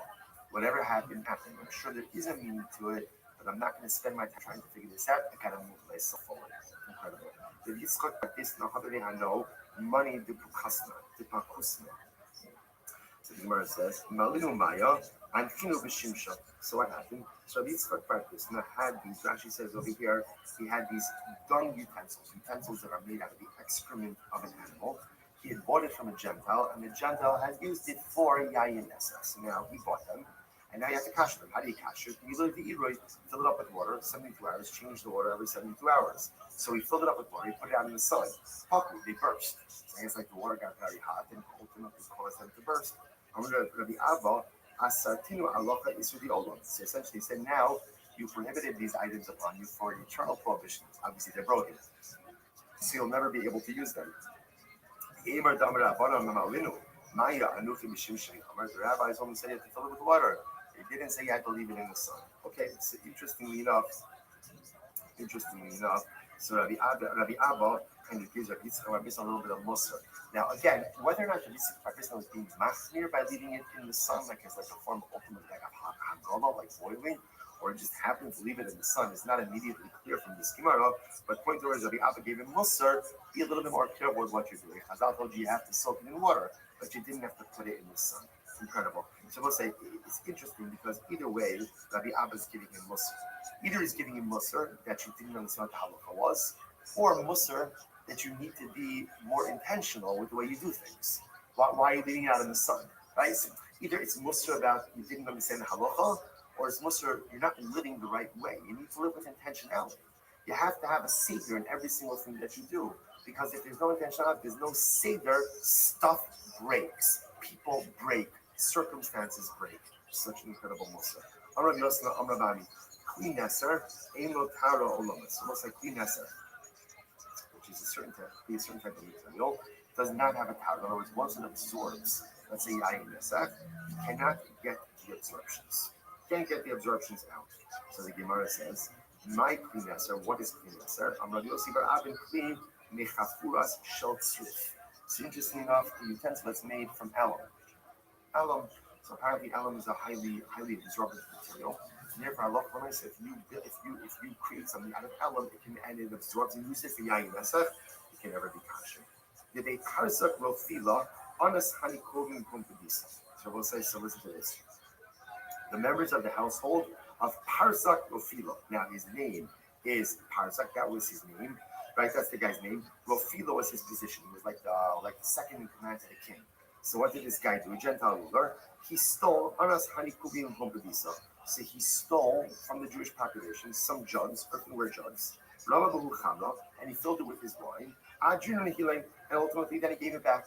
Okay, so he's a thief, but at the end, when he officially gave it back, also Shainu Rabbi Yehuda. So here, what should we do with this? What do we do now with these jars? Amar davar shein machnisu lekiyahu mishachshechan b'mayim vehein mutarim. So what's interesting? The Gemara says. He says this is something. Ultimately, it's interesting. His lashon over here. His lashon is davar shein machnisu lekiyahu. He used it in a way. He used it in a way that was short-term storage, not long-term storage. And because it was short-term storage, therefore what? You could wash it out with water, and it is mutter.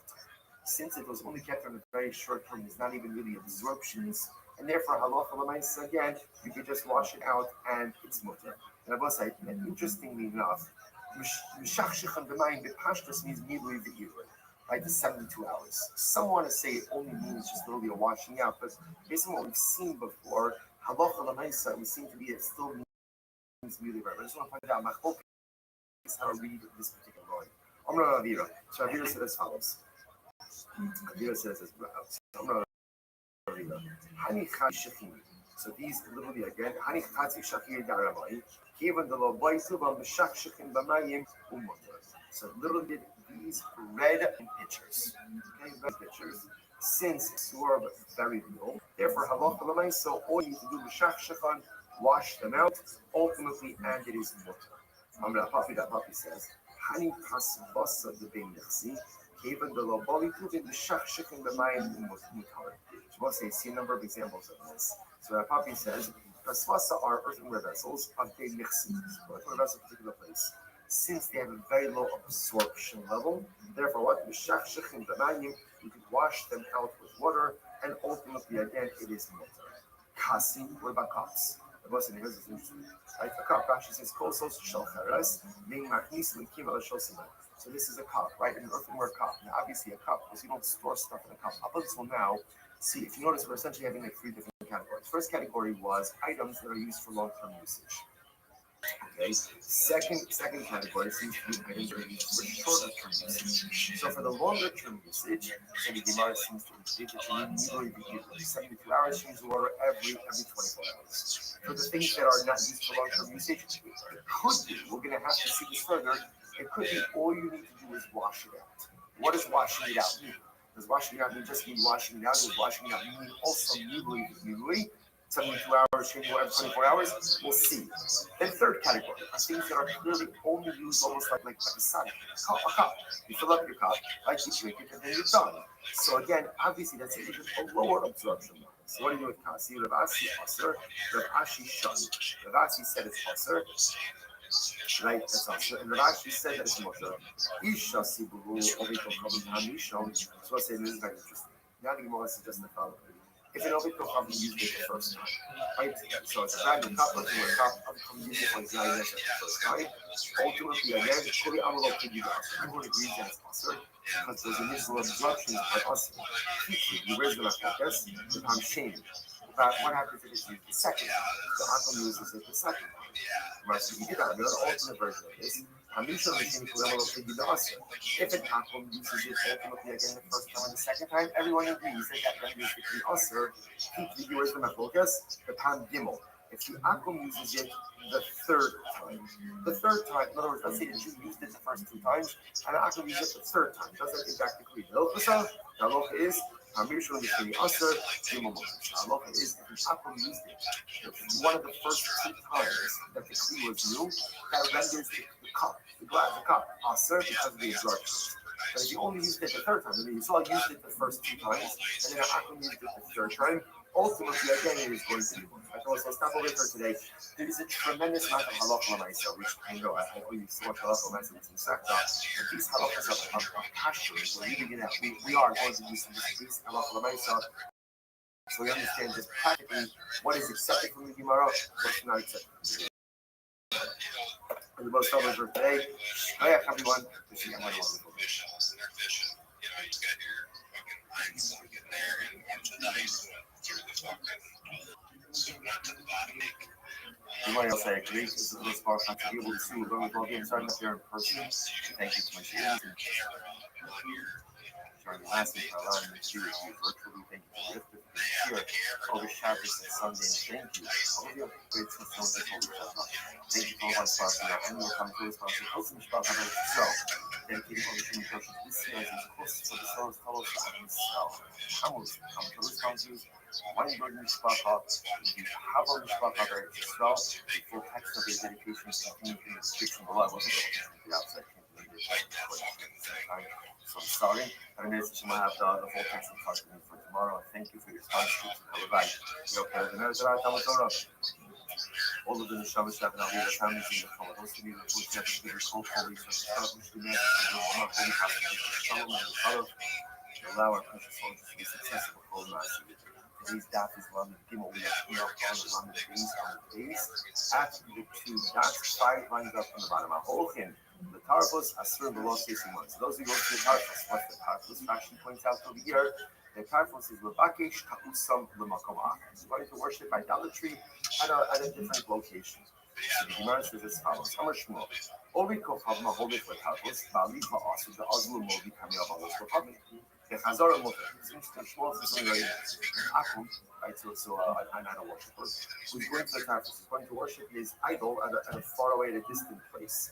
On his way to the idolatry. Hello, how are you? To go ahead and engage in any type of Every day is a holiday, every meal is a feast. I was just listening to your discussions on fishing. It's fascinating where technology takes us. Do you mind if I take 3 minutes and tell you about my project?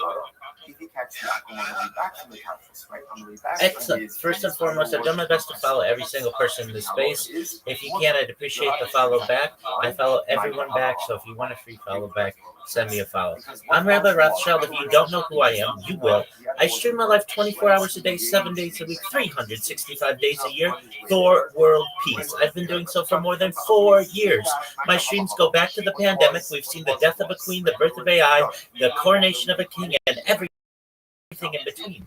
This is a Truman Show, a real-life Big Brother. This is a timeline and a time capsule of human achievement. In the 1980s, Bill Gates coined the phrase "content is king," and I'm making it true today.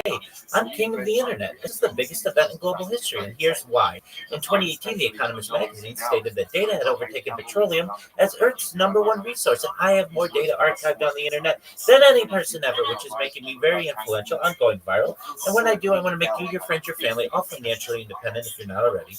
I want to ensure that you have generational wealth if you don't already, and I want you to be able to start charities and philanthropic organizations of your own.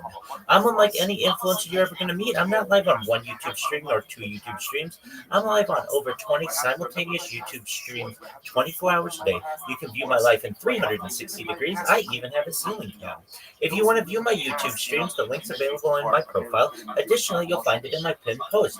You'll also find in my pinned post a link to my link tree. I dare you to look at my link tree. Nobody dares you to look at their link tree, but I do, because I have more social media than any person. I have more content than any person. You'll also find a link to my Discord, discord.me/rabbi. Never look in the rear mirror is really inappropriate. Never look in the rear mirror is really a certain level of responsibility that one takes over the driving or the driving endeavor. So to life, I'm the real deal, Holyfield, 100%.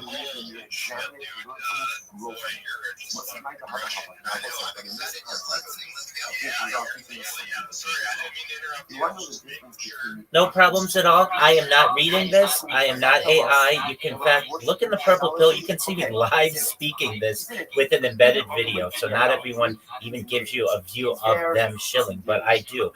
If you'd like, you can join my Discord, discord.me/rabbi. I'm live 24 hours a day. I'm proud to say that we just surpassed 2,800 people in our community and continue to grow each day. In addition to making you all extremely wealthy and wanting to promote world peace, I want you to know that I want to help end world hunger through the use of technology, such as agricultural drones, floating greenhouses, saltwater greenhouses, hydroponics, vertical farming, cloud seeding. I want to help end world thirst. I'm sponsored by a cryptocurrency that's worth tens of millions of dollars, and one of the things that we do is we build wells and water towers in developing nations for the benefit of the less fortunate. Additionally, I'm an advocate for the Lifestyle program, and most importantly, importantly, desalination technology, where we pump Earth's seawater onto land and make it drinkable. If you are a reply guy, if you're a Web3 marketer, if you're a raider or a shiller, and you want a free mentor, coach, and friend, send me a follow. I will follow you back. Send me a DM. I will respond. I want you all to know that I'm here to support you both personally and professionally. I'm here to be a positive person in your lives. I'm here to have an optimistic view on the future. And most importantly, I want to give people hope. And with that, I sincerely appreciate the opportunity to share. Every spiritual initiative and endeavor, every spiritual moment, you have to find a way to package up some of it, take some leftovers, and take it with you as you go through life. That's Habocha B'Shiyogesi. You know what Hashem loves most? Hashem loves most the Shiyogesi leftovers. You don't think about it. Absolutely. Great question. You had the phrase open mic in the title, and I searched that, and I saw that you guys had a nice space going, and I listened in and found you to be interesting, and then came up and requested the mic. That's fantastic. I followed you back too. No, I appreciate you so much for coming over to I'm making others sing it over and over and over. That's the Shirayim. Man, you ran it hard. You did a good job. That's why I had to go. He finished worshiping his idolatry. He finished the Yarkin Talo. He did his thing. He went to his done. We're done. Move on. Next. Mind the hava. When you have a spiritual experience, I'm taking my Nabok have the Shiyari. I'm taking the leftovers with me wherever I go. For more than 4 years, my streams go back to the pandemic. So I have essentially created the largest compilation of human data in global history. This is essentially, as I say, a timeline or a time capsule. Maybe a generation or 2 or 3 ago, I would have been a journalist, someone who writes in a journal, or a diarist, someone who writes in a diary. But I just do so using video as my mode. And it's not just about me. Certainly, it focuses on my life, my streams, and not just from one angle, from 20 or more different angles. Additionally, though, I keep a radio in the background that archives world history events. So literally, you can go back to any moment of my life for the last 4 years, essentially, and not just know what was going on in my world, but also what was going on in world news events. And I think that's really exciting. It's essentially the world's largest timeline or time capsule. And I know that in the future, this data is going to be very important in studying how people age, in studying people's breathing habits, their eating habits, their drinking habits, their bathing habits, their behavior, all the different aspects of biological life that we have on a human has been able to be archived on my streams. And I think it'll be studied from an academic level. And not only that, I think it's really important to AI. When I say we've seen the death between the birth of AI and the coronation of a king, I was an early adopter of ChatGPT in November of 2022. I was a user when it launched November 30th, 2022. We've been able to see the different iterations of large language models in the world. And additionally, AI needs examples of humans to be able to build its models. And I have more human data than any person ever, which may give me a prominent role in the future. And if that happens, I want to give back to the people who helped me, and I really mean it. And I want to make sure that all of you are taken care of, and also your friends and family.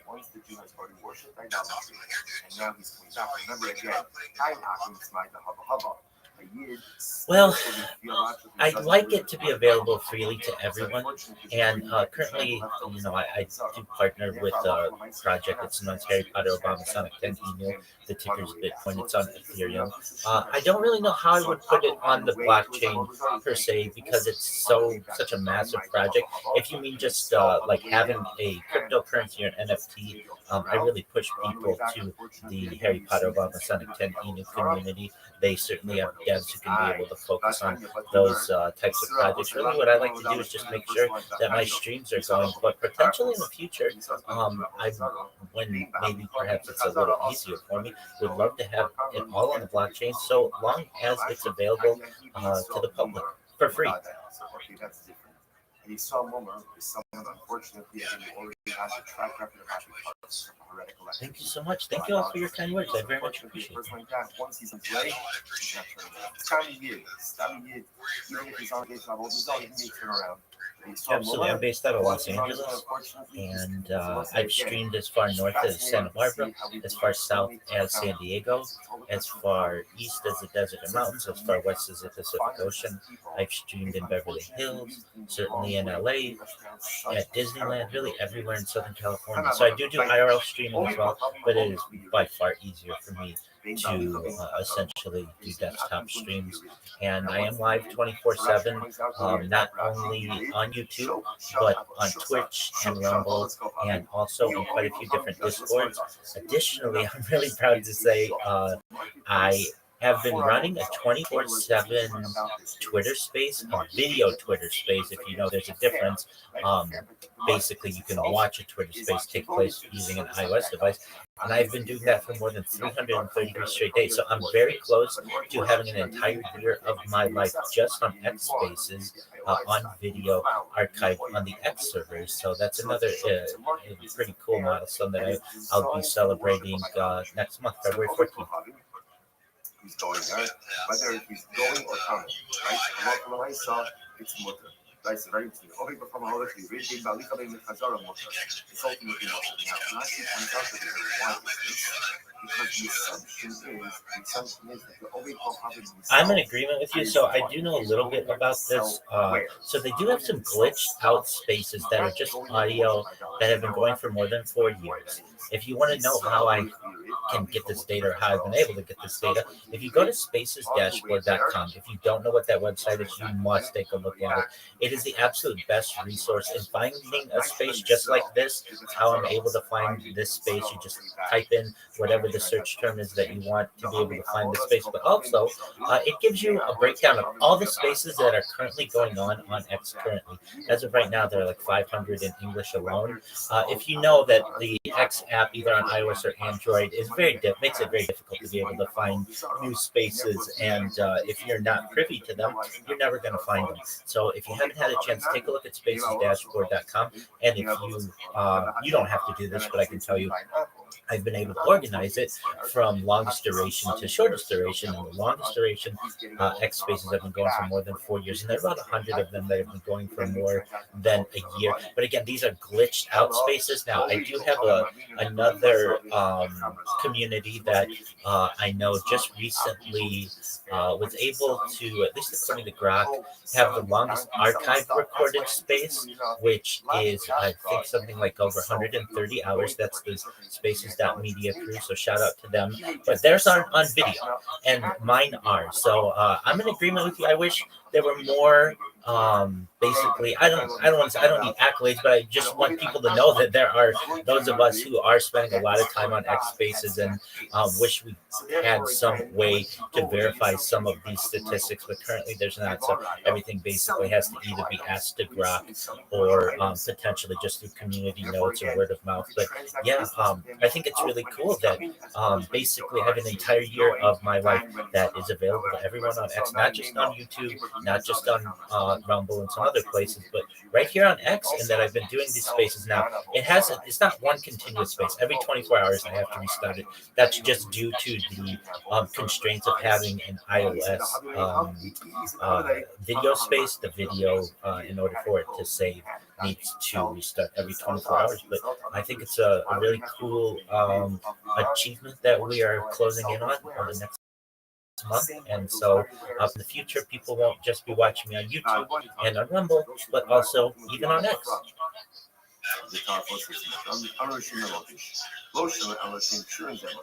That's only so if what? It's the group when you come back, ultimately not traveling as a family. Aber schön selber sehr, assim. So if the group of Atom are coming back together as a group, you cannot get back with them. Why? Ema died a lot, so because perhaps ultimately as a group, their intention is to return. Absolutely, and I'm completely in agreement with you. Elon Musk in 2022 was asked about X, and at the time he said they are essentially they don't generate any revenue, which I don't know if necessarily that's true. There are a lot of people who use X much more because of the Spaces feature, but it doesn't seem like they advertise them very well. this is a really amazing platform, but you kind of have to be on the in to know or know someone who's on them regularly. They're kind of difficult to find, and a lot of people don't know really that this is even a feature. So perhaps in the future there may be a Spaces Awards or something along those lines, but currently there really aren't. And I feel like there should be. That this is, as I've heard it previously discussed, the town hall of the internet. It's really the epicenter of cryptocurrency discussions, and the fact that such a massive platform does not emphasize one of its perhaps greatest benefits, to me is somewhat sad. Rashi says chicken buns. So these food ones, why is that so what you would do is you would coat it with Zephyrus. Zephyrus is like pitch or tar in order to provide that access. Absolutely, it's phenomenal. So if you don't know what we're referencing, it's a website that has a list of all of the different spaces that are going on in order of largest to smallest. You can also organize them from most recently started to longest duration. It has a really nice search function. It also gives you a lot more metrics on spaces and the hosts. It will tell you the combined followership of all of the people who are speakers in a given space. It will also, you can click on one of the hosts and it will show you every single space that they've hosted in the entirety of their account. It's incredible that this website exists and that X doesn't have the same type of features integrated within the app, that we have to go to a third party to be able to get this information. But if you haven't checked it out, it's spacesdashboard.com. It's just an amazing resource to be able to find interesting conversations such as this one. For example, apparently Weinstein absorbed at a slower rate than earthenware vessels.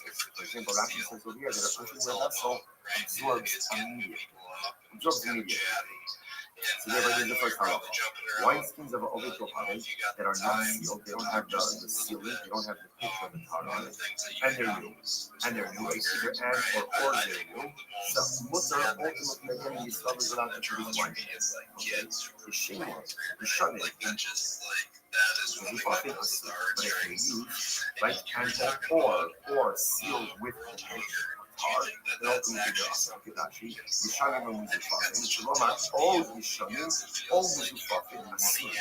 whether it's old or it's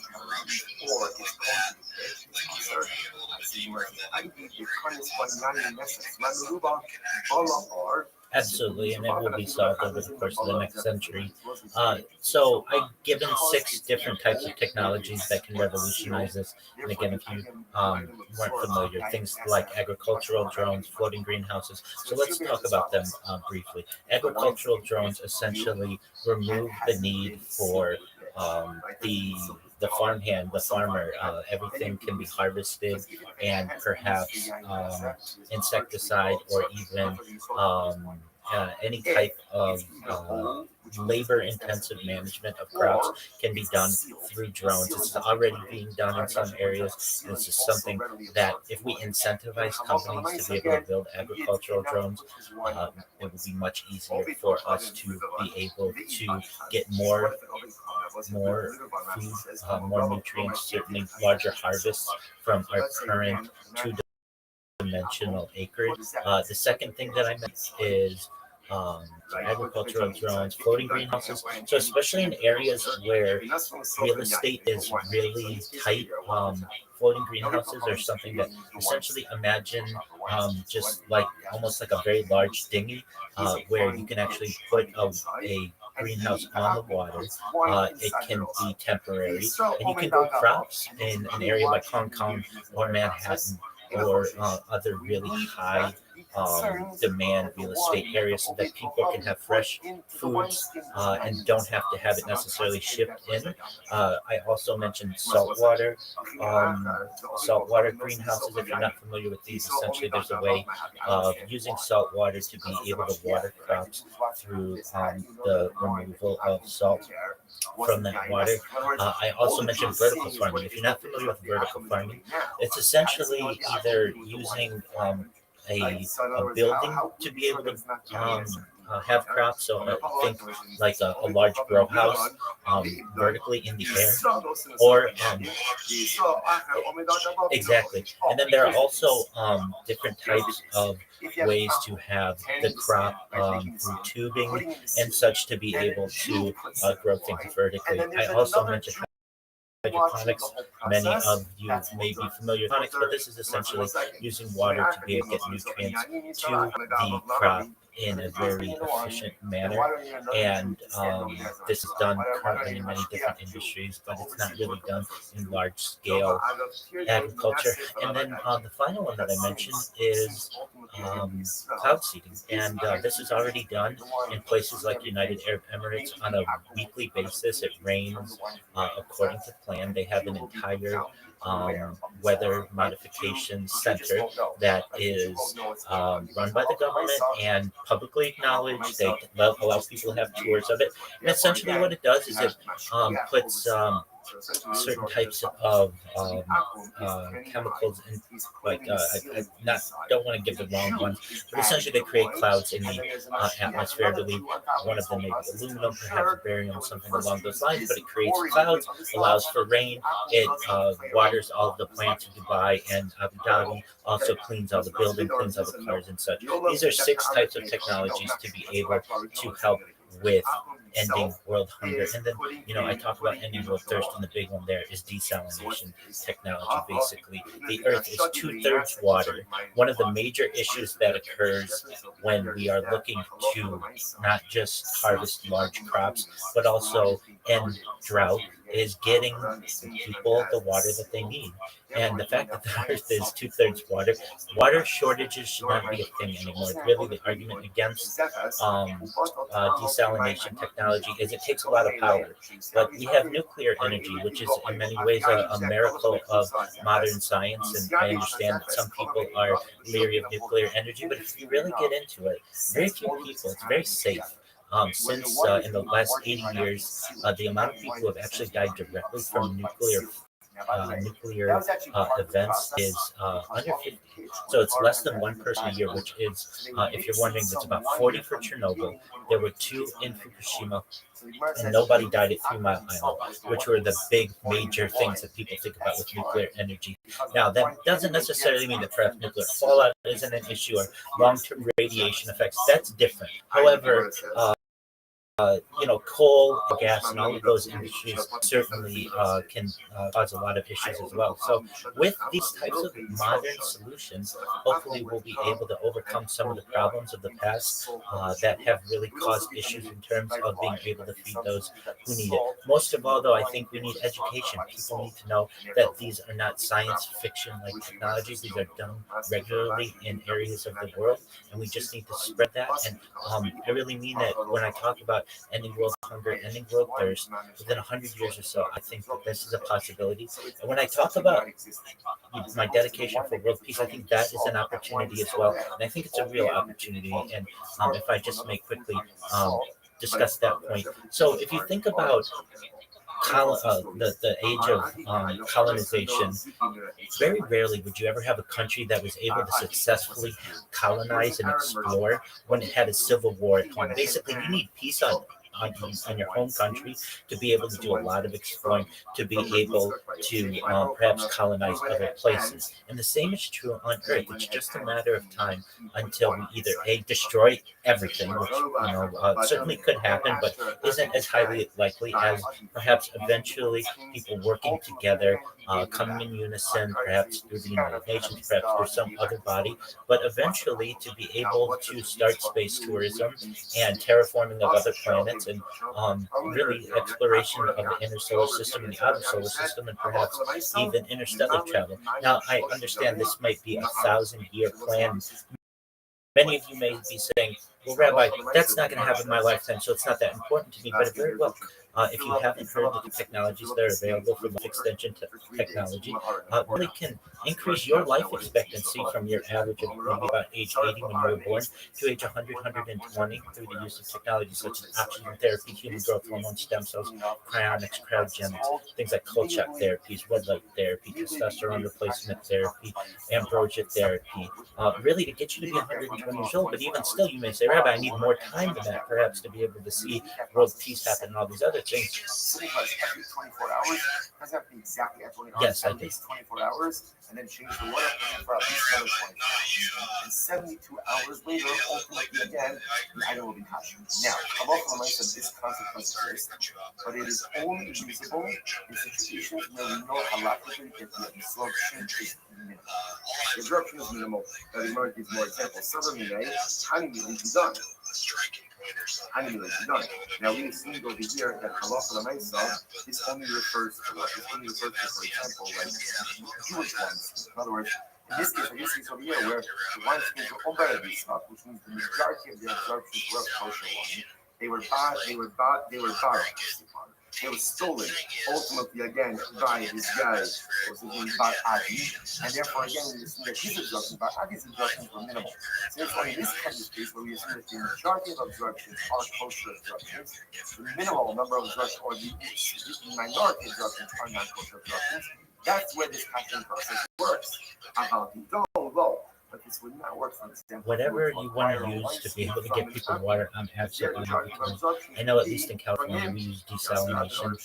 It is perhaps not as efficient as it could be, but it's currently being used. About 10% of all of the water that is used, and from a freshwater point of view, is used for desalination. And many countries rely on this as well.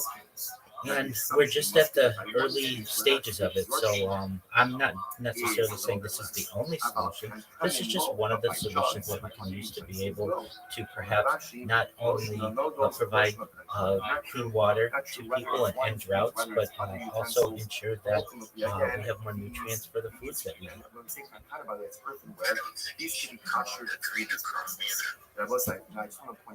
I'm not promoting adrenochrome, but essentially you can use ambrosia.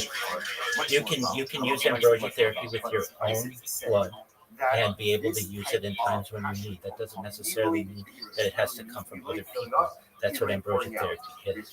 There are other versions of it that certainly can go down different theories where you get it from other people, but no, you can essentially pump your own blood and have it stored and be able to re-inject it in yourself when you need, and certainly at an older age, this might be something that may be beneficial, a beneficial treatment to some people. Like, for example, does the person have to have different glasses, different types of glasses for milk situations? So, most Muslims say no, that Allah L'maisa glass does not absorb. And therefore, technically, you only have to have one set of glasses. So both milk mix and fish have to be clean, because milk mix and fish, again, my wife holds it. So no one else will get this. But it's specified different time. In any event, that's why many people have one set of glasses and glasses to use. What happens if you want to catch your glass for Pesach? So generally, we try not to do this. But halacha l'maisa, if one wants to catch your glass, the way to catch your glass is with this process is called really. So technically, you can take a bathtub, like you take a bathtub, you fill it with water, you put glasses in there, fill it with water, 24 hours, drain the water, refill the water, complete that again for 72 hours. Technically speaking, one could catch your glass with those circumstances. Why? Because since glass to begin with has a minimal absorption, you can use this quote-unquote lower form of casting. Again, halachas for Pesach on should do this more intricate, not for now, but just giving you an illustration about how this concept does work. Because if you have jot now 10 times, remember again, as opposed to what we call zero ones,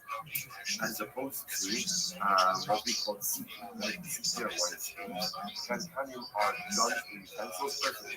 So Kankanim shall be covered. So if I have a perfect vessel of an item, Kadoshim Gerurim Mutare.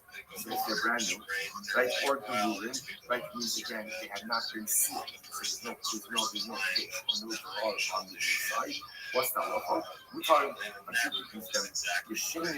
Young blood transfusion, like ambrosia therapy. Right, used or coated with pitch. Both of those cases. Young blood transfusion, like ambrosia therapy, but your own blood. You store those in the sofa and mine. So ultimately, interestingly enough, now a Jew, right, or excuse me, an apple could put wine into it, and Yisrael put water into it. Look at Rashi. Ovid Kocham knows this open Yanni, Yisrael knows this open Sir and Son. So if he's Ovid Kocham used it for wine, so a Jew ultimately again could use it for water. Now what does this mean? Go to Rashi. Second class Rashi on the page. Ovid Kocham no Saint Lomar, Nosan Sof and Ovid Kocham Yayin. Yisrael knows in Sof and Shloshi Yom in Nine Kuma Armei. This is actually what we said before. If an Akom used it for wine, then Halacha Lamaisa Yisrael used it with water. What does it mean is water? Immediately immediately. But Yisrael can usher it ultimately again by putting it in water for 72 hours, changing the water every 24 hours. That was like, this is actually quite a dramatic statement because this seems to sound like immediately and works even with. We work even with personal which again in and of itself is a discussion. Remember again, something Shalom is a passion. What works for a year may or may not work for a case. So again, a lot of things kind of swirling around those right? But what isn't about this is also maybe examples of utensils that are used cold. Like there's a heat process that happens. Other possibilities that usually this concept of submerging in water in 72 hours and changing every 24 hours works with cold absorption. Therefore, if an aqua used is earthenware vessels, old ones filled with it with wine, and so to pressure it by soaking it in water for 72 hours and changing the water every 24 hours. Next, Obiko from nothing so from Yanin, if an aqua used in earthenware vessels for wine, Yisrael knows in so and sear umurias, the inochoshin. And Yisrael to put in it because brine, like brine, and it doesn't koshish. What is this? So what's this? This is fascinating. So apparently, if you put brine, but it's bad for investors who just want to make money off of it. It burns out. That's why everything's so financial. It says, Miyad, Afafi Shlomeru Mayim, if you shall umurias, surfing as Hayayim, and it will come also. Apparently, brine, like for umurias is like fish oil. Like these items, if you put them into a utensil, they withdraw, they bring out the absorption people that haven't looked at any of the conscious quite literally.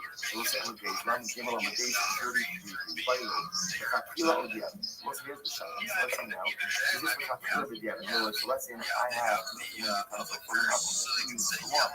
Can I have a Hakila to master this with using brine? Does that work? The question mark, the time of this if a person purchases drugs from a person who is a medical partner, so can I use if they're brand new, and when they get brand new means either brand new and they have not been coated with it, like this or a car, what's that, 100 pills? You use whatever you want, even wine. You shove it, what happens if they're old? No sin, so from sear or more useful. You can burn out the absorption of brine. Okay, so you see from here that this mechanism is available to us even in the country. Incredible. So by the way, that when you see Rabbi Ami, so it's very interesting. It's an earthly utensil that I got from Apple. So now, see the kids trying to issue Islam new mouth. What happens if I put the earthly utensil back in the kiln?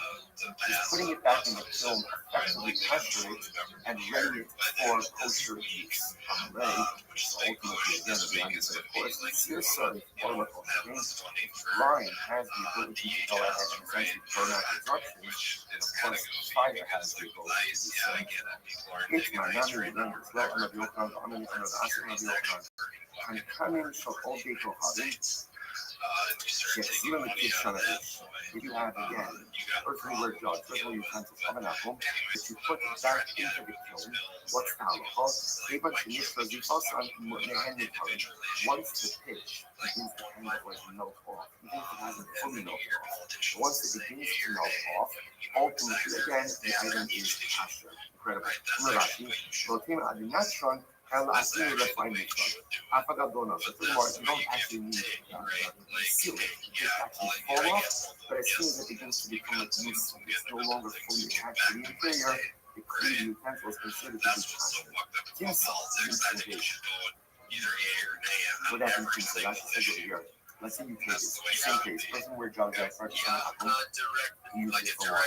Now, what do? I put wood chips inside it and kindle the fire inside the utensil itself. So in this case, again, as opposed to, let's say, putting it in a kiln with the fire on the outside, here, I'm kindling the fire on the inside.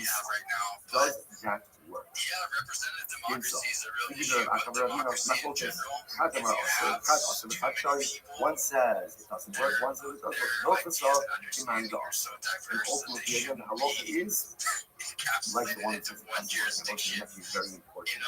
Because amazingly enough, it actually stays over here. There's a fundamental distinction between interior fire versus exterior fire. Interior fire has the halacha still not fully committed, as opposed to exterior fire, which absolutely does. Therefore, interior fire will not touch the person where you cancel the alcohol. Thank you. I just wanted to lend some clarification on what I meant in terms of some of the therapies that I discussed. I mean, I'm not talking about taking any blood from anybody aside from yourself, but it's really plasma exchange, where doctors remove your plasma and replace it with saline and albumin. It's used already for autoimmune diseases, perhaps aging in the future.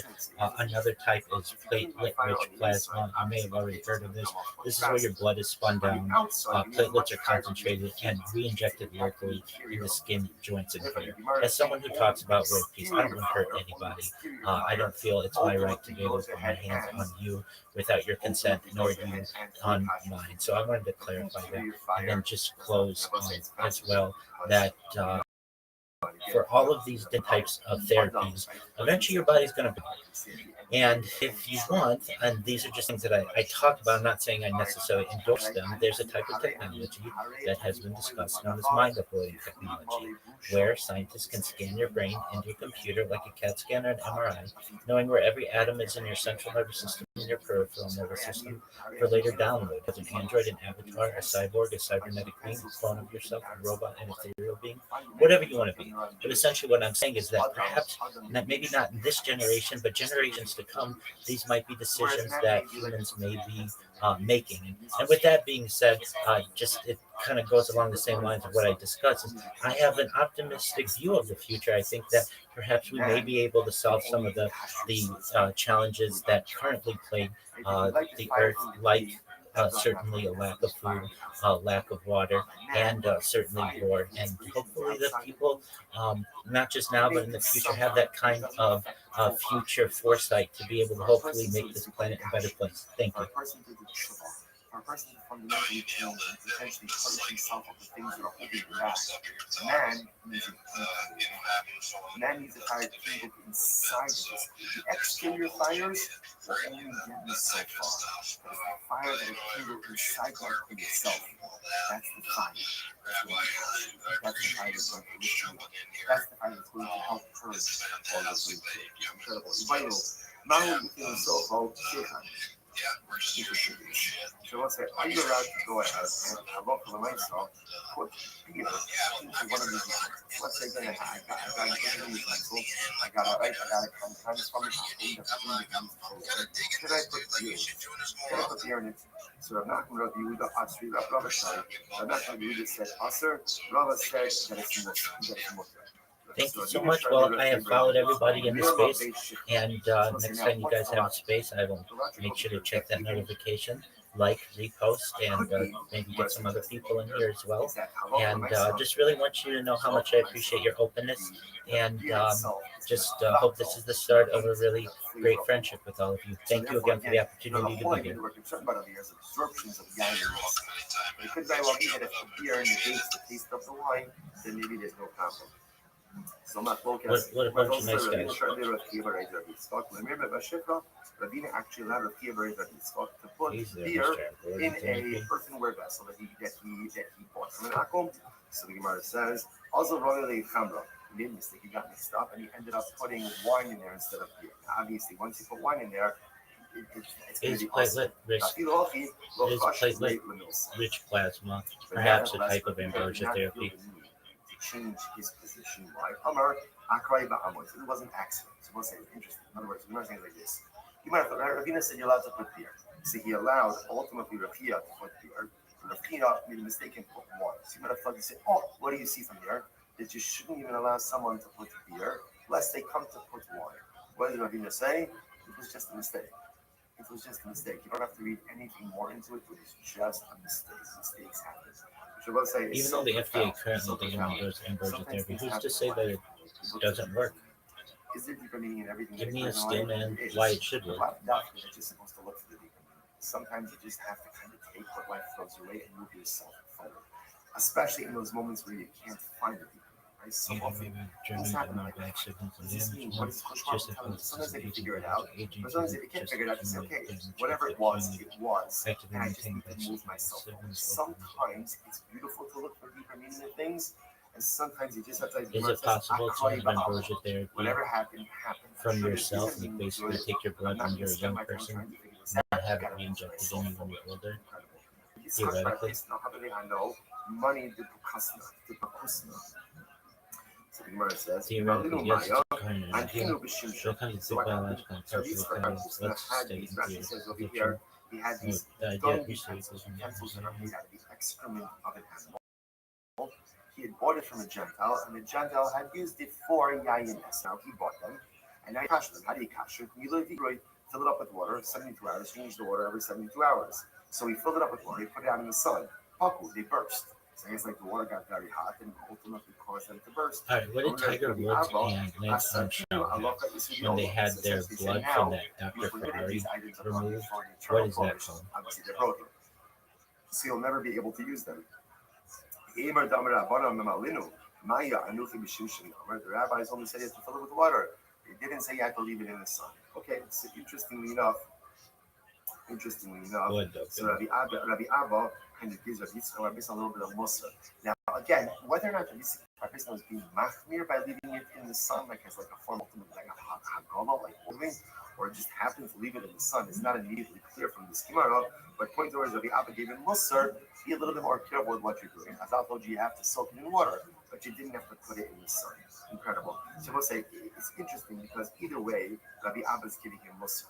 Either he's giving you mussar that you didn't understand what the halacha was, or mussar. I mean, isn't this technically ambrosia therapy because they are taking their blood from when they were technically younger and re-injecting it in themselves? I think technically it is. Give me a steel man and say technically it is.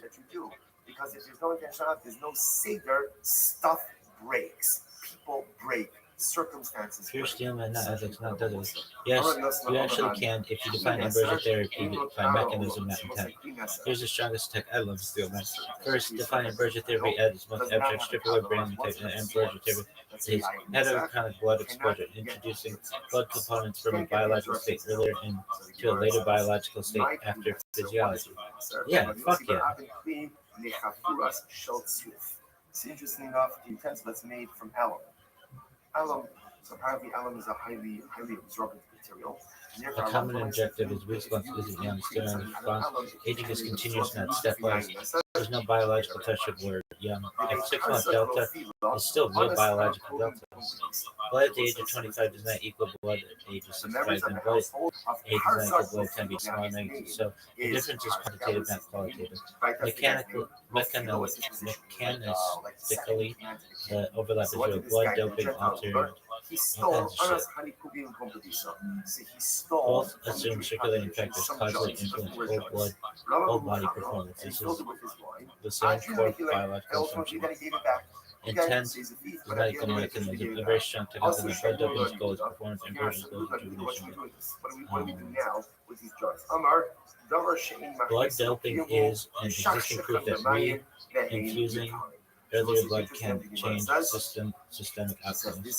The cleanest still man phrase, if you wanted to defend this in a technical way, the transformation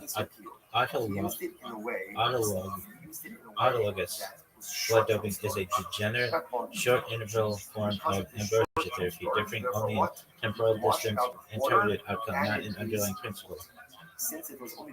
Where the still man has to stay honest. Even guaranteeing all of the above, the effect size is tiny compared to decades of plasma. RBC focused transfusion does not equal signaling focused plasma. Performance enhancement does not equal tissue rejuvenation. Duration of benefit does not equal longevity. So technically adjacent, conceptually related, biologically overlapping, but not functionally.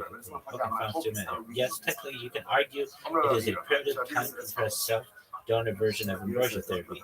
If ambrosia therapy is defined as system physiological modulation via head of chronic blood exposure, that argument is coherent, defensible, and non-ground, even if it doesn't prove efficacy. Fuck yeah, I stick by ambrosia therapy, baby. Since they absorb very little, therefore halacha l'maisa, all you need to do is shachshachan, wash them out, ultimately, and it is mutter. That puppy says, Hani hasvasa de ben nefsi, kevan de lo bali tuvin b'shachshachan b'mayim umutar. You want to see a number of examples of this. So that puppy says, Pasvasa are earthenware vessels of ben nefsi, earthenware vessels of a particular place.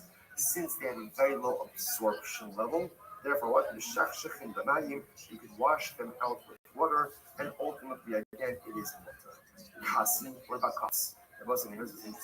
Like a cup, actually says kosos shocharas being machnis lekimel shosibet. So this is a cup, right? An earthenware cup. Now, obviously, a cup because you don't store stuff in a cup. Up until now, see if you notice, we're essentially having three different categories. First category was items that are used for long-term usage. Okay. Second category seems to be items that are used for shorter-term usage. So for the longer-term usage, so the Gemara seems to indicate that you need 72 hours, change the water every 24 hours. For the things that are not used for long-term usage, it could be, we're going to have to see this further, it could be all you need to do is wash it out. What does washing it out mean? Does washing it out mean just mean washing it out? Does washing it out mean also immediately, 72 hours, changing water 24 hours? We'll see. Then third category are things that are clearly only used almost like a sun. A cup. You fill up your cup, like you drink it, and then you're done. So again, obviously that's even a lower absorption. So what do you do with kasi? Rav Ashi Sham. Rav Ashi said it's asr. Right, that's asr. And Rav Ashi said that it's mutter. Isha siburu oviko kavan hamishon. So I say, now the Gemara suggests the following. If an oviko kavan used it the first time, right? So if a brand new cup doesn't wear cup, ultimately, again, fully enveloped in the asr. Everyone agrees that it's asr because those initial absorptions are asr. Keeply, he wears the machlokas. Yes, I'm shaded. About what happens if it's used the second time? If the akum uses it the second time. The alternate version of this. If an akum uses it ultimately again the first time and the second time, everyone agrees that renders the kli asr. Keeply, he wears the machlokas. The pam gimel. If the akum uses it the third time, in other words, let's say G used it the first two times, and akum used it the third time, does that impact the kli? The halacha is Hamishon Mishini Aser. Gimel Moses. The halacha is if an akum uses one of the first two times that the kli was new, that renders the cup aser because of the absorptions. But if you only used it the third time, you saw used it the first two times, and then akum used it the third time, ultimately again it is going to be more. I can also stop over for today. It is a tremendous amount of halacha. Which I know I owe you so much halacha l'maisa in Sekta. These halachas of kasher, really we are going to do some halacha l'maisa, so we can just practically what is accepted from the Gemara, what's not accepted from the Gemara. As opposed to stop for today, shkoyach everyone, wishing everyone a wonderful day.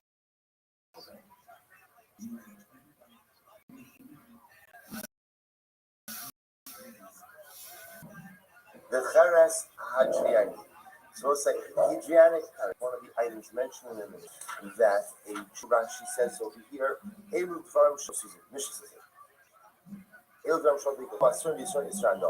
are the things that you cannot use, and it's a prohibition of halal. You cannot use them and get benefits from them. And this one of these items was this Hadriani. That is Hadrianic. So my Hadrianic. So what does this mean, Hadrianic? This is actually quite interesting.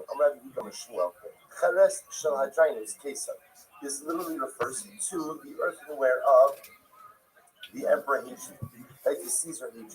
So let's say, so remember again, we know Hadrian from an infamous perspective, because remember again, it was under the Caesar Hadrian that Hadrianic persecution began in the aftermath of the destruction of the second Beis Hamikdash, and again, most notably, that was the era of the Asara Haridi Malchus.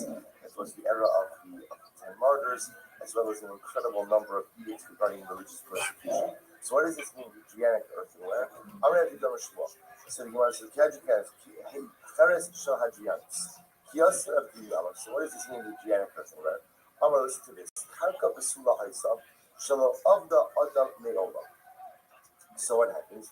So the Hadrian devised this particular method for wine, and you'll see why this was important.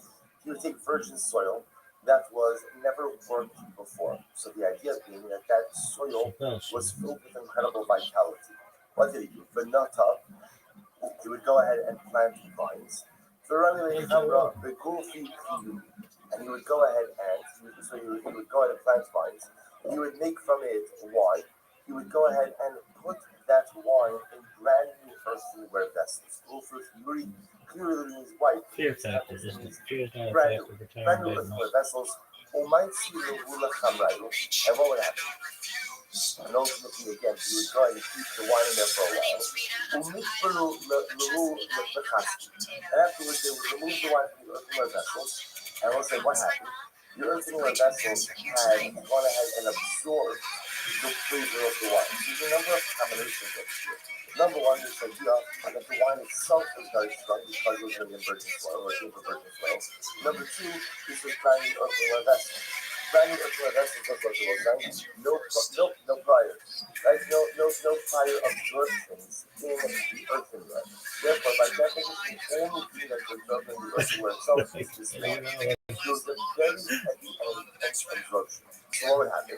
After they emptied out the wine from the earthenware, they would break the earthenware vessel into shards. Regarding the Haddai, and the Greek soldiers, the Roman soldiers, would take these shards with them wherever they went. So on here, but the monthly part of the destruction was beginning. Already went to the travel, we took out these shards again. And whenever they lost the wine, what would they do? They would fill a container with water, put the shard into the water, and they would drink it from the shard and create for them wine. Already, so the Rishon Shalom, the Shlishi Shalom. And what's amazing about the Shalom is that the wine is so strong that the third use of that shard is the equivalent ultimately again to first tier of power wine. So let's say, the third time of using that shard to constitute wine, that wine that came from the third usage was as strong and as good as our first tier wine. Okay, so let's say, so the idea being what? This is a strong wine infusion, and therefore again you can't use it, you can't get enough from it because it in of itself has the status of Yayin Yetzel, has the status ultimately of a Galatian wine. So you must be fine by it. You want to ask what's like this side question. That's the only question. Can I use, let's say I use a piece of this Louisiana earthenware, can I use it to prop up the leg of my bed? What's the side over here? So the must go to the QI, you never after shut off. Listen, we've gotten through, we've already established that I can't go ahead and drink and get benefit from Yayin Yetzel. We've also established that I also can't get benefit from this Louisiana earthenware. We'll say, so can I go ahead and get benefits from it, but in a nice consumption fashion? So here's an example of I have a this Louisiana earthenware. I don't want to drink it. I'm not using it to constitute wine. I'm not even using it as a receptacle for a liquid. I'm using it to prop up the leg of my bed. Is this permitted or not? So also, this is what Chazal termed as lotzei b'kiyumo al yedei davar acher. I want to use it through some other non-consumption means, but the usage means, is this mutter or is this something? Look at Rashi at this moment. I engage davar acher. This is the shorter lines of Rashi, that 5 lines in. So you saw also the Kimoshe Yayin Yetzel. So you saw on one hand it was like, I want the existence of the Yayin Yetzel. Right? Why aren't the Yayin Yetzel is in the shard? I need the shard. However, again, the little bit not because I want the wine. I want the earthenware, but listen, you see, in essence, I want the earthenware, but what's absorbed in the earthenware? The wine. So in essence, I want the wine, but I don't want the wine because I want the wine, I just want the wine because I need the earthenware. So the shayla is this permitted, is this type of usage permitted or not?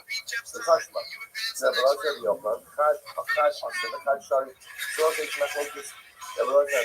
one said it was also.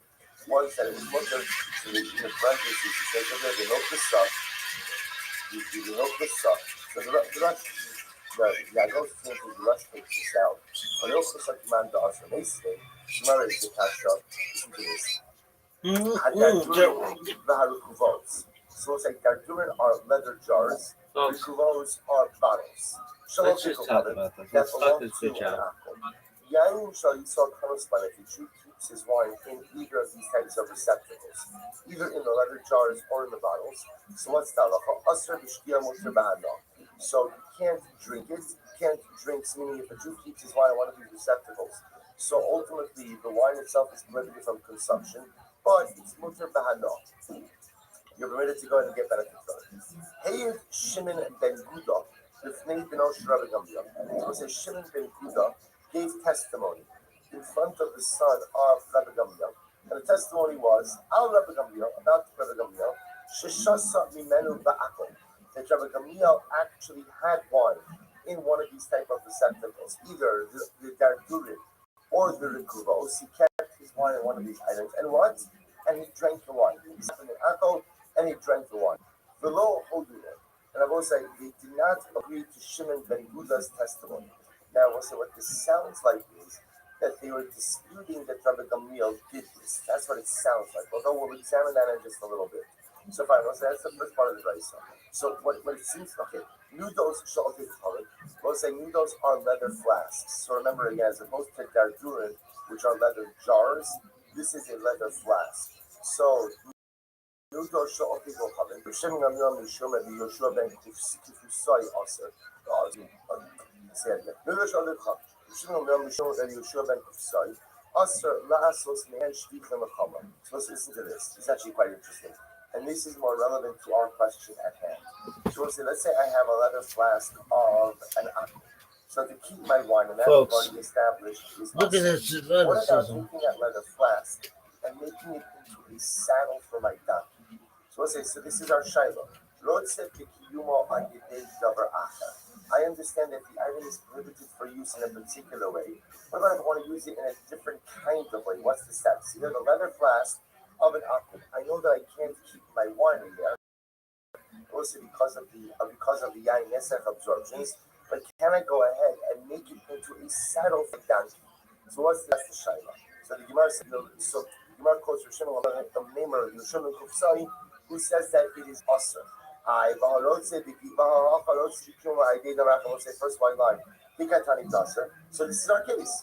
This is a case of where I take an item that is normally prohibited because of yain nesach. I can't store my wine in there. But I don't want to use it for my wine. Instead, I want to use it for something else. And we see that what? That it's also. So also that would seem to go ahead and answer the question that what? That if I take one of these Adriatic earthenware shards, I cannot use it to prop up the corner of my bed because again, that's still considered to be illegal usage of a prohibited item. So the Gemara says, but using the same logic, the misban.